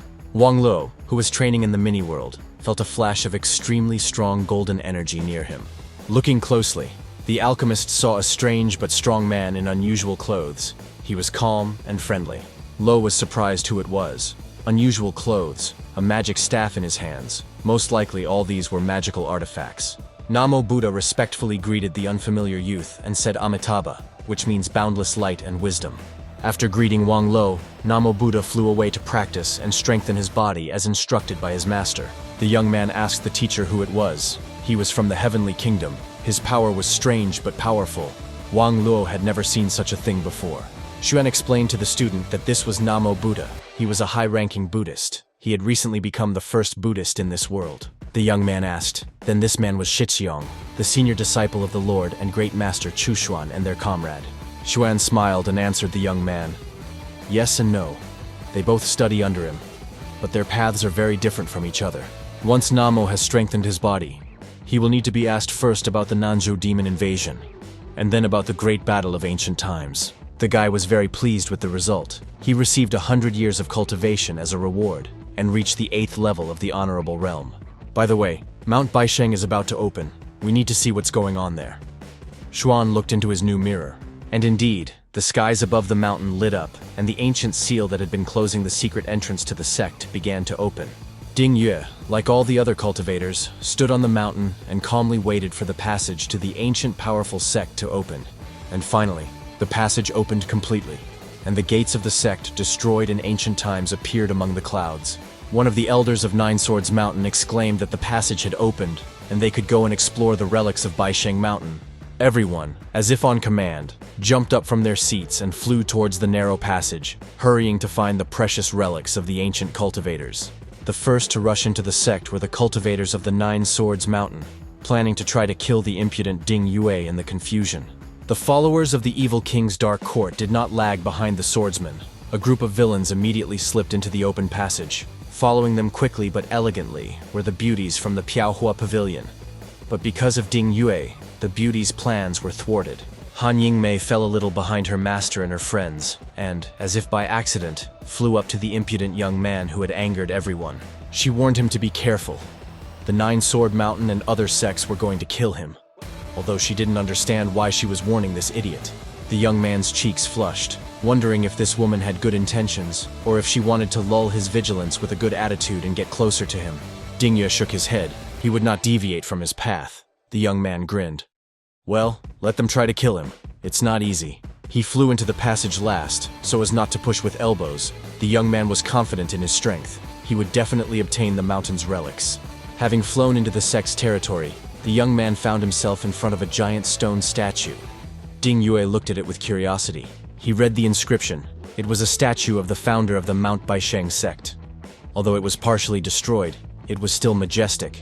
The sect was named after its founder. In front of the young cultivator sat a stone giant, the once all-powerful Baisheng. He is still the most famous cultivator in Nanzhou history. No one expected his sect to be destroyed. While the young man stood near the statue, several cultivators flew towards him, eager to take revenge for Ying Jiankong's humiliation. Ding Yue looked back. Around him stood 4 powerful cultivators from various sects, ready to engage him in battle. Spectators gathered at the gates of the ancient sect. Everyone saw that 4 cultivators who had almost reached the emperor's realm came out against the young man. Headmistress Piaohua asked Han if she was involved in this, but she replied that she was not, saying they didn't hate each other that much. The evil king said with disdain how disgusting the cultivators were, mocking those who clearly did not deserve it. One of the avengers approached Shou Yuan, saying that since he was standing up for the boy, he might want to help him in the fight against them. Ding Yue asked the opponents, they have almost reached the emperor's realm. That is, they are just scum who cannot advance further. The elderly cultivator, offended by the youth's careless remark, angrily shouted that he was a crazy brat who deserved to die. The young man drew his sword from its sheath and replied with a smile that only his techniques were crazy, but his mind was completely fine. Ding Yue said to the enemy who was jumping up and down in anger, "This level of cultivation is difficult for just anyone to achieve, but he is still so stupid." The elder shouted in rage at the young rascal not to go crazy. He had already insulted worthy and respected people. The young man frowned. If the old man was looking for death, then he, Ding Yue, would kill him, even though they had not met before and had not quarreled. The angry old man gritted his teeth. The boy's calm was terrifying. But couldn't 4 cultivators kill him? The old man understood that Yue was at the 9th stage of the Truth Realm, and he had almost reached the Emperor Realm. And besides, there were 4 of them. The young man asked why Mount Tianding was here. He was just curious about how he could have offended them. They had never encountered anything like that before.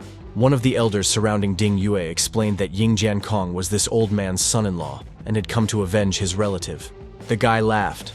Now it was clear why Ying Jiankong was so useless. All his thoughts were occupied with women and not cultivation. The enraged old man, having completely lost his patience due to the insults, yelled at the young man to make this idiot die quickly. The elderly cultivator's hand began to glow, and he frowned, intending to finish off the young impudent fellow once and for all. A stream of icy deadly fire flew towards Ding Yue. Everyone froze, watching to see if the guy could handle this technique. But the young man was surprisingly calm, moreover. All these attempts at murder seemed to genuinely amuse and entertain the young warrior. Ding Yue lunged and blocked the attack, telling the old man that his fire was even worse than the small, talkative Mushu dragon. Now it was Yue's turn to attack his opponents. Fiery swords, copies of his victorious weapon, swirled around the youth. Activating the attack, the guy exclaimed that he wanted to comprehend all the secrets of the Tao. Did this bunch of scum really think they could kill him? The young man skillfully controlled his swords and said that today he, Ding Yue, would kill them since they dared to attack him in such a cowardly manner. The old man who attacked Yue was wounded. Blood gushed from his severed shoulder. The elderly cultivator gritted his teeth. The boy is strong. The youth's aura was blazing as he rushed into battle. Ying Jiankong's father-in-law shouted to the other cultivators to stop the youth. The three warriors prepared to engage the insolent warrior, while their comrade went around to attack the enemy from the rear. The Nine-Sword Mountain Elder attacked first. Yue dodged, saying that he would kill them anyway. No one could stop him. The guy flew up and used the sword technique that reaches the edge of the world. This blow was aimed at the initiator of this vile ambush. Ying Jiankong's father-in-law was horrified. Such a powerful killing technique. How could this boy know it? The young man raised his sword over his opponent to deliver the finishing blow. He knew that this technique was unstoppable. At the same time, Yue was attacked by the other three cultivators. The elder of the Nine Swords Mountain sect rushed towards the youth from behind. The old man lunged and wounded the boy, piercing his chest with his sword, while Yue himself pursued the frightened son-in-law Ying Jiankong. But despite the wound he received, the young man dealt the decisive blow to the one who had planned to kill him and had incited the other fighters to do so. Yue swayed slightly and clutched the wound on his chest. This was his first serious battle wound, and he needed to take some pills immediately. Everyone looked at Ying Jiankong's murdered son-in-law in horror. Yue's powerful blow practically cutting the strong cultivator in half. The wounded youth smiled, which meant they had almost reached the emperor's kingdom, but he would still kill them. They shouldn't underestimate him. Liu Pingfeng thought that he had to kill this boy now while he was injured.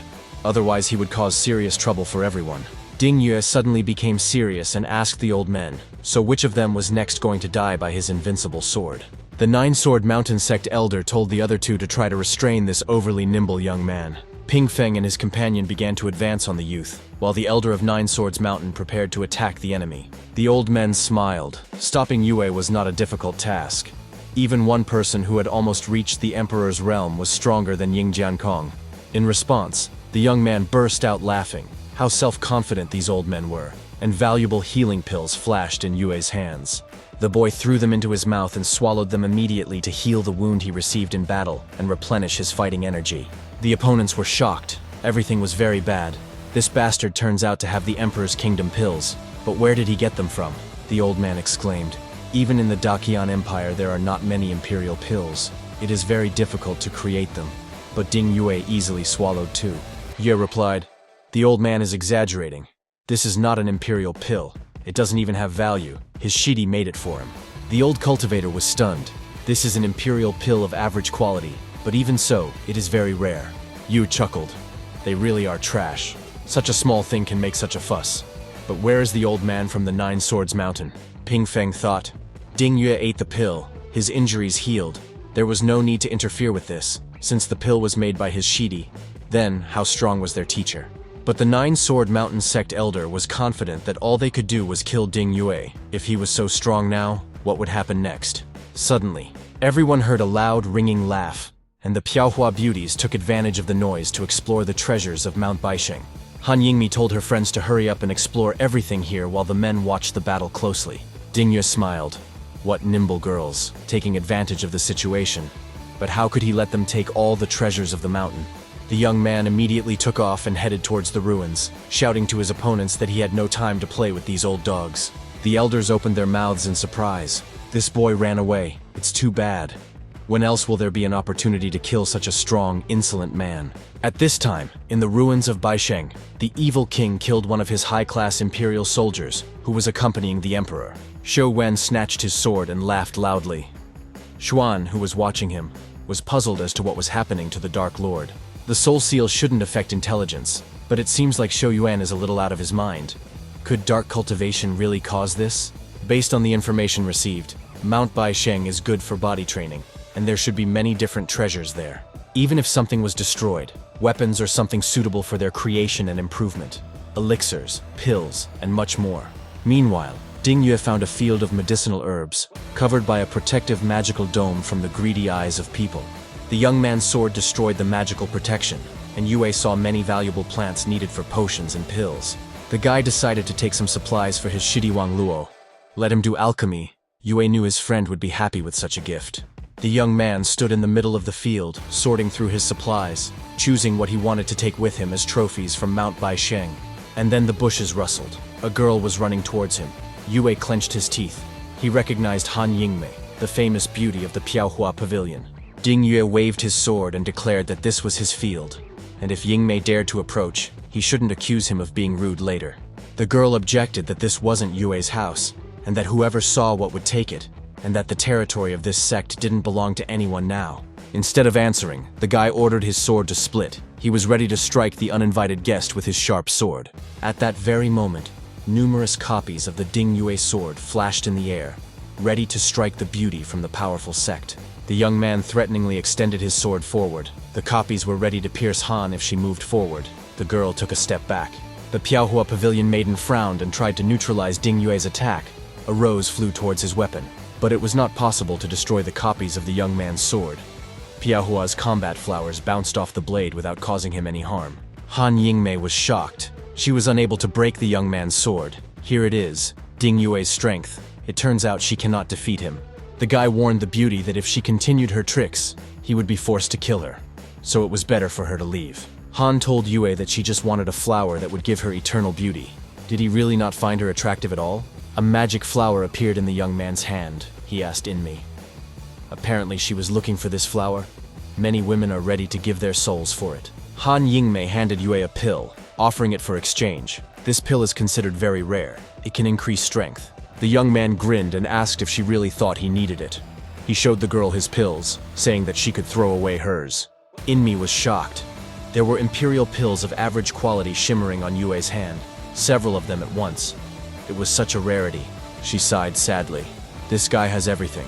What could she offer him in exchange for this incredibly needed flower? Ding Yue wondered if there was a shortage of herbs in the Piaohua Pavilion. He handed her a flower, saying that if he liked something, they would exchange. The young man was sure that he would not lose anything anyway. Han Yingmei was beside herself with happiness. Yue was so kind that he gave her the flower. After taking everything he needed, Ding Yue walked on, and as he left, he casually said that they, the Piaohua Pavilion, were really poor things. Meanwhile, in the mini-world, Namo was practicing diligently. Suddenly he lit up like the sun. The creation of the golden body of Buddha was completed. Having completed the practice of creating the golden body, the first Buddhist of this world returned from the mini-world and greeted his master. Xuan asked Namo what he thought of the magical Buddhist relics of the first Buddha he had received as a gift. Namo replied that they were helping him in cultivation, and now he was strong enough to do good and serve his master. Former Mo Tuo informed Xuan that several powerful demons had discovered him, but they would no longer be able to cause him much harm. Demons is a general name, but there are many types. Mo Tuo is an elder of one of them, a cultivator of the 8th stage of the heavenly realm. One day, a strong man entered the demon kingdom to help them conquer the northern territories, and the demons agreed. Later, the demons discovered a conspiracy. It was not only against the people of the north, but also against the demons. Chu asked what the conspiracy was. Namo explained to his master that there was no ruler in the north, and that man dreamed of deceiving everyone and becoming the ruler of the entire north. Chu Xian was surprised. Wasn't there a ruler there? And what about Qin Zong, as far as was known? It was he who ruled the Northern Empire at that time. Namo objected. Qin Zong owned only part of the vast northern territory. Xuan asked who owned the other part. The first Buddha replied that he was a powerful cultivator of the divine realm, and he had plotted against all races. The boy wondered if Qin Zun was also that strong if his opponent was a divine realm cultivator. Namo confirmed that at the time of the war, Qin Zong was at the peak of the heavenly realm, almost reaching the divine realm. But he was a little short of strength. That strong man told the demons to invade northern Nanzhou and quickly destroy all the people living there. His goal was to endanger the people of the north, and later appear to save them and become king. And after the divine kingdom, rise even higher. Qinzong discovered his plan, and took measures to prevent this, by allying with the powerful cultivators of the north to defeat the enemies. Together they destroyed that man's plan. The war between demons and humans ended, but as a result, both races fell on the battlefield. Chu said that in the demon country in the north there are 5 treasures. Does Namo plan to find them? Because whoever gets at least one can become the king of the northern territories. Namo said that the demons have a plan. After the defeat, the elder was reincarnated. He is going to enter the game for the lands. This message puzzled Xuan. Why did the demon leader want this land, since there were other powerful cultivators besides him? The first Buddha bowed and explained that those below the emperor's realm would not be able to participate and obtain the demon's treasure. It seems like the battle for the treasure will begin between the Sons of Fortune like Ding Yue, and 3 of them are already connected to Chu Xuan. Chu realized that he needed to control this confrontation. The king had to be his man. But even the divine realm wouldn't be enough here. He gave Namo a collection of Buddhist practices. He was already at the level of the divine realm. When the passage of demons was opened, he would be able to control the situation better. After sending Namo to practice, Zhuan decided to keep an eye on Du Yuan just in case. The young man respectfully greeted the master. Chu teleported a communication talisman to his disciple through the portal, and told him to go to Nanju and wait for a convenient moment. Yuan obeyed. The boy took advantage of the saint's halo given to him by the system, and his glowing figure became gigantic and terrifying. With the help of his golden mirror of 1,000 heavens, Xuan found Luo Ying, in whose body the soul of the great emperor Qinzong was reborn. Zun paused his practice and looked in surprise at the giant figure of a man that appeared out of nowhere right next to him. Xuan, who appeared among the clouds, looked more like a ghost than a living person. He looked at Luo Ying with interest. The girl bowed respectfully and greeted the great ancestor who had come to her, and asked how she could be of service. The guy asked the girl, bowing before him in a thunderous voice, who she really was. Luo Ying, or Qin Zun. An alarmed Zun asked Xuan who he was, and the boy calmed the child down, telling her not to be nervous. The deity sees everything. The girl asked if Prince Luo had come to her. Xuan replied that he had met Prince Luo many years ago. He was a deity, and meeting a deity was a rare opportunity. Zun couldn't understand what kind of creature was in front of him.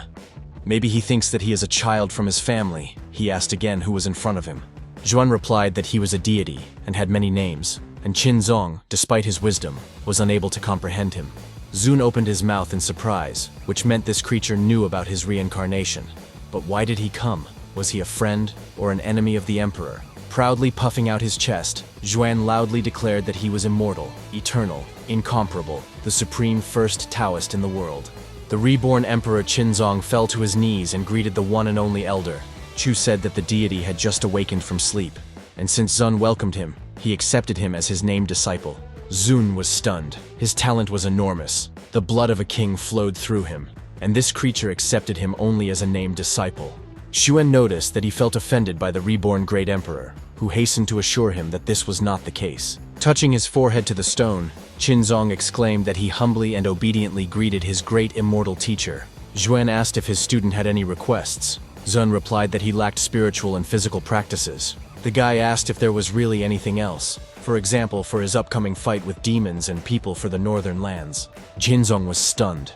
His new teacher was so scary, he even knew about it. But he, Zong, had never relied on others in his entire life. All his achievements are his alone, so he himself will take back what is rightfully his, and take revenge for all the evil done. Xuan replied, Zun is very courageous even in a woman's body. Chu will protect him, but whether he wins or loses depends on him. The girl needs body training practices. He has many practices, but they are too strong for Luo Ying, even if she is now in the emperor's realm. Xuan said there are 3 more or less suitable ones. They are weak, but Luo Ying will do. Buddha body training, demon body, and dragon warrior body. The disciple must choose one of these 3 practices. Luo Ying exclaimed that she wanted to obtain the dragon warrior body practice. The guy passed on the practice to the student and explained that after training, her strength and defense would become like a dragon's, but this strength was considered average. Xuan added that his disciple should understand that the 9 regions were only a small part of the universe, and the king of the north was nothing. She must train hard to get to heaven. Her journey will only begin when she steps into heaven. As he disappeared, Xuan said that if she could step into heaven, then he would accept her as one of his official disciples. Qinzong clenched his fist and swore he would step into heaven and become the teacher's disciple. He would become the first king of the northern human race. And then Luo Ying realized that she had forgotten to ask the teacher if there was a way to turn a female body back into a male one without being rejected by the Tao. Everything went well. The future king should be Xuan's disciple. Xian'er is near the emperor's realm. Next is Ding Yue, and then Wang Luo. We need to send Chu Yun to the mini-world to train. It's time for someone from the emperor's realm to appear in the Chu family. Then Zhuan noticed that his talisman for contacting secret agents from the Black Moon sect was vibrating. Something had happened. Bao Hongyan reported to the master that a bloody battle was taking place on Mount Baisheng, and the soul of the ancient emperor would soon awaken. Xuan wondered who it could be, whether it was the remnant of the soul of the founder of the Baishan sect himself, or someone else. An awakened soul circled over the ruins of the newly opened sect. Many cultivators had already been killed by this evil spirit. The Dark Lord Shou Yuan attempted to stop the evil spirit with the help of the most powerful technique, Soul and Blood Devourer. Streams of blood flowed around the evil king, like snakes coiling around the awakened soul in the ruins of the sect. The bloody chains bound the soul of the ancient cultivator. The Dark Lord told the others to hold the captive while he purified his soul. All the cultivators concentrated their efforts to restrain the ancient martial soul and help Shou Yuan. The king said that he had always been on the side of justice, and they, the scoundrels, were attacking him as if he were the main villain here. Suddenly, the ancient soul threw off the bloody shackles of the Dark Lord and cried out in anger for all his enemies to die instantly. Shou Yuan screamed in horror. How bad it was. Not only his shackles, but also the techniques of the other cultivators were unable to contain this spirit. The evil king looked around. Dozens of cultivators were lying in pools of their own blood. Most of them were dead. The spirit, enraged by the resistance, killed everyone who did not manage to hide from his terrifying revenge, and streams of scarlet blood gushed out. Having had his fill of revenge, the spirit burst out laughing and shouted, "What a disaster! Almost everyone is dead." The most powerful cultivators silently looked at the villain. Suddenly, an explosion occurred above the ruins of the Mount Baisheng sect, and several streams of energy rushed towards the people standing in the square. The spirit burst into laughter and rushed away, leaving the stunned people to look around and wonder what had happened. The elders finally realized that the evil war spirit had created an illusion of its body being torn apart and was trying to escape. Seeing Ding Yue approaching, the spirit rushed towards him and shouted that he liked the young man's body, and that it would now belong to him. Han Yingmei shouted at Yue to run away quickly. Otherwise, the ancient martial spirit would take over his body, and his soul would die. The girl put up her defenses to stop the evil soul that was trying to enter the young body of the guy she liked.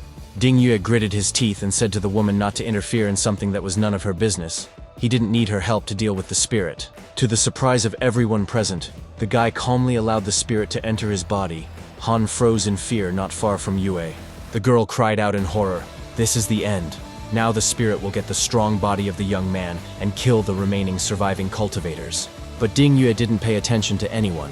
Now the struggle continued between his soul and the evil invader. The spirit that had burst into the young man's body suddenly saw that around Yue's soul, many blades, subject only to him, were blazing. The spirit of the ancient cultivator was very surprised. How was this possible? The technique used by the boy was incredibly complex, even for elders. And Ding Yue, motionless as a mountain, smiled as he pointed all his blades towards the stranger, using the technique of 100 years of soul training. The spiritual weapon the young man received from his teacher, magnified tenfold, flew in the direction of the alien soul that had invaded his body. The spirit strained his strength and slowed the attack, but the blades were too strong, and the aggressor realized that he would not be able to hold them back for long. The old man realized with horror that he needed to run away immediately. Otherwise his soul, which had survived so many centuries, would perish in the body of this boy.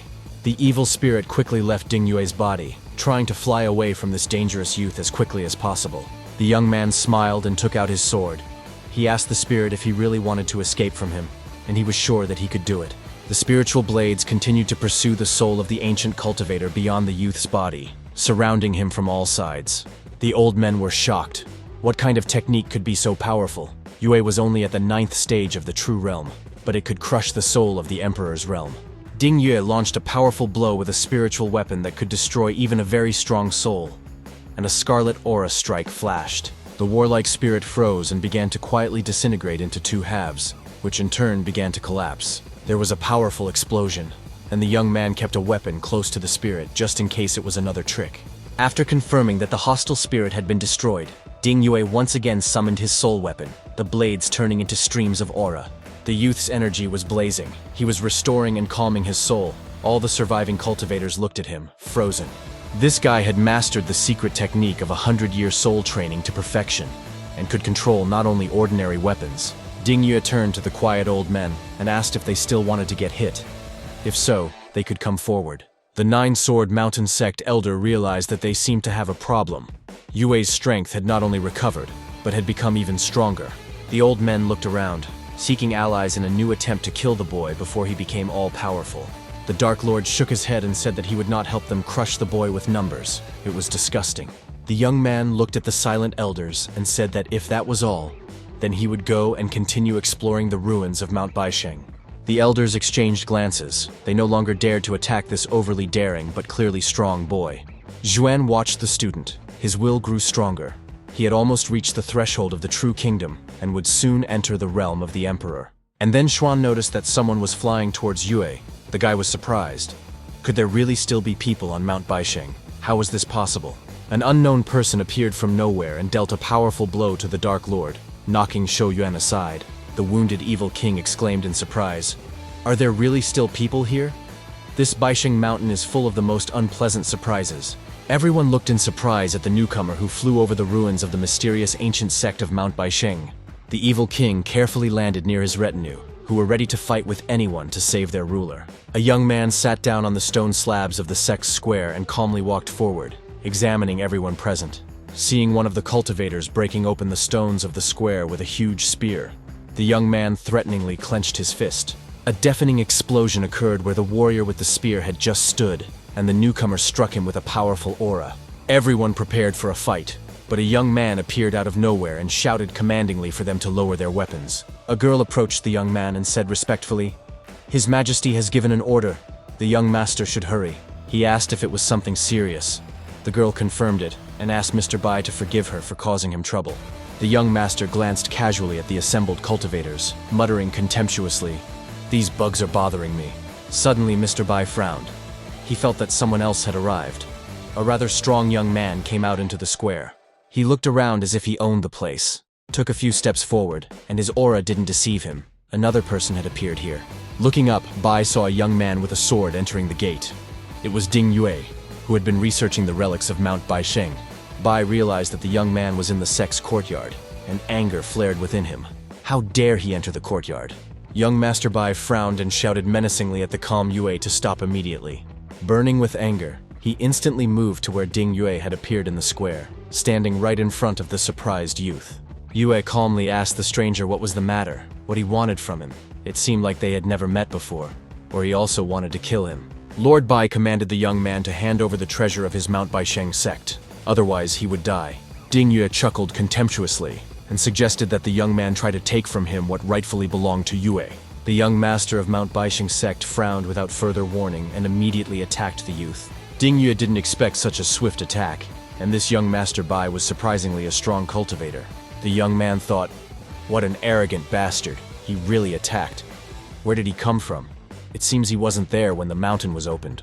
Yu concentrated his strength and instantly drew his sword from its sheath to repel the attack of this newly minted master of the ancient sect. Young Master Bai growled that the boy was a crazy, ignorant scoundrel. It seemed like he wanted to test his strength on himself. Two blazing auras clashed in a fierce duel. Bai's white-blue ice aura and Ding Yue's scarlet fire energy. The young master of Mount Baisheng frowned. The boy was indeed strong. He was still resisting. The strike of young Baisheng's fist and the strike of Ding Yue's invincible sword met, shaking the surrounding area, neither of them giving in. Xuan's disciple gritted his teeth. This opponent seemed to be too much for him. He couldn't deal with him as easily as the others. The battle caused violent vortexes of energy to swirl around Mount Baisheng, as if there was a powerful thunderstorm. One of the elders tried to understand what was going on there. He was perplexed whether those two were already dead or still fighting.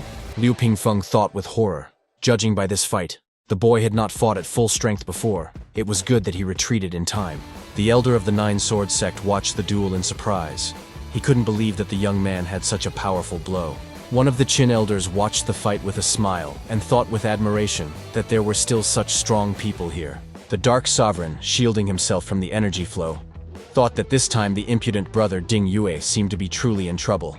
But Yue was delighted. He realized that Bai was the one who would give him a boost in development.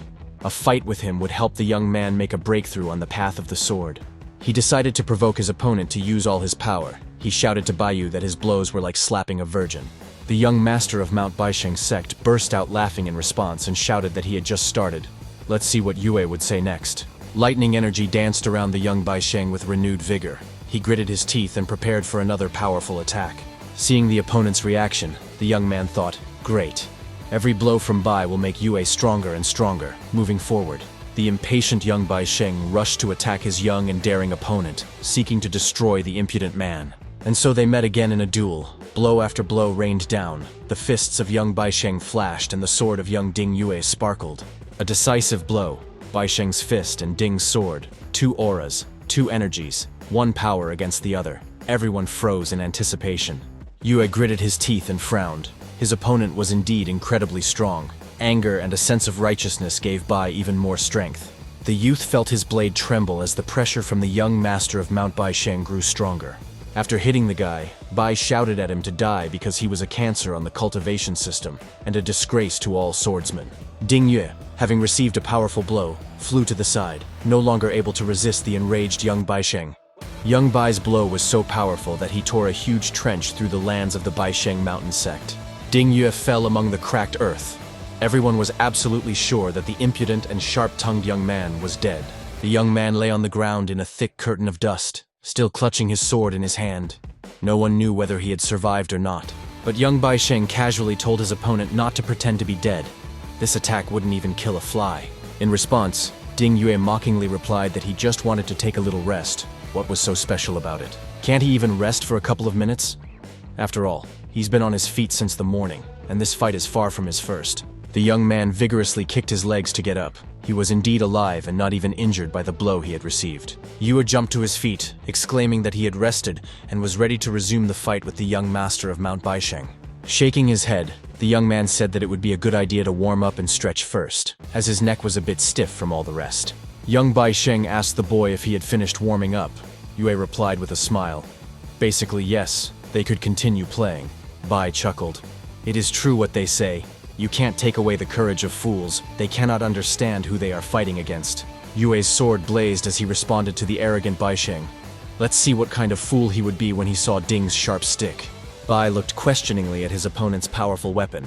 His sword was indeed strong and seemed to be getting stronger. The youth launched an attack towards Baisheng and shouted for the arrogant idiot to get what he was after. A furious sword attack flew towards the young master of the ancient sect, cutting through everything in its path and leaving a deep rut. Bai tensed up. The bragging of this stubborn youth had already angered him quite a bit. But the boy was strong. That couldn't be taken away from him. Young Baisheng blocked the sword attack, destroying it with a punch. He asked Yue. And that's all. Yes, it's not a stick, but a pencil. A gigantic stream of scarlet sword energy flew at Bai. It was difficult to block such power, but Baisheng stood firm. An explosion of terrifying force was heard. The cultivators on the mountain fell silent and did not dare to even approach their opponents. Ding Yue was stunned. How could the young master of Mount Baisheng be able to destroy such a powerful attack? It was simply amazing. Bai chuckled. He sarcastically remarked that the boy was very weak, and it was not fun to fight with him at all. He had hoped for more.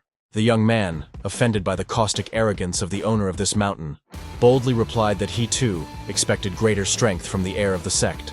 Accelerating his energy to the maximum, young Master Baisheng proposed to put all his strength into the next blow. Ding Yue supported his opponent. The fiery energy of his victorious sword condensed around him. He pushed off and rushed to attack. Bai clenched his flaming fist, his body tensed to the limit, and roared for the impudent boy to finally die. Ding Yue shouted almost the same thing. The young fighter was tense. He understood perfectly well that he was facing an incredibly strong opponent. Here they were again, one-on-one, fist against sword, flame against ice, the entire space around the fighters ablaze with energy. Both warriors were losing patience. Both were extremely tense. Everyone understood that the battle had to end with the victory of one of them. But neither Bai nor Ding were going to give in. They glared at each other with hateful eyes until neither of them could win. The release of energy was so incredible that it turned into a giant tornado, which picked up the fighters and lifted them up, and Mount Baisheng shook as if a volcano had erupted there. The Elder of Nine Swords Mountain was shocked. In his incredibly long life, he had never seen such a fight. The second old man couldn't close his mouth in surprise. No one could even suspect the exiled swordsman of such incredible power. Liu Pingfeng was puzzled as to how it was that the strongest people here were the young people, and not the clan elders. Empress Qin Kayun's courtier was horrified that Lord Bai had gotten into a fight instead of heading to the palace. And finally, the giant tornado began to weaken, and everyone waited with bated breath to see the result of this battle. The Dark Lord frowned. He too was curious about who had won this amazing battle, and whether the fight was over. Everyone was asking each other if Ding Yue had died. The mountain almost stopped shaking, and soon the clouds of dust almost died down. Everyone saw that the young man was still alive. He was clearly wounded. His suit was in tatters, but he was still standing on his feet. True, his victorious sword, given to him by the master, was broken, which meant that the young daring swordsman was left without a weapon. The young master of Mount Baisheng looked at his fist in surprise. There was a deep scratch on it, Bai was shocked. For the first time in his life, the enemy was able to inflict physical damage on him. His body was hardened by many different secret techniques. Bai grinned. The boy left a scratch on him. He asked Yue who the hell he was that he dared to fight him. Looking closely at his opponent, young Bai Sheng noticed that the youth was not whole either. They had both been injured in the battle. Closing his eyes, the heir of the ancient sect of Mount Baisheng concentrated on the mysterious youth standing before him. A little earlier, the opponents fought fiercely, destroying everything in the immediate vicinity. Their blows crumbled the mountain and sent stones flying. Seeing the young man's broken sword, Bai laughed, called the boy an ignoramus, and asked if that was all he could do. The young master of Mount Baisheng declared that he wanted to continue. He was ready to continue the fight with the daring opponent. In response, Ding Yue slashed the broken lump of the sword at Bai Sheng's outstretched hand. The arrogant gentleman frowned. This was unexpected. And then Bai saw how the young man's aura began to change. Not only did he not die from his wounds, but he also became much stronger. Young Bai Sheng realized that thanks to this fight, the boy would break through to the next realm. But was that even possible? Ding Yue is too terrifying. It's unclear how he can make a breakthrough in such a battle. This young man has a very rare talent. The heir of the ancient sect clenched his fists again. No matter how talented this boy was, he was a hindrance to him, and therefore he must die. Yui could no longer fight with a broken sword. Bai, confident that he would kill the young man when he struck, wished his opponent a good journey. Having received a powerful blow to the face, the young man staggered, took a few steps back and began to quietly fall to the ground. Suddenly Bai noticed that Yue began to dissolve and disappear. This cunning man had deceived the heir of the sect, and decided to run away from him. Bai was shocked. This was a divine-level technique, the ghost of the setting moon. When did this young man manage to master it? The enraged Bai Sheng shouted after Ding Yue not to dare run away. He must return and continue their duel. The young man laughed. What a fool. There's no need to be so angry after all. Yue only needed a breakthrough, and Bai helped him a lot with this.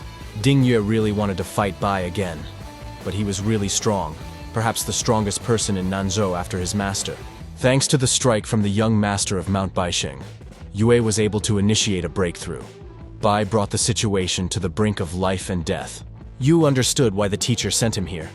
If you want to become stronger, then you need to fight the strong. Only then can you make a breakthrough in strength. The satisfied young man exclaimed, he had made a breakthrough. Now it was time to go home. He had to quickly tell the teacher the good news. Landing near the mountain, Yue noticed a flash in the thick fog, wondering if someone was following him. But he didn't feel anyone. The young man frowned. Someone had clearly come here. Perhaps those old men had secretly followed him to try to kill him again. And then Ding Yue saw that it was the great Empress Qin Keiyun herself flying. She was also clearly surprised by this meeting. Yue wondered what this woman was doing here. Did she really come because of the mess she and Bai had made on the mountain? Qin Keiyun looked at the young man in surprise. Wasn't this Ding Yue, one of the disciples of her old friend, the handsome Chu Xuan? Ding Yue rushed forward, saying that he needed to go home as quickly as possible. That was it. No more troubles. That was enough for today. The Empress didn't understand what was wrong with the young man, but oh well. Now it was more important to find young Master Bai and urgently return him to the palace. Changfan tried to calm young Master Bai by reminding him of Her Majesty's order, but he rushed to catch up with Ding Yue. Empress Qin asked Changfan what was going on here, and the girl quietly told Bai that Her Majesty had flown here herself. The Grand Empress approached young Master Bai and kindly told him that they had not seen each other for a long time. Keiyun asked Bai Sheng what was wrong with him. Wasn't he happy to see her? Bai replied, if it weren't for that crazy Ding Yue, he would have. Changfan replied that she had just seen Ding Yue, but she still didn't understand what had happened, whether she and Bai had some kind of disagreement. Bai Sheng gritted his teeth and frowned. He thoughtfully replied that it was more.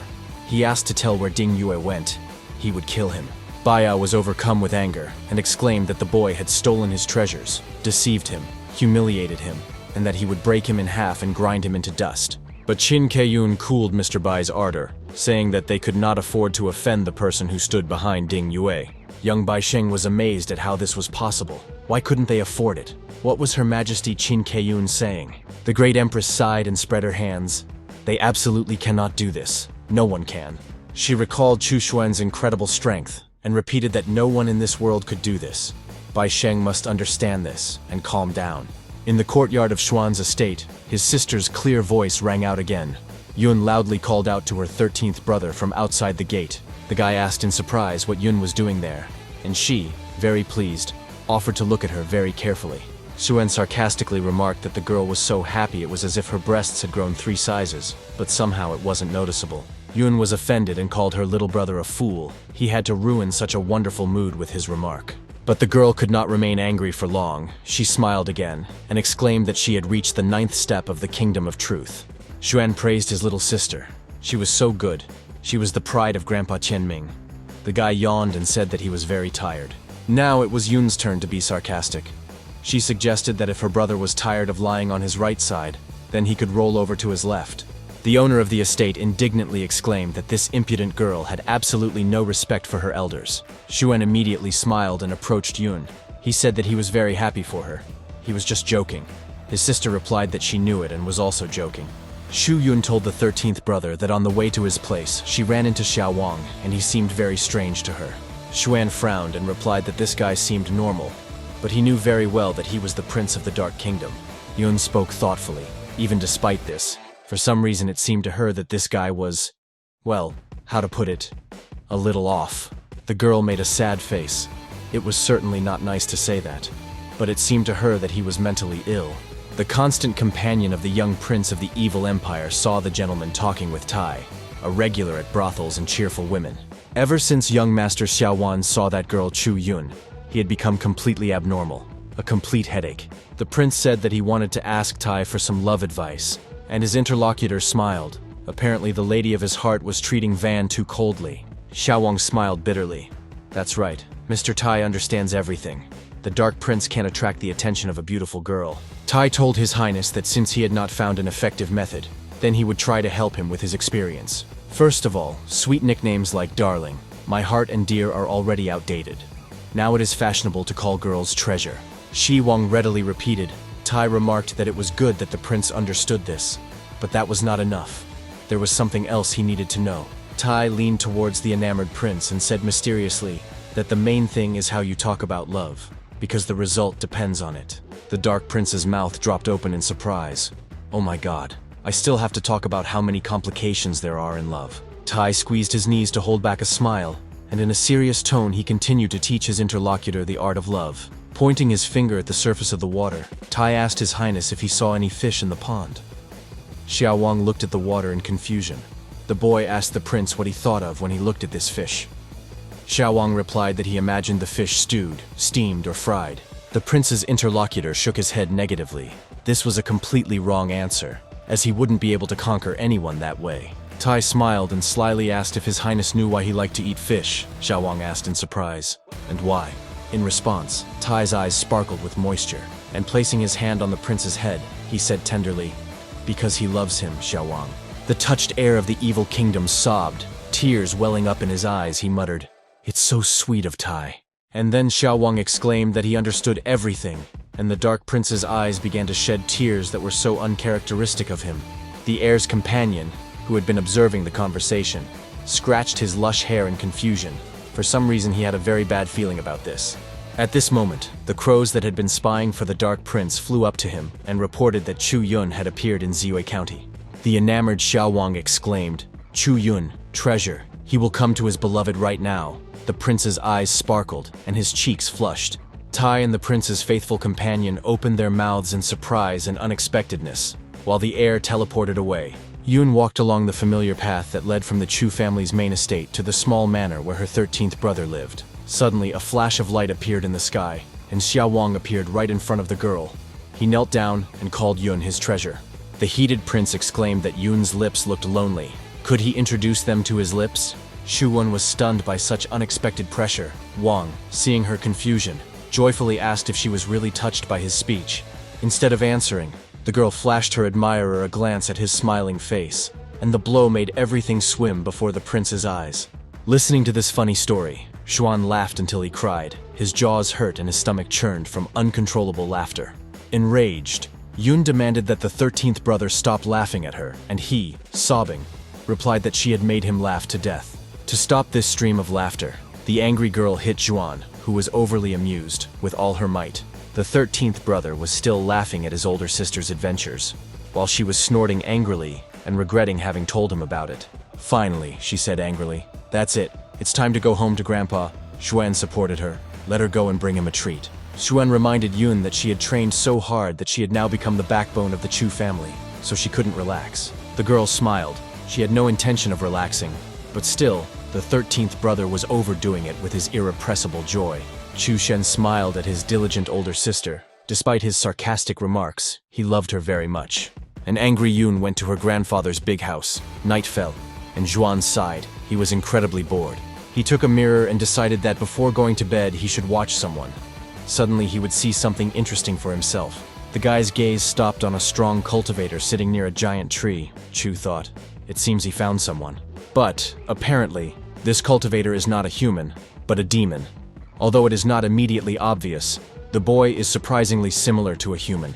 Xuan guessed that he looked so much like a human because he was a heavenly demon, the strongest of the race. According to all the legends known to Chu, among all types of demons, only the celestial ones can break through to the divine realm. Maybe Zhuan found another treasure. He needs to take a closer look at it using the all-seeing eye technique. Mo Luantian was bullied because of his human blood, and one day he couldn't take it anymore and left home, with a huge power dormant in his body. Zhuan saw that Luantian's power was about to awaken. The demon gritted his teeth and cursed. He exclaimed that he wanted everything or nothing. The young demon concentrated and stuck his right hand into the cauldron with golden flammable liquid. He decided to perform a demonic ritual. The liquid in the cauldron began to bubble, and Mo's hand began to become covered in wounds, causing Luantian's body unbearable hellish pain. He clenched his teeth and frowned to keep from screaming. This terrible ritual is called a demonic bite. It awakens the power of a demon. The demon's hand, lowered into the cauldron, burst into flames. The sleeve immediately turned into shreds, and bloody fiery wounds crawled across the body. The young demon could not bear it, and screamed piercingly. Almost his entire body was engulfed in demonic fire and covered in wounds. Chu Shen stared at Luantian's torment with wide eyes and said in shock that this demonic ritual was so terrifying. Mo Luantian's aura became fiery. Xuan read that the success of this ritual depended entirely on the demon and his will. The boy saw through the mirror that although the wounds on the demon's body were already disappearing, he continued to suffer unbearably from the demonic fire. The pain began to subside, Mo Luantian thought in confusion. Did it really work? Did he go through the ritual and become a real demon? Zhuan, who was watching the young demon, saw that he had gotten to his feet. It seemed that he had succeeded. He had endured the pain. Mo clenched his fist and told the Heavenly Demon Clan that he would definitely return, for he, Mo Luantian, was the strongest of all the demons. The young demon's fist glowed with the purple energy of death, and after completing the ritual, he became noticeably stronger than before. Xuan thought, Mo is still too young. He doesn't understand that even strong demons can die if he is directed to the path of light. Xuan's gigantic figure appeared in front of the dumbfounded demon in golden light, and the youth greeted him with a wish for light. Mo Luantian was confused. He did not understand who he was, what he wanted, what he was going to do, and why he had appeared to him. The young demon looked in surprise at the strange creature that appeared to him in the demonic forest immediately after the ritual. Zhuan kindly told the young man that the demonic path had no future, but Buddhism did, and invited him to join his sect. The demon did not understand what was being discussed. He had never heard of Buddhism before, and could not understand what kind of Buddhism this was. But Luantian noticed that this man looked very strong, although he didn't know who he was. But perhaps Buddhism was something interesting. Xuan decided that this guy had too many questions. He needed to confuse his mind so that unnecessary things wouldn't come to his mind.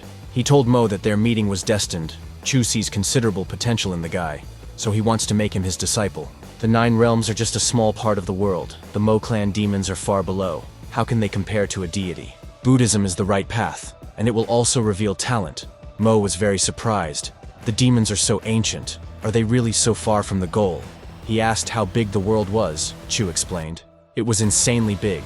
The divine realm was nothing more than the ability to reach the heavens. Chu said that Buddhism is righteous and goes far beyond the demon realm. If he is a Buddha, he becomes the founder of the 9 domains of Buddhism, and not just a descendant of the demon clan. Mo thought it made sense. No matter how strong you are just a descendant. But what if you are the founder? The young demon asked the giant in the golden glow. He says that Buddhism is limitless, and how strong it is, what can it be compared to? Xuan replied, the foundations of Buddhism in Mo's body are currently weaker than the cultivation of demonic powers, but they will become stronger later. Luantian generated a clot of purple demonic energy on his hand and threw it into the space next to him. Xuan released a golden stream of his energy towards him, which instantly neutralized Mo's demonic power. He thought, so that means there is another power inside the body, one that little is known about, one that can be used against enemies. Mo decided that Buddhism could be very powerful and provide enormous opportunities, so he fell down and greeted his new teacher. A pleased Xuan said that this was excellent. He was very glad to see Mo Luantian among his disciples. May the light be with him. Once Luantian enters his abode, he will have to accept all the laws and vows. The young demon agreed with the teacher. The second Buddha of this world instantly changed. Xuan told him that as for the other rules, he would understand them later himself. Luantian had just started training, so his level was low. Chu gave him a robe, a magic staff, and a cup to help him. Xuan told the newly converted Buddha that he had now become a soldier of the heavenly kingdom and could not let his teacher down. Chu created the weapon himself for the first time, and was quite satisfied. It also had other properties that instantly improved his heavenly soldier. Xuan passed on the necessary knowledge to his new student through the portal, and a golden stream poured onto the humble Mo. Having mastered the knowledge and techniques, Luantian enthusiastically praised his Buddha and felt much better and stronger. The teacher solemnly told the former demon to stand up. Xuan was very pleased. He was able to brainwash Mo. Chu didn't know why, but there was a strange feeling about this guy.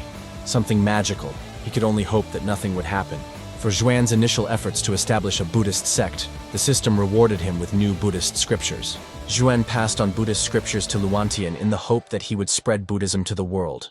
And the disciple obediently replied that he followed the path of Buddhism. As he closed the portal, Chu bid his disciple and the second Buddha farewell to train hard and become as strong as possible. The system informed Chu that he had found the Sun of Fortune from the demon realm, and as a reward he received the test of the secret realm. By experiencing the secret kingdom, one can challenge oneself, find one's shortcomings and real limits. Such is the path of the strongest. Now that there is such a place, all the techniques can be tested a large number of times, without there being any real injuries or deaths. Xuan went to his secret kingdom. He was in a hurry to experience the new opportunities given to him by the generous system. He chose a one-on-one fight. The strength is the same as his, the 9th level of the honor realm. I wonder if Chu can win. To Chu's surprise, he almost instantly defeated a strong opponent who was at the same cultivation level as him. It turns out that he is indeed stronger than the people in the same realm, which means he is the strongest of the 9th level of the honor realm. Now we need to try to fight with a fighter of the 1st level of the heavenly realm, to see if he can defeat an opponent in a higher realm. This fight was not as easy as the previous one. The enemy gave Xuan a good beating, and at the end there was a deafening explosion. Chu wiped his face. Both of them were about to die. The gap in strength was too great. It seemed like he needed to expose his own shortcomings to break through. An unperturbed Blackie calmly watched his master's training from the roof and, as befits a pet, kept quiet. Xuan continued to fight battle after battle, gradually increasing the strength of his opponent and improving his own fighting skills. He said that within 10 days, he should be the only being who can kill an opponent with a superior realm. The guy decided to try something different. For better training, he needed to increase the variety of attacks and combat conditions. The cat jumped into the yard and stared at his owner in surprise. He had become significantly stronger in just half a day. It seemed incredible.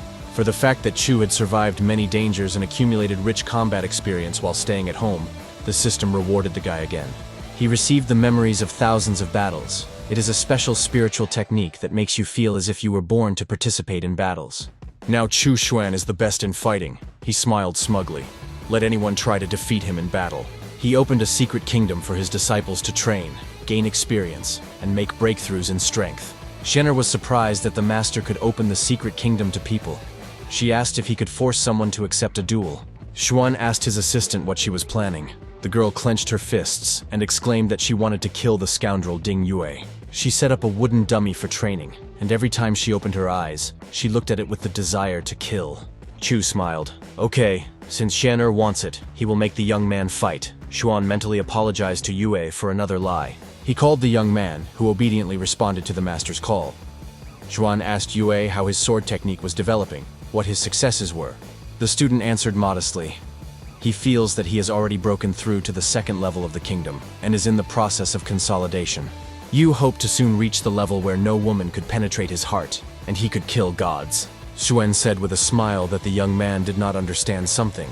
Ding Yue obediently asked the teacher to explain what mistake he had made. Chu explained that Yue avoids women. It is a mental barrier. He is afraid that a woman will hinder his self-improvement. This is wrong. You look at a woman and see a woman, you look at a woman and don't see a woman. She may be nearby, but not in the heart. This is the true path. Xuan pointed to Su Xian'er standing not far from him and asked the young man what he saw, whether it was a woman or not. Ding Yue looked at the master's assistant and his fellow disciple with a smile. He replied to the teacher that there was a woman standing in front of him. Xu Xuan asked the disciple to look at Xian'er again to see if she was really a woman, and how confident he was in his answer. Then Xuan pointed towards the mountains and asked the young man to look there and see if he could see any mountains there. Yue confirmed. The teacher told the student to look again to see if these were really mountains. Yue turned to the mountains in confusion. He was a little confused. Chu said, "You look at the mountains and see mountains, you look again and don't see them. The third time you see mountains again, these are the 3 states in which he is." The young man repeated in confusion, "You also look at a woman and see a woman, you look and don't see. The third time means you see again." And then it dawned on Din Yue. He shouted to the teacher that he understood everything. Now he realized his mistake in perceiving pretty women. Turning to Xian'er, he said that she was not a woman, she was a mannequin. And the mannequin was she, although she was a woman, but not for him. The naive young man bowed and asked his master if he had understood his lesson correctly. Xuan glanced sideways at Xian'er, who was furious. Xian'er's eyes flashed with malice, exclaiming that this was an excellent answer, and demanded that Ding Yue come to her immediately. The girl took out the whip the master had given her for practice, and struck it loudly against the stone slabs of the courtyard floor. Wrapping the whip around the young man, Xian'er dragged him into the gates of the secret kingdom, growling angrily. So who was she in the opinion of that bastard Yue? Xuan heard her asking Yue who she was, and he replied that in his eyes she was not a woman, although she was a woman. But in his eyes she was just a mannequin. The beaten Yue begged his sister not to hit him. Nothing would change if she hit him again. He already understood everything. When you look at a woman, you should not see a woman. The young man added that he was sure that in the teacher's eyes, Xian'er was also just a dummy. Otherwise he would not have been able to become so strong. Xuan's enraged assistant gave Yue a painful kick to the jaw, screaming for the bastard to finally die. Tired of being beaten by the stronger Xian'er, Yue begged the teacher to help him. Sister Su has gone crazy and wants to kill him. Xuan realized that he couldn't just deceive them anymore. Ding Yue could easily be deceived, but Wang Luo was far from being such a naive guy. From the secret realm, Xuan's disciples moved to a mini-world to continue practicing cultivating their powers. An offended Xian'er asked the teacher if he was taking her for a dummy. Xuan advised her not to listen to Yue's nonsense, but the girl still persistently asked the teacher if she understood correctly that he did not consider her a mannequin, as Ding Yue said. Xuan laughed. He asked the assistant, "Ding Yue is a fool, but is she really following in his footsteps?" He didn't expect this from her. Su Xian'er sighed. Her eyes were indescribably sad. She sadly said that she understood everything, she just hated this bastard. Later, Ding Yue and Wang Luo trained almost constantly in the secret realm, and Su Xian'er was also there every day. But besides training, Su Xian'er still stood by Chu Xuan's side every day, cooking delicious food and playing with Chu Pingfan. The girl was still extremely angry at Ding Yue, and would occasionally beat him brutally to let off the pent-up steam. Chu Pingfan was learning how to use knives, but he still had a stupid face and didn't look like a smart child. Namo Buddha, the first Buddhist of this world, learned the techniques of Buddhism with amazing speed, but was kind and humble. Having handed him another technique, Chu sent Namo to a secret kingdom to train there in order to develop his abilities and Buddhist techniques. The former demon thanked his master for his immeasurable mercy and generous gift, and he would immediately take advantage of the opportunity. Obeying his master's command, Namo moved to the secret realm where the rest of Chu Xuan's disciples were training. Namo greeted the boys warmly, wishing them wisdom and light. As Buddhists usually greet each other, he said, "Oh, Amitabha." He had already mastered a new Buddhist technique and immediately decided to practice against a very strong demon opponent. The boys were amazed at how quickly and calmly Namo dealt with the strongest enemy. The demon only had time to scream and was killed. Su said, "The training material of the 8th level Heavenly Realm demon was destroyed in an instant." Yue added, "Namo is strong." Xuan decided that after the end of the demonic war, Namo should return, become a supporter of Mo Luantian, and spread Buddhism throughout the land. After half a year, Ding Yue's cultivation had reached its peak. Enough spiritual power had been accumulated, and it was time to break through to the Emperor's realm. At the same time, Su Xian'er was able to break through to the 2nd level of the same realm. For the student's success, the system rewarded Xuan with 100 years of cultivation. Chu was satisfied. His strength had leaped forward. The heavenly realm was getting closer, but as expected, it was not enough to break through. After Ding Yue made a breakthrough, Wang Luo also gained enough spiritual power to break through to the Emperor's realm. Because Wang Luo was able to make a breakthrough so quickly under Xuan's guidance, the system gave Chu another 100 years of cultivation. Xuan was one step closer to the heavenly realm, but without a breakthrough, would it be necessary to wait another 10 years for Pingfan to reach the Emperor's realm? Maybe Moluantian will summon the system reward faster, now that his strength has reached the 6th level of the Truth Realm. From time to time, Xuan checked on him and passed on the scriptures, but did not mention the commandments. Although everything was going well, Chu felt that one day everything would go wrong. During one of the conversations, Moluantian suddenly asked the teacher if the student could exchange his staff for a bladed weapon. Xuan was very surprised why the student wanted to change the magic staff that helps him cultivate his power. Mo explained to the teacher that he was very grateful to him, but people were cruel and treacherous, so he would like to forge a weapon with the commandments. Xuan replied to the student that he had an understanding of Buddhism. He was very talented in practices. The teacher was happy, so he gave him a sword. A battle sword created by Chu Xuan from the materials of his mini-world was transported to Moluantian through the golden portal. Having received the magical weapon as a gift, the former demon knelt down and thanked the teacher for this magnificent gift. Xuan wondered what else he could do to make the system reward him and bring him closer to breaking through to the heavenly realm. He understood perfectly well that it was still too early to send Moluantian to the secret realm for training. His level was too low. Chu didn't know who had to enter the secret realm to trigger the system reward, and what else Xuan had to do. And then an interesting thought came to Chu's mind. He smiled broadly. Something needs to be added to the Taoist canon. He picked up a book and a writing brush, smiled cheerfully once again, and went to look for a comfortable place to work. A smile played across Xuan's face, and as he opened the treatise, he added that to practice the scriptures, one must carry out castration, completely, down to the root. Chu was absolutely sure that no one would run and wield a knife over their own body before finishing the book. A little further he added that one can practice without this, how one can work on oneself without isolating oneself from the bustle of the world. A few pages later, Xuan wrote that if you remain childless, you will be a coward and a fool. But if not, you will be healthy in all respects. In the end, Xuan added that he bowed deeply to such cultivators, even bowing 3 times as a sign of respect. Carefully closing the treatise, Xuan asked himself, no one would castrate themselves after this, of course not. Xuan decided to create a unique weapon that would be capable of inflicting damage on the enemy's spiritual nature. Each needle will pull a thin thread. There are 9,000 of them in total. The higher the level, the more needles can be used. In addition to the set of heavenly level needles, Xuan also created 2 sharp daggers that could injure on both the physical and spiritual levels. The next step is elixirs and the like. Wang Luo made many different kinds of imperial pills, including those that heal mental trauma. And the final act is the protective field that Chu Xuan decided to establish on the borders of his home region of Nanzhou. The protective field generated by Chu took off from his small estate and rushed over the mountainous and forested areas. An energy, invisible to most people, like an invisible wall, surrounded the entire Nanzhou region where war was brewing. The blast sent by Xuan struck the very center of the region and rose up in the form of an invisible protective magical dome. Now Xuan was sure that whoever approached the borders of Nanzhou would immediately find out about it, be it a human or a demon. The borders of the native land were now reliably protected from a possible invasion, which was expected in the near future. The demonic wolf, seeing the magical dome that appeared, snapped its teeth angrily, meaning that people were expecting an attack from demons. Xuanyu was still very close to the heavenly realm. He continued to train, and sometimes gave advice to Moluantian. The second Buddhist had many questions about both techniques and teachings, and conversations with the master helped him understand everything. Chu often noticed that Luantian seemed too self-confident. Maybe he should explain everything again. Ding Yue created statues of women, and endlessly repeated, "You look at a woman, and she is not a woman. You look again, and she is still a woman." Looking at the young man, Xuan sighed heavily, but it seemed useless to explain anything to him. He was stuck on the same thing. Yui told the teacher that Brother Wang Luo gave him a pill to clear his mind and break through to the 3rd level of the sword path. But after swallowing the pill made by the alchemist, Ding Yue saw before him a sensual beauty who was in love with him.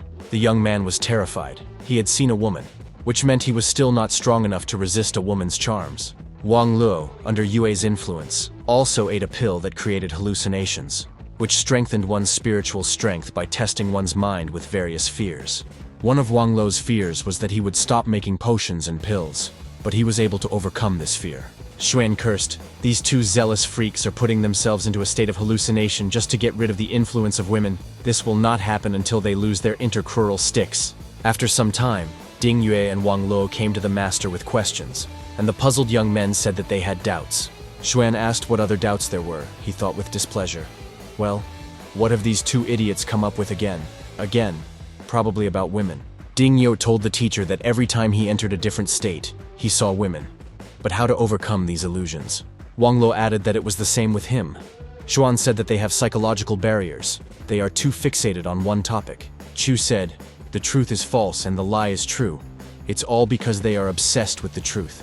But how can they then concentrate on cultivation? The disciples pondered the profound wisdom expressed by the master, and their eyes lit up as if divine light had been poured upon them. Finally, Ding Yue exclaimed that he understood everything, and respectfully thanked the teacher for the greatest science of cultivating strength. Wang Luo smiled, and, thanking the master for the lesson, said that he also understood everything. How good it was that they came to the teacher with this question. Xuan sighed heavily. What could these disabled people even understand? Being attracted to girls at their age is a natural thing. Yun came several times. She was halfway to breaking into the Emperor's realm. The girl was very pleased with her success. Mo Luantian had reached the 9th level of the Truth Realm, and had already begun to walk through the Demon Realm without fear of his kin. For some reason, there was no news from Du Yuan, but he should not have entered Nanzhou yet, but he could be called through the mirror. Chu Pingfan is 8 years old now. His realm is already at the 3rd level. The boy has reached the limit of the current level, and is about to break through.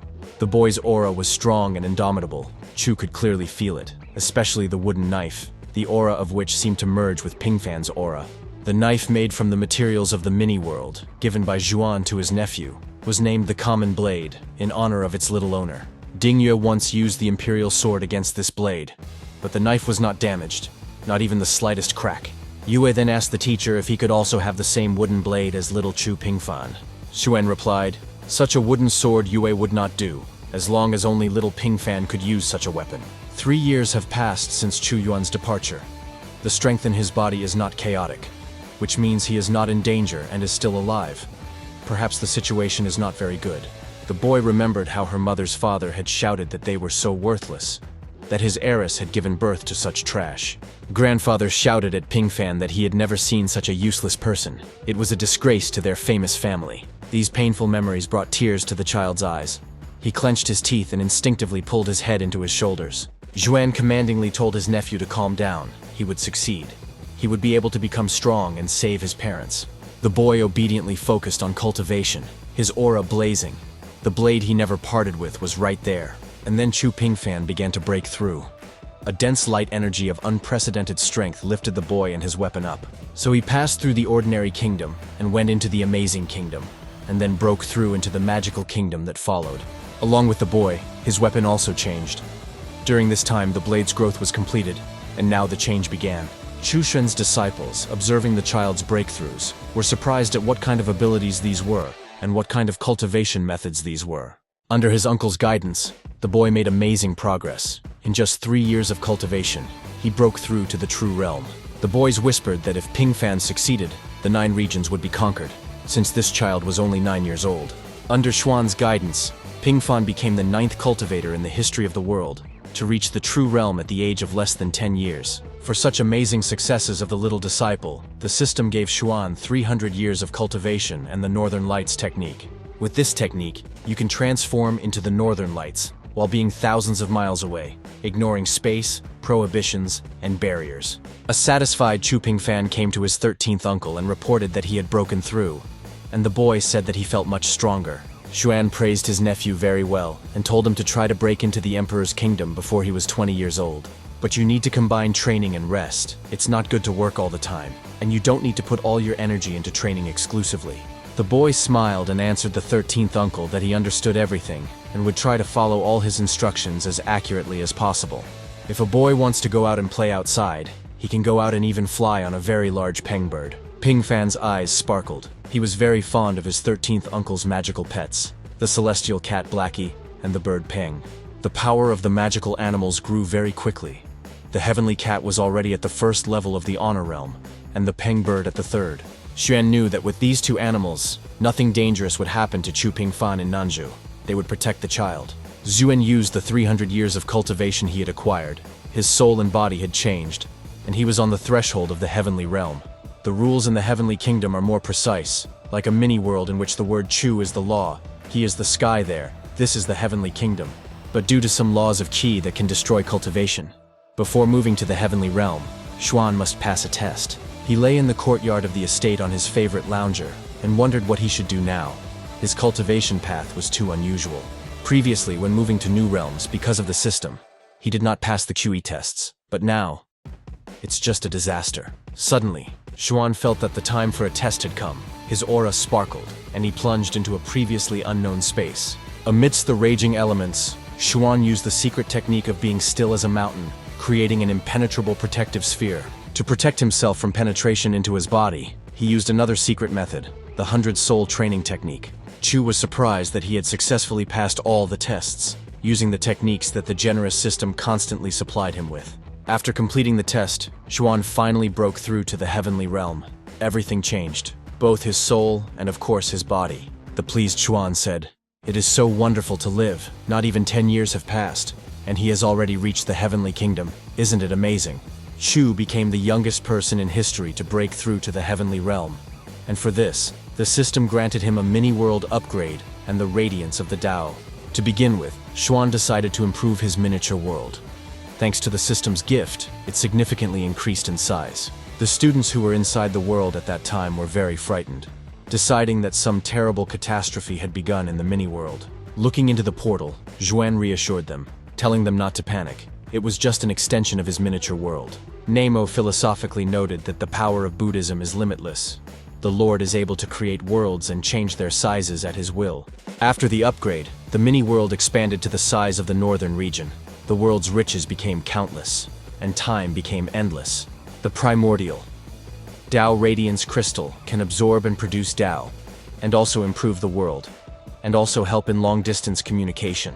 Xuan decided to use it in the mini-world. This crystal can help those inside to perceive the Tao from the outside world.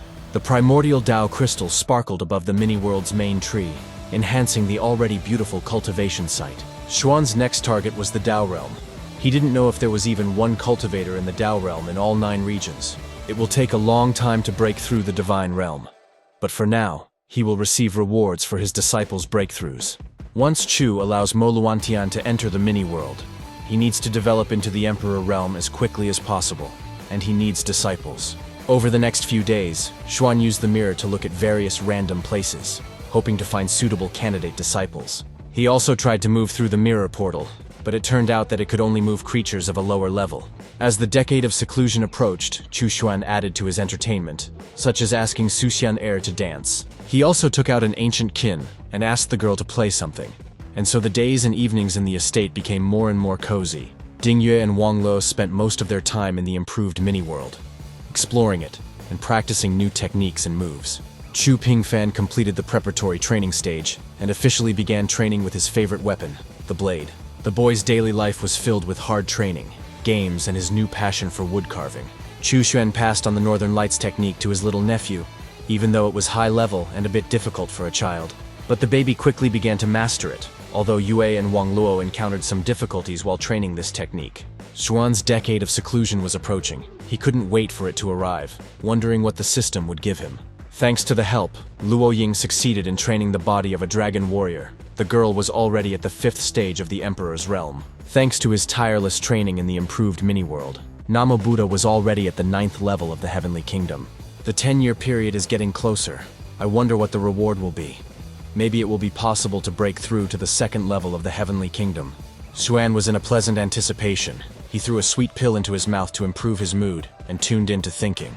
Suddenly, the system reported that thanks to Buddhism, Xuan's disciple Mo Luantian had broken through to the Emperor's realm. Chu received a reward. Xuan jumped in surprise at what had happened. How could Luantian, thanks to Buddhism, have so quickly broken through to the Emperor's realm?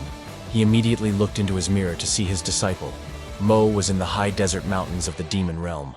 In one of the deep caves, Mo Luantian was located. The space was illuminated only by the light emanating from the second Buddhist of this world. The former demon was immersed in meditation, practicing the techniques he received from his teacher, and giving thanks to the great and powerful Buddhism.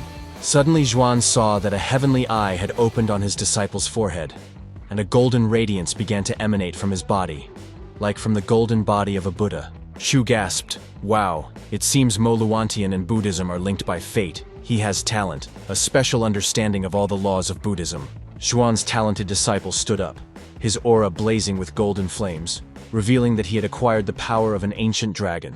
Seeing such unprecedented power, Zhuan's mouth opened in surprise. He didn't immediately understand what it was. He definitely didn't give him such a technique. So, this is Mo's inner strength.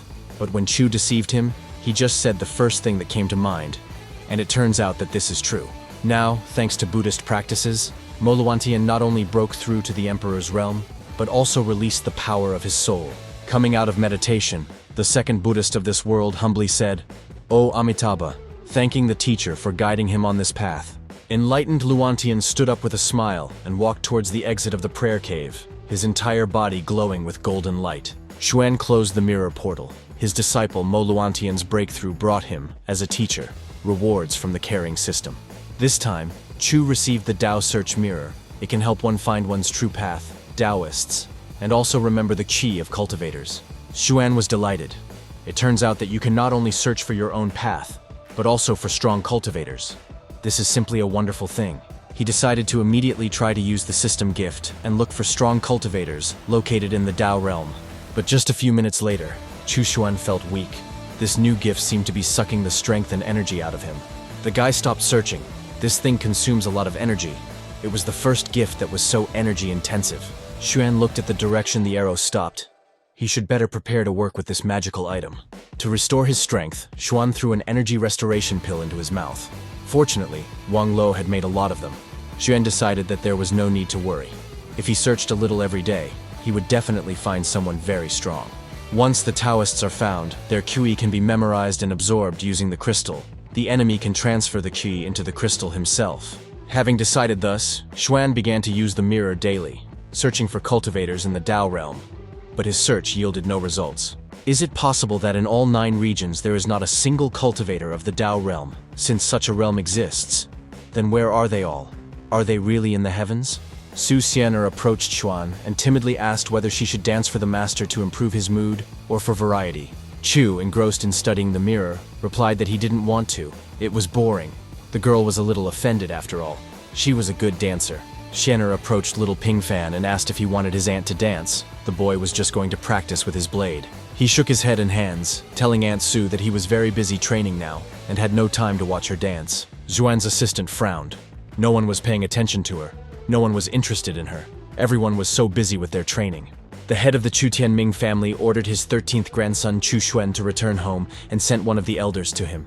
The messenger went to the small estate where the 13th young master Chu Xuan had lived alone for many years. Xuan said that he did not want to return. The messenger said that the master ordered it. Did the young master really want to disobey the master? The 13th young master said that he liked living here too, and he asked the elder to tell the chief to leave him alone. The elder tried to convince the young master to follow him, but all attempts were in vain. The boy flatly refused to go home. Zhuan threatened that if grandfather did not stop trying to persuade him, he would persuade his sister Yun to leave the Chu family home. Hearing this threat, old Tianming let out a stream of curses, shouted loudly, and the leader waved his hand. Well, let him live there forever. Tomorrow the 10-year period will end. It's crazy.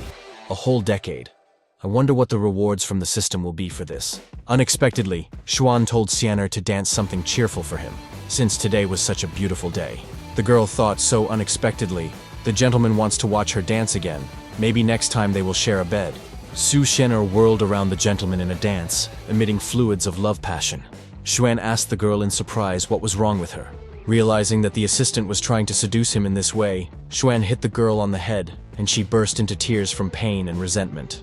Chu exclaimed indignantly that Xian'er could dance for him, but nothing more. She was still just a child, and what was she thinking about? Xuan invited the offended girl to drink his unique Daoyuan tea, which means the flow of qi, each sip of which washes the body and soul. This tea is a real treasure, but it can only be drunk once a month. It won't help anymore. He suggested Xian'er to try it. The girl replied that she understood everything, and took a sip of the precious drink. The tea that the gentleman was drinking could definitely not be ordinary. And now it has been 10 years since Xuan has lived in the house. and as a reward he received from the system the immortal body of chaos and the bell of chaos. The immortal body of chaos is an eternal, invincible, and invulnerable immortal body born from chaos that cannot be destroyed. A bell born in chaos can absorb or suppress the Tao. The ringing of a bell can be heard through the centuries. It has the best protection. To begin with, Xuan decided to use the immortal chaos body to transform his body and make it invulnerable and immortal. Streams of eternal chaos began to flow around Chu, gradually concentrating in one place and enveloping his mortal body. Soon, energy began to flow into the cocoon that had formed around Xuan, and it began to change everything in his current body beyond recognition. Having completed the transformation of Xuan's body, the streams of eternal chaos began to gradually disperse, releasing a renewed and strengthened Chu. The transformation is greater than breaking into the heavenly realm. The body is so powerful that it seems nothing can resist it. And the body constantly absorbs qi, can absorb all the powers of this world, and the speed of cultivation has increased 100-fold. Xuan felt that he had broken through to the second stage of the heavenly realm, but a warrior of the same level would definitely not be able to withstand his attack. But you can't use the bell. Using these two techniques together will destroy Chu's body. You need to test your strength in the secret realm. At first, Nama will be his opponent. He has already reached the 9th stage of the heavenly kingdom, so he should be strong enough. Following his master's instructions, Namo Buddha attacked him to test whether Xuan could withstand a blow of that level. But with his second stage cultivation, Xuan defeated Namo at the 9th stage, meaning Chu is invincible in the heavenly realm. After receiving the immortal chaos body, the pills stopped working on Xuan, but he received a new reward from the system.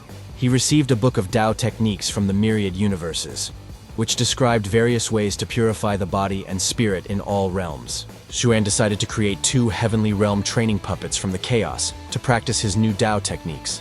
The courtyard was filled with the pieces of future knights, which Chu had created more for the sake of practicing his new abilities. In front of Chu stood 2 soldiers of the 5th stage of the heavenly realm. With the help of the crystal, they could be promoted to the divine realm. Xuan sighed. He didn't have a genius student who could handle the processing, and he was too lazy to do it himself. The system gave Chu a codex of 10,000 positions, and he thought that perhaps the system wanted to fill in some of its gaps. Having gathered the students, Xuan said that today he would tell them about the limitations and positions that depend solely on them. Chu asked Ping Fan if he understood. The boy replied, "The blade is the way of fighting, and fighting is the blade. But the blade is just a blade." Xuan praised his nephew, asking what he didn't understand. The child replied that there was something. Chu asked him to tell him everything. For Xuan staying at home for 10 years and 3 days, the system gave him a whole box of heavenly elixirs for training. After his body changed, Chu continued to train and consumed a lot of elixir, going through 1 bottle per training session. Xuan's disciples tried to understand the meaning of formation and limitation in the mini-world, each having their own understanding of it.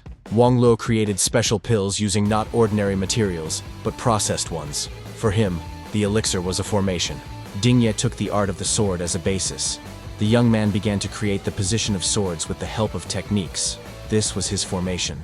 But Su Xianer had a completely different understanding of how to use formations from everyone else. Ping Fan practices blade control. He uses stances during training, and although they are not perfect, he already has the basics. 3 months passed like this. Xuan's strength was constantly increasing.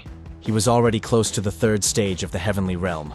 At this time, outside of Chu County, in the deserted mountains, in the forest, a young man was languishing. The poor fellow was tormented by a strange congenital disease. The boy plopped down into a puddle to extinguish the fire that was tormenting him, which arose involuntarily and engulfed his entire body. He rose from the muddy mud, black smoke rising from his tattered clothes and flakes of ash from his body swirling above his head.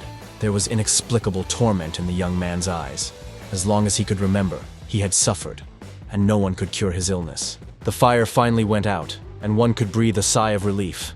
Numerous burns, abrasions, and dirt were visible on the sufferer's face. Suddenly, his body was engulfed in flames again. He screamed piercingly, another attack, and each of them was probably worse than death itself. But the fiery attack ended.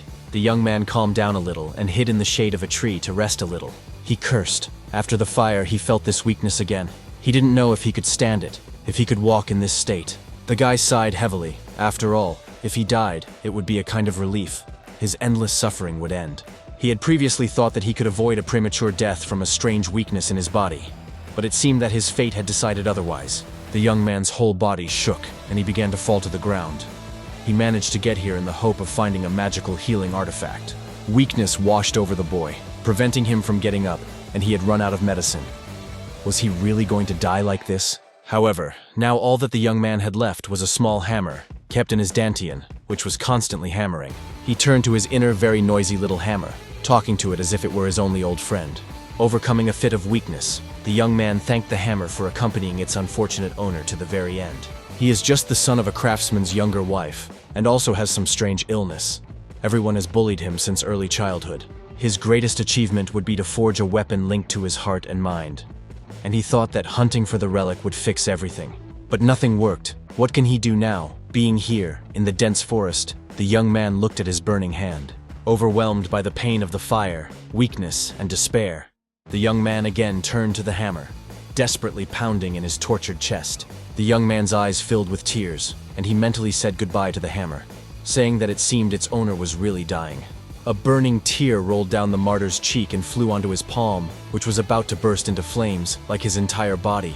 The guy looked at his hand. In fact, he didn't want to die. He wanted to be cured and become a great weapons master.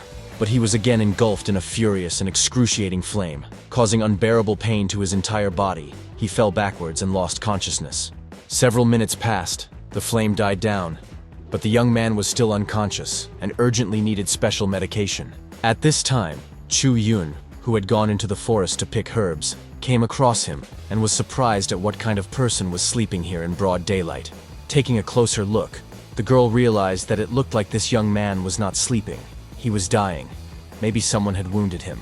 Approaching the unfortunate man, the kind-hearted Yun said that the guy needed to be saved. It was truly fate that she found him here. Luckily, the girl recently invented a resurrection pill, so the young man will try it completely free of charge to save his life. Yun made this pill for 7 days and 7 nights. It is made from first-class herbs. No matter what illness he has, this medicine will help him. Leaning over the motionless boy, the girl sent a magic pill into his body. But there was no change. Shu Yin was shocked. How could it be that it didn't work? This simply couldn't be. He should have come back to life from this medicine. The young man opened his eyes. What kind of medicine was this? The pain in his body subsided. He regained consciousness, but he still couldn't open his mouth. Sister Zhuan looked at the patient with curiosity. Although she had not given this medicine to anyone yet, the effect should be different. The guy mentally begged the beauty to give him more medicine, and then he would have more strength. No need to think that he was dead. Yun decided to check if this man was still alive and what was happening to him. Why her resurrection pill did not revive him. She carefully touched his exhausted body, and he mentally asked her not to beat him, but to give him another pill. The girl gasped. This man definitely died. How could this have happened? No, something is wrong here and we need to sort it out. Yun loaded the young man into her travel bag and decided that she would take him home and show him to one of her relatives. Zhuan's sister quickly headed towards her clan's lands, wondering who would be best to ask about this matter. The half-dead youth sat in Yun's backpack and thought that for some reason he had some strange feeling that he had found what he was looking for. Shu Yun approached the border of the ancestral lands. Now she had to decide where to go next. After thinking for a bit, she headed towards Xuan. Entering the estate gate, the girl loudly shouted to her 13th brother that she had returned, and that she really needed his help in one matter. Coming out to his little sister, Xuan asked in surprise why Yun was in such a hurry. Usually she was so peaceful and leisurely. Yun replied with a smile, because she really wanted to see her beloved 13th brother, and she also brought something. Looking around, the girl asked in surprise why there were so many people here, who they were and what they were doing here. Xuan explained to his sister that these were his students and maid. They had been living here for a long time, but Yun had never met them before. He announced to the students that Chu Yun was their Shishu, co-teacher and sister of the master, and demanded that everyone introduce themselves to the girl. The first to greet the Shishu was Yun Wangluo. He introduced himself and said that he was an alchemist and was familiar with various pills and elixirs. The next to introduce himself was Chu Yun Ding Yue. The young man told his Shishu that he was a swordsman, and with the help of a master he was learning the way of the sword. Bowing to Sister Yun, Su Xianer said with a smile that she was Master Chu's servant and assistant in all his affairs. Yun asked her brother in confusion. So it turns out he took on disciples, Xuan confirmed. Yes, he teaches them and guides them on the path. Xuan asked his sister what kind of help she needed, and what big thing she had in her backpack. Had she really caught something? Oh, that's right. Yun got carried away talking with the 13th brother and completely forgot to tell him about her rather unusual find in the mountains. She carefully lowered her bag and said that she had found this man in the deserted mountains, where she had gone for ingredients. The girl blushed a little and admitted that she was looking for her brother precisely because of this, not knowing which other relative to turn to. She said that she gave him a life-giving pill, but for some reason there was no reaction. By all indications, this young man was dead. Chu realized that this guy had a special body structure that caused his bones to ignite, and the pain was so severe that it could kill him. The boys sympathized with the young man. They felt so sorry for him. It seemed he was the same age as them, and he already had to endure such inhuman torment. Chusen noticed that such a body could only be possessed by a very strong and incredibly capable cultivator. It was not just a coincidence. Dingyue was surprised. Shenner understood. It seems that the master wants to take on a disciple again. But why are all the master's disciples such weirdos? Meanwhile, Wang Lo noticed that this newcomer with a special physique seemed to be about to die. He was very weak from the pain. The flaming youth was perplexed as to who this 13th brother was. He seemed to see right through him. Ah, if only he could speak. The young man mentally asked Zhuan, didn't he save him? Stop discussing his illness for the 100th time. Something needs to be done. Zhuan ordered the disciples to move away from the guy and let him look at him. They needed to think about whether this poor guy could be helped now. Everyone moved away so that the teacher could figure out how to save the young talented cultivator from a painful fiery death. The young man thought that if the wisest 13th brother could help him and save him from endless suffering, he would kneel down. After examining the sufferer, Zhuan quickly gave orders to Wang Luo, and he ran to the pill warehouse to bring what was needed. A pill glowed on Zhuan's hand. He said that it could not cure the guy, but it would pull him out of this painful state. He carefully directed the medicine towards the young man, who could not wait for his suffering to finally end. And suddenly he felt that he felt better. The feeling of fire in his body disappeared. Could it really have been that same 13th gentleman who did this? The body gradually began to return to normal. The unknown gentleman really did bring the suffering boy back to life. The young man opened his eyes and looked around. It was amazing. But he again felt that he was alive. He could move and even speak. Shu Yun and Xuan's disciples exclaimed with a smile that the new guy had finally woken up. The teacher had actually brought him back to life. The young man, having come to his senses, fell to his knees before the owner of the estate, thanking the wise man for the miraculous rescue and deliverance from pain. He exclaimed, "This insignificant one is alive," and heard his words. He really wants to thank the 13th master for saving him. Chushen said that there was no need to bow like that. He introduced himself and allowed them to call him Sir, and also asked the young man's name. He replied that his name was Xiang Xing, and from now on he would serve his master faithfully and truly to repay him for saving him. Xuan chuckled, so he found a new student. The guy turned out to be from the southern part of Dongzhou, and he ended up in Nanzhou by accident. The owner of the estate was pleased. This young man was clearly talented, which meant Xuan would definitely receive a good reward from the system. He asked Xiang Xing to tell him about himself, and the boy briefly told the gentleman the sad story of his painful life. Sin asked if such a special physique was really a sign of ability, and if so, why was it in so much pain? Chu replied that he would first remove the danger of such a physique. Then Xiang Xing would get rid of the pain, be reborn, and enter the path of the Tao. The young man was amazed. The master not only saved him, but also helps him become stronger. How can Sin repay him for such kindness? Xuan warned the guy that this process could be painful. He must show patience and perseverance. Then he will win. He told a slightly confused Yun that he would borrow the medicine she had recently invented to treat this young man. The girl looked at her pocket in surprise. At the behest of her 13th brother, her pills were heading straight to him. Yun quietly said that for some reason her medicine was flying away from her to Xuan. It turns out her little brother is not so weak. Xuan laughed cheerfully and repeated that he would borrow them from his sister and later reward her for her kindness. The girl laughed in response. Okay, she agrees to help the 13th brother. If it's not enough, she has more pills. After collecting some of his sister's medicinal pills, Xuan began to transform them, which would help alleviate Xiang Xing's pain. Soon, several pills turned into one glowing ball. Chu Yun's medicine was mixed with Chu Xuan's powerful energy. He launched the ball into the boy's body, saying that this mixture would help him change, but that going through this change would be very difficult. Xiang Xing cried out in surprise. The sensation was completely new and unusual. His body actually began to change. The boy felt that the medicinal pill and the energy of the 13th master were mixing in his body, forming a strange vortex inside. Chu Xuan warned Xiang Xing that it was now up to him whether he would become stronger or return to a miserable existence. Sin screamed. It seemed like this spiritual force was tearing his body and soul apart. But he had endured pain and suffering all his life, and he would not give up now. Suddenly, a bright flash of light blinded everyone. Xiangxing, flying into the sky, shouted that his reincarnation would happen today. Shu Yun, shielding herself from the flash, asked her brother in bewilderment if this was really the power of the fiery bones. She had never heard of such a thing. Xuan's disciples exclaimed in unison that the new youth was indeed strong, and his abilities were certainly not inferior to any of them. Xiangxing descended into the courtyard of the estate again. He asked the master if it was all over. He confirmed that it was true. The young man had succeeded. The guy smiled.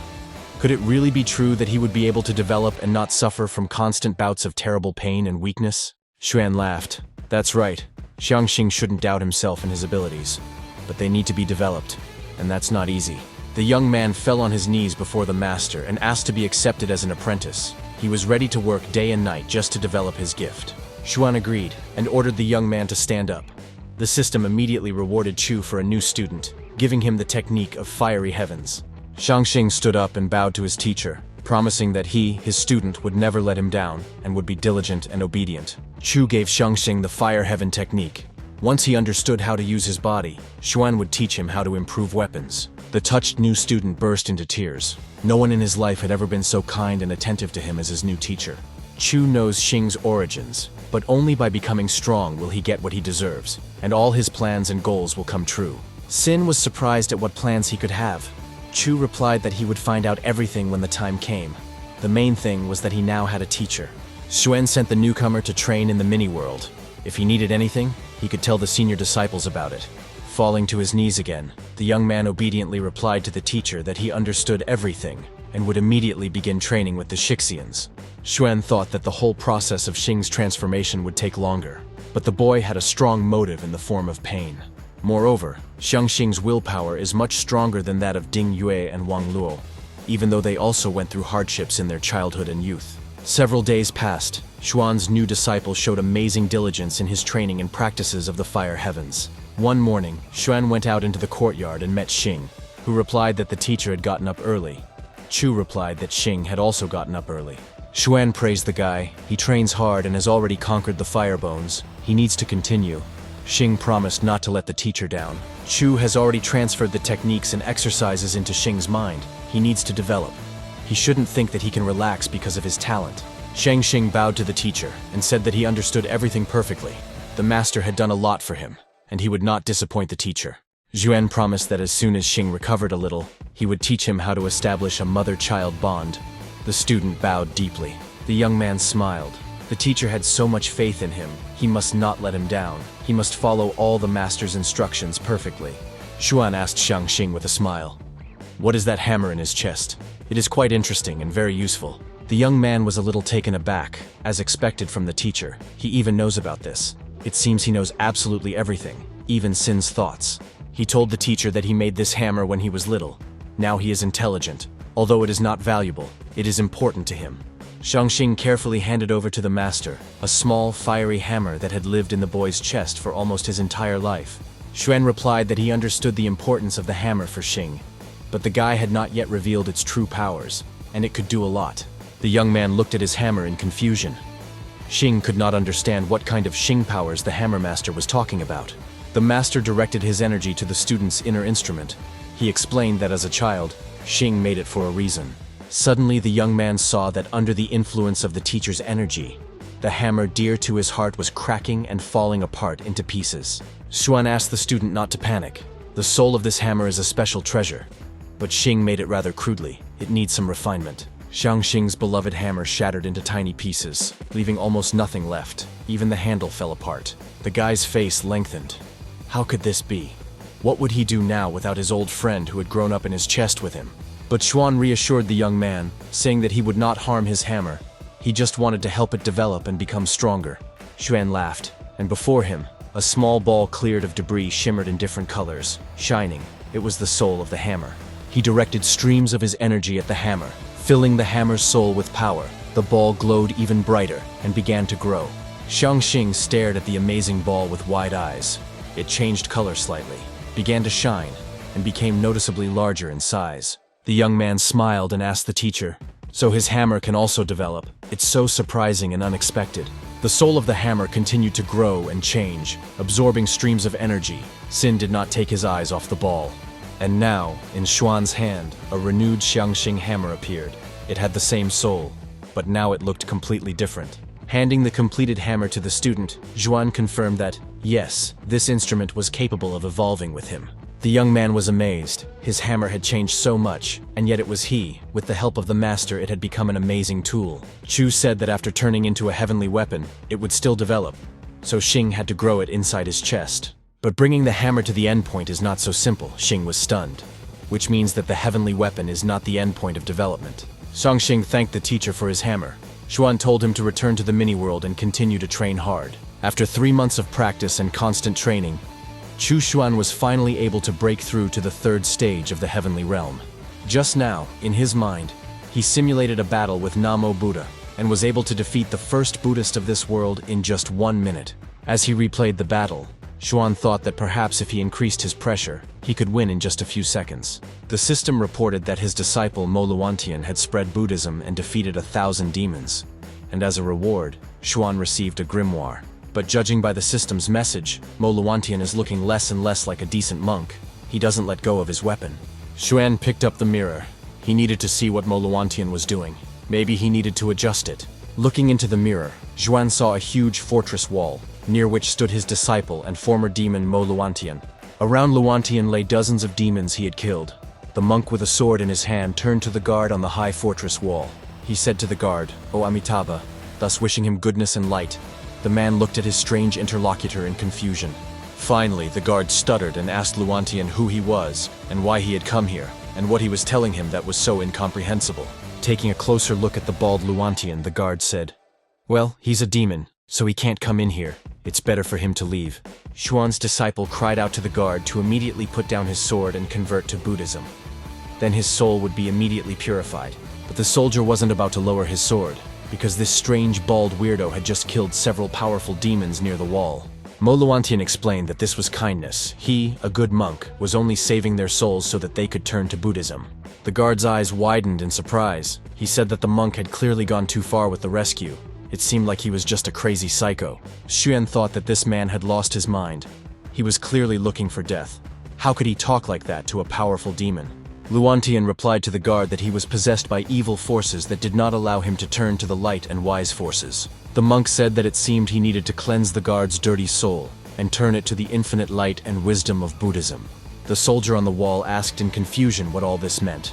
What kind of nonsense this bald weirdo was talking, and what kind of Buddhism was this? Mo Luantian frowned and looked at his opponent, saying again, "Oh, Amitabha," activating one of the Buddhist techniques. The monk's palm, surrounded by the fiery energy of the dragon's power, flew straight towards the armed guard at the fortress wall. The guard was dumbfounded, he thought with horror. What is this? He had never seen such military equipment before.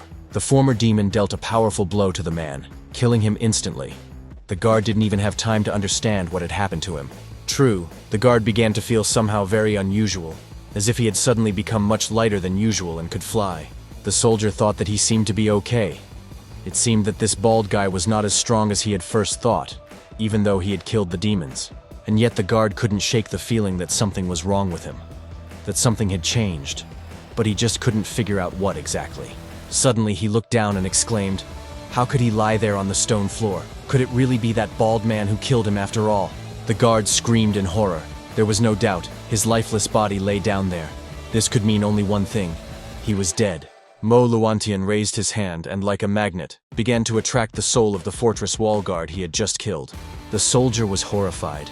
It seemed that the bald freak was bringing his soul down to earth. But why was he doing this? Wasn't it enough that he killed him? With a wave of his hand, Luantian instantly brought down the high and thick fortress wall, which had previously seemed indestructible. The guard, seeing this, was stunned. Could the bald man really be so strong? Then no one in the city would be able to escape from him. Soon everyone would be killed. The monk explained to the soldier that he had deliberately left his soul behind, and that he must jump into the golden bowl and guide the soul onto the path of Buddhism. The guard was horrified. This bald man is so cruel. He wants his soul to climb into this cup, and what will he do with it? The golden cup that Mo Luantian Xuan had given him was like a powerful magnet, drawing the soul of the soldier who had just died. The guard tried to resist, but it was useless. He was pulled into the bowl with enormous force. He screamed desperately and flew down. Soon the soldier's soul found itself in a bowl, now held captive by the zealous Mo Luantian, who sought to spread Buddhism. He took the golden cup in his hands and again said, "O Amitabha." Now he had to cleanse the soul of the wicked soldier from dirt. The guard shouted at the bald man from the bowl that he had played unfairly. How could he be considered a hero after that? It was a complete deception. He demanded that the monk release him from this captivity and return his body to him, and offered to fight honestly with swords without any tricks. The soldier admitted that he had been careless and too harsh in his words. This battle did not count. They needed to fight at least one more time. But Mo Luantian remained silent. The guard desperately shouted for the bald man to tell him at least something. The monk's silence frightened him. Meanwhile, Luantian began the procedure of purifying the lost soul. He exclaimed, "O Amitabha, kindness and kindness." Hearing Luantian's muttering, the guard turned to the bald man again, asking why he had imprisoned him and what he had done to him. The monk asked the soldier what he thought, whether people could be satisfied with thousands of treasures and then not want more. Mo Luantian quoted Subhuti, who said, "No, people will always want more than they currently have." The guard begged the bald man to stop reading the sutras, saying that his ears were already hurting from his constant moralizing. The prisoner asked his tormentor if he really didn't want to take a sip of water. His throat wasn't made of iron. It was probably dry already. Leaning towards the cup, the former demon tried to enlighten the indignant soldier, saying that nothing is separate from emptiness. The guard begged. He begged Luantian to let him out. He was not at all interested in his endless boring sermons. Mo Luantian sighed. It seemed that the guard still didn't understand the essence of Buddhism. It was a pity, but he could still purify his soul. The former demon said that he had not previously understood the essence of Buddhism either, but the appearance of the teacher changed him and his outlook on life. Chu shuddered. He still had the conscience to mention him. He had to find time to teach this child a lesson, otherwise he would lose his way. The monk added that if the guard could comprehend the Buddhism created by his teacher, then everything done today would not have been in vain. He bowed prayerfully over the cup and again said, "O Amitabha," addressing once again the soul of the dead guard. This enraged the soldier's soul. He shouted that he was ready to become a saint, but to study with this bald freak or his teacher was unacceptable. Luantian's eyes flashed with anger. He shouted, "How dare such a lowly, insolent person talk about his teacher like that? He will die for his words." Taking the cup with the captured soul of the guard in his hands, the monk began to read the Heart Sutra, and golden streams of wisdom flowed around him. The guard screamed in horror. He felt his soul burning. These golden streams seemed to dissolve it, turning it into nothing. He cried out from a golden bowl, begging the monk to kill him immediately. He was in great pain. The streams of wisdom were causing him suffering. And then the guard cried out one last time and fell silent, his immortal soul disintegrating into pieces and disappearing into the flow of the sutra. Now the soldier's soul had to be reborn anew and begin its spiritual path from the very beginning, born as a simpleton. Mo Luantian looked into the golden cup. It was empty. The Heart Sutra had done its job, destroying the soul of the unfortunate wicked man. The monk said the prayer again, thanking Buddhism, and at the end, as always, he said, "O Amitabha, kindness, kindness, light and wisdom." Xu Xuan was horrified by what he saw. If Buddhism was spread like this, people would fear him rather than love and follow him. And Mo Luantian is just a barbarian. The way he dealt with the guard, even destroyed his soul and sent it for recycling. A nightmare. However, he had already reached the second stage of the Emperor realm. Chu didn't expect that he would be able to advance so much without a miniature world. There is a huge difference between Ding Yue and Wang Luo, who trained in the mini-world, and Mo Luantian, who broke through in the real world. It seems they all still have some growing to do, and it's time for homeschoolers to go out into the world and develop through external stimulation. Seeing the young men, Xuan called Yue and Luo, saying that he had a very important task for them. They must go out into the world. The boys readily approached the master. They loved the teacher so much that they were ready to follow his instructions to the ends of the earth. Chu said that they had only practiced in the mini-world. It was not enough for development. Now they had to go out to the outside world. He knows what happened to them in the past and that they have grievances. But the most important thing is a breakthrough. They must make a splash. The boys unanimously told the teacher not to worry. They would not disgrace his name. Both of them had long wanted to go to the big world. Xuan reminded them not to worry if they encountered any problems, because he, their master, was behind them. Ding Yue bowed to his teacher once again and assured him that his disciple Ding Yue would not let him down, and that he would continue the path of the sword and make a breakthrough. Wang Luo also bowed to the master and assured him that he would not disappoint his teacher, and that soon he would be spoken of in all 9 regions. Xuan gave them 2 marks. If something goes wrong, They must leave this mark on the enemy and teach him to kill him at any distance. The students once again thanked the teacher for the assignment and for caring about their lives. They were eager to show themselves to those who had once humiliated them. While giving the boys a parting word, the teacher reminded them not to forget to return before the discovery of the land of the living dead, and the students promised. As soon as Ding Yue and Wang Luo walked out of the gate, Su Xian'er approached her master, her face flushed with indignation. She said that she also wanted to return to her native Zhongzhou and take revenge on that monster for harassment and forced marriage. Xuan asked if she left, who would serve him, where was she rushing to? Let her wait for the Heavenly Kingdom and then go for revenge. The girl agreed with a sigh. She thought that the Heavenly Kingdom was really close if she trained in the mini-world. Ping Fan knew that only if he was strong could he go and look for his parents. He wanted justice. He was not trash or garbage. Recently, processing equipment had improved, so Xuan decided that it was time to prepare for his plan. If you combine the main talisman and the Tao crystal, you can get a huge flow of information, the complexity of the Tao level. To make the main talisman, Xuan decided to take wood from the main tree of his own miniature world. Xuan called it a heavenly talisman, meaning that it would be the heavenly Tao that governs all flows of information. He invited his student Shangxing, saying that he could watch from the sidelines as the teacher refined the talisman. Having prepared all the necessary ingredients, Chu Xuan began to improve the communication talisman he already had. And so the energy flows dissipated, and the master and his students saw that the improvement of the talisman was complete. It had been successfully changed. Xiangxing proposed to introduce classification, low-level processing method, high-level method, and also purification. The young man explained to the master that purification was a secret method of processing, intended only for select people. Xuan was pleased. His new student Shangxing turned out to be a very talented and thoughtful young man, and also very serious. He told the student that the rest would be left to him to study. Chu wanted to train Xing to be in charge of the talismans. Now it didn't matter who or with what authority used the talisman, Xuan would be able to hear any message sent. After the Daoxuan Kingdom, he will definitely be able to do this. And then the heavenly Tao will quietly spread to all 9 regions. The system praised Xuan for starting to implement the plan of the heavenly Tao, for which he received the heavenly technique of soul absorption. The owner of the estate received a system reward and felt that he had immediately made a breakthrough to the 4th stage of the heavenly realm. Chu smiled happily. Thanks to the technique, he could clearly sense the flow of the Tao and could nourish himself, as if his spirit was the Tao.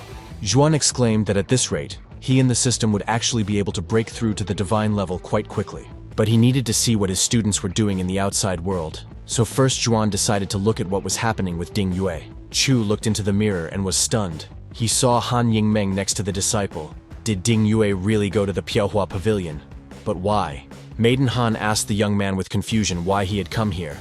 Yue replied that he wanted to ask Yingmeng to help him with one matter. The beauty smiled. Ding Yue is asking for help, that's great. She answered him that she is ready to do everything in her power. The swordsman's answer stunned Yingmeng. Yue asked her to try hanging on him, that is, to hug him very tightly. The girl opened her mouth in surprise and looked questioningly at the young man. He was definitely the most unusual person of them all. She asked in confusion, but why should she hang on him? Yue evasively answered that she seemed to have agreed to help him. But if Han Yingmeng doesn't want to do this for some reason, that's okay. Then he'll find someone else to help. The girl quickly replied that she would help.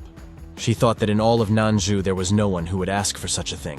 The young man concentrated internally and said that this was great. Then she could come as close to him as possible and hug him. Han Yingmeng's face flushed. She really liked this guy, but he was such a surprisingly strange weirdo. She walked up and hugged Ding Yue tightly. His gaze fell on her lush, seductive chest, and the young man's head began to spin wildly. Yingmeng's slender leg slid along Yue's leg. He trembled all over. With the last of his strength, he muttered, "The girl is there, but not in his heart." The young man exclaimed, turning to the teacher, that he was still so weak, he could not, but he must work hard to break through. Hearing this muttering, Han Yingmeng was taken aback and looked at the guy questioningly, so that's why he came to her. Xuan sighed, hopeless. Chu cursed. He taught Ding Yue a lot, but for some reason he only firmly remembered this phrase. Chu grabbed his head. What the hell is this bastard doing? With his behavior like that, he's simply doomed to eternal, dreary loneliness. Meanwhile, Ding Yue had a hard time coming to his senses. He didn't expect that Han Yingmeng's influence would have such a strong effect on him. But he firmly pushed the beautiful, enraged Han away from him, and said that he had to reach the highest level of the sword path. After that, he pushed off the ground and was gone. Han Yingmeng almost jumped with anger. How could this bastard do such a thing? Frowning, the beautiful Piaohua screamed loudly. She was inexpressibly angry at Ding Yue, who used her as a training device. Clenching her fists, she loudly cursed the young man with the last words and shouted that she was not finished with him yet. He had to come back. Xuan sighed. Ding Yue is hopeless. There is such a beautiful and strong girl right in front of him, and I wonder what Wang Lo is doing. The alchemist hid his power and put on a mask. He knows well how to pretend to be a pig and eat a tiger. He deliberately behaves stupidly. In every alchemy competition, the Wang family has been in the top 3 in Beizhou, and this time they are one of the organizers of the competition. Luo wanted to crush the geniuses of the Wang family, trample them into the dirt, let them regret that they rejected him, and let his ex-fiancée repent. Xuan decided that this was boring. He needed to wait a little until the events came to a final conclusion, and Wang Lo defeated everyone. Now Chu decided to use the golden mirror of 1,000 heavens to communicate with his other talented disciples. Luo Ying is already at the 5th stage of the Emperor's realm, and will soon break through to the 6th. Emperor Qinzong is training her body well. Ren Zhanghe's spiritual power has changed slightly. His aura has become golden, like Namo's. He is already close to the divine realm. Great, now he can use the search mirror. Maybe he'll get lucky and be able to find strong Dao realm cultivators. Xuan launched the search arrow. Nothing again. There should be at least one such cultivator in the 9 regions. Suddenly the arrow stopped and pointed to a point. Chu jumped with joy. He finally found a Dao realm cultivator. The cultivator's soul power amazed Zhuan. He decided to first collect some Dao energy into a crystal for him to remember. Chu replenished his spent strength with the pill. He still needed to think about how to deceive this strong cultivator. The powerful cultivator Xuan, found with the help of the searching mirror, was meditating in one of the caves in the desert mountains. He instantly felt someone else's interference and opened one eye. It was the first time in his life that someone was establishing a connection with him. The disciple looked at the master with interest. He realized that one of the cultivator brothers seemed to be spying on his old man. The cultivator felt that something seemed to be used to memorize his qi energy. He would like to know who this person was. Perhaps his cultivation could be challenged or even destroyed. Nightmare. The opponent's strength is superior to his. The recluse asked the brother cultivator if he might have some business with him. If he was looking for a connection with him, he was ready to talk. The old man understood that, fortunately or not, he had to communicate with this man. He again loudly asked his brother cultivator to answer. Shu decided not to show himself. He replied that his dear friend should not rush in. Now that there is a chance to enter, it is fate and opportunity.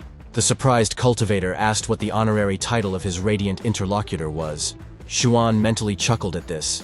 He is the immortal, eternal, unrivaled great virtue. The supreme heavenly ruler of the 10,000 worlds. The first Daozong. The old man was amazed. Why had he never heard of such a strong cultivator? Xuan stated. Sooner or later everyone finds him. The cultivator wondered whether he should tell his friends about this and take action, or if it was all a scam. He decided to conduct a test. Chu was pleased. He could finally research the cultivator in the Dao realm, which meant they still existed. He just needed to know where to look for them. The search mirror does not show the distance to the cultivator. It can be very far away, or even in an independent space. Unfortunately, it is impossible to maintain a Dao crystal unless the other party agrees to share the flow of Dao energy. Xuan smiled with some effort. One can contact other cultivators in the Dao realm, resulting in a whole group. Encouraged by this idea, Chu Xuan spent several days persistently searching everywhere for other cultivators in the Dao realm. A month of searching passed, but there was still only one cultivator found in the Dao realm. Xuan was puzzled by the result. One day he decided that he needed to go and talk to this old man, to see how he was doing. Maybe he could tell him something interesting. Chu asked how his cultivator friend was doing, and he told the elder that he had recently mastered something and wanted to consult with him. Xuan chuckled. The realm of the Dao is somehow not impressive. Is his understanding of the Dao really so low that he needs a consultation? All the methods that Chu practiced were given to him by the system, and he reached a high level. They differed only in the level of cultivation. In order not to appear foolish, Xuan simply pointed out Ying Kun's shortcomings so that he would not continue to ask more questions. Ying Kong developed great respect for Xuan, thanked his brother for his teachings, and accepted a talisman from him for further communication. Chu wished him to train well. The path of the Tao is endless. One must constantly forge one's body and methods. That way one can reach heights. Ying Kun asked the elder how one could forge the methods of the Tao. Chu replied, very simply, by constantly absorbing the Tao and preserving it. This way you can improve your perception of the Tao. It's like forging a weapon. Only continuity will help you forge a good blade. Ying Kun said that he understood everything. Only training will help improve all aspects of mastery of the Tao. A truly wise elder. Xuan added that absorbing Tao during combat is not the best strategy. Dispersal and compression are the most correct path leading to victory. The cultivator thanked the elder for the teaching, and began to absorb and disperse the Tao with his entire body, instantly absorbing a third. The Tao crystal, having memorized Ying Kun's ki, began to shine with streams of his energy. And now the cultivator was feeding Chu Xuan's mini-world with his ki. The owner of the estate was pleased. In the end, he was able to successfully deceive such a strong cultivator as Ying Kun perfectly. Soon, thanks to Ying Kun's Tao, the mini-world can be improved. Tao cultivators are great, but one is not enough. More is needed. Ying Kun was surprised. Having dissipated, the Tao instantly disappears. It is felt so weakly, it seems to return to the original Tao. The cultivator ordered the Tao to return to him. The bottleneck that he had been unable to overcome for a long time seemed to have widened slightly. Shen was surprised. Ying Kun was so diligent, constantly busy training with the Tao flows, just like an ideal cultivator of strength. The Tao crystal gradually completes its collection process, and after some time, the mini-world will undergo improvements. Chu Xuan allowed Namo Buddha to cultivate near the crystal, so that he could break through to the divine realm even earlier. The system reported that his disciple Ding Yue had wandered into the ancient kingdom, and Xuan received 500 years of cultivation as a reward. Chu grumbled, "Of course, these children need to be kept under close watch. But 500 years of cultivation is a great gift from the system." Xuan felt that he had reached the 5th level of the heavenly realm. He was getting closer and closer to the divine realm. He decided to look at his student, who brought him such a good system reward. Where else had he wandered off to? Yue was among the swords, and right in front of him was a pitch-black sword with a ferocious appearance. It was the divine sword of the ancient lands. Ding Yue is already at the 4th stage of the Emperor realm. This sword looks strong, but Yue is lucky. He will be able to resist its influence. Xuan looked at his second disciple, who he had sent out into the big world to practice and break through. His level had also risen. When Wang Lo left, he was at the 1st stage of the Emperor's realm. He was a breakthrough during his participation. Now he is at the 3rd. Half a year has passed since Xiangxing began to accumulate energy to break through to the Emperor's realm. Su Xian is already at the 5th stage of the realm. Nanzhou's recovery speed suddenly increased, perhaps due to Ding Yue's entry into the ancient lands. One day, the clear voice of his little sister Chu Yun was heard again in the courtyard of Xuan's estate. The girl had not visited him for a long time. She told the 13th brother with a smile that she had returned to him. The girl had trained a lot to grow as much as possible. Due to the laws of Nanzhou, it is currently impossible to break into the Emperor's realm. So Xuan suggested that she enter his Qiankun space. There she will be able to break through. Yun smiled. She was right. The 13th brother is really strong. He just hides it. After another 6 months, Chu Yun broke through to the Emperor's realm by practicing in the Qiankun space, specially created by Xuan.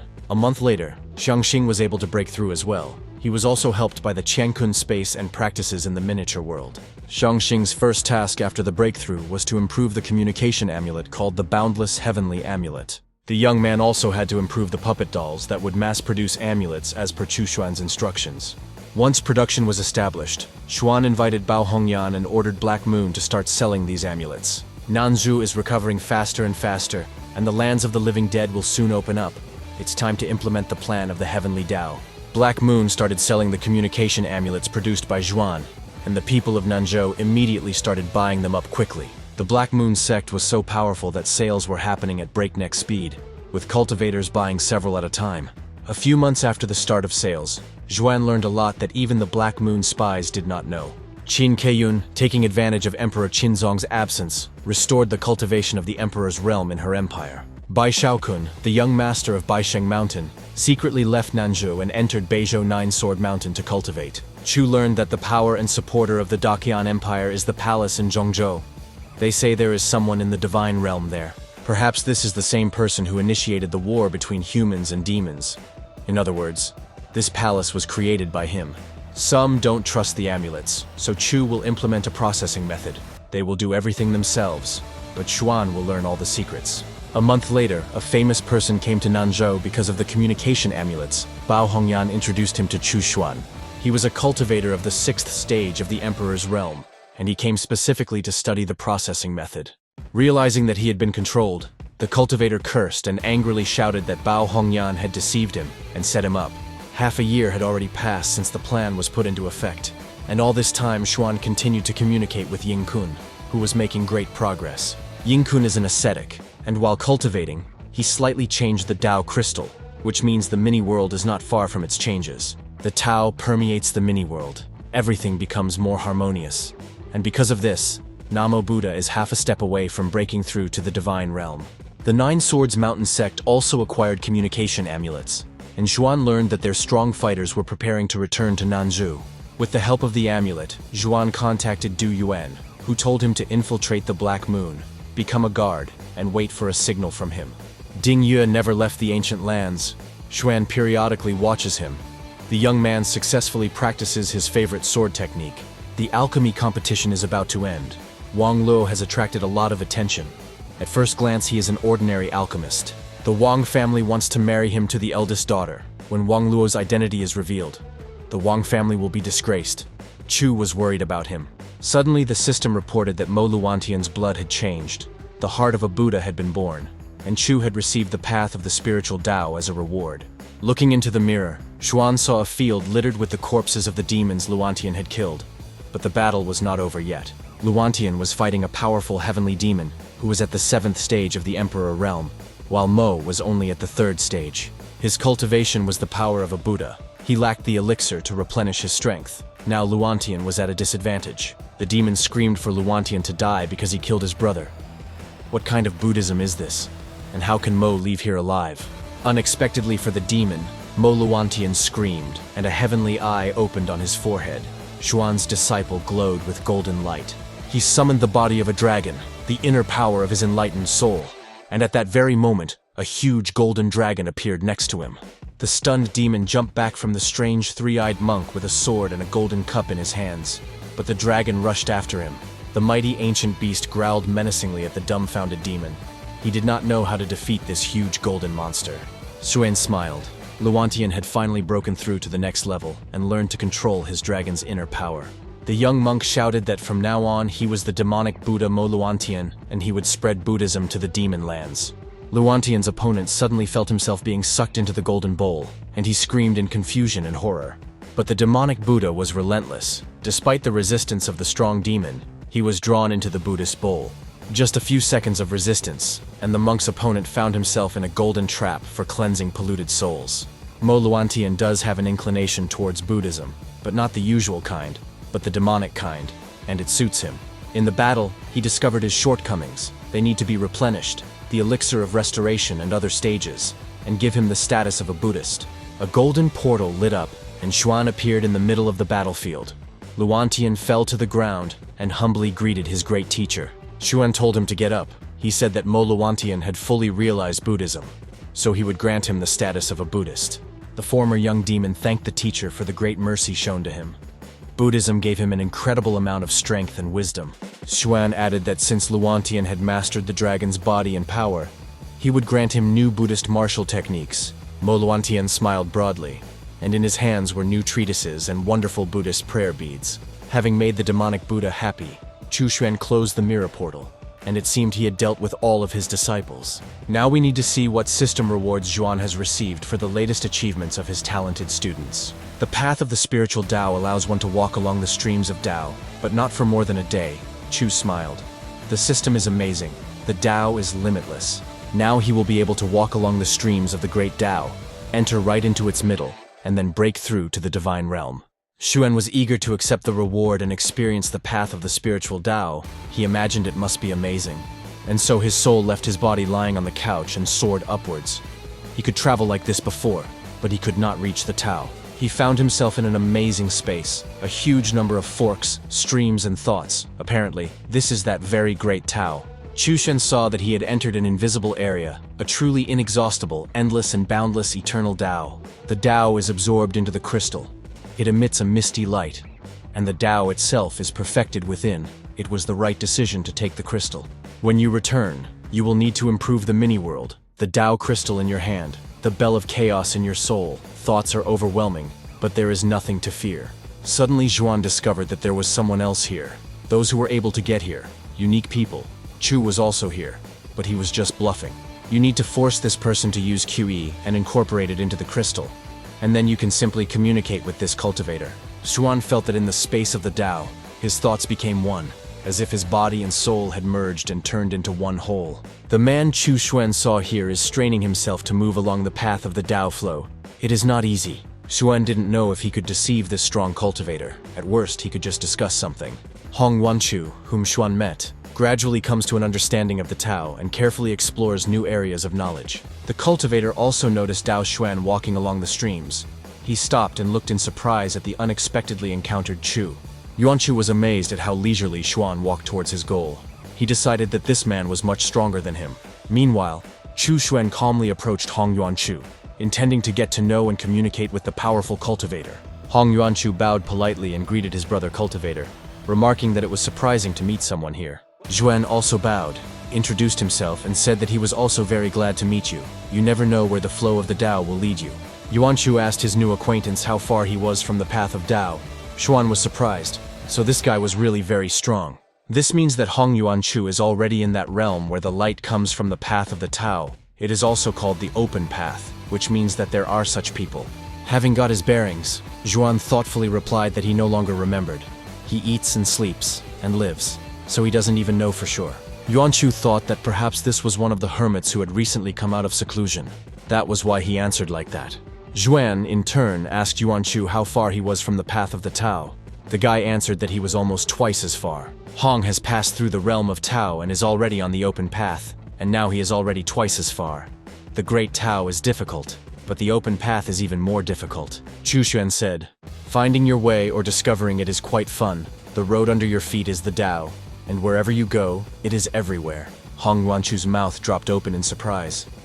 He didn't understand whether searching for a path or discovering it was fun, so he asked his brother to teach him. Chu told Hong that he had a treasure. All he needed was Qi, and regardless of time and space, they would be able to communicate with him. Xuan asked brother Hong if he could leave some Qi for communication, and if he had any comrades, they could be brought in as well. Hong was amazed at what kind of treasure this was. It was as if he was looking at the embodiment of the Tao and communicating with him. This guy was definitely stronger than him. Yuanchu agreed and directed some of his energy into the Tao crystal in Xuan's hands. The crystal memorized the cultivator's key. Chu suggested Hong to attract comrades from the kingdom of Tao. After years of hermitage, he wants to live and communicate. This is also Tao. Xuan was happy. The Tao crystal was finally developing. People like Hong were not against giving energy and chatting a little. That was great. Hong asked his brother where he was going. Chu said he was just going for a walk. He should observe more. Then an epiphany might come. Hong sighed. He was too busy learning the open path. The 36 steps of the Tao realm were like high mountains. Xuan was puzzled. So the Tao realm is divided into 36 steps. Wow, how huge it turns out to be. Hong continued. Each stage of the Tao kingdom is more difficult than the other, and the open path is 100 times more difficult. The path is endless, but one must work. Chu Shen sighed. That was true, but in reality he didn't feel anything special, because he was being helped by a wonderful system. It took less than 10 years for Chu to go from being an ordinary mortal to being a heavenly realm cultivator, all while sitting at home. Xuan bowed politely to his interlocutor, saying that he was then saying goodbye and was glad to meet his strong brother cultivator. Yuanchu watched Xuan go by and thought, he was much stronger to be able to move around here so easily. He couldn't stand still any longer. Once one Dao Yuan is over, the disaster will soon begin. Everyone in the 9 regions must compete for the chance to become a rule maker. After Xuan's incredible walk through the streams of endless Tao, the guy's aura changed greatly. It became much brighter and stronger, and so his changed soul again rushed to his body, which had been resting peacefully all this time on a sun lounger in the courtyard of his estate. Xu Sen woke up and stood up carefully. His soul had returned. The Tao crystal was swirling in his hand, and his greatly enlarged aura was shining golden. Xuan felt that his level was rapidly increasing. Now he was at the 5th step of the heavenly realm. Now he was already at the 6th step. Having absorbed the energy of the eternal Tao during the walk, the Tao crystal returned to its original place in the miniature world of Xuan. With the help of the powerful energy of the Tao, the transformation of the mini-world began. Trees grew. Many plants began to change dramatically. The Tao penetrated into every corner of the mini-world. Tao trees began to appear. All fruits became treasures, and a Tao forest began to grow. Under the influence of the change in the mini-world, Namo Buddha began to break through the heavenly realm into the next divine one. Chu Xuan's cultivation level also continued to rise.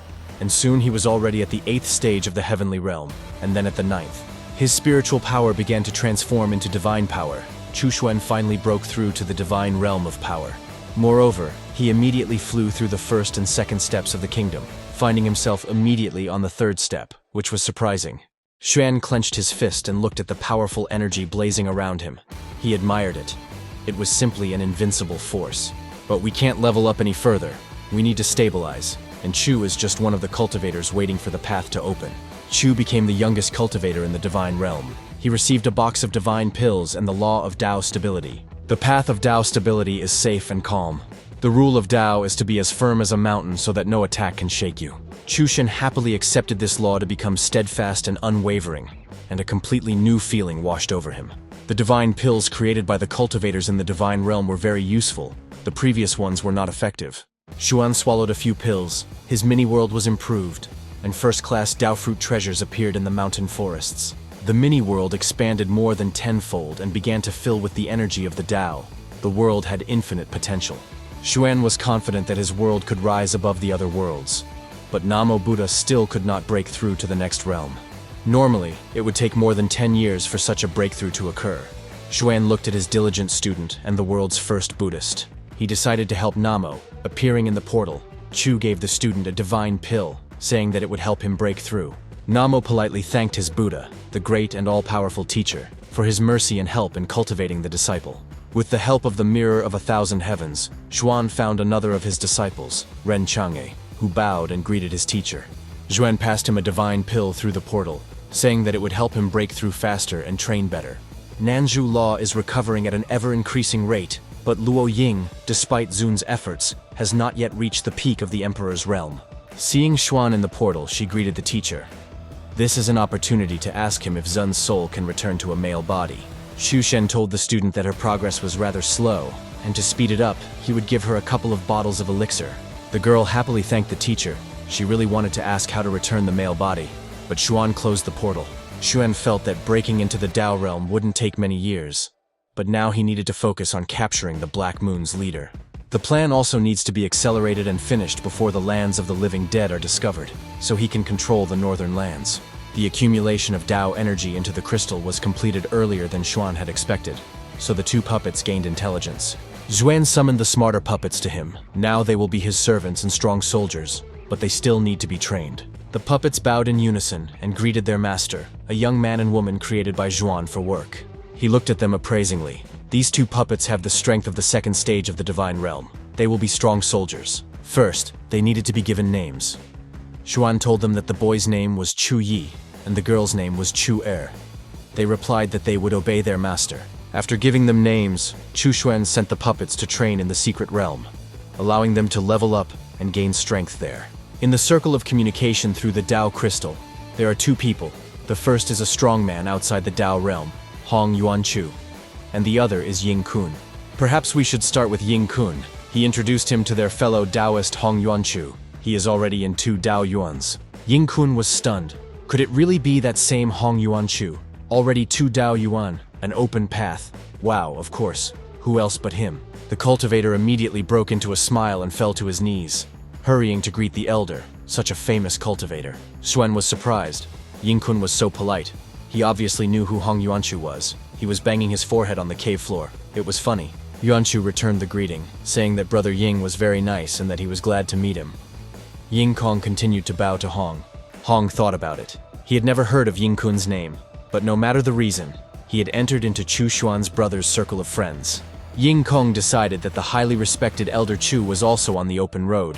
Even Hong Yuanchu treated him with respect. After thinking for a while, Ying Kun began to bow to Xuan and thank Senior Chu for introducing him to Senior Hong. The hermit kept telling himself that he needed to show modesty and respect, because he was facing 2 incredibly strong people. He continued to hit his forehead on the cave floor, and his interlocutors smiled and remarked that Brother Ying was being overly polite, and it was time to stop.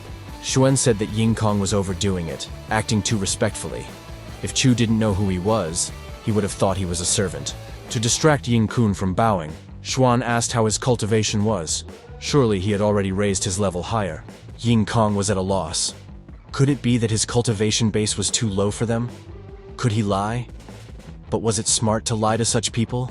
The cultivator replied to Xuan. The process is quite slow. He only grew 1 level. Now he is at the 3rd stage of the Tao realm. Chu was surprised. Could it really be that in all this time there was only 1 stage? How many years does it take to cultivate 1 stage of the Tao realm? Hong praised Ying. This was not bad, and suggested Chu to attract more people here. Xuan suggested calling it a Tao communication group. Soon the crystal was filled with new flows of qi. Hong Yuanchu attracted his friends and students to communicate through the crystal Tao.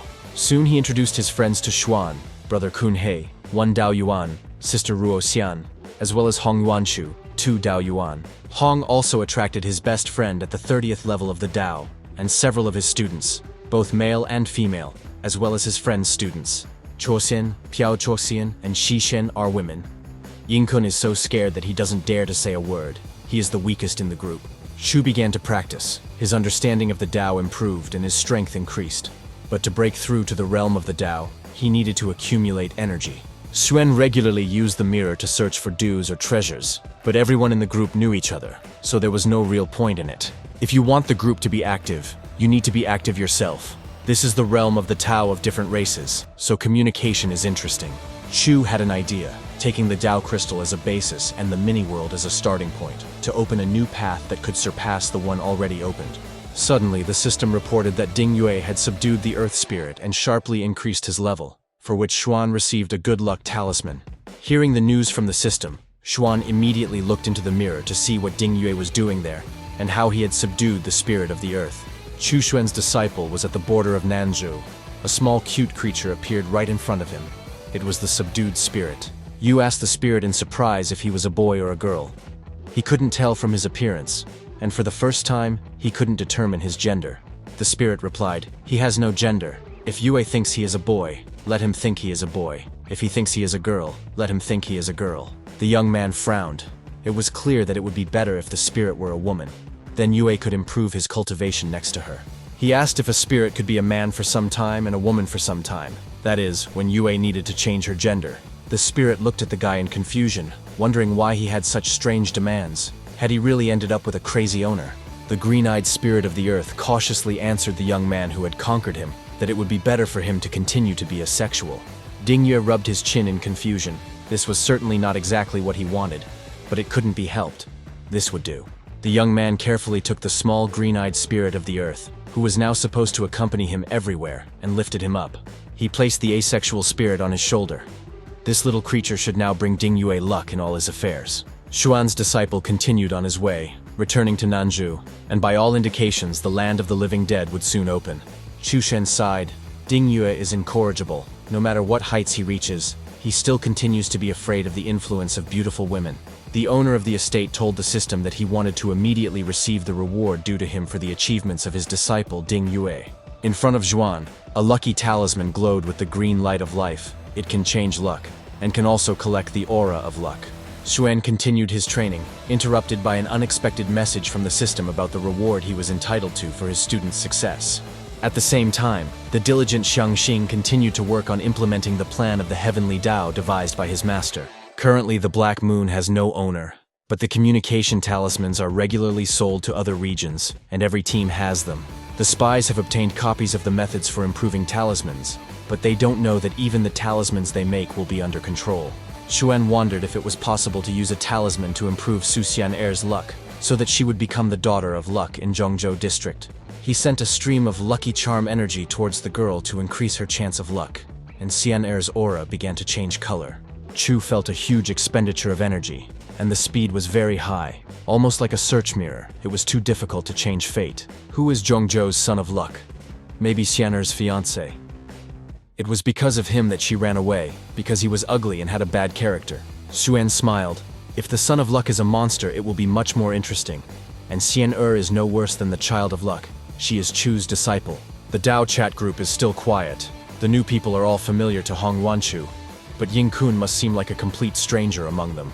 The system reported that his student Wang Luo had increased his luck in the alchemy competition, for which Xuan received a tripod of luck as a reward.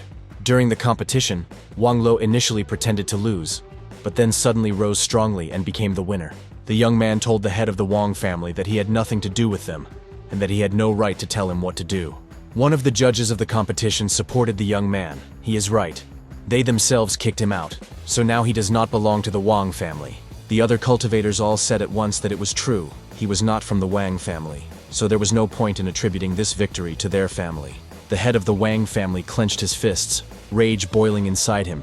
This boy had disgraced their family, now they would become a laughingstock. The judge shouted at the head of Wang that this was not his family's home, he was not the master here, and that he should not dare to destroy the competition venue. Chief Wang frowned. Wang Luo's talent is amazing. He is in the emperor's realm. He will soon break through higher, and was able to create a heavenly pill. As long as this upstart Wang Luo is alive, the Wang family will have no future. The head of the family has definitely decided that this young man must die. Xuan saw everything he wanted. He closed the mirror portal. He needed to protect his student Wang Luo from the attack of mercenaries. Chu accepted the system's reward, and a tripod of luck shone before him. Any aspect of the Tao could be used to create pills. Now Xuan had two treasures of luck, a talisman and a tripod. The first can change fate, the second can create. One day, Chu Xuan's maid and faithful assistant, Su Shen-er, approached him, and the girl was a little embarrassed and puzzled. She told the gentleman that lately she had been feeling strange, as if some strength was leaving her and she was growing weaker. She begged her master and teacher to help her. Xuan reassured the girl. There was no need to panic. He was here. He would figure it out now. Chu asked the girl how long ago this had all started. Xianer said that it had been going on for several days, and she was getting worse. At first, she didn't pay attention to it, thinking it was related to cultivation. But recently, she began to feel despair. Xuan wondered if his Kui had affected Xianer because of what he had been doing for the past few days. But it was strange. If that was the case, then the consequences should have affected him. Chu Xuan, why did Xianer suffer? She has no relation to him. To avoid guessing in vain, Xuan decided to check what was happening to the girl using the technique of heavenly vision. It turned out that Xuan was not to blame for Xianer's despair. Someone else was influencing his assistant, sucking energy and strength out of her. Apparently, they chose Su Shen-er as the target of their evil influence because of her very great and promising talents. Xuan had a feeling that this was being done by someone from her former Su family, since the girl had refused a profitable marriage. Or it is the Dagon Palace, from which she escaped and disgraced the evil and ugly groom and his relatives throughout their region. Xuan angrily clenched his teeth, but by and large he didn't care who attacked his student and servant. They would be destroyed. In Dagon Palace, Xian's ex-fiancé muttered that when he wanted to marry her, he was respected, but she ran away. She got involved with the wrong person. Using the Kui sphere given to him by the Su family, the ex-fiancé took away the girl's key and destroyed everything she aspired to. He hoped that once he destroyed Jenner's strength and life, she would return and beg her abandoned fiancé to marry her. Suddenly, the Kui sphere in the hands of the insulted, abandoned groom began to crack and behave very unusually. The guy was very surprised, but the next second the sphere burst into flames and began to disintegrate.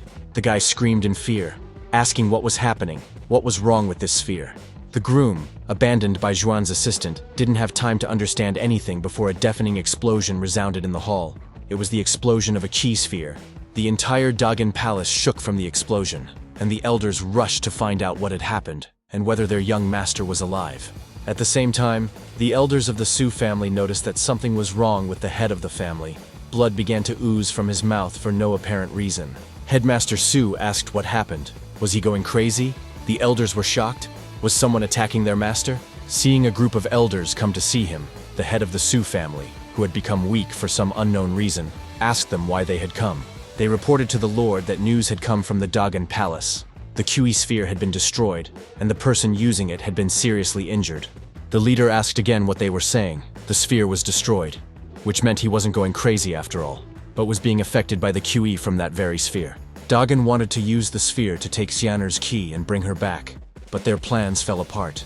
The nasty girl needed to be brought back and punished. The leader shouted for them to forget about the girl, let them go to the Dagon Palace and demand compensation, but not say that he was injured. The head of the Su family barked at the elders to go to the Dagon Palace immediately, and not to dare return empty-handed. Left alone, head Su thought. It seemed that since then the girl had become noticeably stronger. He could not allow himself to provoke her. Thus, Chu Xuan, without leaving his home, dealt with the enemies of his faithful assistant, discouraging them from harming her. He called Su Shen-er and asked how she was feeling now. The girl answered the master with a smile that she had become much better. Xuan explained to her that someone had tried to take away her qi, but not to worry, he had just taught them a lesson. They wouldn't try again. The girl laughed cheerfully and thanked her powerful master for the effective help he had given her. Chu smiled and said that as payment, Xian'er could feed him a delicious meal, since she was an excellent cook. But first, Xuan decided to strengthen her qi better, just in case her enemies wanted to try to harm her again. She pointed the good luck charm at the girl's chest, saying that it would protect her from similar displays of aggression in the future. The girl's mouth dropped open in surprise. Could this really be for qi too? Qi is such a mysterious force, she just can't figure it out. Xian'er thanked the gentleman again, and said that she would cook his favorite dish today to improve his mood. Xuan smiled. We agreed. He would wait impatiently. The girl jumped for joy. She simply adored her master. Chu will return to her cultivation when he breaks through on his own. Qi and Dao are so mysterious, he still doesn't understand how the laws of this world work. Hearing Xuan's muttering, Xian asked what he said, but he asked her to hurry up with the preparations, otherwise he would die of hunger.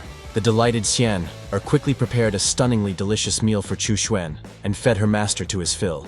After eating his fill, Xuan sighed. Xian'er's food was so delicious that after it, even Chu's desire to train completely disappeared. But he had to do something, so he decided to use the search mirror in case he came across something interesting today. And indeed, the arrow pointed to a Taoist, but there were no people there, only a small tiger cub, and he was a cultivator of the Tao realm. The tiger cub perked up. For some reason, he had the feeling that someone was watching him. But on the deserted cliff, he was completely alone. Xuan laughed. First, he had to take some of his qi and put it into the Tao crystal. Chu had an idea of how to play a trick on him. The tiger cub jumped up and growled angrily. Who dared to absorb his qi? Apparently, the impudent, uninvited guest was looking for death. Chu chuckled. What a hot-tempered kid. The atmosphere in the group became a little dull. He will be able to bring a new rhythm. Not bad. With the arrival of the tiger cub, the group will certainly come to life. First, you need to send him a welcome message from the administrator. The tiger cub stared at his paw in surprise. He couldn't understand what was wrong with it, and where this unusual Tao energy had come from on his paw. Unexpectedly, he received a message. Xuan welcomed the little tiger cub into their friendly group of cultivator brothers. The tiger cub's eyes flashed angrily. He bared his teeth and growled menacingly. How dare this puppy call him that? What kind of tiger cub is he? In response, he shouted that he was warning the pathetic puppy that as soon as he caught him, nothing good would happen to him. Xuan boldly replied to the striped cultivator that when the tiger cub came, he would only see darkness in his own eyes. The tiger cub clenched his clawed paws in anger. He was incredibly angry. Someone dared to mock him, the great sky tiger. Chu was genuinely amused, by the way. First, they need to arrange a welcoming ceremony for the tiger cub in their Tao communication group. He sent the tiger cub another message, wishing him luck in the communication group of the most powerful cultivators from different regions. At the same time, Xuan sent a message to the group to attract the attention of others. He said that he had news. Chu said that he was going to invite a new friend to the group. He was a tiger cub, and suggested that the guys start communicating with him first. In Kun raised his head with interest. It seemed like a new person had appeared in the group. No, a tiger cub. I wonder what kingdom he was in.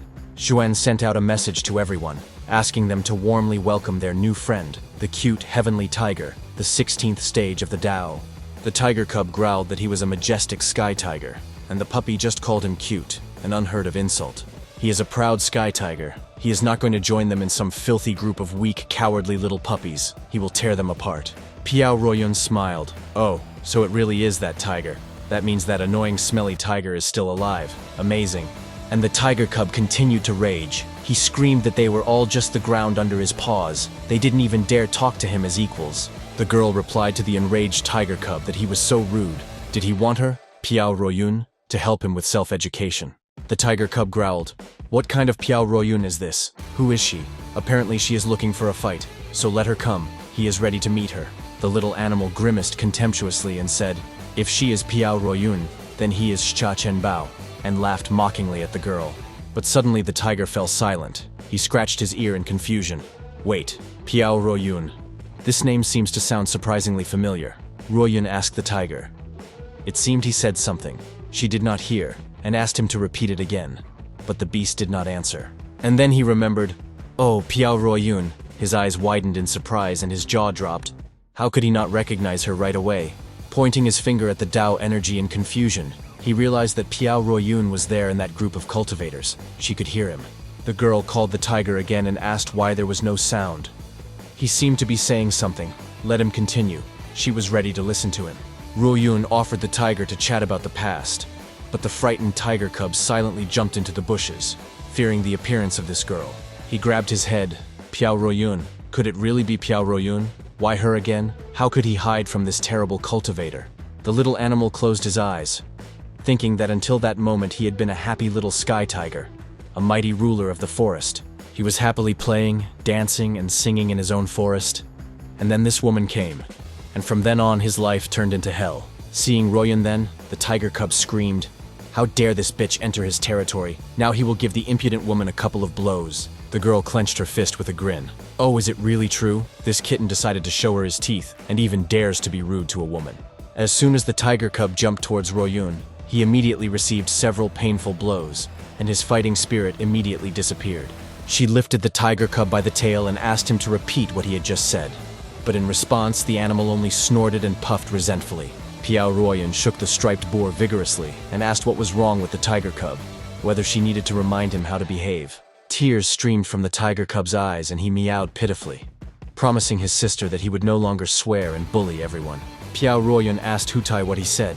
The tiger cub mumbled some unintelligible answer in confusion. He was very scared. The girl said with a smile that it seemed she needed to visit him and talk to him again. Apparently, he had forgotten about his promise. In response, Hutai meowed pitifully. He had problems with his head. He was talking nonsense, and asked his sister not to pay attention. Hong Yuanchu asked Ruoyun if this was the tiger cub she had once caught and raised at home as her own. The girl answered the teacher, "Yes, he is the cutest but too irritable tiger cub. He is very talented, but his character," Hong said. "Then this cute and irritable tiger cub is lucky to have entered Brother Chu's group. He must have a lot of qi," Ruoyun asked. Apparently the teacher meant that if it weren't for his qi, with Hutai's character, he would have been beaten to death long ago. On Ruoyun Hutai's orders, he thanked teacher Hong. His student was upset with him, but he hoped the elder was not offended. Hong said he wouldn't quarrel with the tiger cub. Brother Chu brought him into the group. "This is a great opportunity. Thanks to Brother Chu for this," Chu replied. "Brother Hong is too serious. The group is created for communication and exchange of experiences, and this tiger cub is still very young." A satisfied Hutai purred his thanks to the elder Chu and promised the younger Ruoyun that he would definitely correct his behavior. Junior Yingkun greeted Brother Hutai and asked him to take care of him in the future if he had the opportunity. The tiger cub was confused. This man introduced himself as younger and called him brother, which means this human cultivator is weaker than him. He replied to Yingkun with a smile that he would take care of him, and if there was anything he didn't understand, he could ask him at any convenient time. Xuxuan was glad. This striped Hutai had smoothly integrated into the team. Okay, now he can go and practice a little. And then the system reported that Wang Luo's disciple was being pursued by a powerful enemy. He escaped. And as a reward for this, Chu received the enlightenment of the Great Tao. Xuan was surprised. His disciple was being persecuted. And the system also rewarded Chu because of this, he remarked with a smile. The children of Qi are amazing. Chu wondered if he could gather all the children of fortune together in the manner, what reward the system would give him for it. But there is no need to think about this now. Xuan will strive for this gradually, step by step. Let the students develop for now. The Great Tao's illumination can be used to obtain Tao energy, and it seems that the full power of Xuan is just around the corner. Xuan was eager to experience the new system gift, and he immediately decided to try to immerse himself in the enlightenment of the Great Tao. And now he found himself in an amazing space. It seems that this is the Great Tao. The whole space consists of Tao.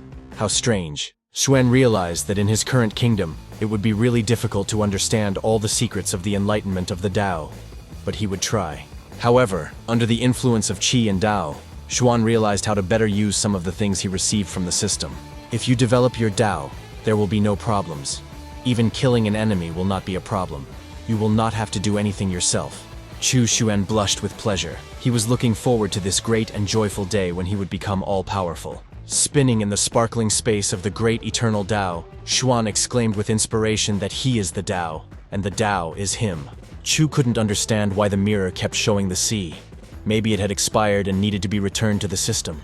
Xuan tried the universal repair technique used in his previous world, which was to say, he tapped the mirror hard with his hand. But perhaps the fact that the mirror constantly shows the sea means that there is something there. But due to a lack of strength, Chu cannot find out this secret.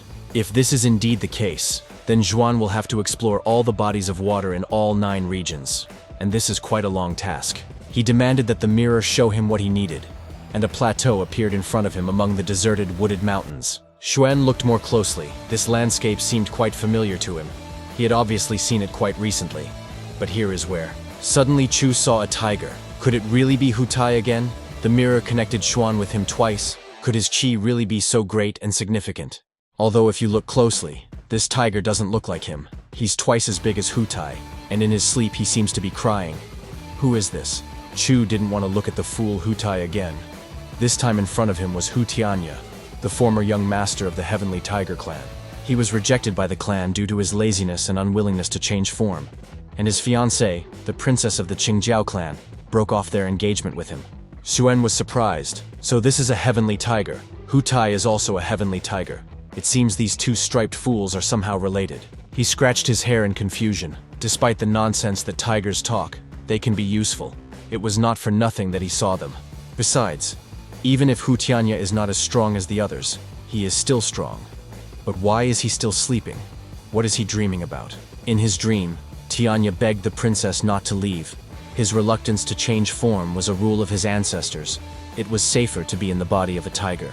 The tiger's body is more powerful, and you can pretend to be dead in it. It's true. He's not deceiving her. Isn't he cute?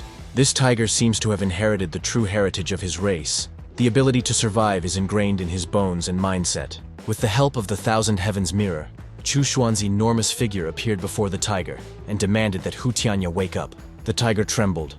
Where did this super strong cultivator come from? Its power is so oppressive, it needs to save itself. Make a cute face. The little animal meowed affably, greeting the elder.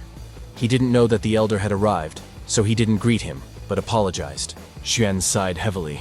What a striped flatterer. And Hu Tianya continued to dodge, asking with a smile what the elder's orders were. The Heavenly Tiger cub beat his tail and with shining eyes said, "The younger one will do everything that is necessary. Everything will be done in the best possible way." Xuan told the tiger that this was excellent and ordered him to turn into a human, warning that his cuteness tricks would not work on him. Hu Tianya obediently changed form. Xuan ordered the tiger to no longer follow Hu Tai's orders. Chu would now be its master. Chu promised that Tianya would be able to bring back his princess and surpass his ancestor, but Xuan would use him as a mount. The tiger cub immediately obediently answered the teacher that the disciple Hu Tianya was no longer cute. He was ready to learn the science of cultivating strength. In exchange for Xuan gaining the Heavenly Tiger as his disciple, he received the Metal White Tiger technique from the system. But he was still worried about whether this tiger would be useful in the future. He was clearly cunning and lazy, for which he was expelled from his clan. However, Hu Tianya is one of the Sons of Fortune, which means Xuan is one step closer to his goal. He must somehow gather them all. But even though it is good luck, you still have to hurry, Chu exclaimed, looking at the mirror, so that the children of good luck from all over the world would come to him. Xuan continued to call on the children of good fortune, and suddenly the mirror glowed with red golden fire energy. It seemed that Chu had found someone else. He looked questioningly into the mirror portal. What happened? It looks like today is his day of meeting demons. In front of Xuan was the fiery Qing Qing heir, a nine-tailed fox, a 17th level Dao, one of the strongest elders of the Fox clan. Chu decided to be a little more serious. It's not good to deal with tigers all the time. First he needs to add her to the Dao chat group. He sent a message to the group that the fox Qing Qing heir was invited. In response, Hu Tai grumbled, "This damn fox came too." Piao Ruoyun barked at Hu Tai. He must be looking for death. So many years have passed, and his filthy mouth still stinks. Another year of Zhuan's seclusion passed. He rose to the 5th stage of the Divine Realm. Chu even became a little bored. None of his disciples brought him any rewards. Only Pingfan rose to the 9th level of the True Realm. He is very talented. Suddenly, Chu felt that Bao Hongyan had come to him. Apparently, the Black Moon sect had discovered some new information. The girl bowed and asked the gentleman for an audience. He asked if they had learned anything new about the leader of the Black Moon sect. Yan shook her head. The search was ineffective. They still don't know who really runs the Black Moon sect. Xuan wondered why she had come then, or if the sect's spies had found out something else that might interest or concern him. Bao Hongyan explained that she was here to inform the master about the demonic lands, and that hostilities would soon begin. Chu asked what was happening with the demonic lands. Were they planning something? But it seemed like the time had not yet come. The 3 sects and 2 countries and other forces in Nanzhou decided to fight for their own interests and avoid unnecessary conflicts. Of course, there were some cultivators who hadn't supported anyone yet. Chu thought that the top brass were being cautious. He invited Hun Yan to enter the courtyard. The work on his plan is progressing well. He wants to reward his spy. When they entered the courtyard, Chu asked if there was any information about the movement of forces in Nanzhou. What was going on? Bao sighed. Everything was kept secret, but one of the Qin family members had infiltrated the Daqian Palace. Should I remind them of the Qin family? Zhuan replied negatively. Let the Qin family do whatever they wanted. He would not interfere for now, but he had to keep an eye on them. Chu asked Bao Hongyan about the situation with communication talismans in Beizhou, and whether representatives from that region were purchasing them. The girl nodded her head affirmatively. Beizhou is completely covered. There is no information that could be hidden from the master. Chu Xuan smiled. Great.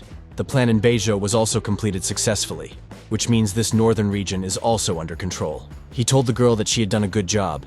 These pills would help her break into the emperor's kingdom very quickly. The dumbfounded Bao Hongyan thanked the master in confusion. She could not even dream of such an incredible gift for a breakthrough. Zhan told her to take these pills as soon as possible to break through. He has a more important and difficult task for her. The spy bowed and replied that the subordinate would live up to her master's expectations, and Chu Xuan allowed the girl to leave. The system reported that Ren Chang'e had mastered the path of yin and yang and broken through to the divine realm, and Xuan received 500 years of cultivation for this. Chu perked up. Oh, good news. Ren Chang'e is a good man. This reward will allow Xuan to move even closer to the realm of Tao. Don't look askance at Ren. He did bring good news, and it will probably make him put in even more effort. Ren Chang'e, greatly changed, joyfully greeted the teacher and announced that he had finally broken through to the divine realm. Xuan congratulated him. Ren thanked the teacher for his help. In order to repay the kindness, he is ready to do everything possible for Chu. The teacher has an order. There will be unrest in the 9 regions. So in 10 years, Ren Chang'e will go to the north of Nanzhou. The student was stunned. Could the master really tell about what would happen in the future? This was simply unprecedented power. Chu Xuan urged the student to be patient. In 10 years, he would know everything. He bowed politely to the teacher in full agreement. The divine pills will help Chang'e advance. The divine realm is not the end point. He must work hard. Pleased, Ren Chang'e collected the pills given to him by the master and said that the student would remember his teacher's instructions. After giving all the instructions to the cultivator, Xuan said that he was satisfied with him, but the teacher had things to do, so he said goodbye to Ren Chang'e. But the student asked the master to stay longer. The student had something that would bother the teacher. Xuan looked at Chang'e in surprise. Chu chuckled. Some of this is apparently practice. Good. He will pick up something new for his student that will help him. Soon, he contacted the recluse again and gave him practices suitable for cultivation at his level to study. From a deep cave in the dark ancient lands of demons, Buddhist prayers and wishes for light, goodness, and wisdom were heard. A confident voice spoke. The sinful lands of demons, greed and ignorance, blood and death, all this pollutes the souls of ancient demons. Moluantian preached to a crowd of demon believers. The merciful Buddha transforms demonic lands into blissful ones. By sacrificing himself, he will go to hell. But who, if not he, the disciple of Buddha, will spread Buddhism? They must spread their faith. Luantian's disciples responded unanimously.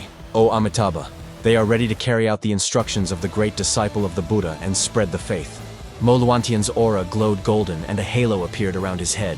He exclaimed, O Amitabha, good and benefactor. Seeing someone else enter the cave, Moluantian asked in a friendly manner, perhaps he came here for enlightenment. But the demon asked rudely, the bald one is deceiving people again. He brainwashed the villagers, and now he's taken on others. The guest said that now all their girls are bald. Where to look for a wife? The students recognized him. This is the eldest son of the gentleman from the neighboring village. The demon screamed, and last month the bald man destroyed his relative's city and beat him to death, calling it a memorial service. He clenched his fist, saying that he had broken through to the realm of truth and had come here to take revenge. Now all these bald idiots would die at once. Moluantian calmly extended his hands forward and said, O Amitabha, he must protect his faithful disciples from attack. A powerful golden stream of energy burst from the monk's palm and flew straight towards the raging, disgruntled evil demon. The demon, who had decided to kill the Buddhists, did not even have time to attack his victims. Luantian's golden stream instantly knocked him off his feet. A powerful stream of energy carried the intruder out of the prayer cave, and a deafening explosion was heard outside.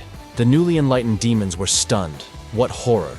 Nothing remained of that demon, apparently. This is the great power of Buddhism.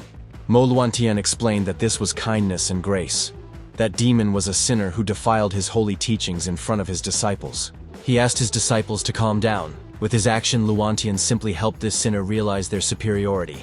But then another voice was heard from the street. The brother of the murdered man exclaimed that the lying bald ass had killed his brother, which meant he would die.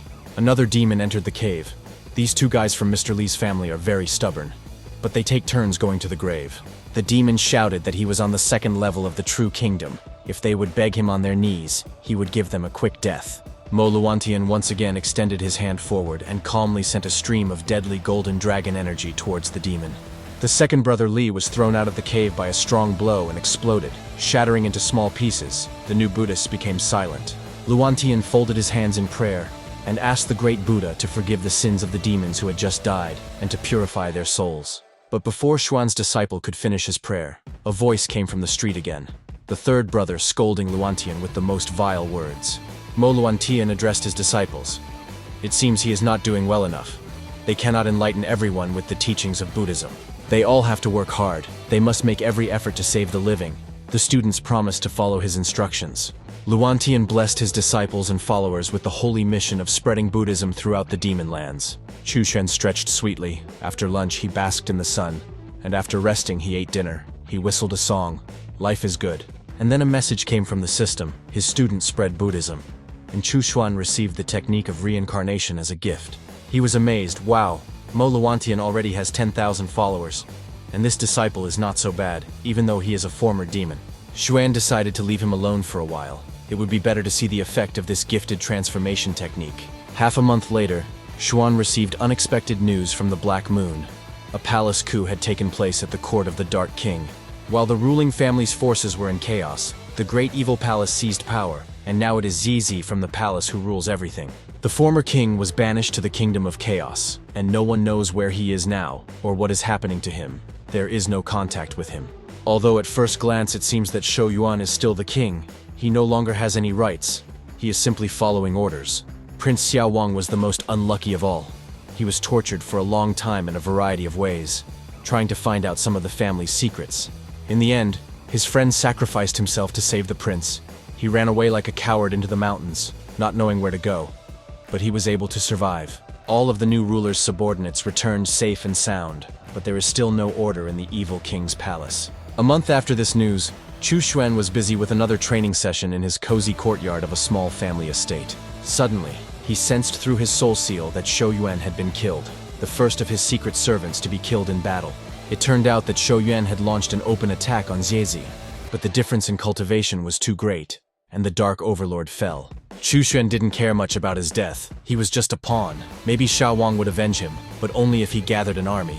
Xuan remembered that it had been a long time since he had accepted the last member into his Heavenly Tao Fellowship group. He took the searching mirror and activated the magical item, the arrow quickly spinning, scanning the space in search of Taoists. And then the arrow stopped. Xuan was surprised at what kind of shadow was on the mirror. Apparently it was some kind of powerful cultivator hiding his name.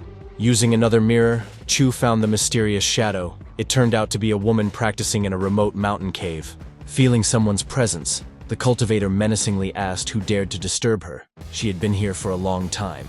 Chu explained that he was looking for people to join a group to share experiences, and he asked the woman what clan she was from and what her level was.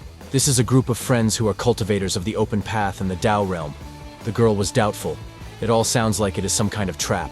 But still, the girl bowed and introduced herself to the elder.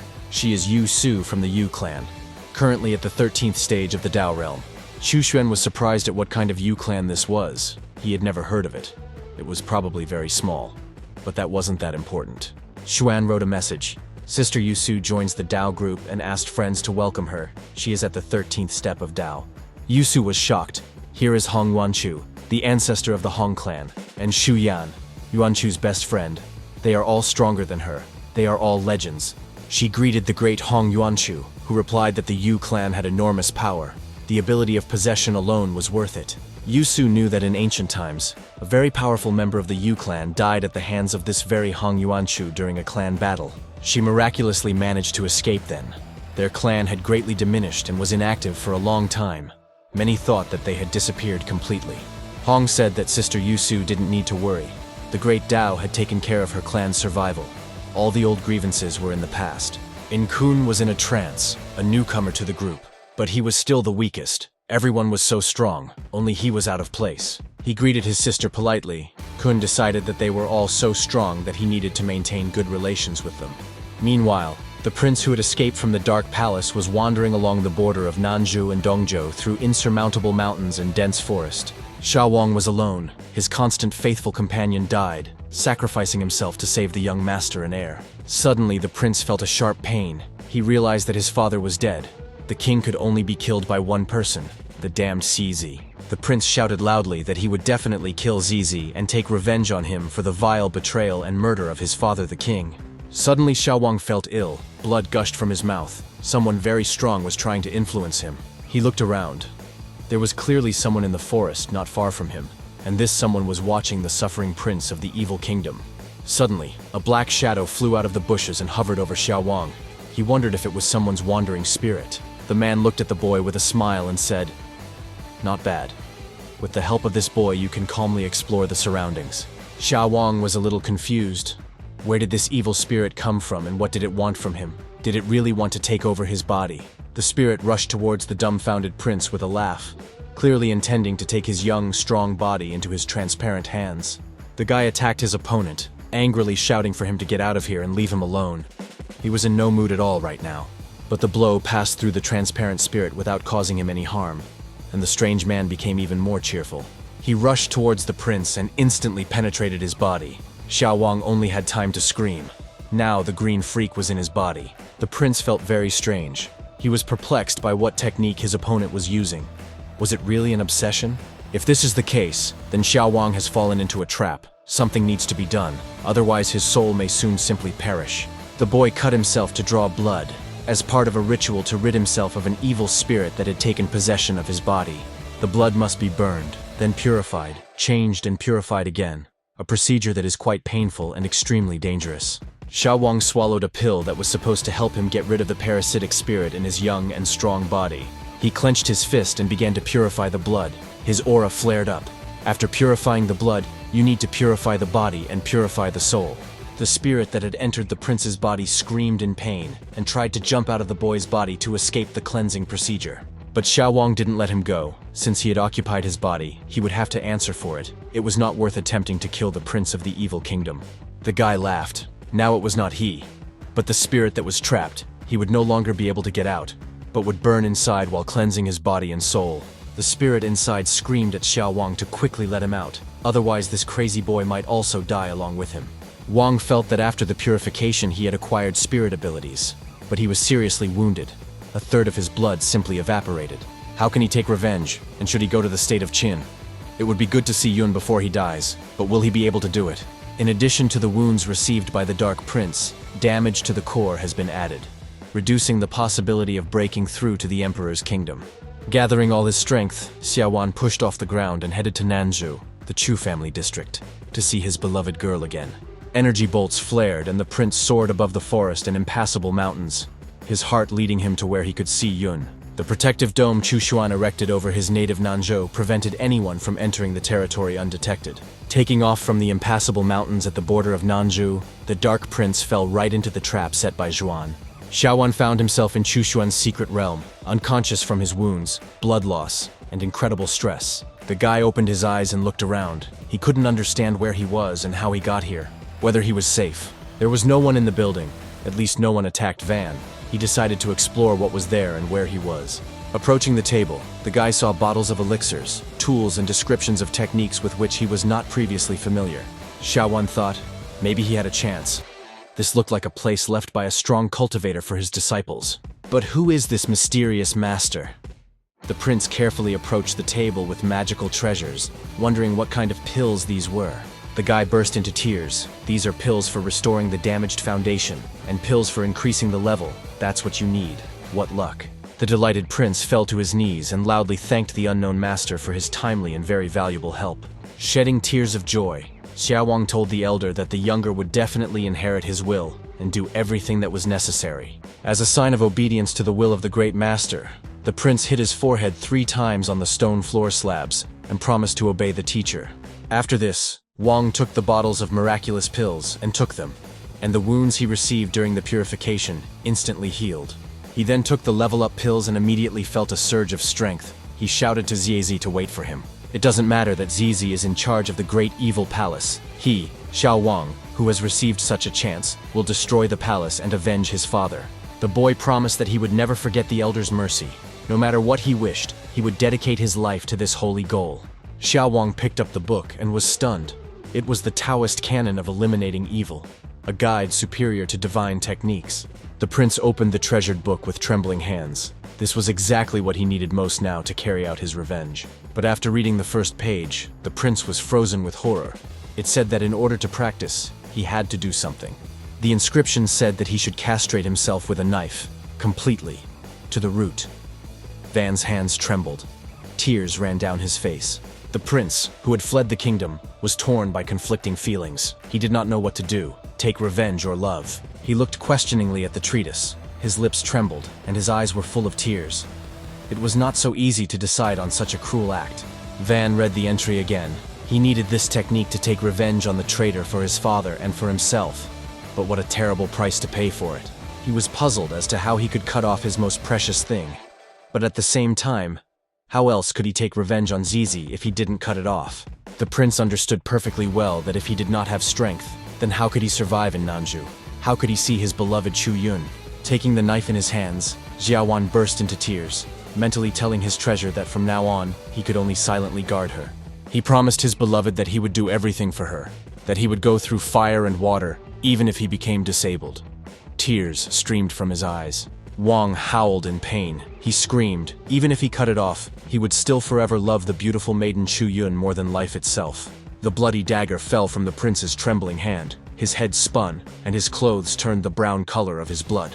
Clutching his wound, Wang fell to his knees, shouting that he would definitely tear Zizi to pieces now, and that he had made a huge sacrifice for this. Shedding tears, Xiao Wang promised that he would not just kill Zizi, but cut off what was most precious to him. Oh, how it hurt. How he missed him. Taking the book back into his hands, he sighed heavily. But only in this way could he master this powerful secret technique of destroying evil. The prince immersed himself in studying the treatise, and finally he reached a page where it was written that his sacrifice had been in vain. Tears welled up in Van's eyes again. Could this really have been just a cruel joke from the owner of this place? But why did he do it? Wang read, if he refused to cut, there was no need to worry. It would not interfere with the study of Taoist practice. He angrily threw the book on the floor and screamed, "Bastard! What kind of old freak created this terrible, immoral thing? It's terrible." Sobbing, the unfortunate prince asked why the teacher had created this book, and whether it was fun to so cruelly deceive his students. He exclaimed, how could they do such a thing? What would happen to his beautiful treasure? The unrivaled beauty Chu Yun. It's all Zizi's fault. That's right. It's all his fault. Blinded by hatred towards him, Wang behaved stupidly. This bastard needs to be killed. At the end it was written that if you remain childless, you will be a coward and a fool. But if not, you will be healthy in all respects. Xiaowang didn't understand anything. Is it really impossible to cultivate after circumcision? If that's the case, then isn't the teacher contradicting himself? At the end, the prince read that he must bow 3 bows as a tribute to the valuable science and practice of cultivation. Van burst into tears again. This monster had deprived him of his manhood, and he still had to bow to him. Where was the justice? What a misfortune. And yet the Dark Prince fell to his knees, for he had sworn to do everything his teacher commanded in gratitude for saving him. Shedding tears, Xiaowang struck his forehead on the stone floor 3 times as a sign of respect and gratitude to the unknown teacher. From these recordings you can understand how to do the exercises and cultivate. The methodology exceeds expectations. The techniques are powerful. If they are practiced in the divine realm, then the 5th limb can be restored. Oh, that means not all is lost. Van was very happy. He would be able to restore his manhood. There were even all the necessary tools here. He picked up a needle, but it was an embroidery needle, and he thought that this Taoist canon was a little dishonest. What should he do? The system reported that Xiao Wang entered the secret realm and castrated himself because of Chu's joke. Xuan received the blood rebirth technique. Xuan never thought that anyone would be stupid enough to commit castration because of the first page, but such an idiot did exist. Using the blood rebirth technique, one can be reborn from a single drop of blood, while retaining all talents and abilities. Chu smiled. Even if you kill a person, a clone will appear. It's almost the secret of immortality. This secret technique appeared because of a joke. Xuan decided, just in case, to collect not only his own blood, but also the blood of other people close and dear to him, just in case something might happen. Xian'er looked at the drop of blood in surprise and asked what it was. She had a feeling that the body was inexplicably connected to this drop. Chu explained that this was a blood revival technique that could resurrect oneself if the body died. Xian'er was surprised. So, as long as there is a drop of blood, she will not die, Chu confirmed. Theoretically, yes. But you don't need to kill yourself to check. Chu Sen took a drop of blood from Chu Pingfan, Chu Yun and Shang Xing. As long as this technique existed, his disciples could not die. Mo Luantian, who was spreading Buddhism in the Demon Lands, was in real danger. He needed to be protected. Zhuan took 2 drops of blood from the demon Buddha, gave one to him so that if he died, he could immediately be reborn, and transferred the other to the mini-world. A month later, Chu received news from the system. Hu Tianya's disciple had broken through to the Emperor's realm, and Xuan had received 100 years of cultivation. Xuan smiled as expected from the Son of Fortune. He broke through in such a short time, and Chu, as a teacher, received a reward for this. Thanks to 100 years of cultivation, Xuan had already reached the 6th stage of the Divine Realm. His growth was astonishingly fast. The qi in the Tao crystal grew larger and larger, meaning that the miniature world was regularly improving, becoming larger and stronger. Namo Buddha successfully broke through to the Divine Realm. The improvement of the mini-world helped the former demon cultivate. Zhuan felt that there would be another transformation of the mini-world, and with the help of the Tao crystal, it would be possible to enter the path of the great Tao. It was even a little scary. Soon Chu would be able to enter the path of the Tao. His speed of improvement is simply outstanding. No one else has it. The crystal has acquired new abilities, and now members of the Tao group can transfer various items to each other through it. Although the number of people in the group is small, there are not many who can enter the Tao realm, so it is not worth opening this ability yet. Chu hasn't used the mirror for a long time. He needs to try his luck and find someone interesting to increase his chances of receiving rewards. The mirror showed Zhuan a secluded mountain valley. He gasped. There is time. This valley is connected to the secret realm of time. Those who are able to get into this valley are very lucky, of course. They are mostly the children of luck. We need to study it as carefully as possible. Suddenly, Xuan saw Xiao Liang and Liu Piao walking along the valley. Liu Piao was now at the 5th stage of the Heavenly Kingdom and had grown up. And Xiao Liang is at the 5th stage of the Emperor realm. He has a vine branch surrounded by an ancient atmosphere and a slow liana. The young man had indeed found the slow vine. He was lucky. Although it had not yet recognized him as its master, this would take time. Xiao Liang seems to be the son of luck not only of Shizhou, but also of the entire northern territory. He carries something very powerful, probably a vine. Appearing in the golden portal, Chu Xuan exclaimed joyfully, "Oh, it's those kids again." He is very happy to meet them again. The travelers fell to their knees and respectfully greeted the elder. His techniques greatly helped them advance in cultivation. Xiao Liang convulsively squeezed the slow vine. The young man was very afraid that the elder would take this priceless magical treasure from him. Chu remarked that it must be fate that they met again, and the young man seemed to have a lucky chance to obtain the slow vine. Xiao Liang replied in fear that it was a complete accident, and that he had not intended to look for this treasure on purpose. Xuan laughed. No need to be nervous. The vine is not conspicuous, but since fate brought them together again, Chu will help Liang become the master of the vine. He sent a stream of his divine energy through the portal towards the youth, helping Xiao Liang become stronger and subdue the slow vine. Xiao Liang was amazed. This mysterious elder was terribly strong. After his influence, the vine immediately recognized the youth as its master. The genius, persecuted by the Xiao family, bowed low to the elder and thanked him for his extraordinary kindness and further help.